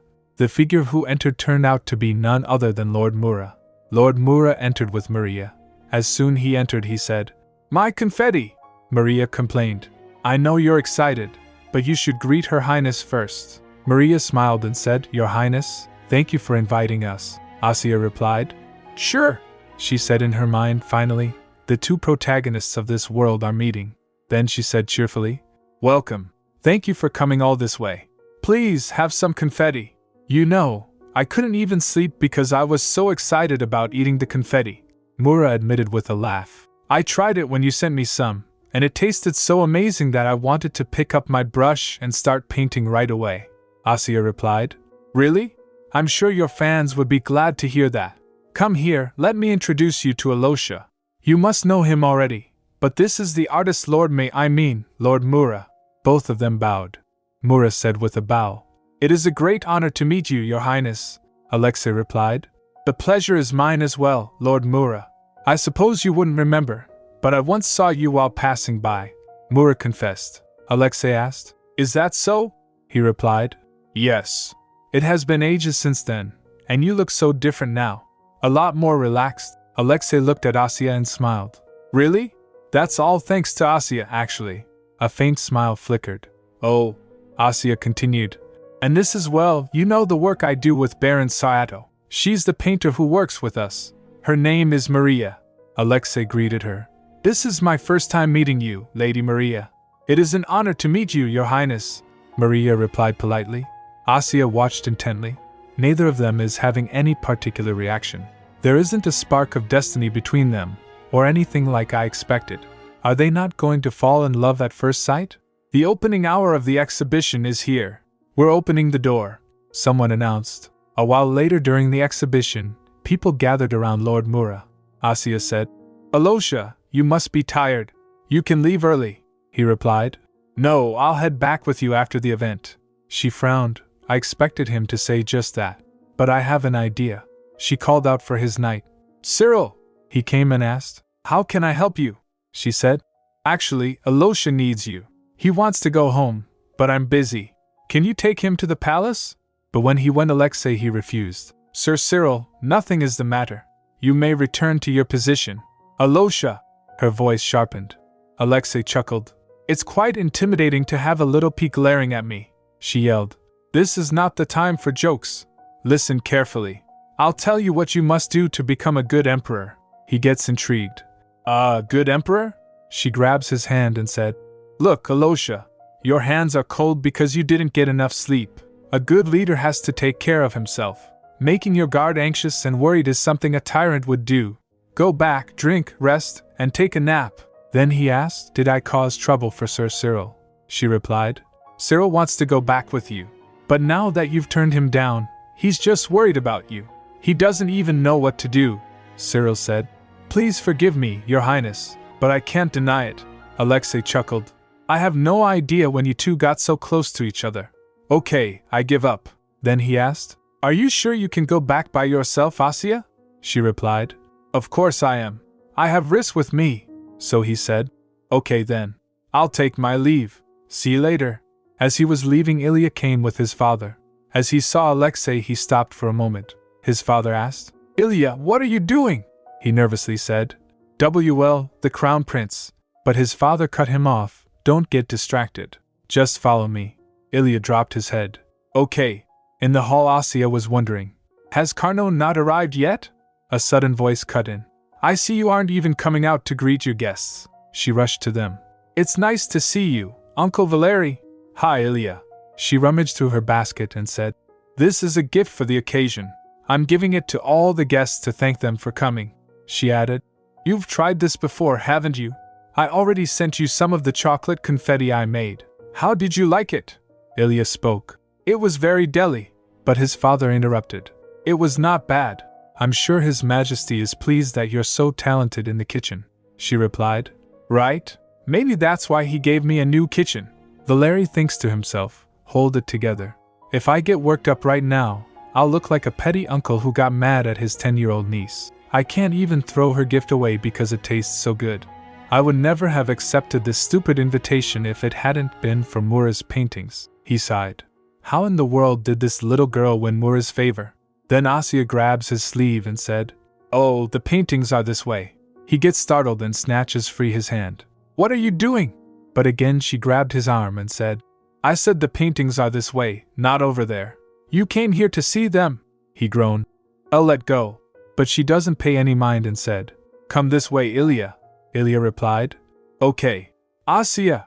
As they started walking, PB whispered, it seems like this jerk has eaten all the snacks you've sent him so far. Asya asked. Oh, is that so? How's the parasite inside of him? PB whispered back. It's gotten much better than in the beginning. It might take quite a long time, but there shouldn't be a problem if things keep progressing like this. Asya grinned. He's acting like he's annoyed, but he's eaten all the desserts I've sent him. Just then she flinched as she saw her uncle's face, who showed disgust. She wondered, what's wrong? Why does he suddenly have such a dark aura? In front of him there was Marchioness Tatarika. It's good to see you here, Marquis Shapirokin, came the smooth greeting. A swish of fabric followed as the Marchioness turned with a practiced smile. I thought you wouldn't be able to make it, since you've been busy with other things lately. Asya realized, Marchioness Tatarika? Oh, right. These two are mortal enemies. I hope these beautiful paintings will help you escape reality for a moment, Marchioness added, her tone dripping with meaning. As in your business is going broke, and you're here to have fun? Asya gasped, flustered. But Marquis doesn't say anything. Then the Marchioness laughed. Ha ha! Oh, Princess Anastasia! This confetti is so delicious. I wish I could buy boxes of it. I heard Lord Mura loved it so much that he wants to paint another portrait of you. You used chocolate again, didn't you? Just like when you made that cake? Asya stammered, panicking. Well, why yes. In her mind she asked, PB, what's going on now? You said the parasite had weakened, but what's with this hostility in the air? He replied, I said it was weaker than before, but I never said it was all better now. You'd better just kick that woman out. Uncle Valery! Anastasia cut in cheerfully. You should try some of the confetti now. I'll try it at home, Valery said. Eating in a public place, standing like this? That's disgusting, she replied.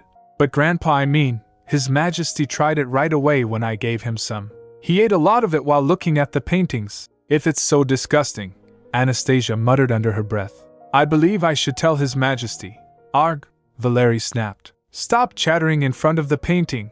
He snatched the basket from her hand and started eating.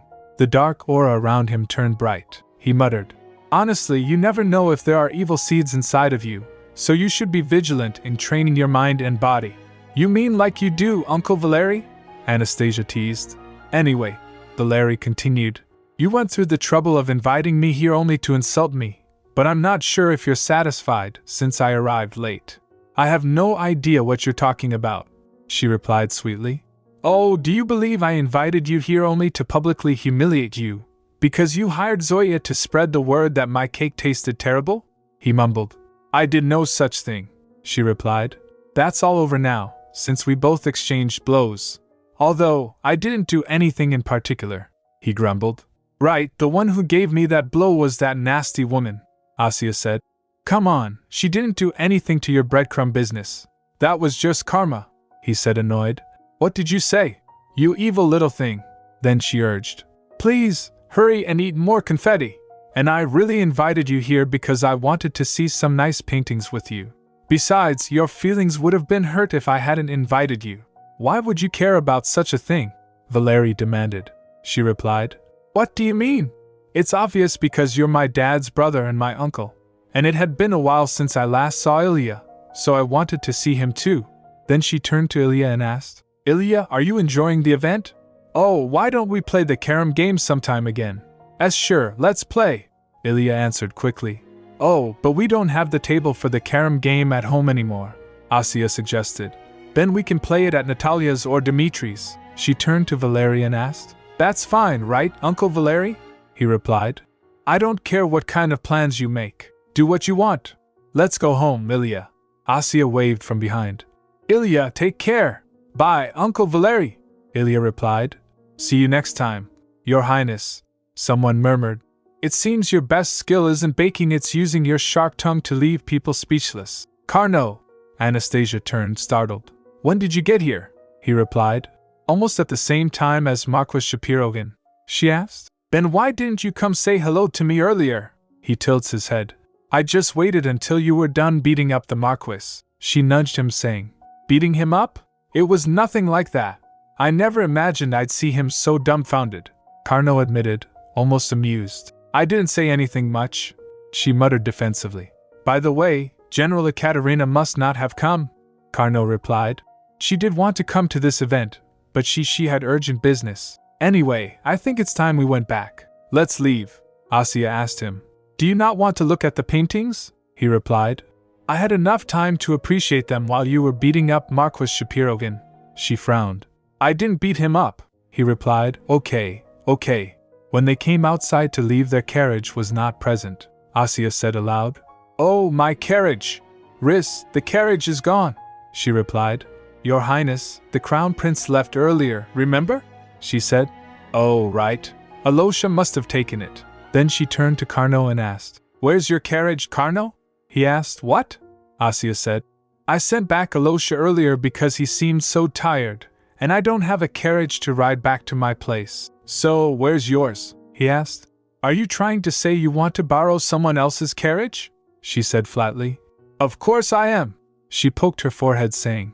I'm sorry, Your Highness, but I came here alone on horseback. Then she turned to Riss and said. Riss, we need a carriage, Carno called out. What? Wait, he sighed.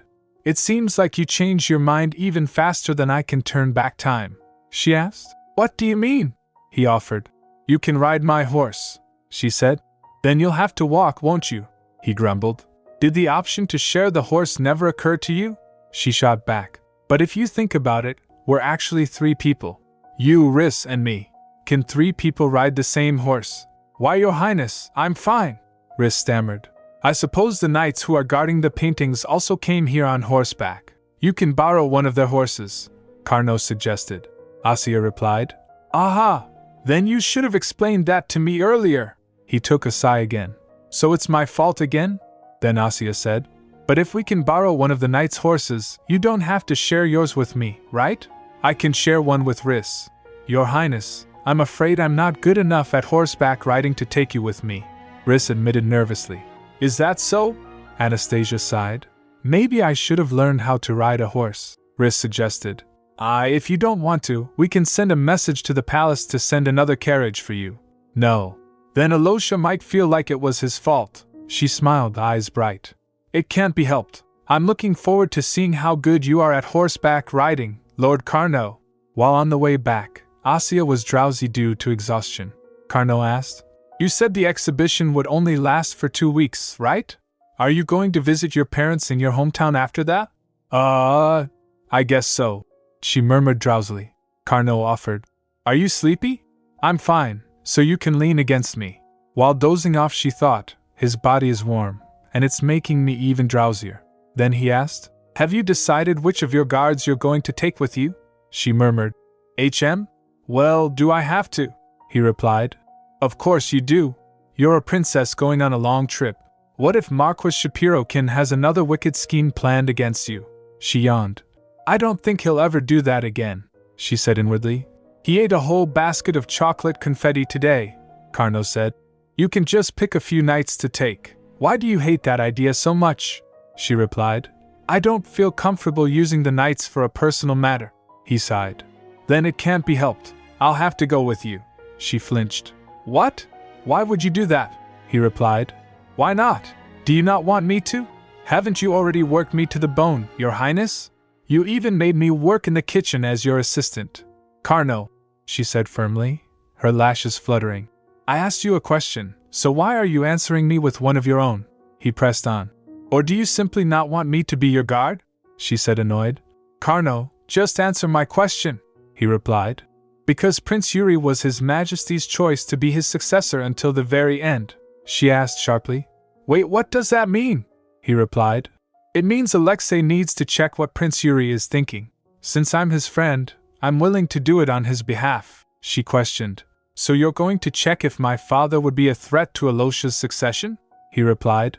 Well, sort of. She fell speechless. What a liar! He can't fool me. It's already been a long time since I first came to the palace. Carno, she pressed. Are you sure that's the reason? He replied. Of course it is. Are you thinking I'm going just because I like you? She admitted. Yeah, I kind of did have that thought just now, he asked. What? She replied.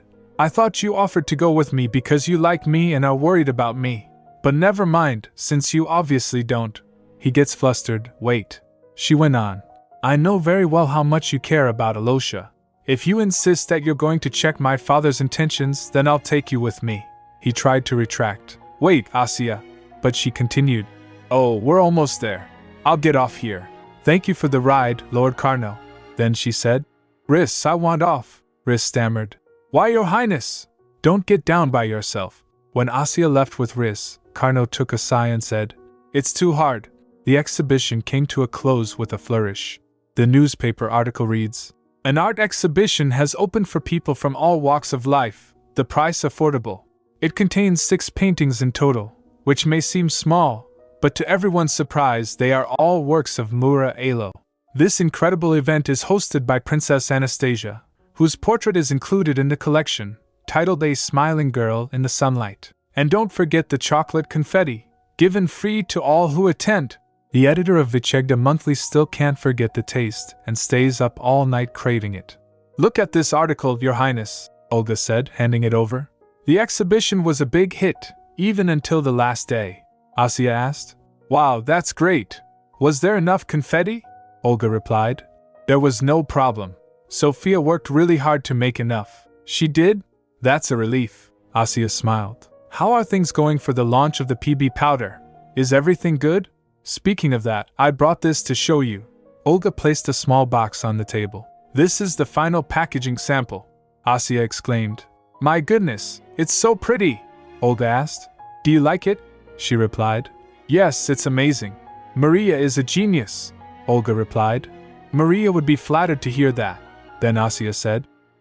By the way, Olga, I'm just wondering about something, Olga replied. Yes? What is it? Pointing at the packaging, Asya asked. This little angel on the package. Doesn't she look a bit? Olga filled in. She looks like you, doesn't she? Asya cried out. Kya? How can you say it so bluntly? Olga said. Oh, please don't be embarrassed. To be honest, I thought the same thing and asked Maria about it. Asya asked. You did? Olga replied. Yes. She was surprised to hear that. She said she simply tried to make the angel look as lovely as possible, and it just turned out that way. That means you are a vision of loveliness in her mind. Oh my! Olga flushed. Your Highness, I told you not to embarrass me, Asya blushed. But that's such a flattering compliment, Olga chuckled. Then I'll take that as your approval and proceed with this packaging. Asya replied, embarrassed. I mean, you were the one who hired Maria. Shouldn't the girl look like you? Your Highness, Olga said softly. I know I don't look that mature to you, but I run an entire guild by myself. Asya paid attention. Ha! Olga continued.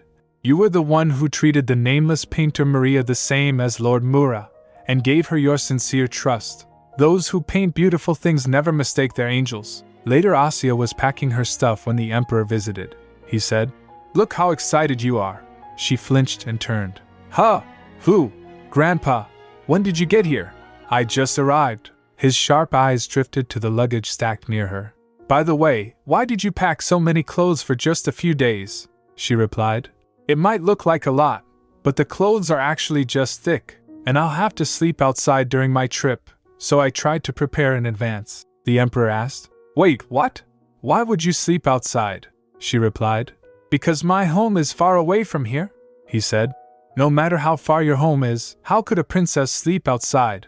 She replied. But I slept outside during my trip coming up here. That's well. He groaned and fell silent. Then, with a sigh, he said, Yes, I see. I'll be going now, so you can do as you wish. She calls him from behind. Oh, Grandpa! Wait! He halted and turned. What is it? She shows her hand and said, You have to give me the letter before you leave, he asked. What letter? She reminded. Don't you remember what we promised at your birthday banquet? The losers of the carom game were supposed to write letters to the winner, he replied. You've taken my vacation house already, and now you're demanding a letter? She countered.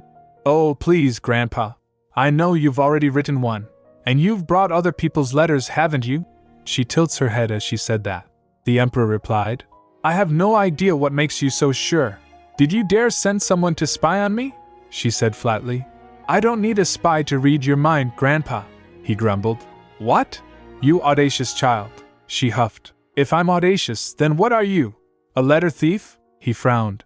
How dare you accuse the Emperor of being a thief? I was going to give them to you anyway. Here, take them. His attendant gave letters to Riss. She glanced up at the letters and said, Your Majesty, you didn't peek at my letters, right? He huffed. You really are so shrewd and childish. Are you suddenly calling me Your Majesty now that you're displeased with me? She replied while browsing through the letters. What meaning could be behind me calling you Your Majesty, the Emperor, and the eternal son of the Empire? Asya! He barked. Then he waved at the servants. Ha! Give us some privacy.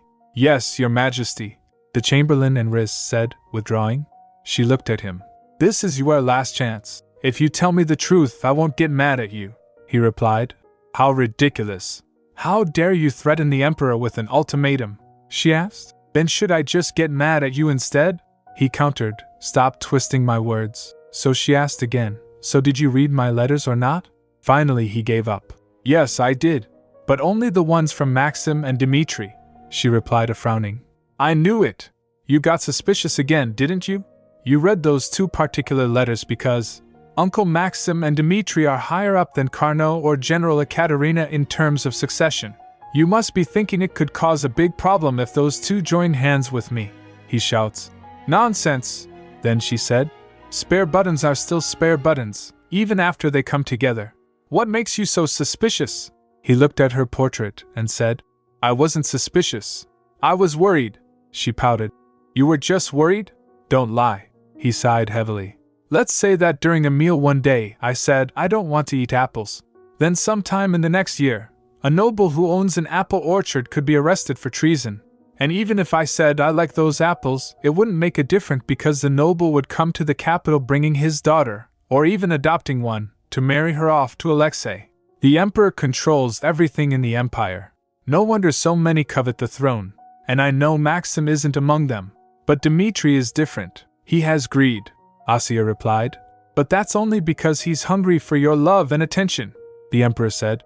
Even if I merely have dinner with Maxim, people might think of it as a sign of future arrangements. For that reason, those with treacherous intentions could stir up desires that didn't exist before.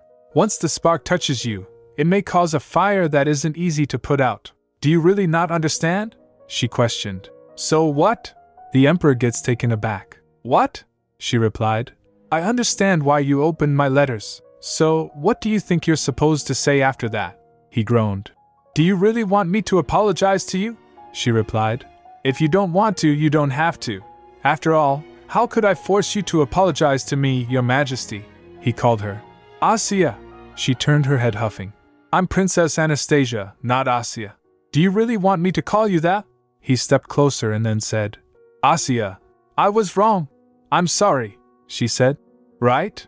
You agree you made a huge mistake, don't you?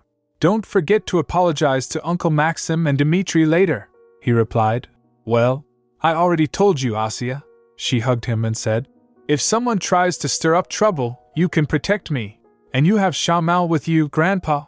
Then he said, Asya, you are different from them, she asked. Huh, I am? The Emperor said while looking at her closely.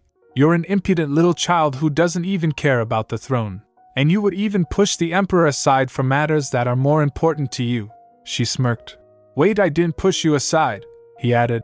But that's not the case for Maxim. It's not that he gave up on the throne for other things that he preferred, or because he didn't want it. It's just that he admitted his lack of competence and accepted it as his fate. So no one should give him false hope that makes him agonize over his decision, she said. Then you should fill him with other desires, he asked. What? She replied. If you'd shown him enough affection and given him compliments on what he was good at, Uncle Maxim might have already found what he wanted to do. For example, what if Uncle Maxim enjoys baking like me? The Emperor said. I can at least confirm that is not the case, she added. Anyway, you know what I mean, Grandpa. He took a sigh and said. Seriously, pleasing you is harder than drawing up a budget for the country, she replied. I don't need anyone to please me. She spins around and said. I just want to love what you love, Grandpa. I know what you were worried about, but that's not what you wanted. What I wanted, he murmured. He said, but Asya, the Emperor is not someone who can have whatever he wants. In fact, the Emperor can only do things he doesn't want to do. And I chose that, despite being fully aware that I'd be resented. Because it was expected of me. She asked, even if you say that, didn't you want to be loved by your children? Huh, me? He looked stunned. She said, yes. It's still not too late. You can do it. You can become a good father who is loved. He sighed. She added while smiling. In that sense, isn't there something else you want to give me? She extends her hand. He reaches out to her hand saying, all right, what do you want from me this time? She grinned. Letters from my mom and dad. Upon hearing that, there was a moment of silence. Then he retracted his hand saying, you're really good at spewing nonsense. What have they done to deserve letters from me? She frowned. What? But you promised to become a good dad, starting today. He refused. Well, I never agreed to that. She protested. That's unfair, he replied. But if you insist, I think I can write to them. She asked. What? Then, he offered. But I can't just do it for free. I will write to them on one condition. She gets shocked. What? What's the condition? She demanded. He said.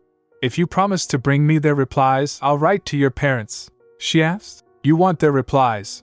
He replied. Yes. You had the guts to force the Emperor himself to write to you, so it should be a piece of cake to get the runaway prince and princess to respond, right? She asked. But what if they don't want to write me back? He groaned. Well, that's up to you to figure out. She remained silent for a moment and sighed heavily. As the Emperor turned, she said, Okay, cowardly Grandpa. Then, muttering to herself, Anyway, none of them are being honest about their feelings. Later that night, she sat with the stack of envelopes. PB said, You're reading the letters this late? Yeah. I'm really curious what they wrote to me. She swished one open. Shall we read Dimitri's first? His letter reads, No matter what happens, I will never, ever play the carom game with you again. P.S. You probably have no idea how amazing the winter fabric you took from us is. It's too luxurious to be a prize for a stupid game. She tossed the paper aside with a frown. Geez, why did he write so much about some fabric? Another letter opened. How are you doing, Asya? It's Uncle Maxim. How's the packing going? Take care and have a safe journey. Say hello to your parents for me. P.S. Whenever I played the carom game with Yuri, I always beat him. You must take after your mother, Asya. She chuckled. Uncle Maxim would have made a good writer. Don't you agree, PB? Her companion agreed. Ha, I guess so. Then came her grandfather's reply, shorter than expected. I like the Kipfro cookies you gave me the other day. They were sweet and had a nice, soft texture.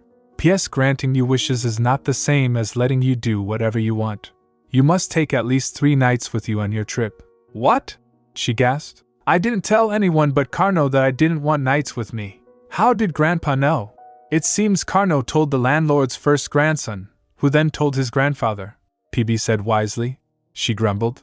Carno, he's such a dummy, PB said. Don't be too harsh on him. They're just worried about you. She shows disapproval. You're taking his side again. PB, don't you think you like Carno a little too much? That's right. If you know that, then why don't you move on to his letter? PB teased. It's thicker than usual. Aren't you curious? What? Just wait, she sputtered. That's what you were plotting all along. But instead of Carno's, she opened General Ekaterina's letter. It turned out to be surprisingly long. The general apologized for missing the exhibition, praised the liquor Asya had given her as the best she'd ever tasted, and gushed about the chocolate confetti being sweet and delicious. Asya blushed furiously. I feel too shy to keep reading. You can see emotions with your own eyes, PB teased. So why are you blushing over mere words? Because she must have been thinking about my desserts while writing it, Asya huffed. PB smirked. And that makes you feel more shy than seeing the colors swirling behind people? She snapped. Ugh, whatever. Go away, PB said. I'm just curious, you foolish little girl, she replied. Okay, I'll read Carno's letter now, so be quiet, you dummy. The bulky envelope was filled with meticulous notes. This is my 5th letter. I like the nutty flavor of the confetti you gave me at the exhibition, and I like that it wasn't too sweet. I tried the Schosling liquor with my grandmother. It was very cold and sweet, which was nice. The carrot cake was soft and moist, and the lime pie was sour and… PB chuckled. Oh, I guess he's trying to make you blush even more. Maybe he teamed up with his grandmother too, huh? Wait, you were so shy reading the last letter, so why aren't you blushing at Carno's? She replied. Well, it's a bit weird he's only talking about desserts. You know how he usually gets straight to the point. She turned another page and suddenly burst out laughing. Ahahaha. Gosh, Carno, PB asked. What? What's so funny? No, I must have teased him too much the other day, she said between giggles. Oops. She dropped the letter, smiling sheepishly. PB asked, What do you mean? The words inside confessed simply. I was lying when I talked about Prince Yuri the other day, sorry. She lifts the letter close and said, It's alright, I'm sorry for picking on you too. The next morning, she admired the flowers in bloom. Wow, these are so pretty. By the way, Carno, what brings you here so early? He replied. 10 in the morning is not so early. And calling on people without notice is your specialty, she asked flatly. Exactly, so why'd you want to see me? He hesitated, nervousness written across his face. She thought, what's with this vibe? It seems he's very anxious and worried, he said. Did it ever occur to you that you should write back to me? Oh, right, she said brightly. The thing is, I wrote back to you in my head. After that, I forgot. He gets shocked. What? Do you really think that even makes sense? She said. I'm not lying. While reading your letter, I replied, It's all right. Carno sighed. It's like talking to a wall. She laughed at his expression, nearly stumbling. He quickly grabs her sofa, so she said, Oh, thanks. I almost fell again. He asked. Again? She replied. I laughed so hard reading your letter that I almost fell off my bed last night. Last night? Well, that's a relief, he exhaled. Then she asked, So, why are you really here? He replied. I'm here to check if you've decided which nights to take with you on your trip, she said. I've already made up my mind. I'd like to. Wait, he drew in a steadying breath. Okay, now I'm ready. Tell me, what are you ready for? She asked curiously. He replied. To remain calm, even if you say the most ridiculous thing, she complained. What? Carno, why would you say something like that? Think about the letter you sent me last night, he said. Let me hear your decision first before I decide whether to apologize. She turned her head pouting. You'll have to apologize. I'm taking Bethelnik, Anne, and Ivan with me. Carno froze. What's with your final pick? She said. You know who Ivan is? Are you pretending not to know? He replied. No, you're a princess, Asya. You must take the best knights in the empire. So why would you choose a trainee like Ivan? He sighed as he said that. She replied. There's a reason, he asked. What reason? Well, actually, she hesitated. I wasn't sure if I should tell you this, but… Carno, do you know about pasties? After she told him about it, Carno asked, narrowing his eyes. So that's why you've been persistently feeding Marquis Shapiro-kin your snacks? That's right. As usual, you're quick to catch on, Asya replied brightly. He asked. Doesn't that mean Ivan is also dangerous, like him? She replied. His case is different. Uncle Valeri naturally has a bad personality, while Ivan is simply half Noctis elf. Carno's brows rose. So, you mean, you want to bring him along on this trip so you can feed him a bunch of snacks? Exactly, she said with a proud nod. He sighed deeply. She asked. Huh? What's wrong, Carno? He replied. Since I'm a sensible person who always has to deal with you saying the most outrageous things without a second thought, I'm just trying to process everything right now. she mumbled. What? He finally gave in. Okay, I get what you're saying. She gets happy. Really? You believe me? He replied. Of course I do. I've never not believed you. Oh my, what a lie. She shot back. Didn't you say you were accompanying me because you were suspicious of my dad? Carno flinched but said nothing. She smiled. Anyway, now you understand why I need to take Ivan with me, don't you? He replied. I do. But don't ever hesitate to tell me about matters like this in the future. Gosh, how could I dare to speak to Lord Carno like HM? She froze. That dark, ominous aura began seeping from him again. Eek, I'd better stop making fun of him. She raised her hands quickly. Okay, I'll tell you right away, he said. Good. She stole a glance at him. Sparkles seemed to dance faintly in the air along his dark aura. She thought, now he must be feeling better. By the way, he asked, what about the exchange diary? She sweated. I'm still writing. I'll give it back tomorrow, he said. You were the one who suggested we start an exchange diary. She tilted her head mischievously. Speaking of which, Lord Carno, shall we turn back time just once? But he stood up without listening. She called out, HM? Wait, where are you going? I'm not done talking. On the day of her departure, the Emperor's spirit chided him. You should go down and send her off. Why are you just standing here, looking pitifully at her? But what would I even say as I send her off? The Emperor muttered. Shamal said. Why worry about that? Can't you just say a normal greeting? The Emperor replied. What right do I have to say that? I don't want to say come back safely and make her return against her will. And I also don't want to say have a nice trip and risk her never coming back at all. Shamal laughed. My goodness! Aren't you too old to be having thoughts like that? The Emperor groaned. Shut up. Just then Carno noticed him and turned to him. Asya also turns towards him. Asya, let's get in the carriage, Carno F said. Oh, okay. She climbed in, smiling brightly. When she sat in, Alexei said, Asya, say hello to your parents for me. I will. Thank you for sending me off. She turned to him with a soft smile. Alexei kissed her forehead saying, Make sure to take care of yourself, okay? She advised. You too, Alosha. Sleep well, eat well, and rest well. Standing at the keep, the Emperor said, Make sure not to get hurt, Asya. You'll really never be able to say, Come back to your grandpa, will you? Shamal teased. Just as your granddaughter said you are such a coward. I told you to shut up, the old man grumbled. In the carriage, Asya yawned. Ha? Carno asked. Are you sleepy? She replied. Yes, a little, Riz said. Your Highness, please cover yourself with this blanket and get some sleep, she replied. No, I'm going to eat snacks with Ivan. Pardon. Ivan blinked. She turned to the boy. Ivan, this one is good too. Try it. And that one too? As he coughed, she said. Oh, give him some water, Riz. Sure. Here you are, Ivan, Riz said quickly as the poor boy coughed. Stop harassing him. Carno nudged her. She pouted. I'm not harassing him. Later at their stop, Carno asked. Was your plan to turn Ivan into foie gras during this trip? She frowned. Carno, why would you say something so horrifying? He questioned. Then why do you keep feeding him all those snacks? While getting off carriage, she said. Well, I just wanted him to experience various things, Carno repeated. Experience? She replied. Yes. Ivan hasn't had any chance to discover what he likes, so I wanted to show him different landscapes and give him different snacks too. But I guess it was too much. As she looked at Ivan gloomily, Carno said, I'm sure Ivan would like anything you gave him. She turned. HM? What? He added.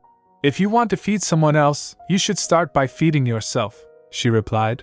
I ate a lot last night. Carno thought silently. That means she stayed up all night baking all those snacks, all so she could give them to that slave boy. His gaze lingered. I wonder how many things she's protecting behind that bright smile. How many things she's taking care of with that sweet voice. Thinking about that makes me want to give her every good thing in the world, even though she was the one who taught me about them in the first place. Just then Riz called out, Your Highness! It's chilly outside. You should wear your cloak. Oh, thanks, Riz, Asya said, slipping it on. She said, Are you all right, Carno? You brought a coat, right? He replied. Yes, I'm fine, she said. Even if you're fine now, once the sun goes down it'll get cold fast. You should put it on too. He refused. No. I told you I'm fine.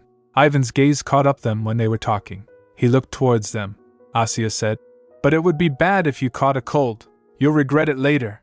Carno refused. I won't regret it. Sure, whatever. Do what you want, she huffed. Carno watched her, dazed, as if seeing her anew. Asya, what in the world are you made of? Maybe white sugar, nutty cream, and freshly bloomed peach blossom, pearls ground into a soft powder, and water from a sparkling stream with emeralds in it. Dazzling sunshine reflected on a field of snow. Bright green moss under a pebble in a clean brook. And small things, like acorns left behind by chipmunks. I think you might be made of all those lovely things combined. Later, when they set out again, Ivan went to another carriage. Ivan, why? Asya whined softly. Why is he insisting on taking a different carriage? Carno replied. It's obviously because you've been taking care of him nonstop. But I was doing that because I wanted to, she protested, clutching at the edge of the seat as the carriage rattled along. Maybe Ivan just wants you to get some rest, Carno suggested. He's finally trying to do something for himself, and you're trying to get in the way of it? You're right, but… Her shoulders drooped. Carno added. So you might as well sit still and actually get some rest. Yeah, but I think I should let him know that when two different desires clash, the stronger one always wins. She rose in her seat as if to prove her point. Carno said, Are you seriously going to turn him into foie gras? Why do you keep saying that? She flinched, glaring. Carno took a sigh and said, If you really want to do something for him, you'd better take care of yourself first. Get some sleep. I know you stayed up late last night baking all those cookies. Her eyes widened. Huh? How did you know that, Carno? Have you two secretly been keeping in contact? Of course not, Your Highness. Riss cut in quickly. It's just that Lord Carno understands how I feel. But we're on this trip together, she argued, fidgeting. I can't just fall asleep when everyone else is awake. No one can sleep because you aren't sleeping, Carno replied simply. She replied, What? But none of you said you were sleepy, Carno said. You think we aren't? We are. But when the princess doesn't want to sleep, how could the rest of us even think about taking a nap? She yelled. Liar! I'm not sleepy at all, so you can sleep by yourself if you're tired, she declared, only to suddenly slump few moments later. Oh my, Riss whispered. She fell asleep in the middle of all that. Let me get her a blanket and… I'll do it, Carno interrupted quietly. Carno lifts her head gently and puts blanket on her. He chuckled, looking at her. When they reached her parents' house, she knocked the door. She called out, Mama! Papa! It's me! Silence fell as there was no response. She said aloud, Huh! That's weird. Are they not home? Suddenly she heard crashing and clattering sound from inside, and moments later her mother and father opened the door. They burst open the door and shouted, Asya? Mama, Papa! She cried. Oh my goodness! It really was our little princess's voice! Her mother exclaimed, rushing forward to sweep her into a dizzying twirl. Asya said, Mama, you're making me dizzy! Her mother drops her down and asked, How have you been? Are you feeling well? Asya replied, Yes, of course I am. Then her father asked, Wait, but how did you come all the way here? I can't believe that crazy old man let you. Whack! Her mother's hand smacked lightly against her father's arm. He retracted. I mean, did His Majesty really let you visit us? Asya replied. Yes, he did. You were really surprised, huh? Her father's eyes glistened. Goodness, my darling princess. Oh, wait, I haven't even said hello to your companions. They're over there. Asya pointed. Her father said, Thank you for coming all the way, huh? He added. Darling, it seems like you've made a lot of friends. Her mother said. I don't think we have enough rooms for all of them. Asya said. What's the problem?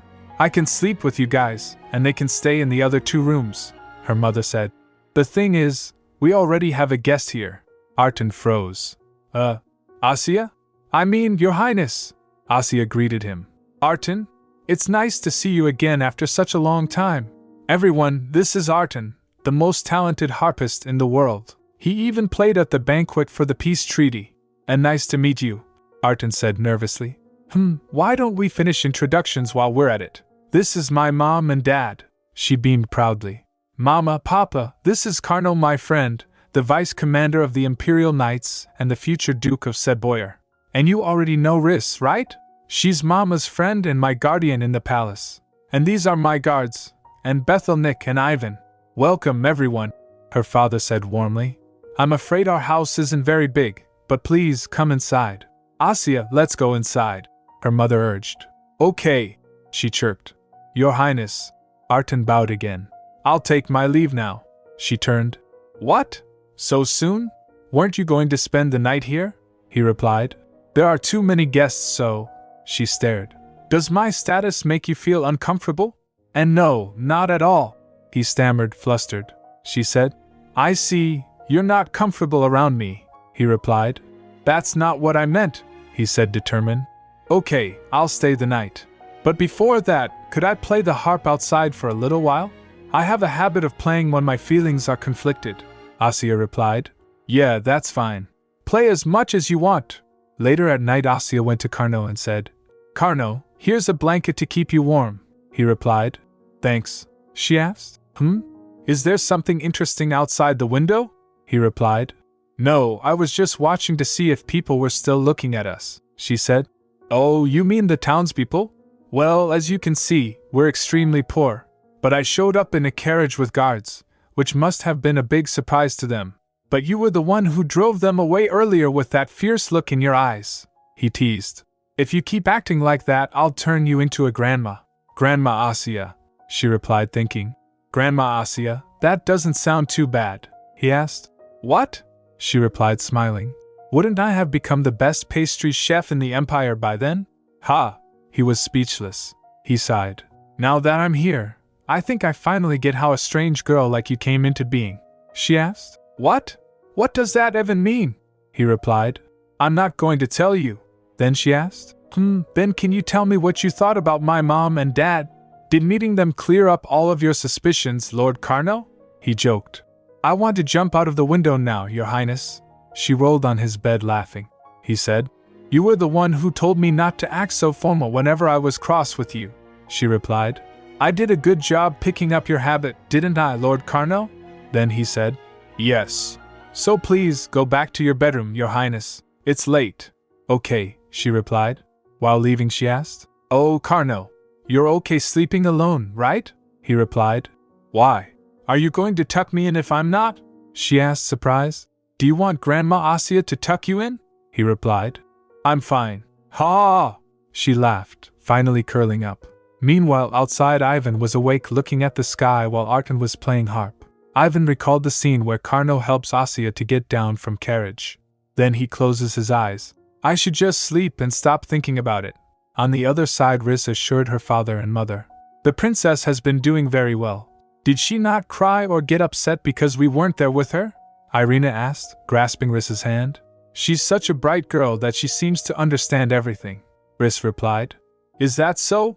I'm sure that's all because you've been taking such good care of her, Irina murmured, tears brimming in her eyes. Riss admitted. Well, I'm sure she would still be doing great even if I wasn't her attendant, her mother sobbed. I still don't understand why His Majesty wanted our little girl to stay in the palace. Don't cry, Irina. Her husband's tone was firm, but her eyes glistened. He said, I bet that crazy old man made her stay to provoke Alexei. That crazy old man? Riss gasped. Even so, he continued, I can't thank you enough for staying by her side, Riss. That's right. Thank you so much, Riss, Irina echoed, wiping her eyes. And not at all. Riss flushed, waving her hands. By the way, Irina asked, is it true that His Majesty allowed Asya to visit us? Yes, Riss confirmed. Princess Asya is one of His Majesty's favorite grandchildren. That's why he granted her permission to visit when she asked. As expected, her father sighed with a laugh. Nobody can say no to our adorable little princess's requests. Then her mother asked, but why did she come with Lord Karno? What? Riss stiffened. Her mother continued. At first, I thought he came because of Alexei, but it doesn't seem like that's the case. Because of the crown prince? Why? Irina whispered. That crazy old man might have given up on me completely, her father muttered bitterly. But I'm sure that's not the case for everyone. Some might think things could change if I were to return to the capital. And if Asya came to visit us after fully adjusting to palace life, it would obviously bother the crown prince. Riss's voice faltered. Well, he continued, anyone who supports Alexei would definitely want to check in on me, right? And Karno Neustaedter is definitely one of Alexei's most powerful allies. Riss was stunned. How did you find out about what was going on in the palace from all the way out here? He looked at his wife and said, anyone can get one question wrong, but if you want to give wrong answers to every question, you must know all of the right answers in the first place. And I vowed to only give the wrong answers for the rest of my life, after leaving the palace. You don't have to worry about that, Rhys interjected gently. It's just that Lord Carno is a close friend of Princess Asya's. But doesn't he support Alexei? He asked quickly. Yes, he does, Rhys admitted. And the three of them, including the Crown Prince, are close friends. What? With Carno Neustadt? He exclaimed. My goodness, are you sure he isn't plotting something? Kids can easily make friends, his wife said. What's wrong with that? He said. Irina, kids in the palace are not just ordinary kids. Think about me, I used to be one of them. I chose you because you were just an ordinary kid, she whispered faintly. Oh dear, Rhys thought to herself. A story about the children in the palace all becoming friends like in a fairy tale. How can I explain it in a way that'll make them believe it? No, perhaps they don't need an explanation. She smiled gently. The next day, Mama, Papa, over here, Tada! Asya's bright voice rang out. Asya? Her mother blinked in surprise. Why did we come to this mansion? Because it's your new house, Asya declared proudly. Her father asked in shock. What? A new house? What money did you buy it with? Did that crazy old man trick you into? Whack! Her mother silenced him with a quick tap. Asya, did His Majesty give this to you? She asked. She sweated while replying. No, Mama. I bought it, her mother asked. But how did you buy a huge mansion like this? Asya stammered. That's a long story. Rhys, help me out. Yes, Your Highness. Rhys stepped forward. She came prepared with the book. She flips the pages and said, These are some news articles about Princess Asya's work so far. They will help you understand the situation. Irina skimmed them, her hands trembling. Rhys, is all of this true? Her father exclaimed. My goodness, our little princess did all of this amazing work? Then we can't just accept this house, Irina said touched. Our girl worked so hard to earn all that money. Asya stepped forward saying, But if you don't move into this house, it will be deserted, her mother suggested. Then why don't you just sell it? I worked so hard to make that money by selling cake, Asya huffed. But you want to sell my present? And no, we would never do that, her father interjected. It's just, we don't want you to spend all your hard-earned money unless it's for your own happiness, she huffed. Humph, you two living in this house is what will make me happy. See? You should move in. She giggled as she said that. They agreed, finally giving in. Okay, we will. She raised her pinky. Yay! Promise me you really will, her Fadra agreed. All right, sweetheart. Your Highness, Rhys interjected, handing her an envelope. Baron Sayato asked me to give you her letter once you arrived here. Her letter? Asya opened it. Dear Princess Asya, how do you like the mansion?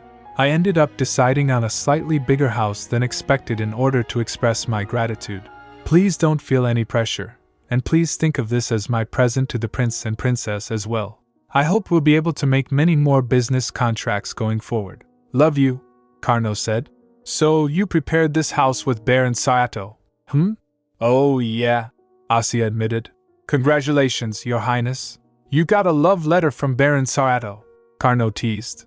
Please shut up, Lord Carno, Asya muttered, cheeks flushed. Later Carno glanced around the mansion. There's even a training hall in the backyard. When did she plan all this? Carno's gaze shifted, catching sight of Ivan, and then Bethelnik was with him, and heard Carno's footsteps and turned. She greeted him bowing, Vice Commander. Carno looked at Ivan and thought, a trainee knight who's a freed slave. That alone is strange enough, but she even brought him along on her trip, and it was all just to feed him her cookies at that. And I'm helping her do that right now. Carno went to Ivan and remarked, I heard people saying your skills have been rapidly improving. I still have a long way to go, Ivan admitted quietly. Carno asked, a long way to where? To becoming the princess's personal guard. I guess I was right, Carno thought. Asya would be truly happy to hear that. She's been hoping that Ivan could chase a dream more than anyone else. He imagined her saying, Ivan, you have a dream now? I'm so happy for you. But, Carno thought bitterly, there's something I don't like about this. Ivan said. Thank you, sir. For what? Carno asked. Ivan replied. For sparing my life, in the north. It's not that I spared your life, Carnot replied. Those who are not guilty shouldn't be punished at all, Ivan admitted. But I was guilty, Carnot said. If you did something without knowing any better, how does that make you guilty? You only obeyed orders in order to survive and not get whipped. I knew, Ivan whispered. Carnot stiffened. What? Ivan said. I knew what consequences the thing that Igor Akinfeev made me embroider would bring.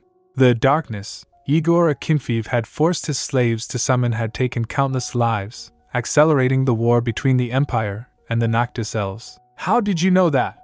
Carnot asked sharply. Pardon? Ivan blinked. Carnot asked. How did you know what you were actually doing under his orders? I didn't know what it was exactly, Ivan admitted, his voice low. But I felt like I was handling something like a murderous sword.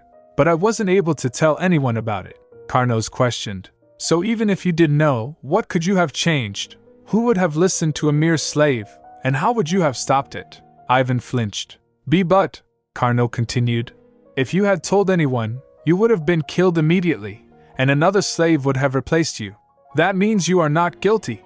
Technically, I didn't spare your life, Ivan admitted. Yes, I see, Carnot added. And don't tell Princess Anastasia about this, Ivan asked. What? But why? Carnot replied. If she were to hear that you've been having thoughts like this, her heart would break and she would cry. I don't know how you'd feel about that, but I don't think I could handle it. Ivan clenched his fists, then nodded. All right, I understand. Anyway, Carnot said, softening his tone. Did you eat all the snacks she gave you? Well, Ivan hesitated. Carnot tilts his head. What? You didn't eat them? Don't tell me you thought they tasted bad, Carnot asked. Have you just been cherishing all of her snacks instead of eating them? Ivan groaned. It felt like a waste to eat them, Carnot said. I'm sure they've spoiled by now. If Princess Anastasia finds out, she'll think you didn't like them because they tasted bad. I'll explain it to her this time, but make sure you eat whatever she gives you going forward. Thank you, Ivan murmured. Carnot found himself thinking, I've never seen this kid talk for so long. I'm sure Asya would be happy if she knew. Oh, so this is where the two of you were. Asya's father appeared with a smile. My little princess is in the middle of baking a pie. Do you want to eat it with us? How could I dare to? Ivan started, but Carnot grabbed him. He said, Remember what I just said? Yes. We would like that, Ivan answered quickly. All right. Food tastes better when it's shared. Asya's father then turned to Carnot. And Vice Commander Neustadt, could I have a quick word with you? They went for a walk at a small bridge. They stopped for the scenery. Asya's father said, Even in this remote countryside, there isn't a single person who didn't know your name. And I never imagined I'd meet you in person like this. Carnot replied. Please, just call me Carnot, he replied. Her father said, How could I do that? You're the vice commander of the Imperial Knights, Carnot replied. It's fine. You're Princess Anastasia's father, after all. Her father laughed. Does that mean you're treating me not as a prince, but as a princess's father? He chuckled. Well then, if you insist. The man's expression grew firm. Let me make one thing clear. I have no intention of ever returning to the capital, no matter what happens. I won't even attend my father's funeral. If I ever go back to the palace, it will only be after Alexei becomes the next emperor. I wish I could show you proof that I won't break my pledge, but I hope that is enough of an answer, Carnot replied. I didn't come here to find out the answer to a question like that. I only came to accompany Princess Anastasia, that's all. And Crown Prince Alexei also doesn't want to confirm anything like that. Ha, how amazing. What you said actually sounds true. His eyes narrowed. But even if that were the truth, isn't it still strange? The vice commander of the Imperial Knights came all the way here just to accompany our little princess, Carnot replied. Crown Prince Alexei cares about her a lot, her father laughed. Is that so? It seemed to me like you were on quite good terms with Asya as well. Carnot exhaled slowly. How could I not be on good terms with the princess? Her father said. Still, I will never forget your kindness in accompanying her on such a long journey, Carnot replied. Actually, I was the one who asked her to bring me along, so it's fine. Then Yuri said. Okay then. Let's head back to the house. Oh, by the way, did you see any white dandelions on your way here? Carnot replied. Dandelions? Don't they bloom in spring? That's right. His tone softened. Some time ago, I promised my daughter I'd make her a flower crown with white dandelions, but that crazy old His Majesty took her away from me, so I never had the chance." His voice trembled with barely restrained rage. "So I was wondering, could you pick just one dandelion next spring and give it to Asya for me?" Carno studied him carefully. "Are you not worried that I might harm her?" her father asked. "Why would you say something licky Because of your spirit." "Right. People say it's the spirit of death, but the people living in the capital are all alive." Carno froze. "What?" her father continued. "If you'd been going around killing people you didn't like, I feel like the population of the capital would have been reduced to half by now, right?" The man grinned faintly. "When you have a child, you become able to tell who is good or bad for them." Worn clothes and a pleasant smile, Carno thought. Those things can hide the aura of elegance and bravery he was born with. Asya really took after him. "Today, I made a pumpkin pie." Asya's cheerful voice rang out as she carried the dish to the table. "I made it with the pumpkin I brought from the palace, so it should be extra sweet," her mother asked. "Asya, you made this all by yourself? Did His Majesty force you to cook for yourself?" she replied. "No, it's nothing like that. I practiced because I wanted to make it for you and Papa." "Is that so? Then that's a relief." Her mother smiled, finally relaxing. Asya replied, "Yes, now eat up. It's tasty." Then she turns to Ivan. "Oh, Ivan, you should have this one, the slice without cream," Ivan said. "Thank you." She smiled. "Mine has a ton of cream and no cinnamon. Pick whichever you prefer, everyone." Then PB whispered, "Hey, wait, leave a slice for me," her father said. "Shall we see how good our little princess's skills are?" As her father and mother tasted it, they were in shock. "What?" her father asked in shock. "Are you sure you made this by yourself, darling?" she replied. "Of course. Is it good?"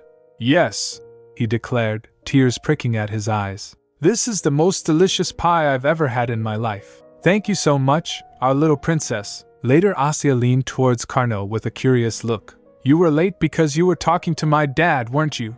What were you chatting about?" "Nothing special," Carno answered curtly. She said, "Is that so? Then I suppose there's nothing special happening in my life to tell you about either." He shot her a glare. "He was wondering why I came here," Carno admitted at last. "So I told him the reason?" she asked. "Aha. And what did you say?" he replied. "I said I came here to assist Princess Anastasia." Really?" She fixed him with a long, steady stare. "Are you displeased again, Your Highness?" he asked. Her voice dropped to a whisper. "If you're going to tell him that, couldn't you just act closer with me in front of my parents?" he asked. "What?" he repeated. "Act closer than you?" He thought, to act close means you're not actually close at all, only pretending in front of others. "Why would I have to pretend?" he asked. "Why would I have to pretend like I'm your—" "Carno, please," she cut him off. "My parents are always worried about me because I have no friends. If I act like I made one in the palace, they'll be less worried." Carno frowned. "Wait, we've been writing in the exchange diary and everything, but you're insisting that I should act close with you," she replied. "Oh, right. Then you don't have to pretend at all. What we have is a true bond, right?" he replied. "Yes, that's right." As he said that, he radiated a pleasant aura. Asya noticed that and smiled. Anastasia smiled to herself as Carno quietly ate another bite of pie. "He must think the pumpkin pie is really good. I didn't know he liked it. I should make it for him again next time." She watched him chewing and beamed proudly. "Please don't look at me with that kind of face, Your Highness," Carno muttered. She asked, "What face was I making?" He replied, "It was a proud expression, as though you were watching a cat approach you willingly," she remarked. "Well, that's not true. You're more like a fox than a cat," Carno frowned. "Ha! Then you're more like a squishy peach," she snapped. What? Who told you about that? Was it PB? Later she went out with Ivan. She looked at a beetle and said to Ivan, "Oh, Ivan, there's a beetle over there." "Yes, I see it," he said. She asked him, "Do you like beetles?" He replied flatly, "I've never eaten one," she said. "It's okay. Neither have I." Carno nearly groaned to himself. What kind of conversation are they having? Meanwhile, Irina said to her husband, who were watching from a distance, "I think Asya has been doing well in the palace. Look at her bright face." Her father said, "She's the kind of child who would thrive in any situation." He grasped her close. Irina said, "That dress looks perfect on her." It's so pretty. We were never able to buy her a dress like that. Irina's voice wavered. She said His Majesty even built her a kitchen because she likes to bake. She sobbed. She never told us that she wanted to try baking. Yuri, I've never regretted leaving the palace. I've enjoyed every single day with you, and I couldn't have been happier when Asya was born. Although we weren't well off, I thought we did our best to give her everything she wanted. I truly believed we gave her all she could ever need. Even though they were poor, the three of them were happy. At least, that's what they thought. Her mother sobbed, but there was so much inside of her. She had the potential to do anything. I was so stupid to think that we did everything we could for her, when we didn't do anything at all. Then her father said, Irina, do you remember the day when we left the palace? He recalled his words, I want to live for the cause I decided on, Irina. If you follow me, I'm afraid you'll only find wrong answers. Her mother gave the answer, I'll go with you. We can leave the right answers for those other people. Her father said, we may have chosen poverty, but Asya didn't. None of it was ever her choice. Later that night, at the table, Asya tilted her head at her parents' sad expressions. Mama, Papa, why do they look so sad? Maybe it's because I'm going to leave soon. She went close and said, Mama, Papa. Her mother turned. Oh, darling, her father asked. What's wrong? Is it cold in your room? She hugged her father and said, No, I have something to give you. Tai! She held out 2 folded papers. One is for Papa, and the other one is for Mama. Her mother echoed. Letters? Her father asked. Did you write us letters? She replied. It's not me. My grandpas wrote letters to you. Yuri stiffened. That crazy old man, he muttered under his breath. Huh!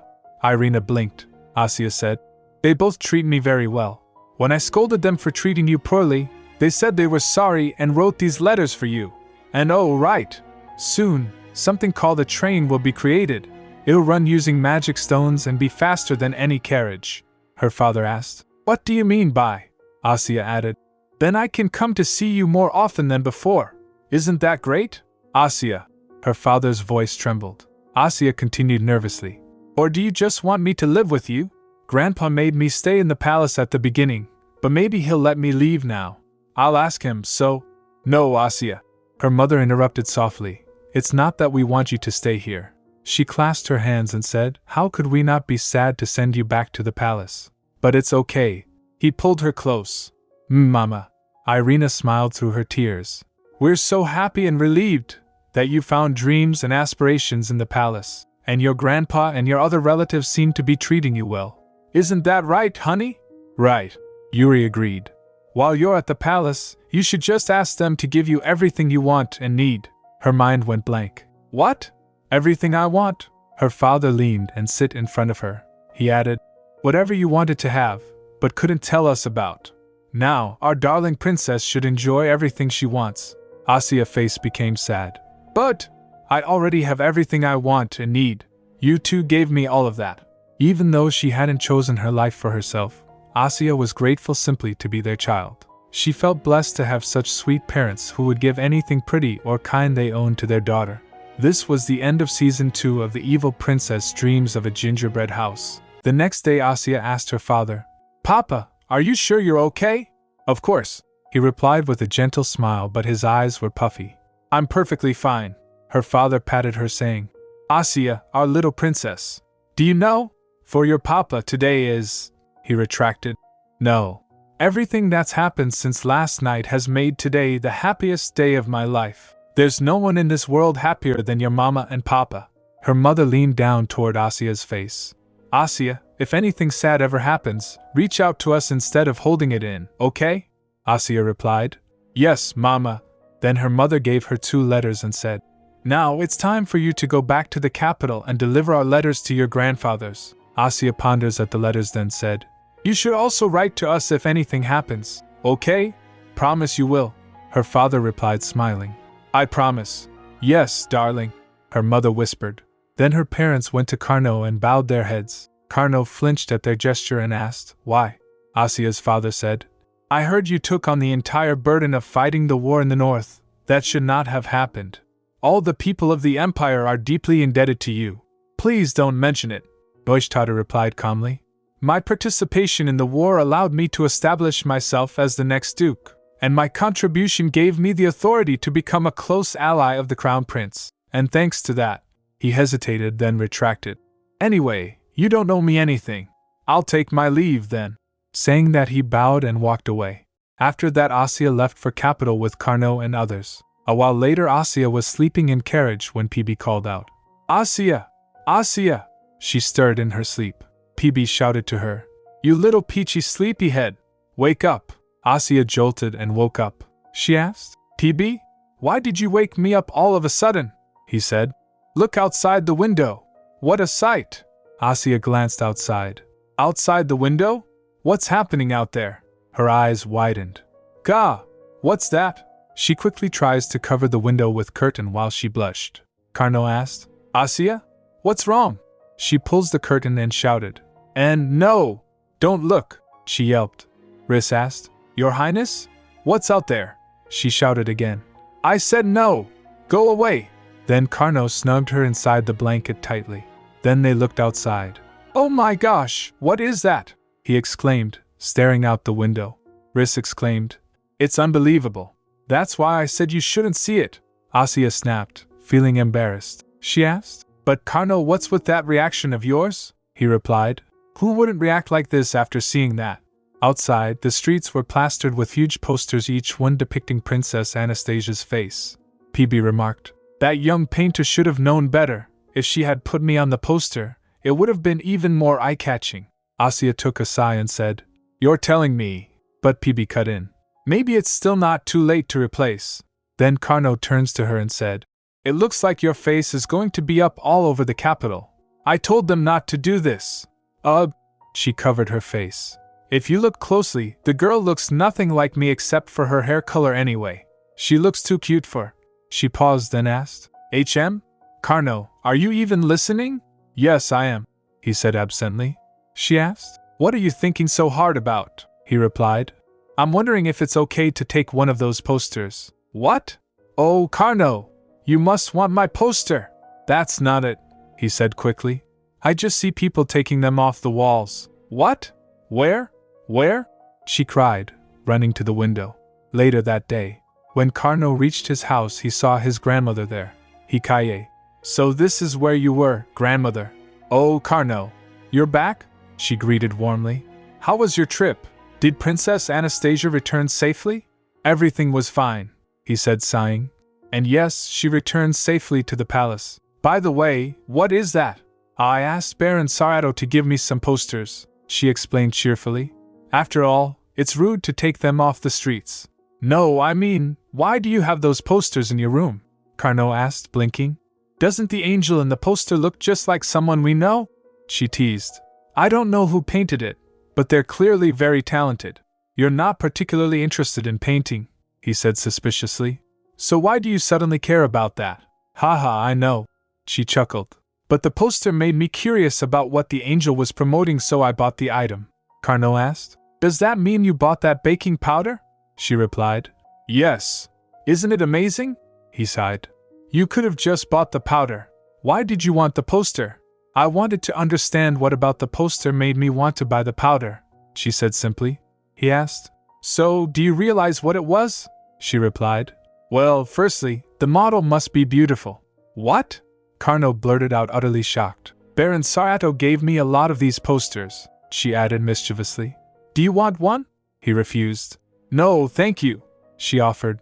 "You should take one while you can so you don't regret it later." "What are you talking about?" Carnot sighed, his face heating up as his grandmother chuckled knowingly. After her grandmother left, he glanced at the stack of poster and picked one. His face flushed when he looked at one. Asya came back and straight went to sleep. Later that night she woke up and saw Riss. She asked, "Riss? You're not sleeping?" "Oh, your highness," Riss said, startled. "Were you awake?" "Yes," Asya replied with a stretch. "I fell asleep right after I came back, so now I'm wide awake. Maybe I should go do some jogging." Riss hesitated. Asya asked. "What? Is something wrong?"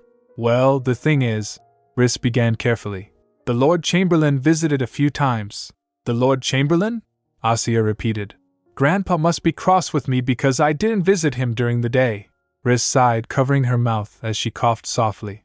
Asya gets down from bed and said, Gosh, I haven't even seen Aloysia yet, but it can't be helped. Moments later, she was on her way through the dimly lit palace halls. Your Highness! You came? But I thought you were asleep, the Chamberlain exclaimed. Well, I just woke up, Asya replied. I'm here to see Grandpa and tell him that I returned safely. His Majesty has been waiting for you, he replied. Please head inside. It's a good thing the peachy sleepyhead has finally come, a familiar voice muttered as she entered. Shamao? She asked nervously. Is Grandpa very upset with me? Shamao sighed dramatically. Listening to that old man's tantrum drove me crazy, almost turned me into a whirlwind. Then PB interjected. Why didn't you turn into a whirlwind then? Instead of making my little girl wake up in the middle of the night and come all the way here when she should be sleeping, Asya whispered. PB, calm down, Shamao said. But what was I supposed to do when my old man was wide awake in the middle of the night waiting for his granddaughter? Look, he's pretending he wasn't waiting, but it's obvious that he was. Grandpa, Asya called out cheerfully. Have you come? Her grandfather replied gruffly.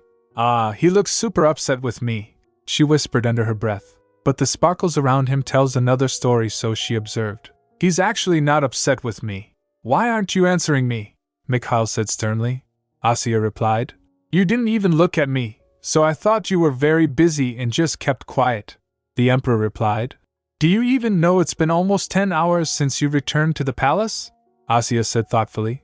Well, I arrived during the day, so... The emperor puts down his pen and added. Yes, and you didn't come to see me while the sun was up. I thought you were really busy, she said defensively. This is our first time seeing each other in forever, and you didn't even come out to meet me because you were busy? That's why I thought you were super busy and that I shouldn't bother you, Asya protested. And I fell asleep while thinking about that. The emperor brightened. So that's why you didn't come to see me earlier? She replied. Yes. Then she asked mischievously. Could it be that you weren't busy at all? That you just didn't want to come see me? The emperor grumbled. Ugh, I was busy. Extremely busy. Even if I had come, I wouldn't have had time to talk with you, Asya added. Exactly. That's why I waited to come see you, she added quickly. I really can't win against you with words, he muttered, groaning. All right, considering what you said, you must have been desperately waiting for me to come out and meet you. Asya was taken aback. She quickly said. I wasn't that desperate. It's my fault for not going out to meet you first, Mikhail admitted after a pause. I didn't know you were waiting for me. I didn't even think about it, because none of my children have ever left the palace and returned. His voice softened. I'm sorry, Asya protested. Wait, Grandpa. It's unfair for you to put it that way, he asked. What do you mean? Asya pouted, so her grandfather continued. That's why I apologized, but you didn't say anything, she pointed out. You can't force anyone to forgive you. You always tell me I shouldn't force anything upon the nobles. As she stepped forward, the emperor used his power of wind and lifted Asya up and makes her sit on table. He said, You're right. I shouldn't have done that. I apologize. How did you become so good at apologizing? She asked, suspiciously narrowing her eyes. I learned it from my granddaughter, he said, trying not to smile. While you were away, I practiced hard. It was less than a month, she said flatly. He said, Really? It felt like 1,000 years. You're not my grandpa, are you? You must be a fake. Aren't you Shamao in disguise? She accused, waving her arms. That's ridiculous, Shamao protested. The emperor burst into laughter. Ha! But in the past, you used to be more like a pastry, she teased. A pastry? Mikhail echoed, confused. Oh, it's a bread made of layers of dough, More importantly, she rummaged through her pocket. I brought what I promised, he asked. What you promised? She presents a letter and said, Papa's reply to you. The emperor looks at the letter and doesn't say anything. Asya took that as her cue to rise. Well then, I think I should go. Her words were cut short by sudden standing of the emperor. The emperor walked around nervous and anxious, looking at the letter. Moments later he calmed down and opens the letter and started reading. As he was reading it he trembled, then yelled. How dare he talk to me like that? Mikhail roared, his hands shaking. Oh dear, Mikhail, Shamao sighed. You're scaring the little peach. That's right, PB said. How could you raise your voice like that? My little girl is shocked. Asya, did I scare you? I'm so sorry, Mikhail said, his anger deflating. She replied, No, I'm okay. Are you okay, Grandpa? What's written in that letter? Did you not read it before you gave it to me? He asked, still fuming. No, I didn't, she exclaimed. Papa looked so happy while writing it, so I just… Happy? Mikhail repeated in disbelief. Did he look happy writing this? His aura flared again. How dare he? Of course he deserves a good reply. He gets ready to write a reply. So Asya whispered to Shamal. Shamal, did you get a glimpse of the letter? What was written in it that made him so furious? I'm glad I don't have to nag him to write a reply though, Shamal said. I did get a glimpse. Well, basically it just said that the two of them are a father and son who have a lot in common. Is that so? Asya replied. She looked at the emperor who was as flared up as her father while writing the letter and said, Ahaha, that's right, they're exactly alike. The next day Asya went to the training grounds, as she was waiting and said, The sun is rather hot today. Yes, Asya replied, watching the soldiers train. But everyone's working hard despite it. By the way, she asked, glancing around, is Ivan off today? Actually, and hesitated. Then Bethelnik interjected. It seems like Ivan's hiding somewhere because you came to visit. Asya turned to him. Bethelnik, she called out. Whoa, she exclaimed. Do you still have the bruises from when you trained with my mom? It's fine, he replied stiffly, and added, We get bruises all the time when we train. But, Asya frowned, it looks like you two took quite a beating, and replied, It was an honor for us. We learned a lot from her. If that's the case, then I'm glad. She smiled before her gaze drifted toward the captain. By the way, what's up with the captain? He has to open a letter, and replied, But he doesn't know if it's good news or bad news, so he's jogging to calm himself down. Asya chuckled softly, then and bowed. Well, I'm going to go find where Ivan's hiding, Asya replied. Okay, thank you, Anne. Once and left, the captain slowed to a stop, panting slightly. Asya went close to him. While huffing, he said, I think I can open the letter now. He took a deep breath and looked at the envelope again. He asked, Did Irina say anything about this? Not really, Asya answered. He took a sigh. Oh, I see. But she did seem very sincere while writing the letter, Asya added gently. Is that so? He muttered, swallowing hard. His hand trembled as he unfolded the letter. While reading, You, he croaked. The paper crumpled slightly in his tightening grip. He fumed, then calmed down a little. I have a problem with getting angry when someone says something that's accurate, he admitted, shaking. Oh dear, Asya said, patting his shoulder. This is all my fault, he groaned. Yes, that's right, Asya said bluntly. She asked, What did my mom say? She said I kicked her out, so what do I expect a few sheets of paper to do after all this time? No daughters treat their fathers like this, he sobbed. Only her. She's the only one who would carry such a terrible grudge. How could she be so harsh to her own father? Asya folded her arms. But wouldn't she think the same? That you're the only father who'd do such a thing to his daughter? But I couldn't have been a better father, he protested. Asya suggested. Then shall we count points? Let's score how good she is as a daughter, and how good you are as a father. Points? He blinked. Yes, Asya said matter-of-factly. Each category is worth 25 points. Shall we start with Mama first? What are the requirements to be a good daughter? She asked. He replied. Being healthy, doing what she wants, giving back as much as she's been given, and sticking to the rules. Well, about being healthy, she did get sudden fevers when she was young, he recalled. But other than that, she grew up healthy. I'll give her 25 points for that. As for doing what she wants, he continued, counting on his fingers, she always has her own way, and no one can stop her. 25 points. Giving back as much as she's been given. She couldn't be harsher to her father now, but before she left, she was kind and sweet. Another 25. And about sticking to the rules, he muttered. She's not bound by any discipline forced upon her. She follows her own rules. 25 points. So she gets a perfect score of 100, Asya declared. She gets a perfect score? He repeated incredulously. Asya replied. Yes. Now it's your turn, he gulped. She asked. First, do you trust and support your daughter? What's your score? He replied. 5 points. 5 points, Asya repeated flatly. Next, do you know what your daughter's dream is? Give me 25 points for that, he said quickly. she asked. What is her dream? He replied. To be a knight, Asya asked again. Are you sure? 10 points, he admitted weakly. Asya continued. When your daughter does something wrong, do you talk it through with reason instead of getting mad at her? He replied.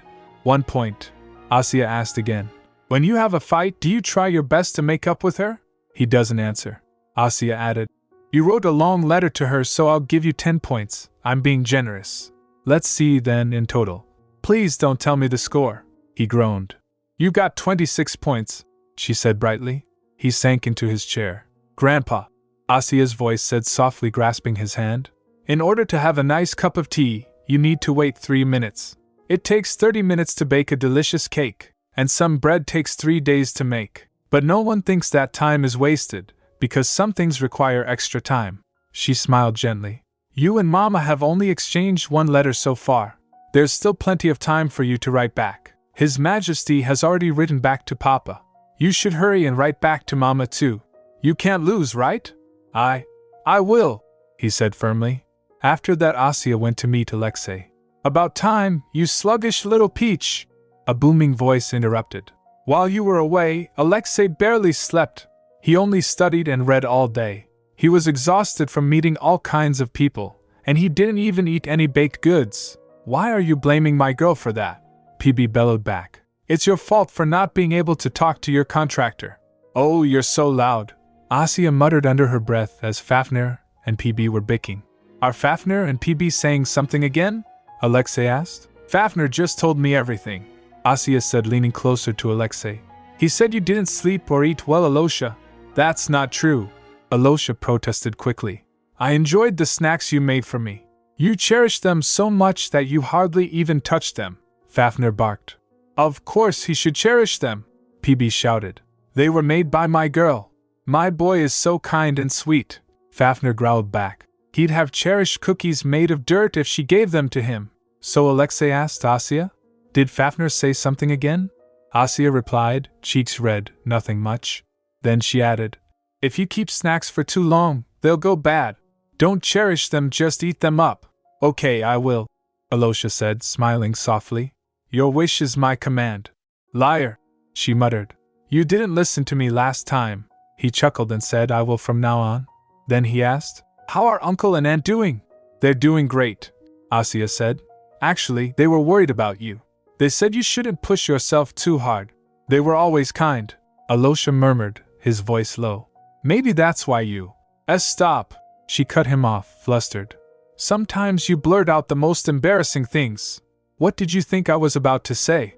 He asked, tilting his head. She said, face flushed. Weren't you going to say something embarrassing? No, he said innocently, bumping his head onto hers. I was going to say I was wondering if you took after your parents to become such a sweet, lovely little pea. Gosh, Alosha, she gasped, crying out loud. Alexei laughed. After a pause, Alosha's expression softened. Asya, to be honest, I thought you might not come back to the palace. What? Asya blinked, startled. His Majesty probably had the same worries, Alosha said softly. I was afraid that you might not come back, but now that you're here, I'm worried you might have returned against your will. Asya looked at him, her heart heavy. She thinks he must have been so scared that I wouldn't return. Still, she could see how much more he worried about her feelings than his own. To be honest, she said after a pause, I could have stayed there. But that wasn't because I didn't want to live in the palace. My parents just looked so sad. Alexei gets intrigued. Asya continued. But what made them sad wasn't that we weren't living together. They said it seemed like I'd been having fun in the palace doing things they couldn't give me. That made them regret the past, and that's why they felt sad. But I told them not to feel that way. I was truly happy while living with them. Alosha's expression warmed. Asya, and if they think I'm doing well in the capital, she said, looking up at him, it's because you were always by my side, Alosha. And the reason I came back was because there are things I want to do. Things you want to do? He asked curiously as she turns. Yes, she replied. There are so many that I can't explain each and every one. Suddenly Fafnir yelled. You should hurry up and help me communicate with Alexei. That should be your first priority. Be quiet, PB murmured. Alexei asked, can I help with any of those things? Asya turned, smiling.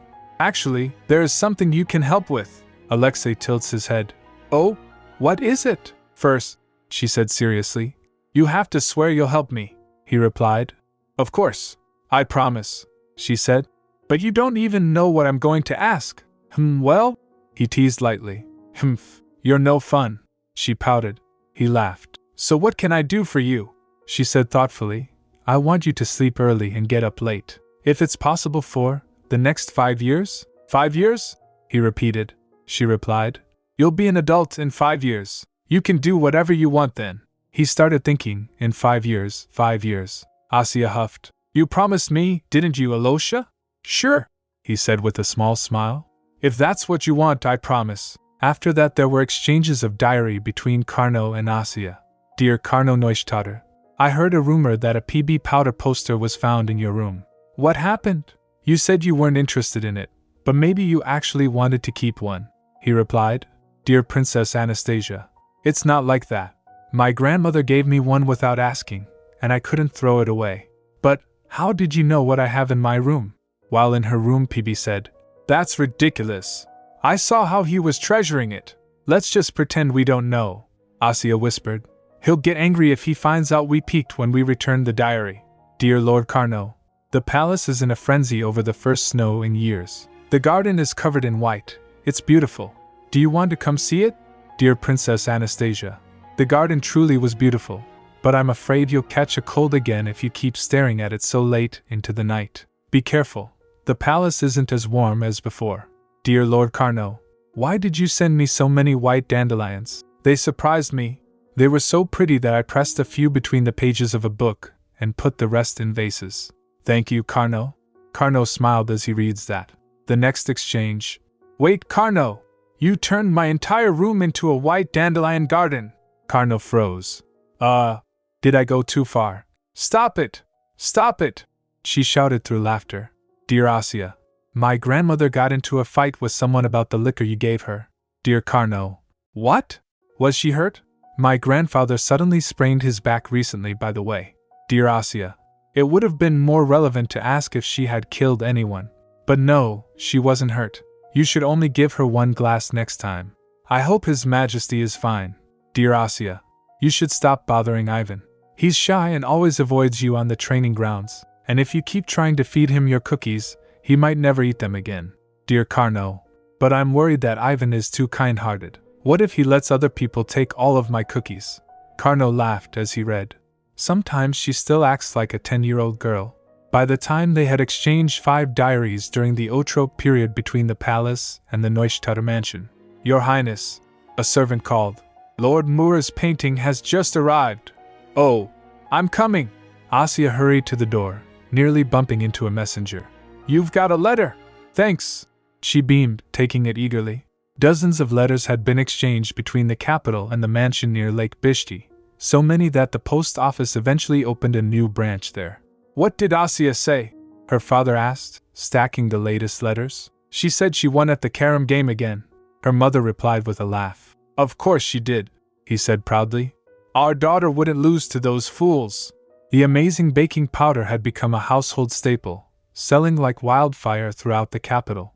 Then came the painting, Riz said after looking at it. Oh my! It's so beautiful, Your Highness. I know, Asya said softly. This one is particularly dazzling. She laughed and whispered. When Karno sees this, he'll be so shocked he'll fall backward.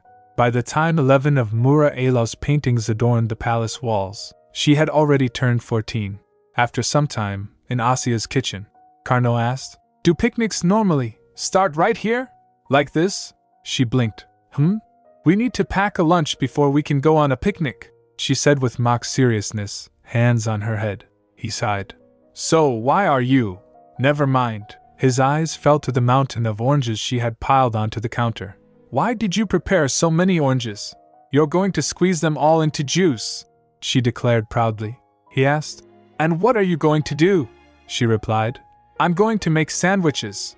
So please take the plates out of the cupboard. Karno groaned. Of course, all of the painstaking work falls on me. He muttered something under his breath as he began taking out the dishes. Asya stared at him and observed. We definitely have the same diet. Why is Karno the only one who grew to be so tall? He asked. Why are you staring at me like that? Well, it's just that. She smiled. I remembered an old memory. He handed her the plates, asking, What memory? When I first met you, she said playfully. You had such a scary look in your eyes. It felt like you could slice me in half and squeeze me into orange juice. Carnot blinked at her in disbelief, then sighed. By the way, why do you need so many plates? Are you planning to bring them all for the picnic? No, she replied, slicing bread. I'm going to send some sandwiches to Alosha since he can't make it to the picnic today.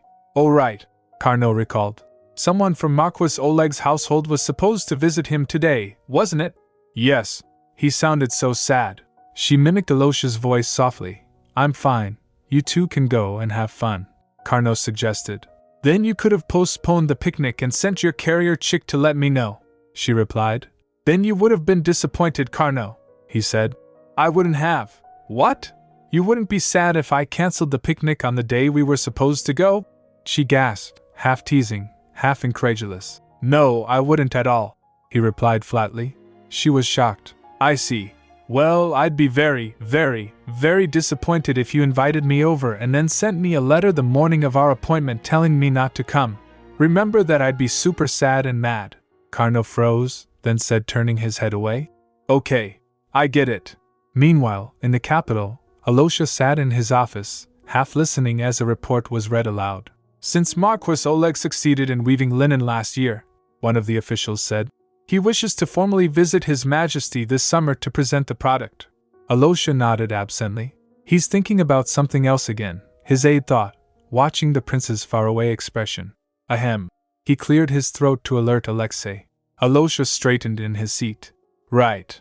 Marquis Oleg has done excellent work. Of course, I should welcome him properly and commend his efforts in growing flax these past few years. Then he asked, Is everything fine with the Noctis elves? The aide replied, Yes, Your Highness. They're actively cooperating with us and have greatly aided the flax farms. Making that happen couldn't have been easy either, Alexei murmured. Good work. You may leave, he replied. Yes, Your Highness. The doors closed with a quiet clack. Then his personal aide asked, Would it be better if it rained and the picnic was cancelled? Alexei raised an eyebrow. His attendant said. I can see your heart has been with the picnic this entire day, Your Highness. Is it that obvious? Alexei asked. His attendant said. Maybe you could have suggested they postpone it.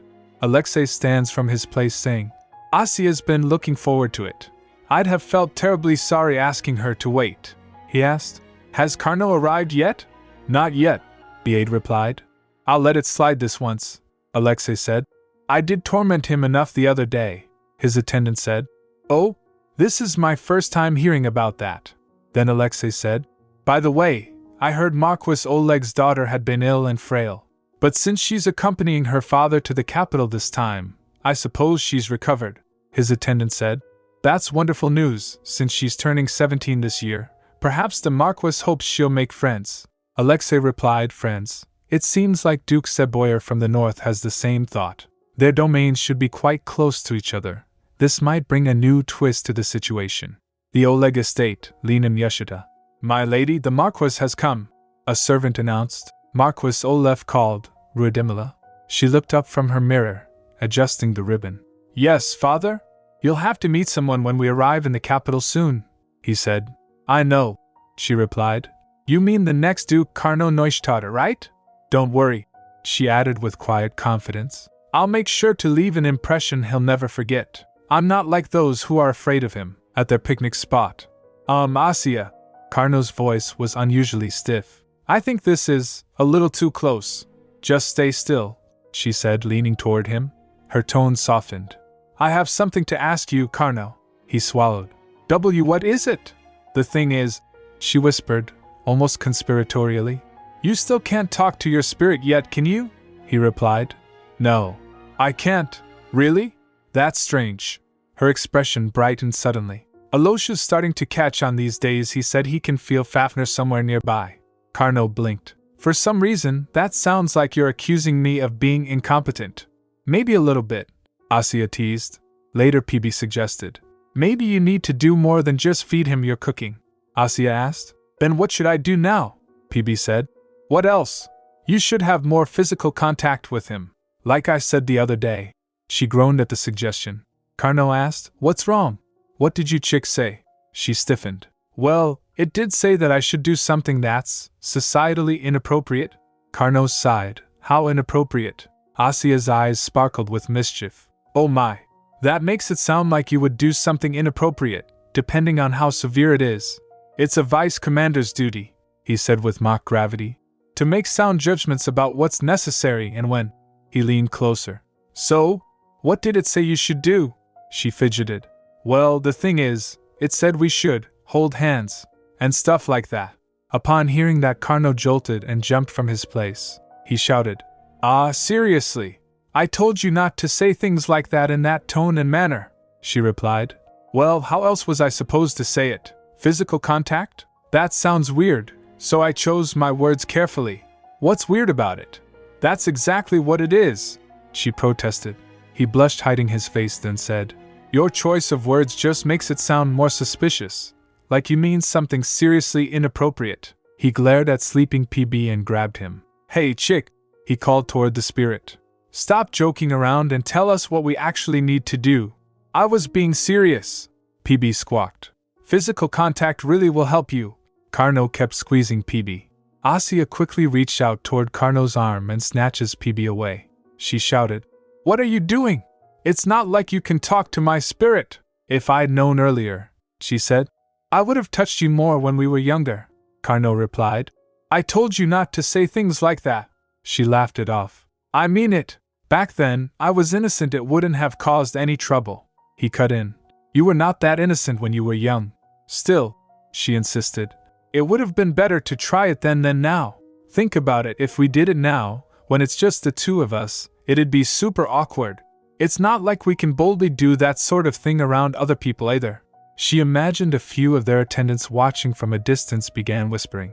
Oh my goodness, one murmured. Is something going on between them? Carnot said. What if you lose your chance at finding a fiancé? Asya clenches his fists and said, I do believe in being dedicated to a cause, but I also think we shouldn't sacrifice our lives for one. Carnot gave her a look. In reality, sometimes you do have to sacrifice things for a cause. Still, if that's what you believe, how about practicing dancing the waltz? She tilts her head. A waltz? What are you talking about? He replied. It's a solution that doesn't require a sacrifice, she said. Dancing can be an excuse for physical contact. It's perfect. Great. And then I should also practice with other people too, to avoid suspicion? Carnot frowned. You're going to do what with who? She smiled mischievously. The perfect place to hide a tree is in a forest. Don't you agree? He narrowed his eyes. So, who are you planning to bother this time? She replied. Why would I bother anyone? Huh! Where are you going? Are you running away now? Carnot said. Running away? I'm just getting ready to board. The boat's waiting over there. Your Highness, the attendant called. Please be careful boarding. Okay. She murmured, gathering her heavy dress. She grabbed Carnot's hand to get on but slipped and fell in his embrace. She reached out for balance and nearly stumbled. She thinks in her mind, Oh, this is a good chance to naturally make physical contact.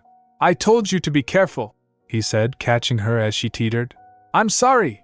My dress got in the way. She stammered, flushed. By the way, you've grown much taller than before. Carnot raised a brow. Surprisingly, I don't think I've ever been smaller than you. She asked. What? He teased. It's dangerous, so please sit down, tiny Princess Anastasia. Moments later, Asya said, Why did I never think to go on a boat ride until today? We have a lake near my house, we could ride there too. He squinted at her. Are you going to give me trouble there too? I said I'd row the boat, but you took the paddle from me, she reminded him. He replied. If you row, I will be summoned and reprimanded. She giggled. And who would dare to do that to the mighty Vice Commander Carnot Neustadt? The Crown Prince Alexei, he replied dryly. He'd just smile and stare without saying a word. She imagined and said, That actually sounds terrifying. Then Asya started playing with water. Stop playing with the water, Carnot said sternly. It's dangerous. Oh, right. She flicked droplets from her fingertips. My hair got a little wet. Here, you can use this, Carnot said, pulling out a handkerchief. With that, a paper flew away and fell in water. Asya said, Oh no, Carnot. Is that something important? He looked away depressed. No. It's nothing. Just leave it. She frowned inwardly. It must be really important. I've never seen you make that face, she said, reaching out. I think I can reach it if I put my arm out. Wait. But suddenly she slipped and fell in water. Carno called out loudly, Asya. Carno quickly jumped in water after her. He pulls her out. Carno, thank you.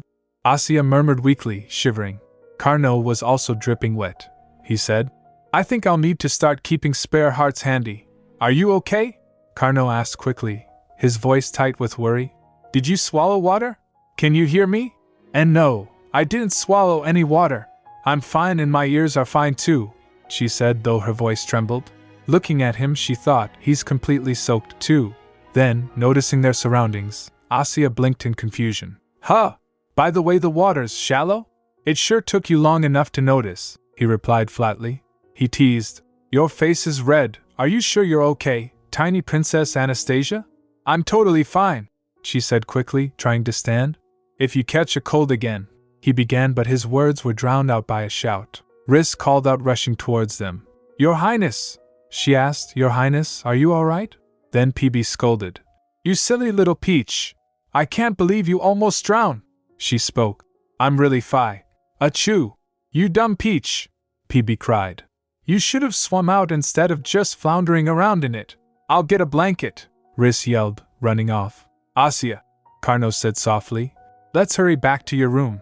By the time they reached her chambers, her servants were fretting nonstop. Carno asked as the physician was also present there. Your Highness, are you sure you're not feeling unwell? I'm really not, she insisted. Carno said. Her Highness fell into a waist-deep pond. She might have sprained something in her body, or caught a cold. The physician was looking nervous and anxious. Asya replied. I didn't sprain anything, and I won't catch a cold from that. But Your Highness, Carno began. You tend to catch colds every winter. That's why I'm fine, she argued. It's not even winter anymore, he sighed. My point is you tend to catch colds very often.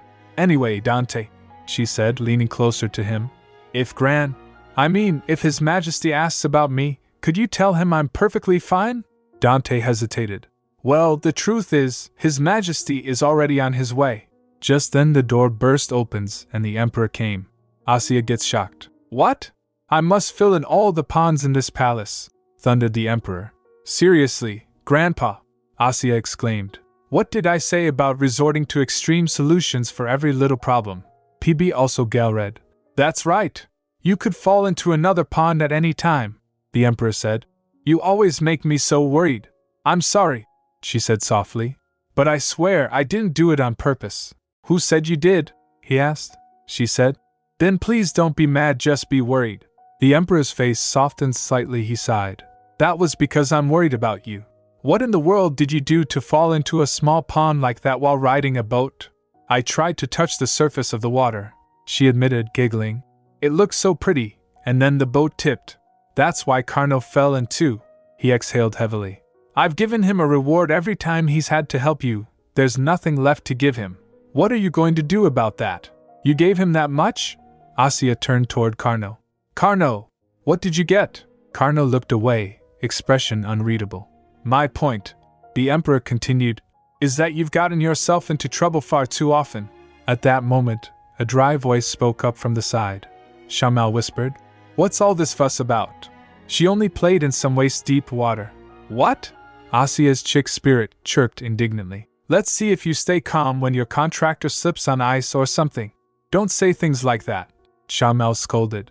If Mikhail fell, he'd break his bones instantly and they wouldn't heal easily. They wouldn't heal up? PB asked curiously. Shamal replied. Have you ever seen the branches of an old oak tree break and get stuck back together properly?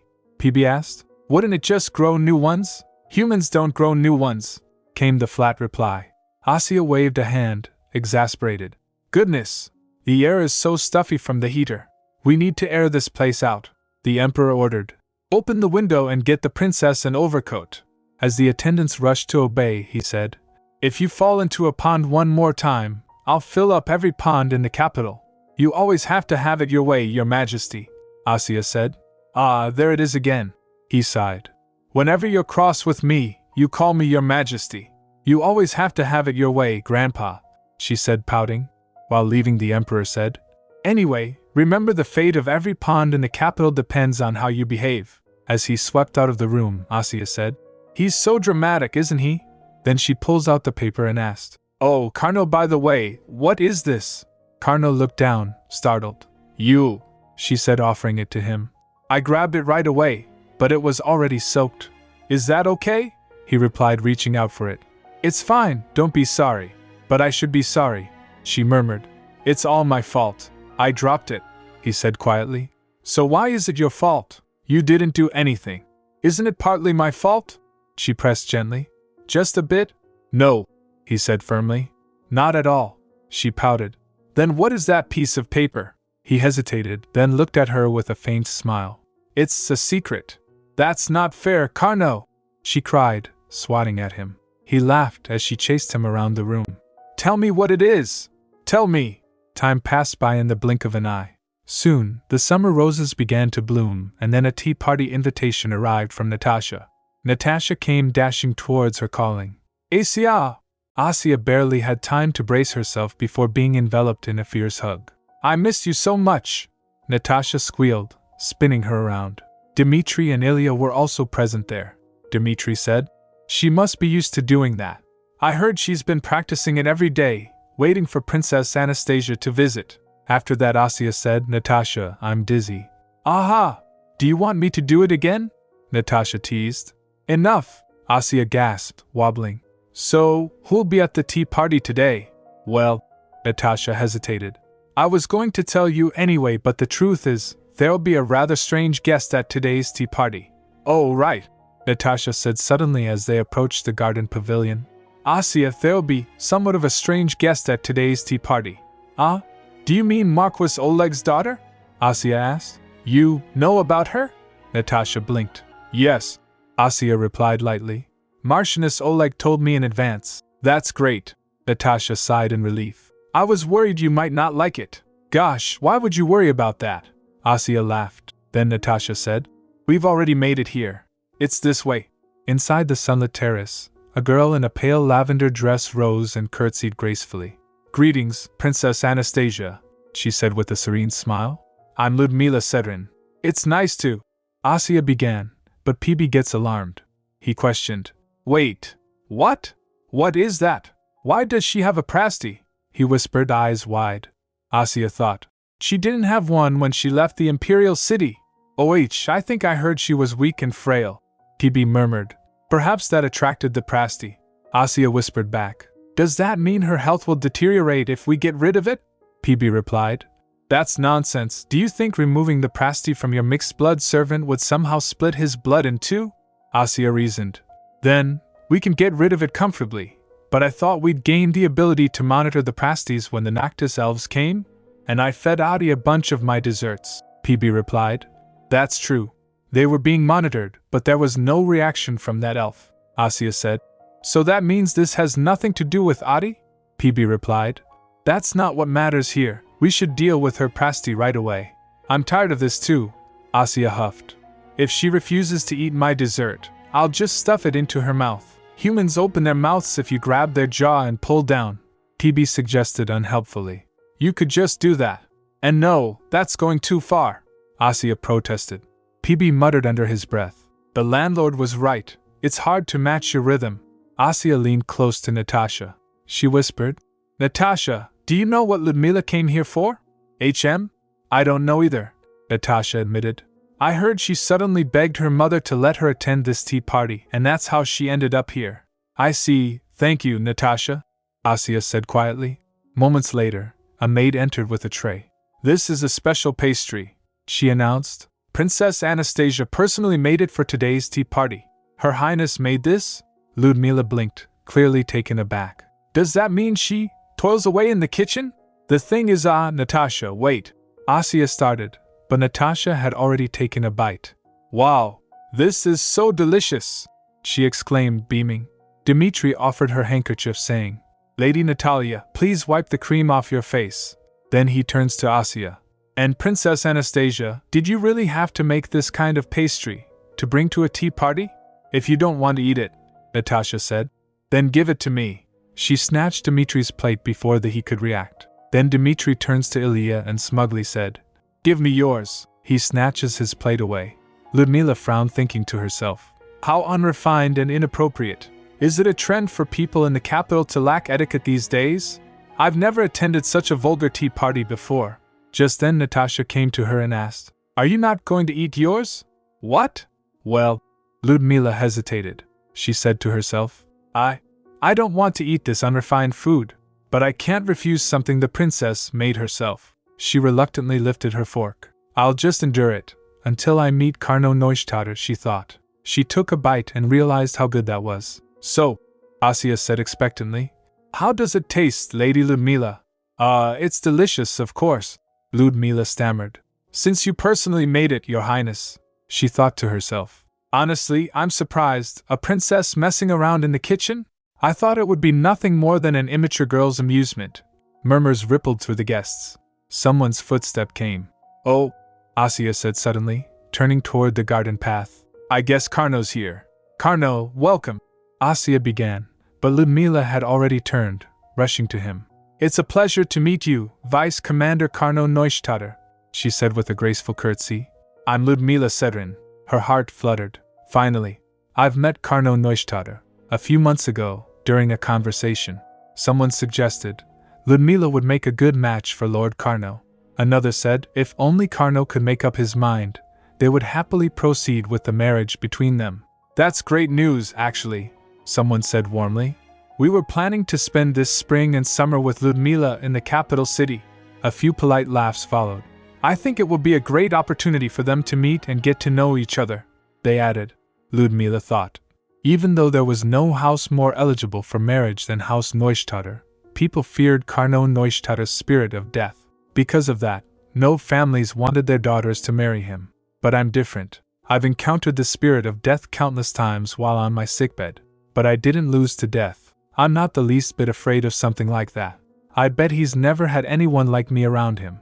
Obviously, I'm the only candidate to be his wife. "Nice to meet you, Vice Commander Karno Neustadt. I'm Ludmila Sedrin," she said, curtsying politely. "I recently came down to the capital from Lena Myeshita." It's nice to meet you." Karno doesn't respond. So she continued, "I sent you some fabric made by my house a short while ago, so I hope you liked it." Karno nodded stiffly. That fabric," he remembers. "The one used to make Asya's apron." He bowed and said thank you. It was very useful. Then he glanced towards others and they freaked out. He excused himself from Ludmila. "Well then," Karno leaned closer to Asya and whispers, "Asya, is there a problem?" She whispers back, "What do you mean?" "Since earlier," he added softly, "you've been wearing an expression that looks like you desperately want to tell me something." "Oh, the thing is," Asya whispered back, "there's praise it." Suddenly her eyes went to Ludmila and she was looking ominously. She said, "Never mind, I'll tell you later. Hurry and have a seat, Karno." Karno blinked, confused, but did as he was told. "What? Is that the pastry you prepared for today's tea party, Your Highness?" he asked, staring. "I made it in the shape of a cloud," Princess Anastasia said proudly. "Am I not allowed to have one because I was late?" he teased. "What? No, have some. You can have them all," she said brightly. "Oh, maybe not all, save some for Lady Ludmila." "What about me?" Natasha asked, pouting.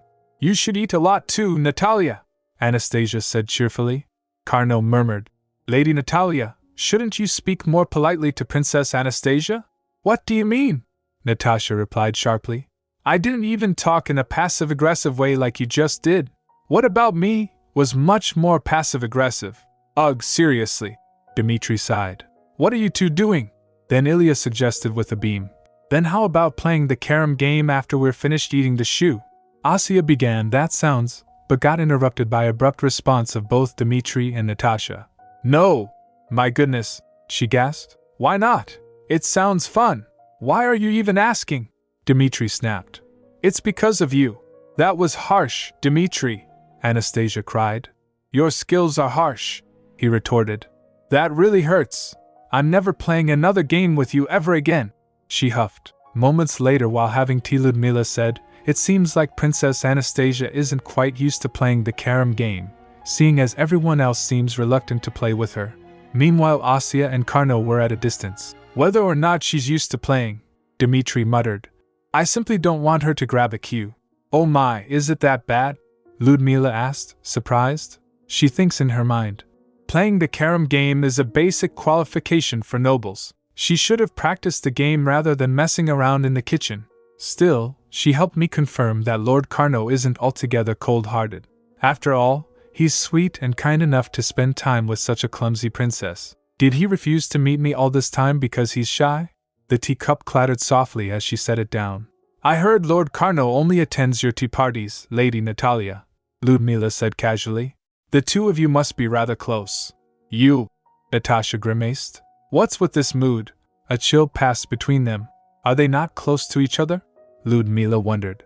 If that's the case, she asked, then, are Princess Anastasia and Lord Carnot very close?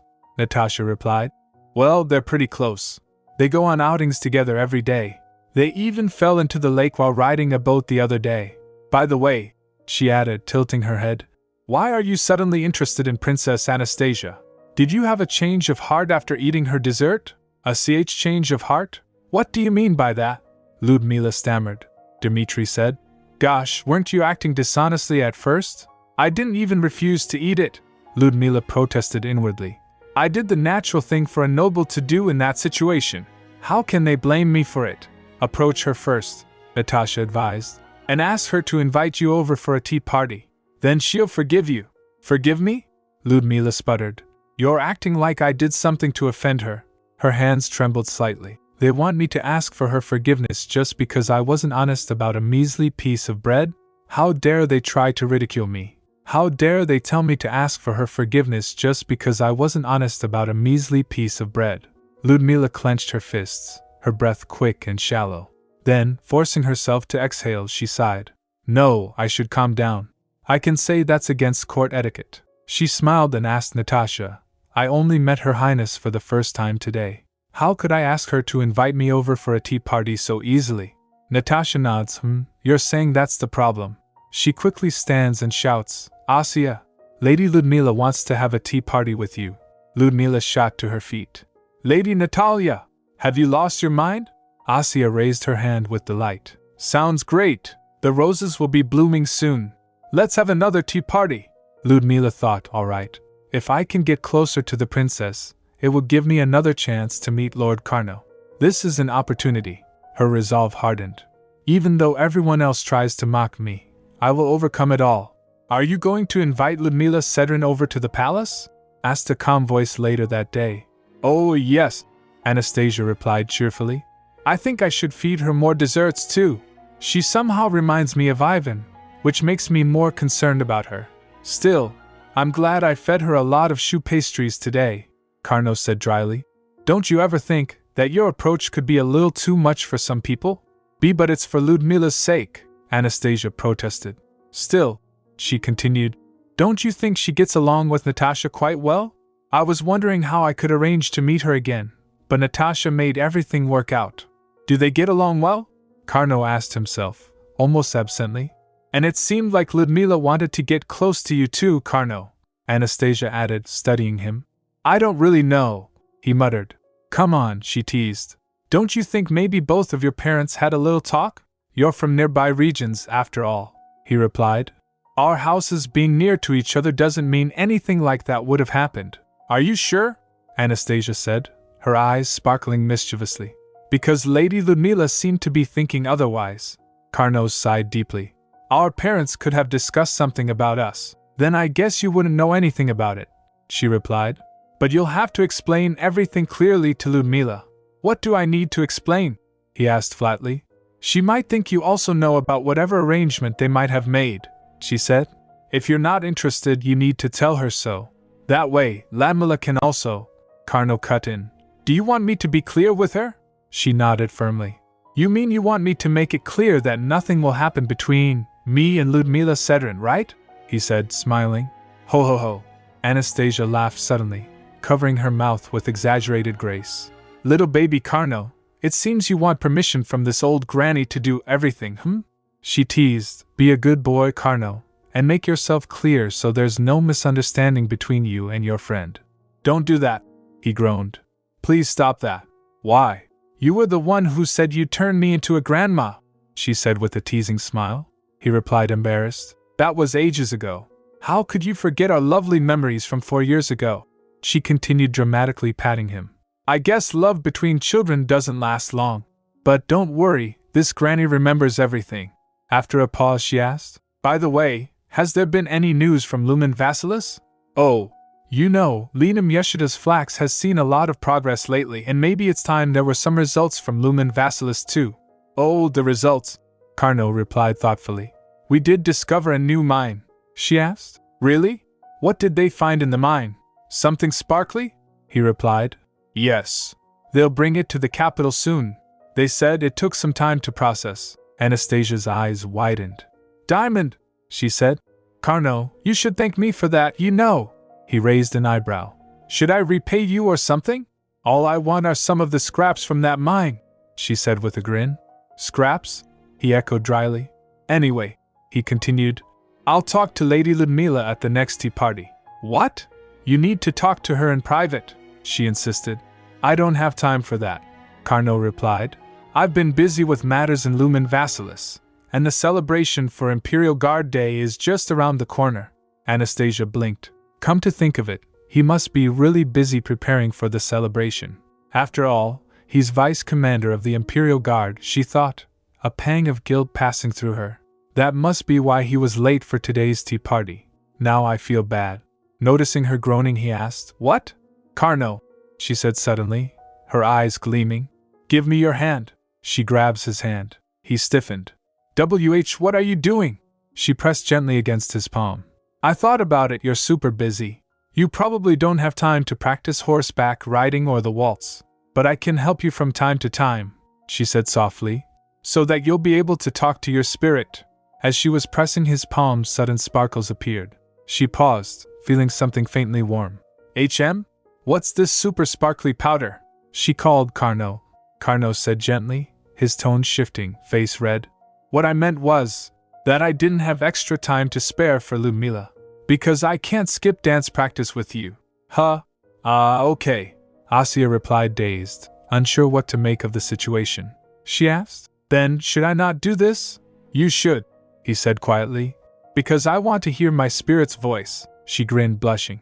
Then she teased, my little baby boy Carnot.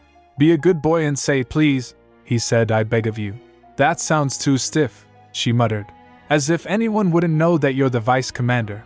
Later in her room, Asya said to herself, Alosha, he wasn't able to join us for the picnic last time, so I hoped he could at least come to the tea party. But when she visited him, he was looking gaunt and exhausted. The Imperial Guard Day celebration is keeping both Carnot and Alosha so busy, Anastasia sighed. Will Alosha even have time to meet his future bride? PB repeated. His future bride? Alosha was supposed to have developed feelings for Maria by now, Anastasia said, puffing her cheeks. PB replied. But even after I set things up so they could meet, they didn't react in any way. Yeah, she murmured. PB added. It's just that they're both busy with their own work. Sheesh, Anastasia said with a huff. It's because Alosha has to take care of little things like the trees lining the palace paths. That's why he doesn't have time to fall in love. She picks up her pen and started writing. I recommend apple trees for the palace. The fruit looks beautiful among the green leaves. You're excited, PB observed. Do you think the landlord's eldest son won't recognize that you wrote this? He teased. Whether he notices or not, it's fine either way, Anastasia replied, smiling. It's fun. Exchanging these silly messages written on slips of paper is fun to you? PB asked, raising a brow. PB, she called softly and ominously. PB fluttered by. Stay away from me, you evil thing! It squeaked. You try to squish me at any chance you get, and you always treat me like a carrier pigeon, but you never write to me. You want a letter from me? Anastasia asked, amused. But we're together all the time, he replied. Who said I want a letter from you? I just want to know how it feels to receive one. Gosh, my cute little PB. She laughed. Okay then. After you deliver this letter, my next letter will be for you. She poked him, teasing. Humph, if you're gonna write one, make it long. PB huffed before fluttering away. A knock came at the door. Your Highness, Lady Ludmila is here to see you. Come in, Lady Ludmila, Anastasia called. Ludmila stepped in gracefully. Princess Anastasia, she greeted. Our Lady Ludmila? Anastasia blinked at the sight. It is an honor to be invited here, Ludmila said with a formal bow. Lady Ludmila, Anastasia began. I wrote in the invitation asking you to wear something comfortable when you came. This is comfortable for me, Ludmila replied calmly. Thank you for your concern. Ludmila glanced at Asya and you. Oh, did you notice? Anastasia twirled playfully. These trousers are made from the linen you sent. I didn't imagine you would make trousers out of it, Ludmila said, surprised. I thought the linen would be used to make pillow covers, at best. The fabric is so soft and cool, Anastasia said brightly. Do you want to borrow a pair? Ludmila took a step back. No, I truly find this dress comfortable. Please don't worry about it. But I don't think it'll be comfortable to wear while picking roses, Anastasia said thoughtfully. Ludmila asked. What? We're going to pick roses, she thought. Pick roses? She said we were going to look at the roses she grew with care while having tea and rose jam. What is she talking about? Ludmila thought in dismay. Tell me if you feel tired, Anastasia said kindly, taking her hand. I'll let you rest. Ludmila was still confused. What? Asya said. You should say yes, Lady Ludmila. Yes? Ludmila managed. While they were going, the servants said, Have fun, Your Highness. I see you're as energetic as always. Ludmila muttered under her breath. What's happening? What is this? She yelped. Akak! A while later, after picking flowers. Phew, we're done now, Anastasia said cheerfully. You did well. Let's go to the kitchen now. What? Ludmila stammered. Asya said. Not what, but yes. Let's hurry and go make rose jam. Moments later in kitchen, Ludmila wondered, why in the world did she invite Lord Carno over here for this ridiculous kitchen work? I'm happy to have a chance to talk to him, but I didn't even have time to check the mirror. I'd probably look awful right now. Is Her Highness purposely trying to put me in a predicament? As Asya puts on her apron, she noticed. Is that apron made of? You noticed this too, Anastasia said proudly. This apron is also made of your family's linen. It's soft, so it's really versatile. I didn't know linen could be used like that, Ludmila thought. My family, who produces and processes linen, never thought of such an application, she began. I'm pleased to hear, but got interrupted by Carno. I'll tie the ribbon in the back for you, Your Highness, he offered Asya. Carno said, This linen apron looks good on you, Your Highness. It was worth giving you all of the linen I received from the Marquis, he said coldly. Ludmila thought dazed. All the linen we gave to Duke Neustadt was used to make Princess Anastasia's apron, and the fact that Lord Carno said that in front of me? She stifled a bitter laugh. He must have done it deliberately, to draw a line between us again. Or perhaps, it was something even colder than that. Carno leaned forward slightly. Thank you for filling in for me this morning. You don't have to fill in for me anymore. You can go and take a rest now. She trembled while saying, Filling in for you? I was invited by Her Highness, Carno replied sternly. Is that so? But your outfit makes it seem as though you came for a purpose other than picking roses. His words stung, but she tried to remain composed, unwilling to show it. Her Highness will be happy if you at least try the jam, he added, while snatching the basket from her. So help yourself before returning home. Why is he so cold to me? She wondered, watching him turn away. We've barely even spoken properly. Does he truly think I'll give up that easily? She straightened, resolve flickering in her chest. No, I won't give up on you, Carno Neustadt.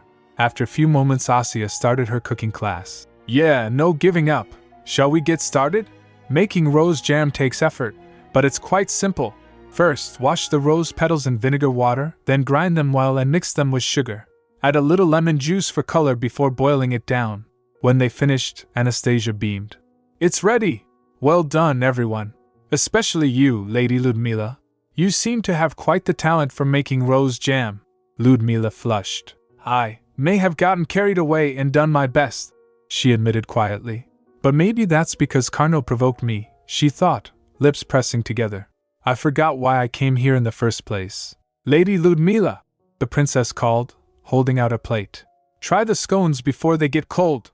Oh, okay, Ludmila said. Just then Asya shoves one scone in her mouth. She yelped, Your Highness, but the crisp texture and buttery flavor of the scone melded perfectly with the sweet jam, fragrant and vivid from freshly plucked petals. It tastes like something a fairy in the woods might have for brunch, she thought, enchanted. It's so delicious. Eat more, Anastasia urged with a grin. Do you like them? I can pack you as much as you want. But Ludmila barely heard her. She felt her cheeks grow warm again, realizing how easily she was swept along today. It's all right. I just remembered something urgent, she said, standing abruptly. I should get going. She thought, for some reason, I feel like I keep getting carried away today. It seems like Lord Carno is not in a goof mood either, so maybe I should wait until my next CH. Just then she realized, next chance. Will there even be next chance? So Asya said, smiling.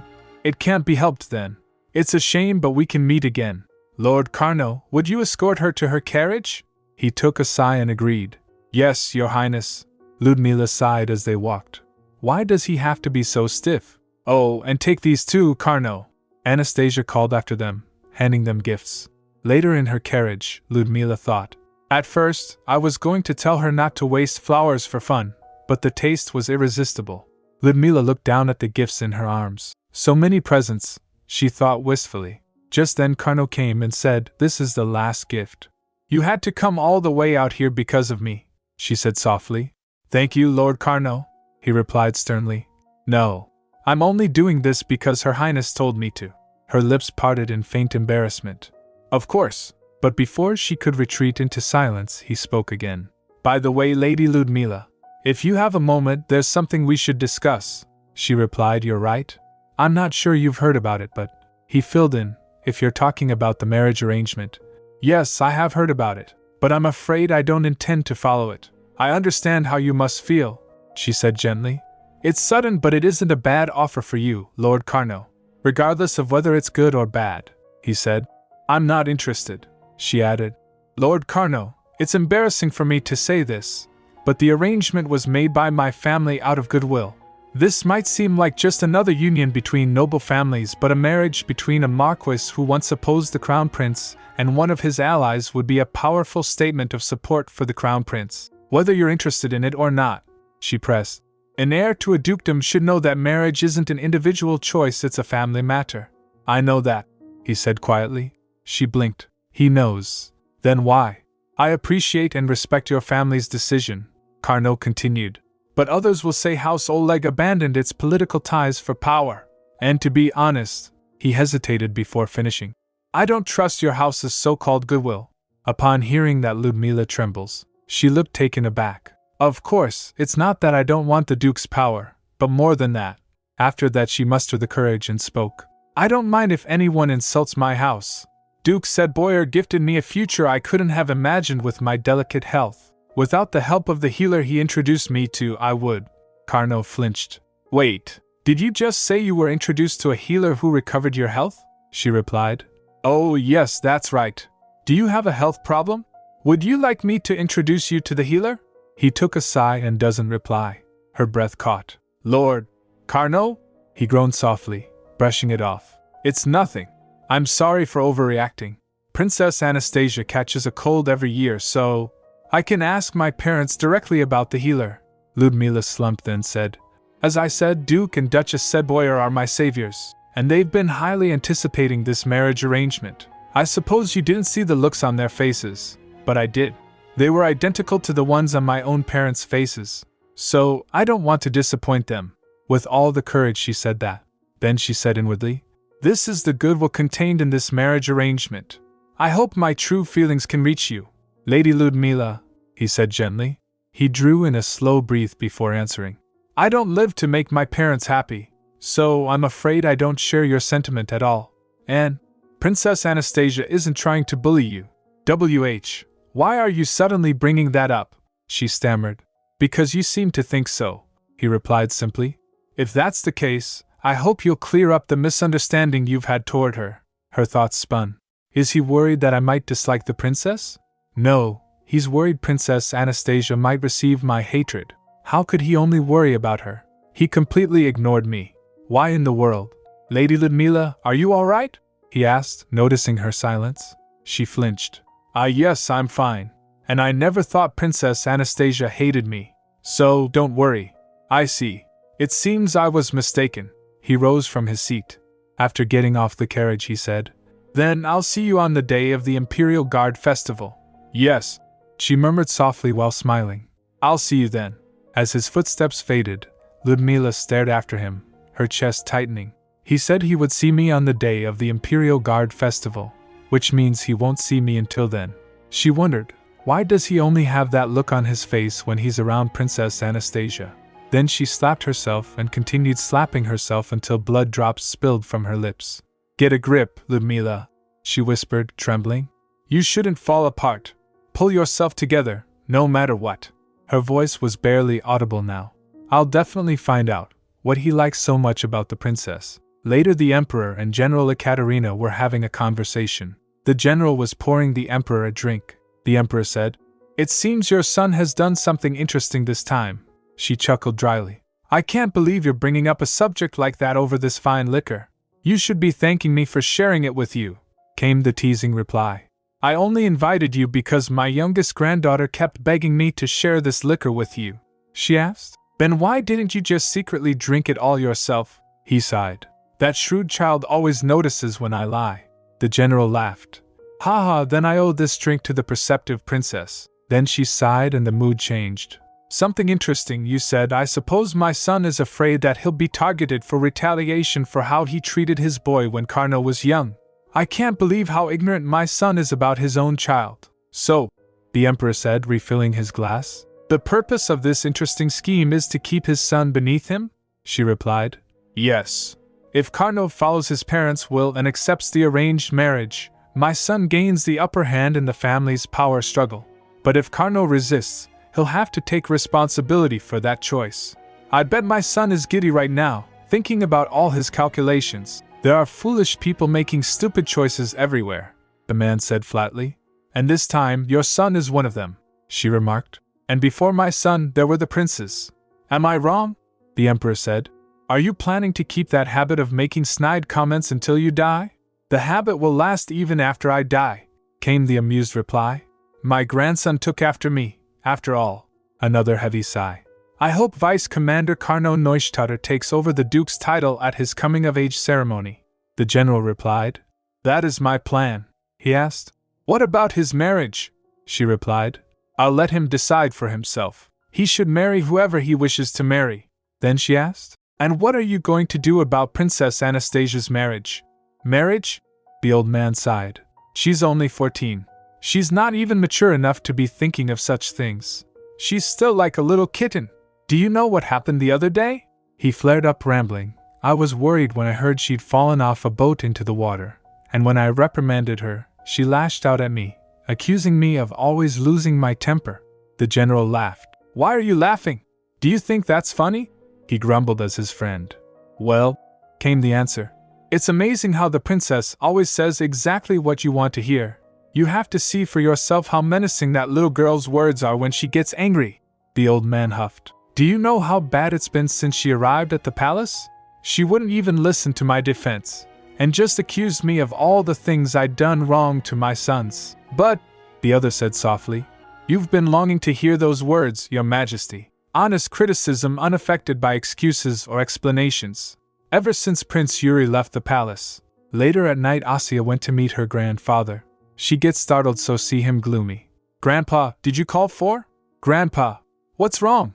For a moment, she hesitated, gazing at the faint shimmering particles that seemed to hang around him. The color looks so sad. Remorse, sorrow, and regret? She wondered. Did something happen? He was still lost in thought. So she called him Grandpa. "Anastasia," he said after a pause. She replied. "Yes?" she said. "You're wearing the pajamas I gave you as a gift. Do you like them?" he replied. "Of course I do. Now I don't have to worry about what to wear to bed this summer." She frowned. "It'll be nighttime soon. You should get ready for bed."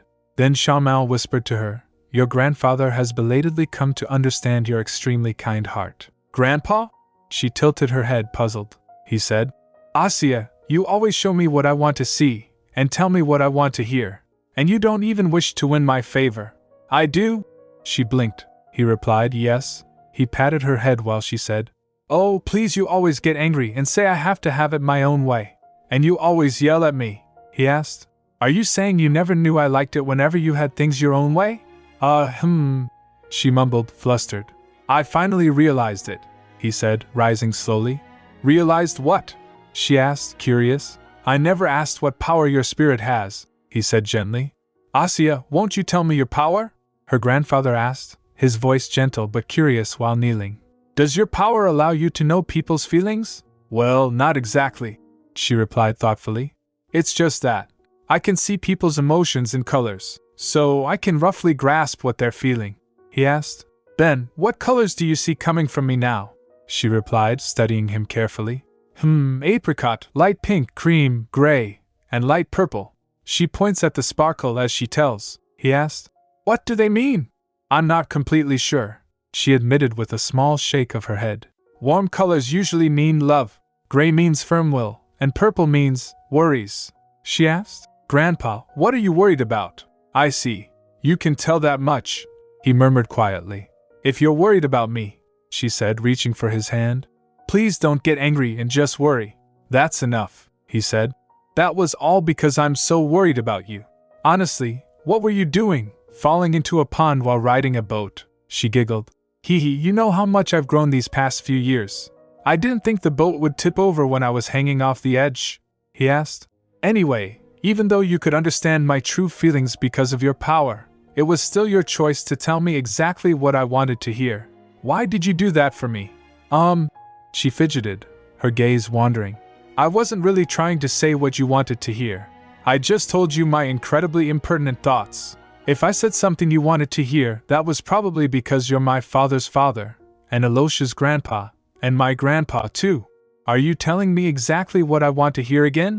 He asked with a touched look. She waves her hand in denial and added, It's not like I can clearly read your mind or anything. Aren't you the one interpreting what I say to suit yourself because you adore your youngest granddaughter so much? He laughed, loud and genuine. Ha! That's right, you shrewd little pea. You're reading me like a book. He poked her forehead saying that. He continued, The day of the Imperial Guard is just around the corner. Your power will be of great help. Pardon? She blinked. The Emperor suggested. Ha! Every member of the Imperial family will be at the event. Why don't you use your power to help your dear cousin? She groaned. Just hearing about it sounds unbearable. Ha! He laughed heartily. The next day, a servant informed, Why? Your Highness, Lord Carno Neustadt has arrived. Hurry and let him in, Anastasia said brightly. Carno entered, bowing respectfully. Greetings, Your Highness, she replied. Hi, Carno. Give me a second, I just need to send a reply. What reply? He asked. She replied. Lady Ludmila says she's coming over the day after tomorrow. He asked. Again? Yeah, she sighed. It seems like you've already won her over, Your Highness, he teased. Stop joking around. I'm serious, she said, frowning. Lately, Lady Ludmila has this intense look in her eyes, and she even brings recipes she found on her own sometimes. Of course, it's a good thing, but it also feels like a bit too much, he sighed. The competition is getting more intense, she repeated. The competition? Never mind, he said quickly. More importantly, you haven't met with Natalia lately, have you? No, she admitted. I've been busy with Lady Ludmila these days, he muttered, patting her. Then I guess a big storm will be blowing in from that side too. Saving the world is too hard, she sighed, dramatically sobbing. Anyway, I brought you something, Carno said suddenly. She asked. Huh? What is it? He said. What we dug up from the mine in Lumen Vassilis. Her eyes lit up. She rushed, saying, Hurry, hurry, show me. Only if you'll waltz with me for one song, he said with a playful smile. She replied. Does dancing even matter now? I want to see it immediately. Nope, I already cranked the music box, he said, taking her hand. Carno, she protested as he spun her. Moments later. Ouch, she muttered when her ankle twists. Gosh, my legs hurt, she groaned. I can't do this anymore. I want to rest, Carno. He dropped to one knee, steadying her. He pulls off her shoes and said, You said your legs hurt. Then you can put your feet on mine. You're heavier than a sack of wheat now, he teased. She groaned. Ugh, Carno, are you really going to do this? If you find it hard even to stand still, people might laugh at you at the ball, he warned lightly. She replied. What? Are you just going to stand there and watch while people laugh at me? You should teach them a lesson. Sure, he said with mock seriousness. What do you want me to do to them? She suggested. Let's switch the white wine in their glasses with vinegar. I can prepare the vinegar, and I'll be the one to carry out your plan and take all the blame, he said, feigning exasperation. Who in the world would blame Vice Commander Carno Neustadt? She shot back proudly. He chuckled. Out of everyone I know, no one seems to like the fact that I'm Vice Commander more than you. Really? I wouldn't mind if you were a stableman, she said with a grin. He replied. Because then you could say, who dares insult a stableman working in the palace? She laughed. Ahaha! Oh, the song is over, she exclaimed. Now, Carno, we dance to a full song, so hurry and show me. He sighed deeply, then pulls out a bag and presents it to her. Oh, did you already finish processing it? She asked eagerly. He asked. Processing it? She replied. Well, jewels usually have to be cut or polished before they can be used for accessories like rings or brooches. He asked, confused. Rings? Brooches? What are you talking about? So I mean diamond. She puts her hand in the bag and pulls out a small bottle. She stopped short, staring. Carno, why did you bring salt? Because that's what came out of the mine in Lumen Vassilis, he said matter-of-factly. She remembers PB saying, Haha, you can get something white, transparent, and sparkly from there. She yelped, Does that mean the mine in Lumen Vassilis? He filled in. It is a salt mine. Her expression froze. She trembles, calling for PB. Come out right now, you mean little chick, she shouted, clearly having lost her patience. Moments later he followed her. I'm sorry, Carno, Anastasia murmured, shoulders drooping. I really thought it was a diamond mine. He blinked, slightly taken aback by her crestfallen tone. But I like it, she added quickly, brightening. The salt mine? She asked. Really? He replied. Yes, because salt is very expensive. Carno watched her for a moment, a quiet thought flickering through his mind. Diamonds? Could it be that she wanted jewelry made from them? He frowned slightly. No matter how much I think about it, the only things she's ever truly interested in are bread and confectionaries. He sighed, recalling how the Emperor had already given her a private kitchen, and how Alexei had stocked it with the finest sugar, butter, and flour. Now, I suppose all she needs is a farm or an orchard. He hesitated, then shook his head. But that kind of gift would take far too much time to manage. And if she starts baking cookies for the orchard keeper, he could already picture her doing exactly that. Maybe the best way to make Asya happy would be to invest in a railway, he thought suddenly. If she could travel to her parents' home on a newly opened railway line, she'd be overjoyed. While walking past the garden, he used his spirit power and made the flowers bloom. His musings were interrupted by a cheerful voice. Riss puts a pot at Asya's window. Asya asked. Riss, where did you get these violets? Oh, they're pretty, aren't they? Riss replied. The gardener brought them. They bloomed out of season, so he was worried they'd wilt under the sun. That's why he planted them in a pot. Ah, I see.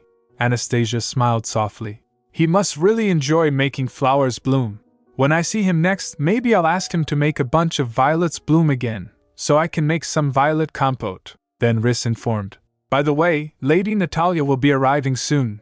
Anastasia gasped. Oh, I should go out to meet her. Asya rushed to meet Natalia, while Riss was asking, Your Highness, would you like to choose your dress for the Imperial Guard Day this afternoon? The catalog arrived today, Asya replied. You pick for me, Riss, I'll just wear whatever you choose. Outside, faint murmurs drifted through the window. There's quite a lot of commotion today, Asya noted.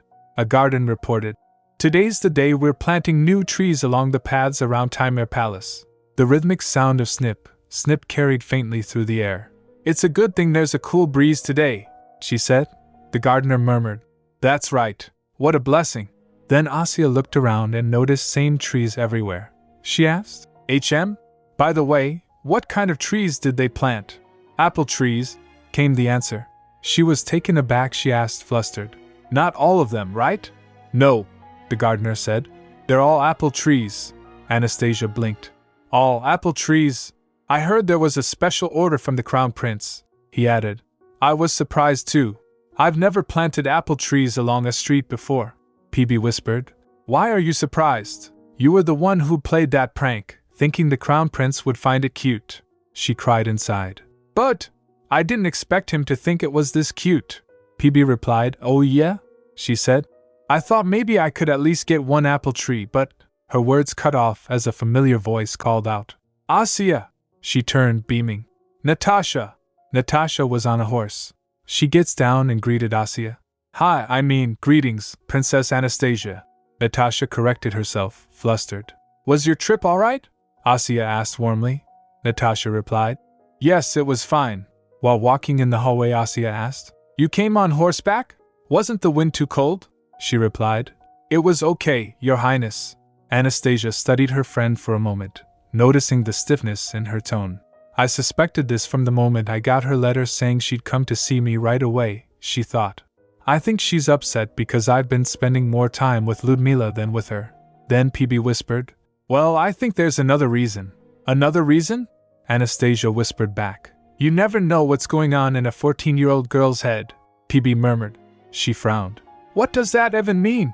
Natalia, meanwhile, stood stiffly, avoiding her gaze, her expression a mixture of awkwardness and something unspoken. Why is she acting like this if it isn't about Ludmila? Asya wondered, completely bewildered.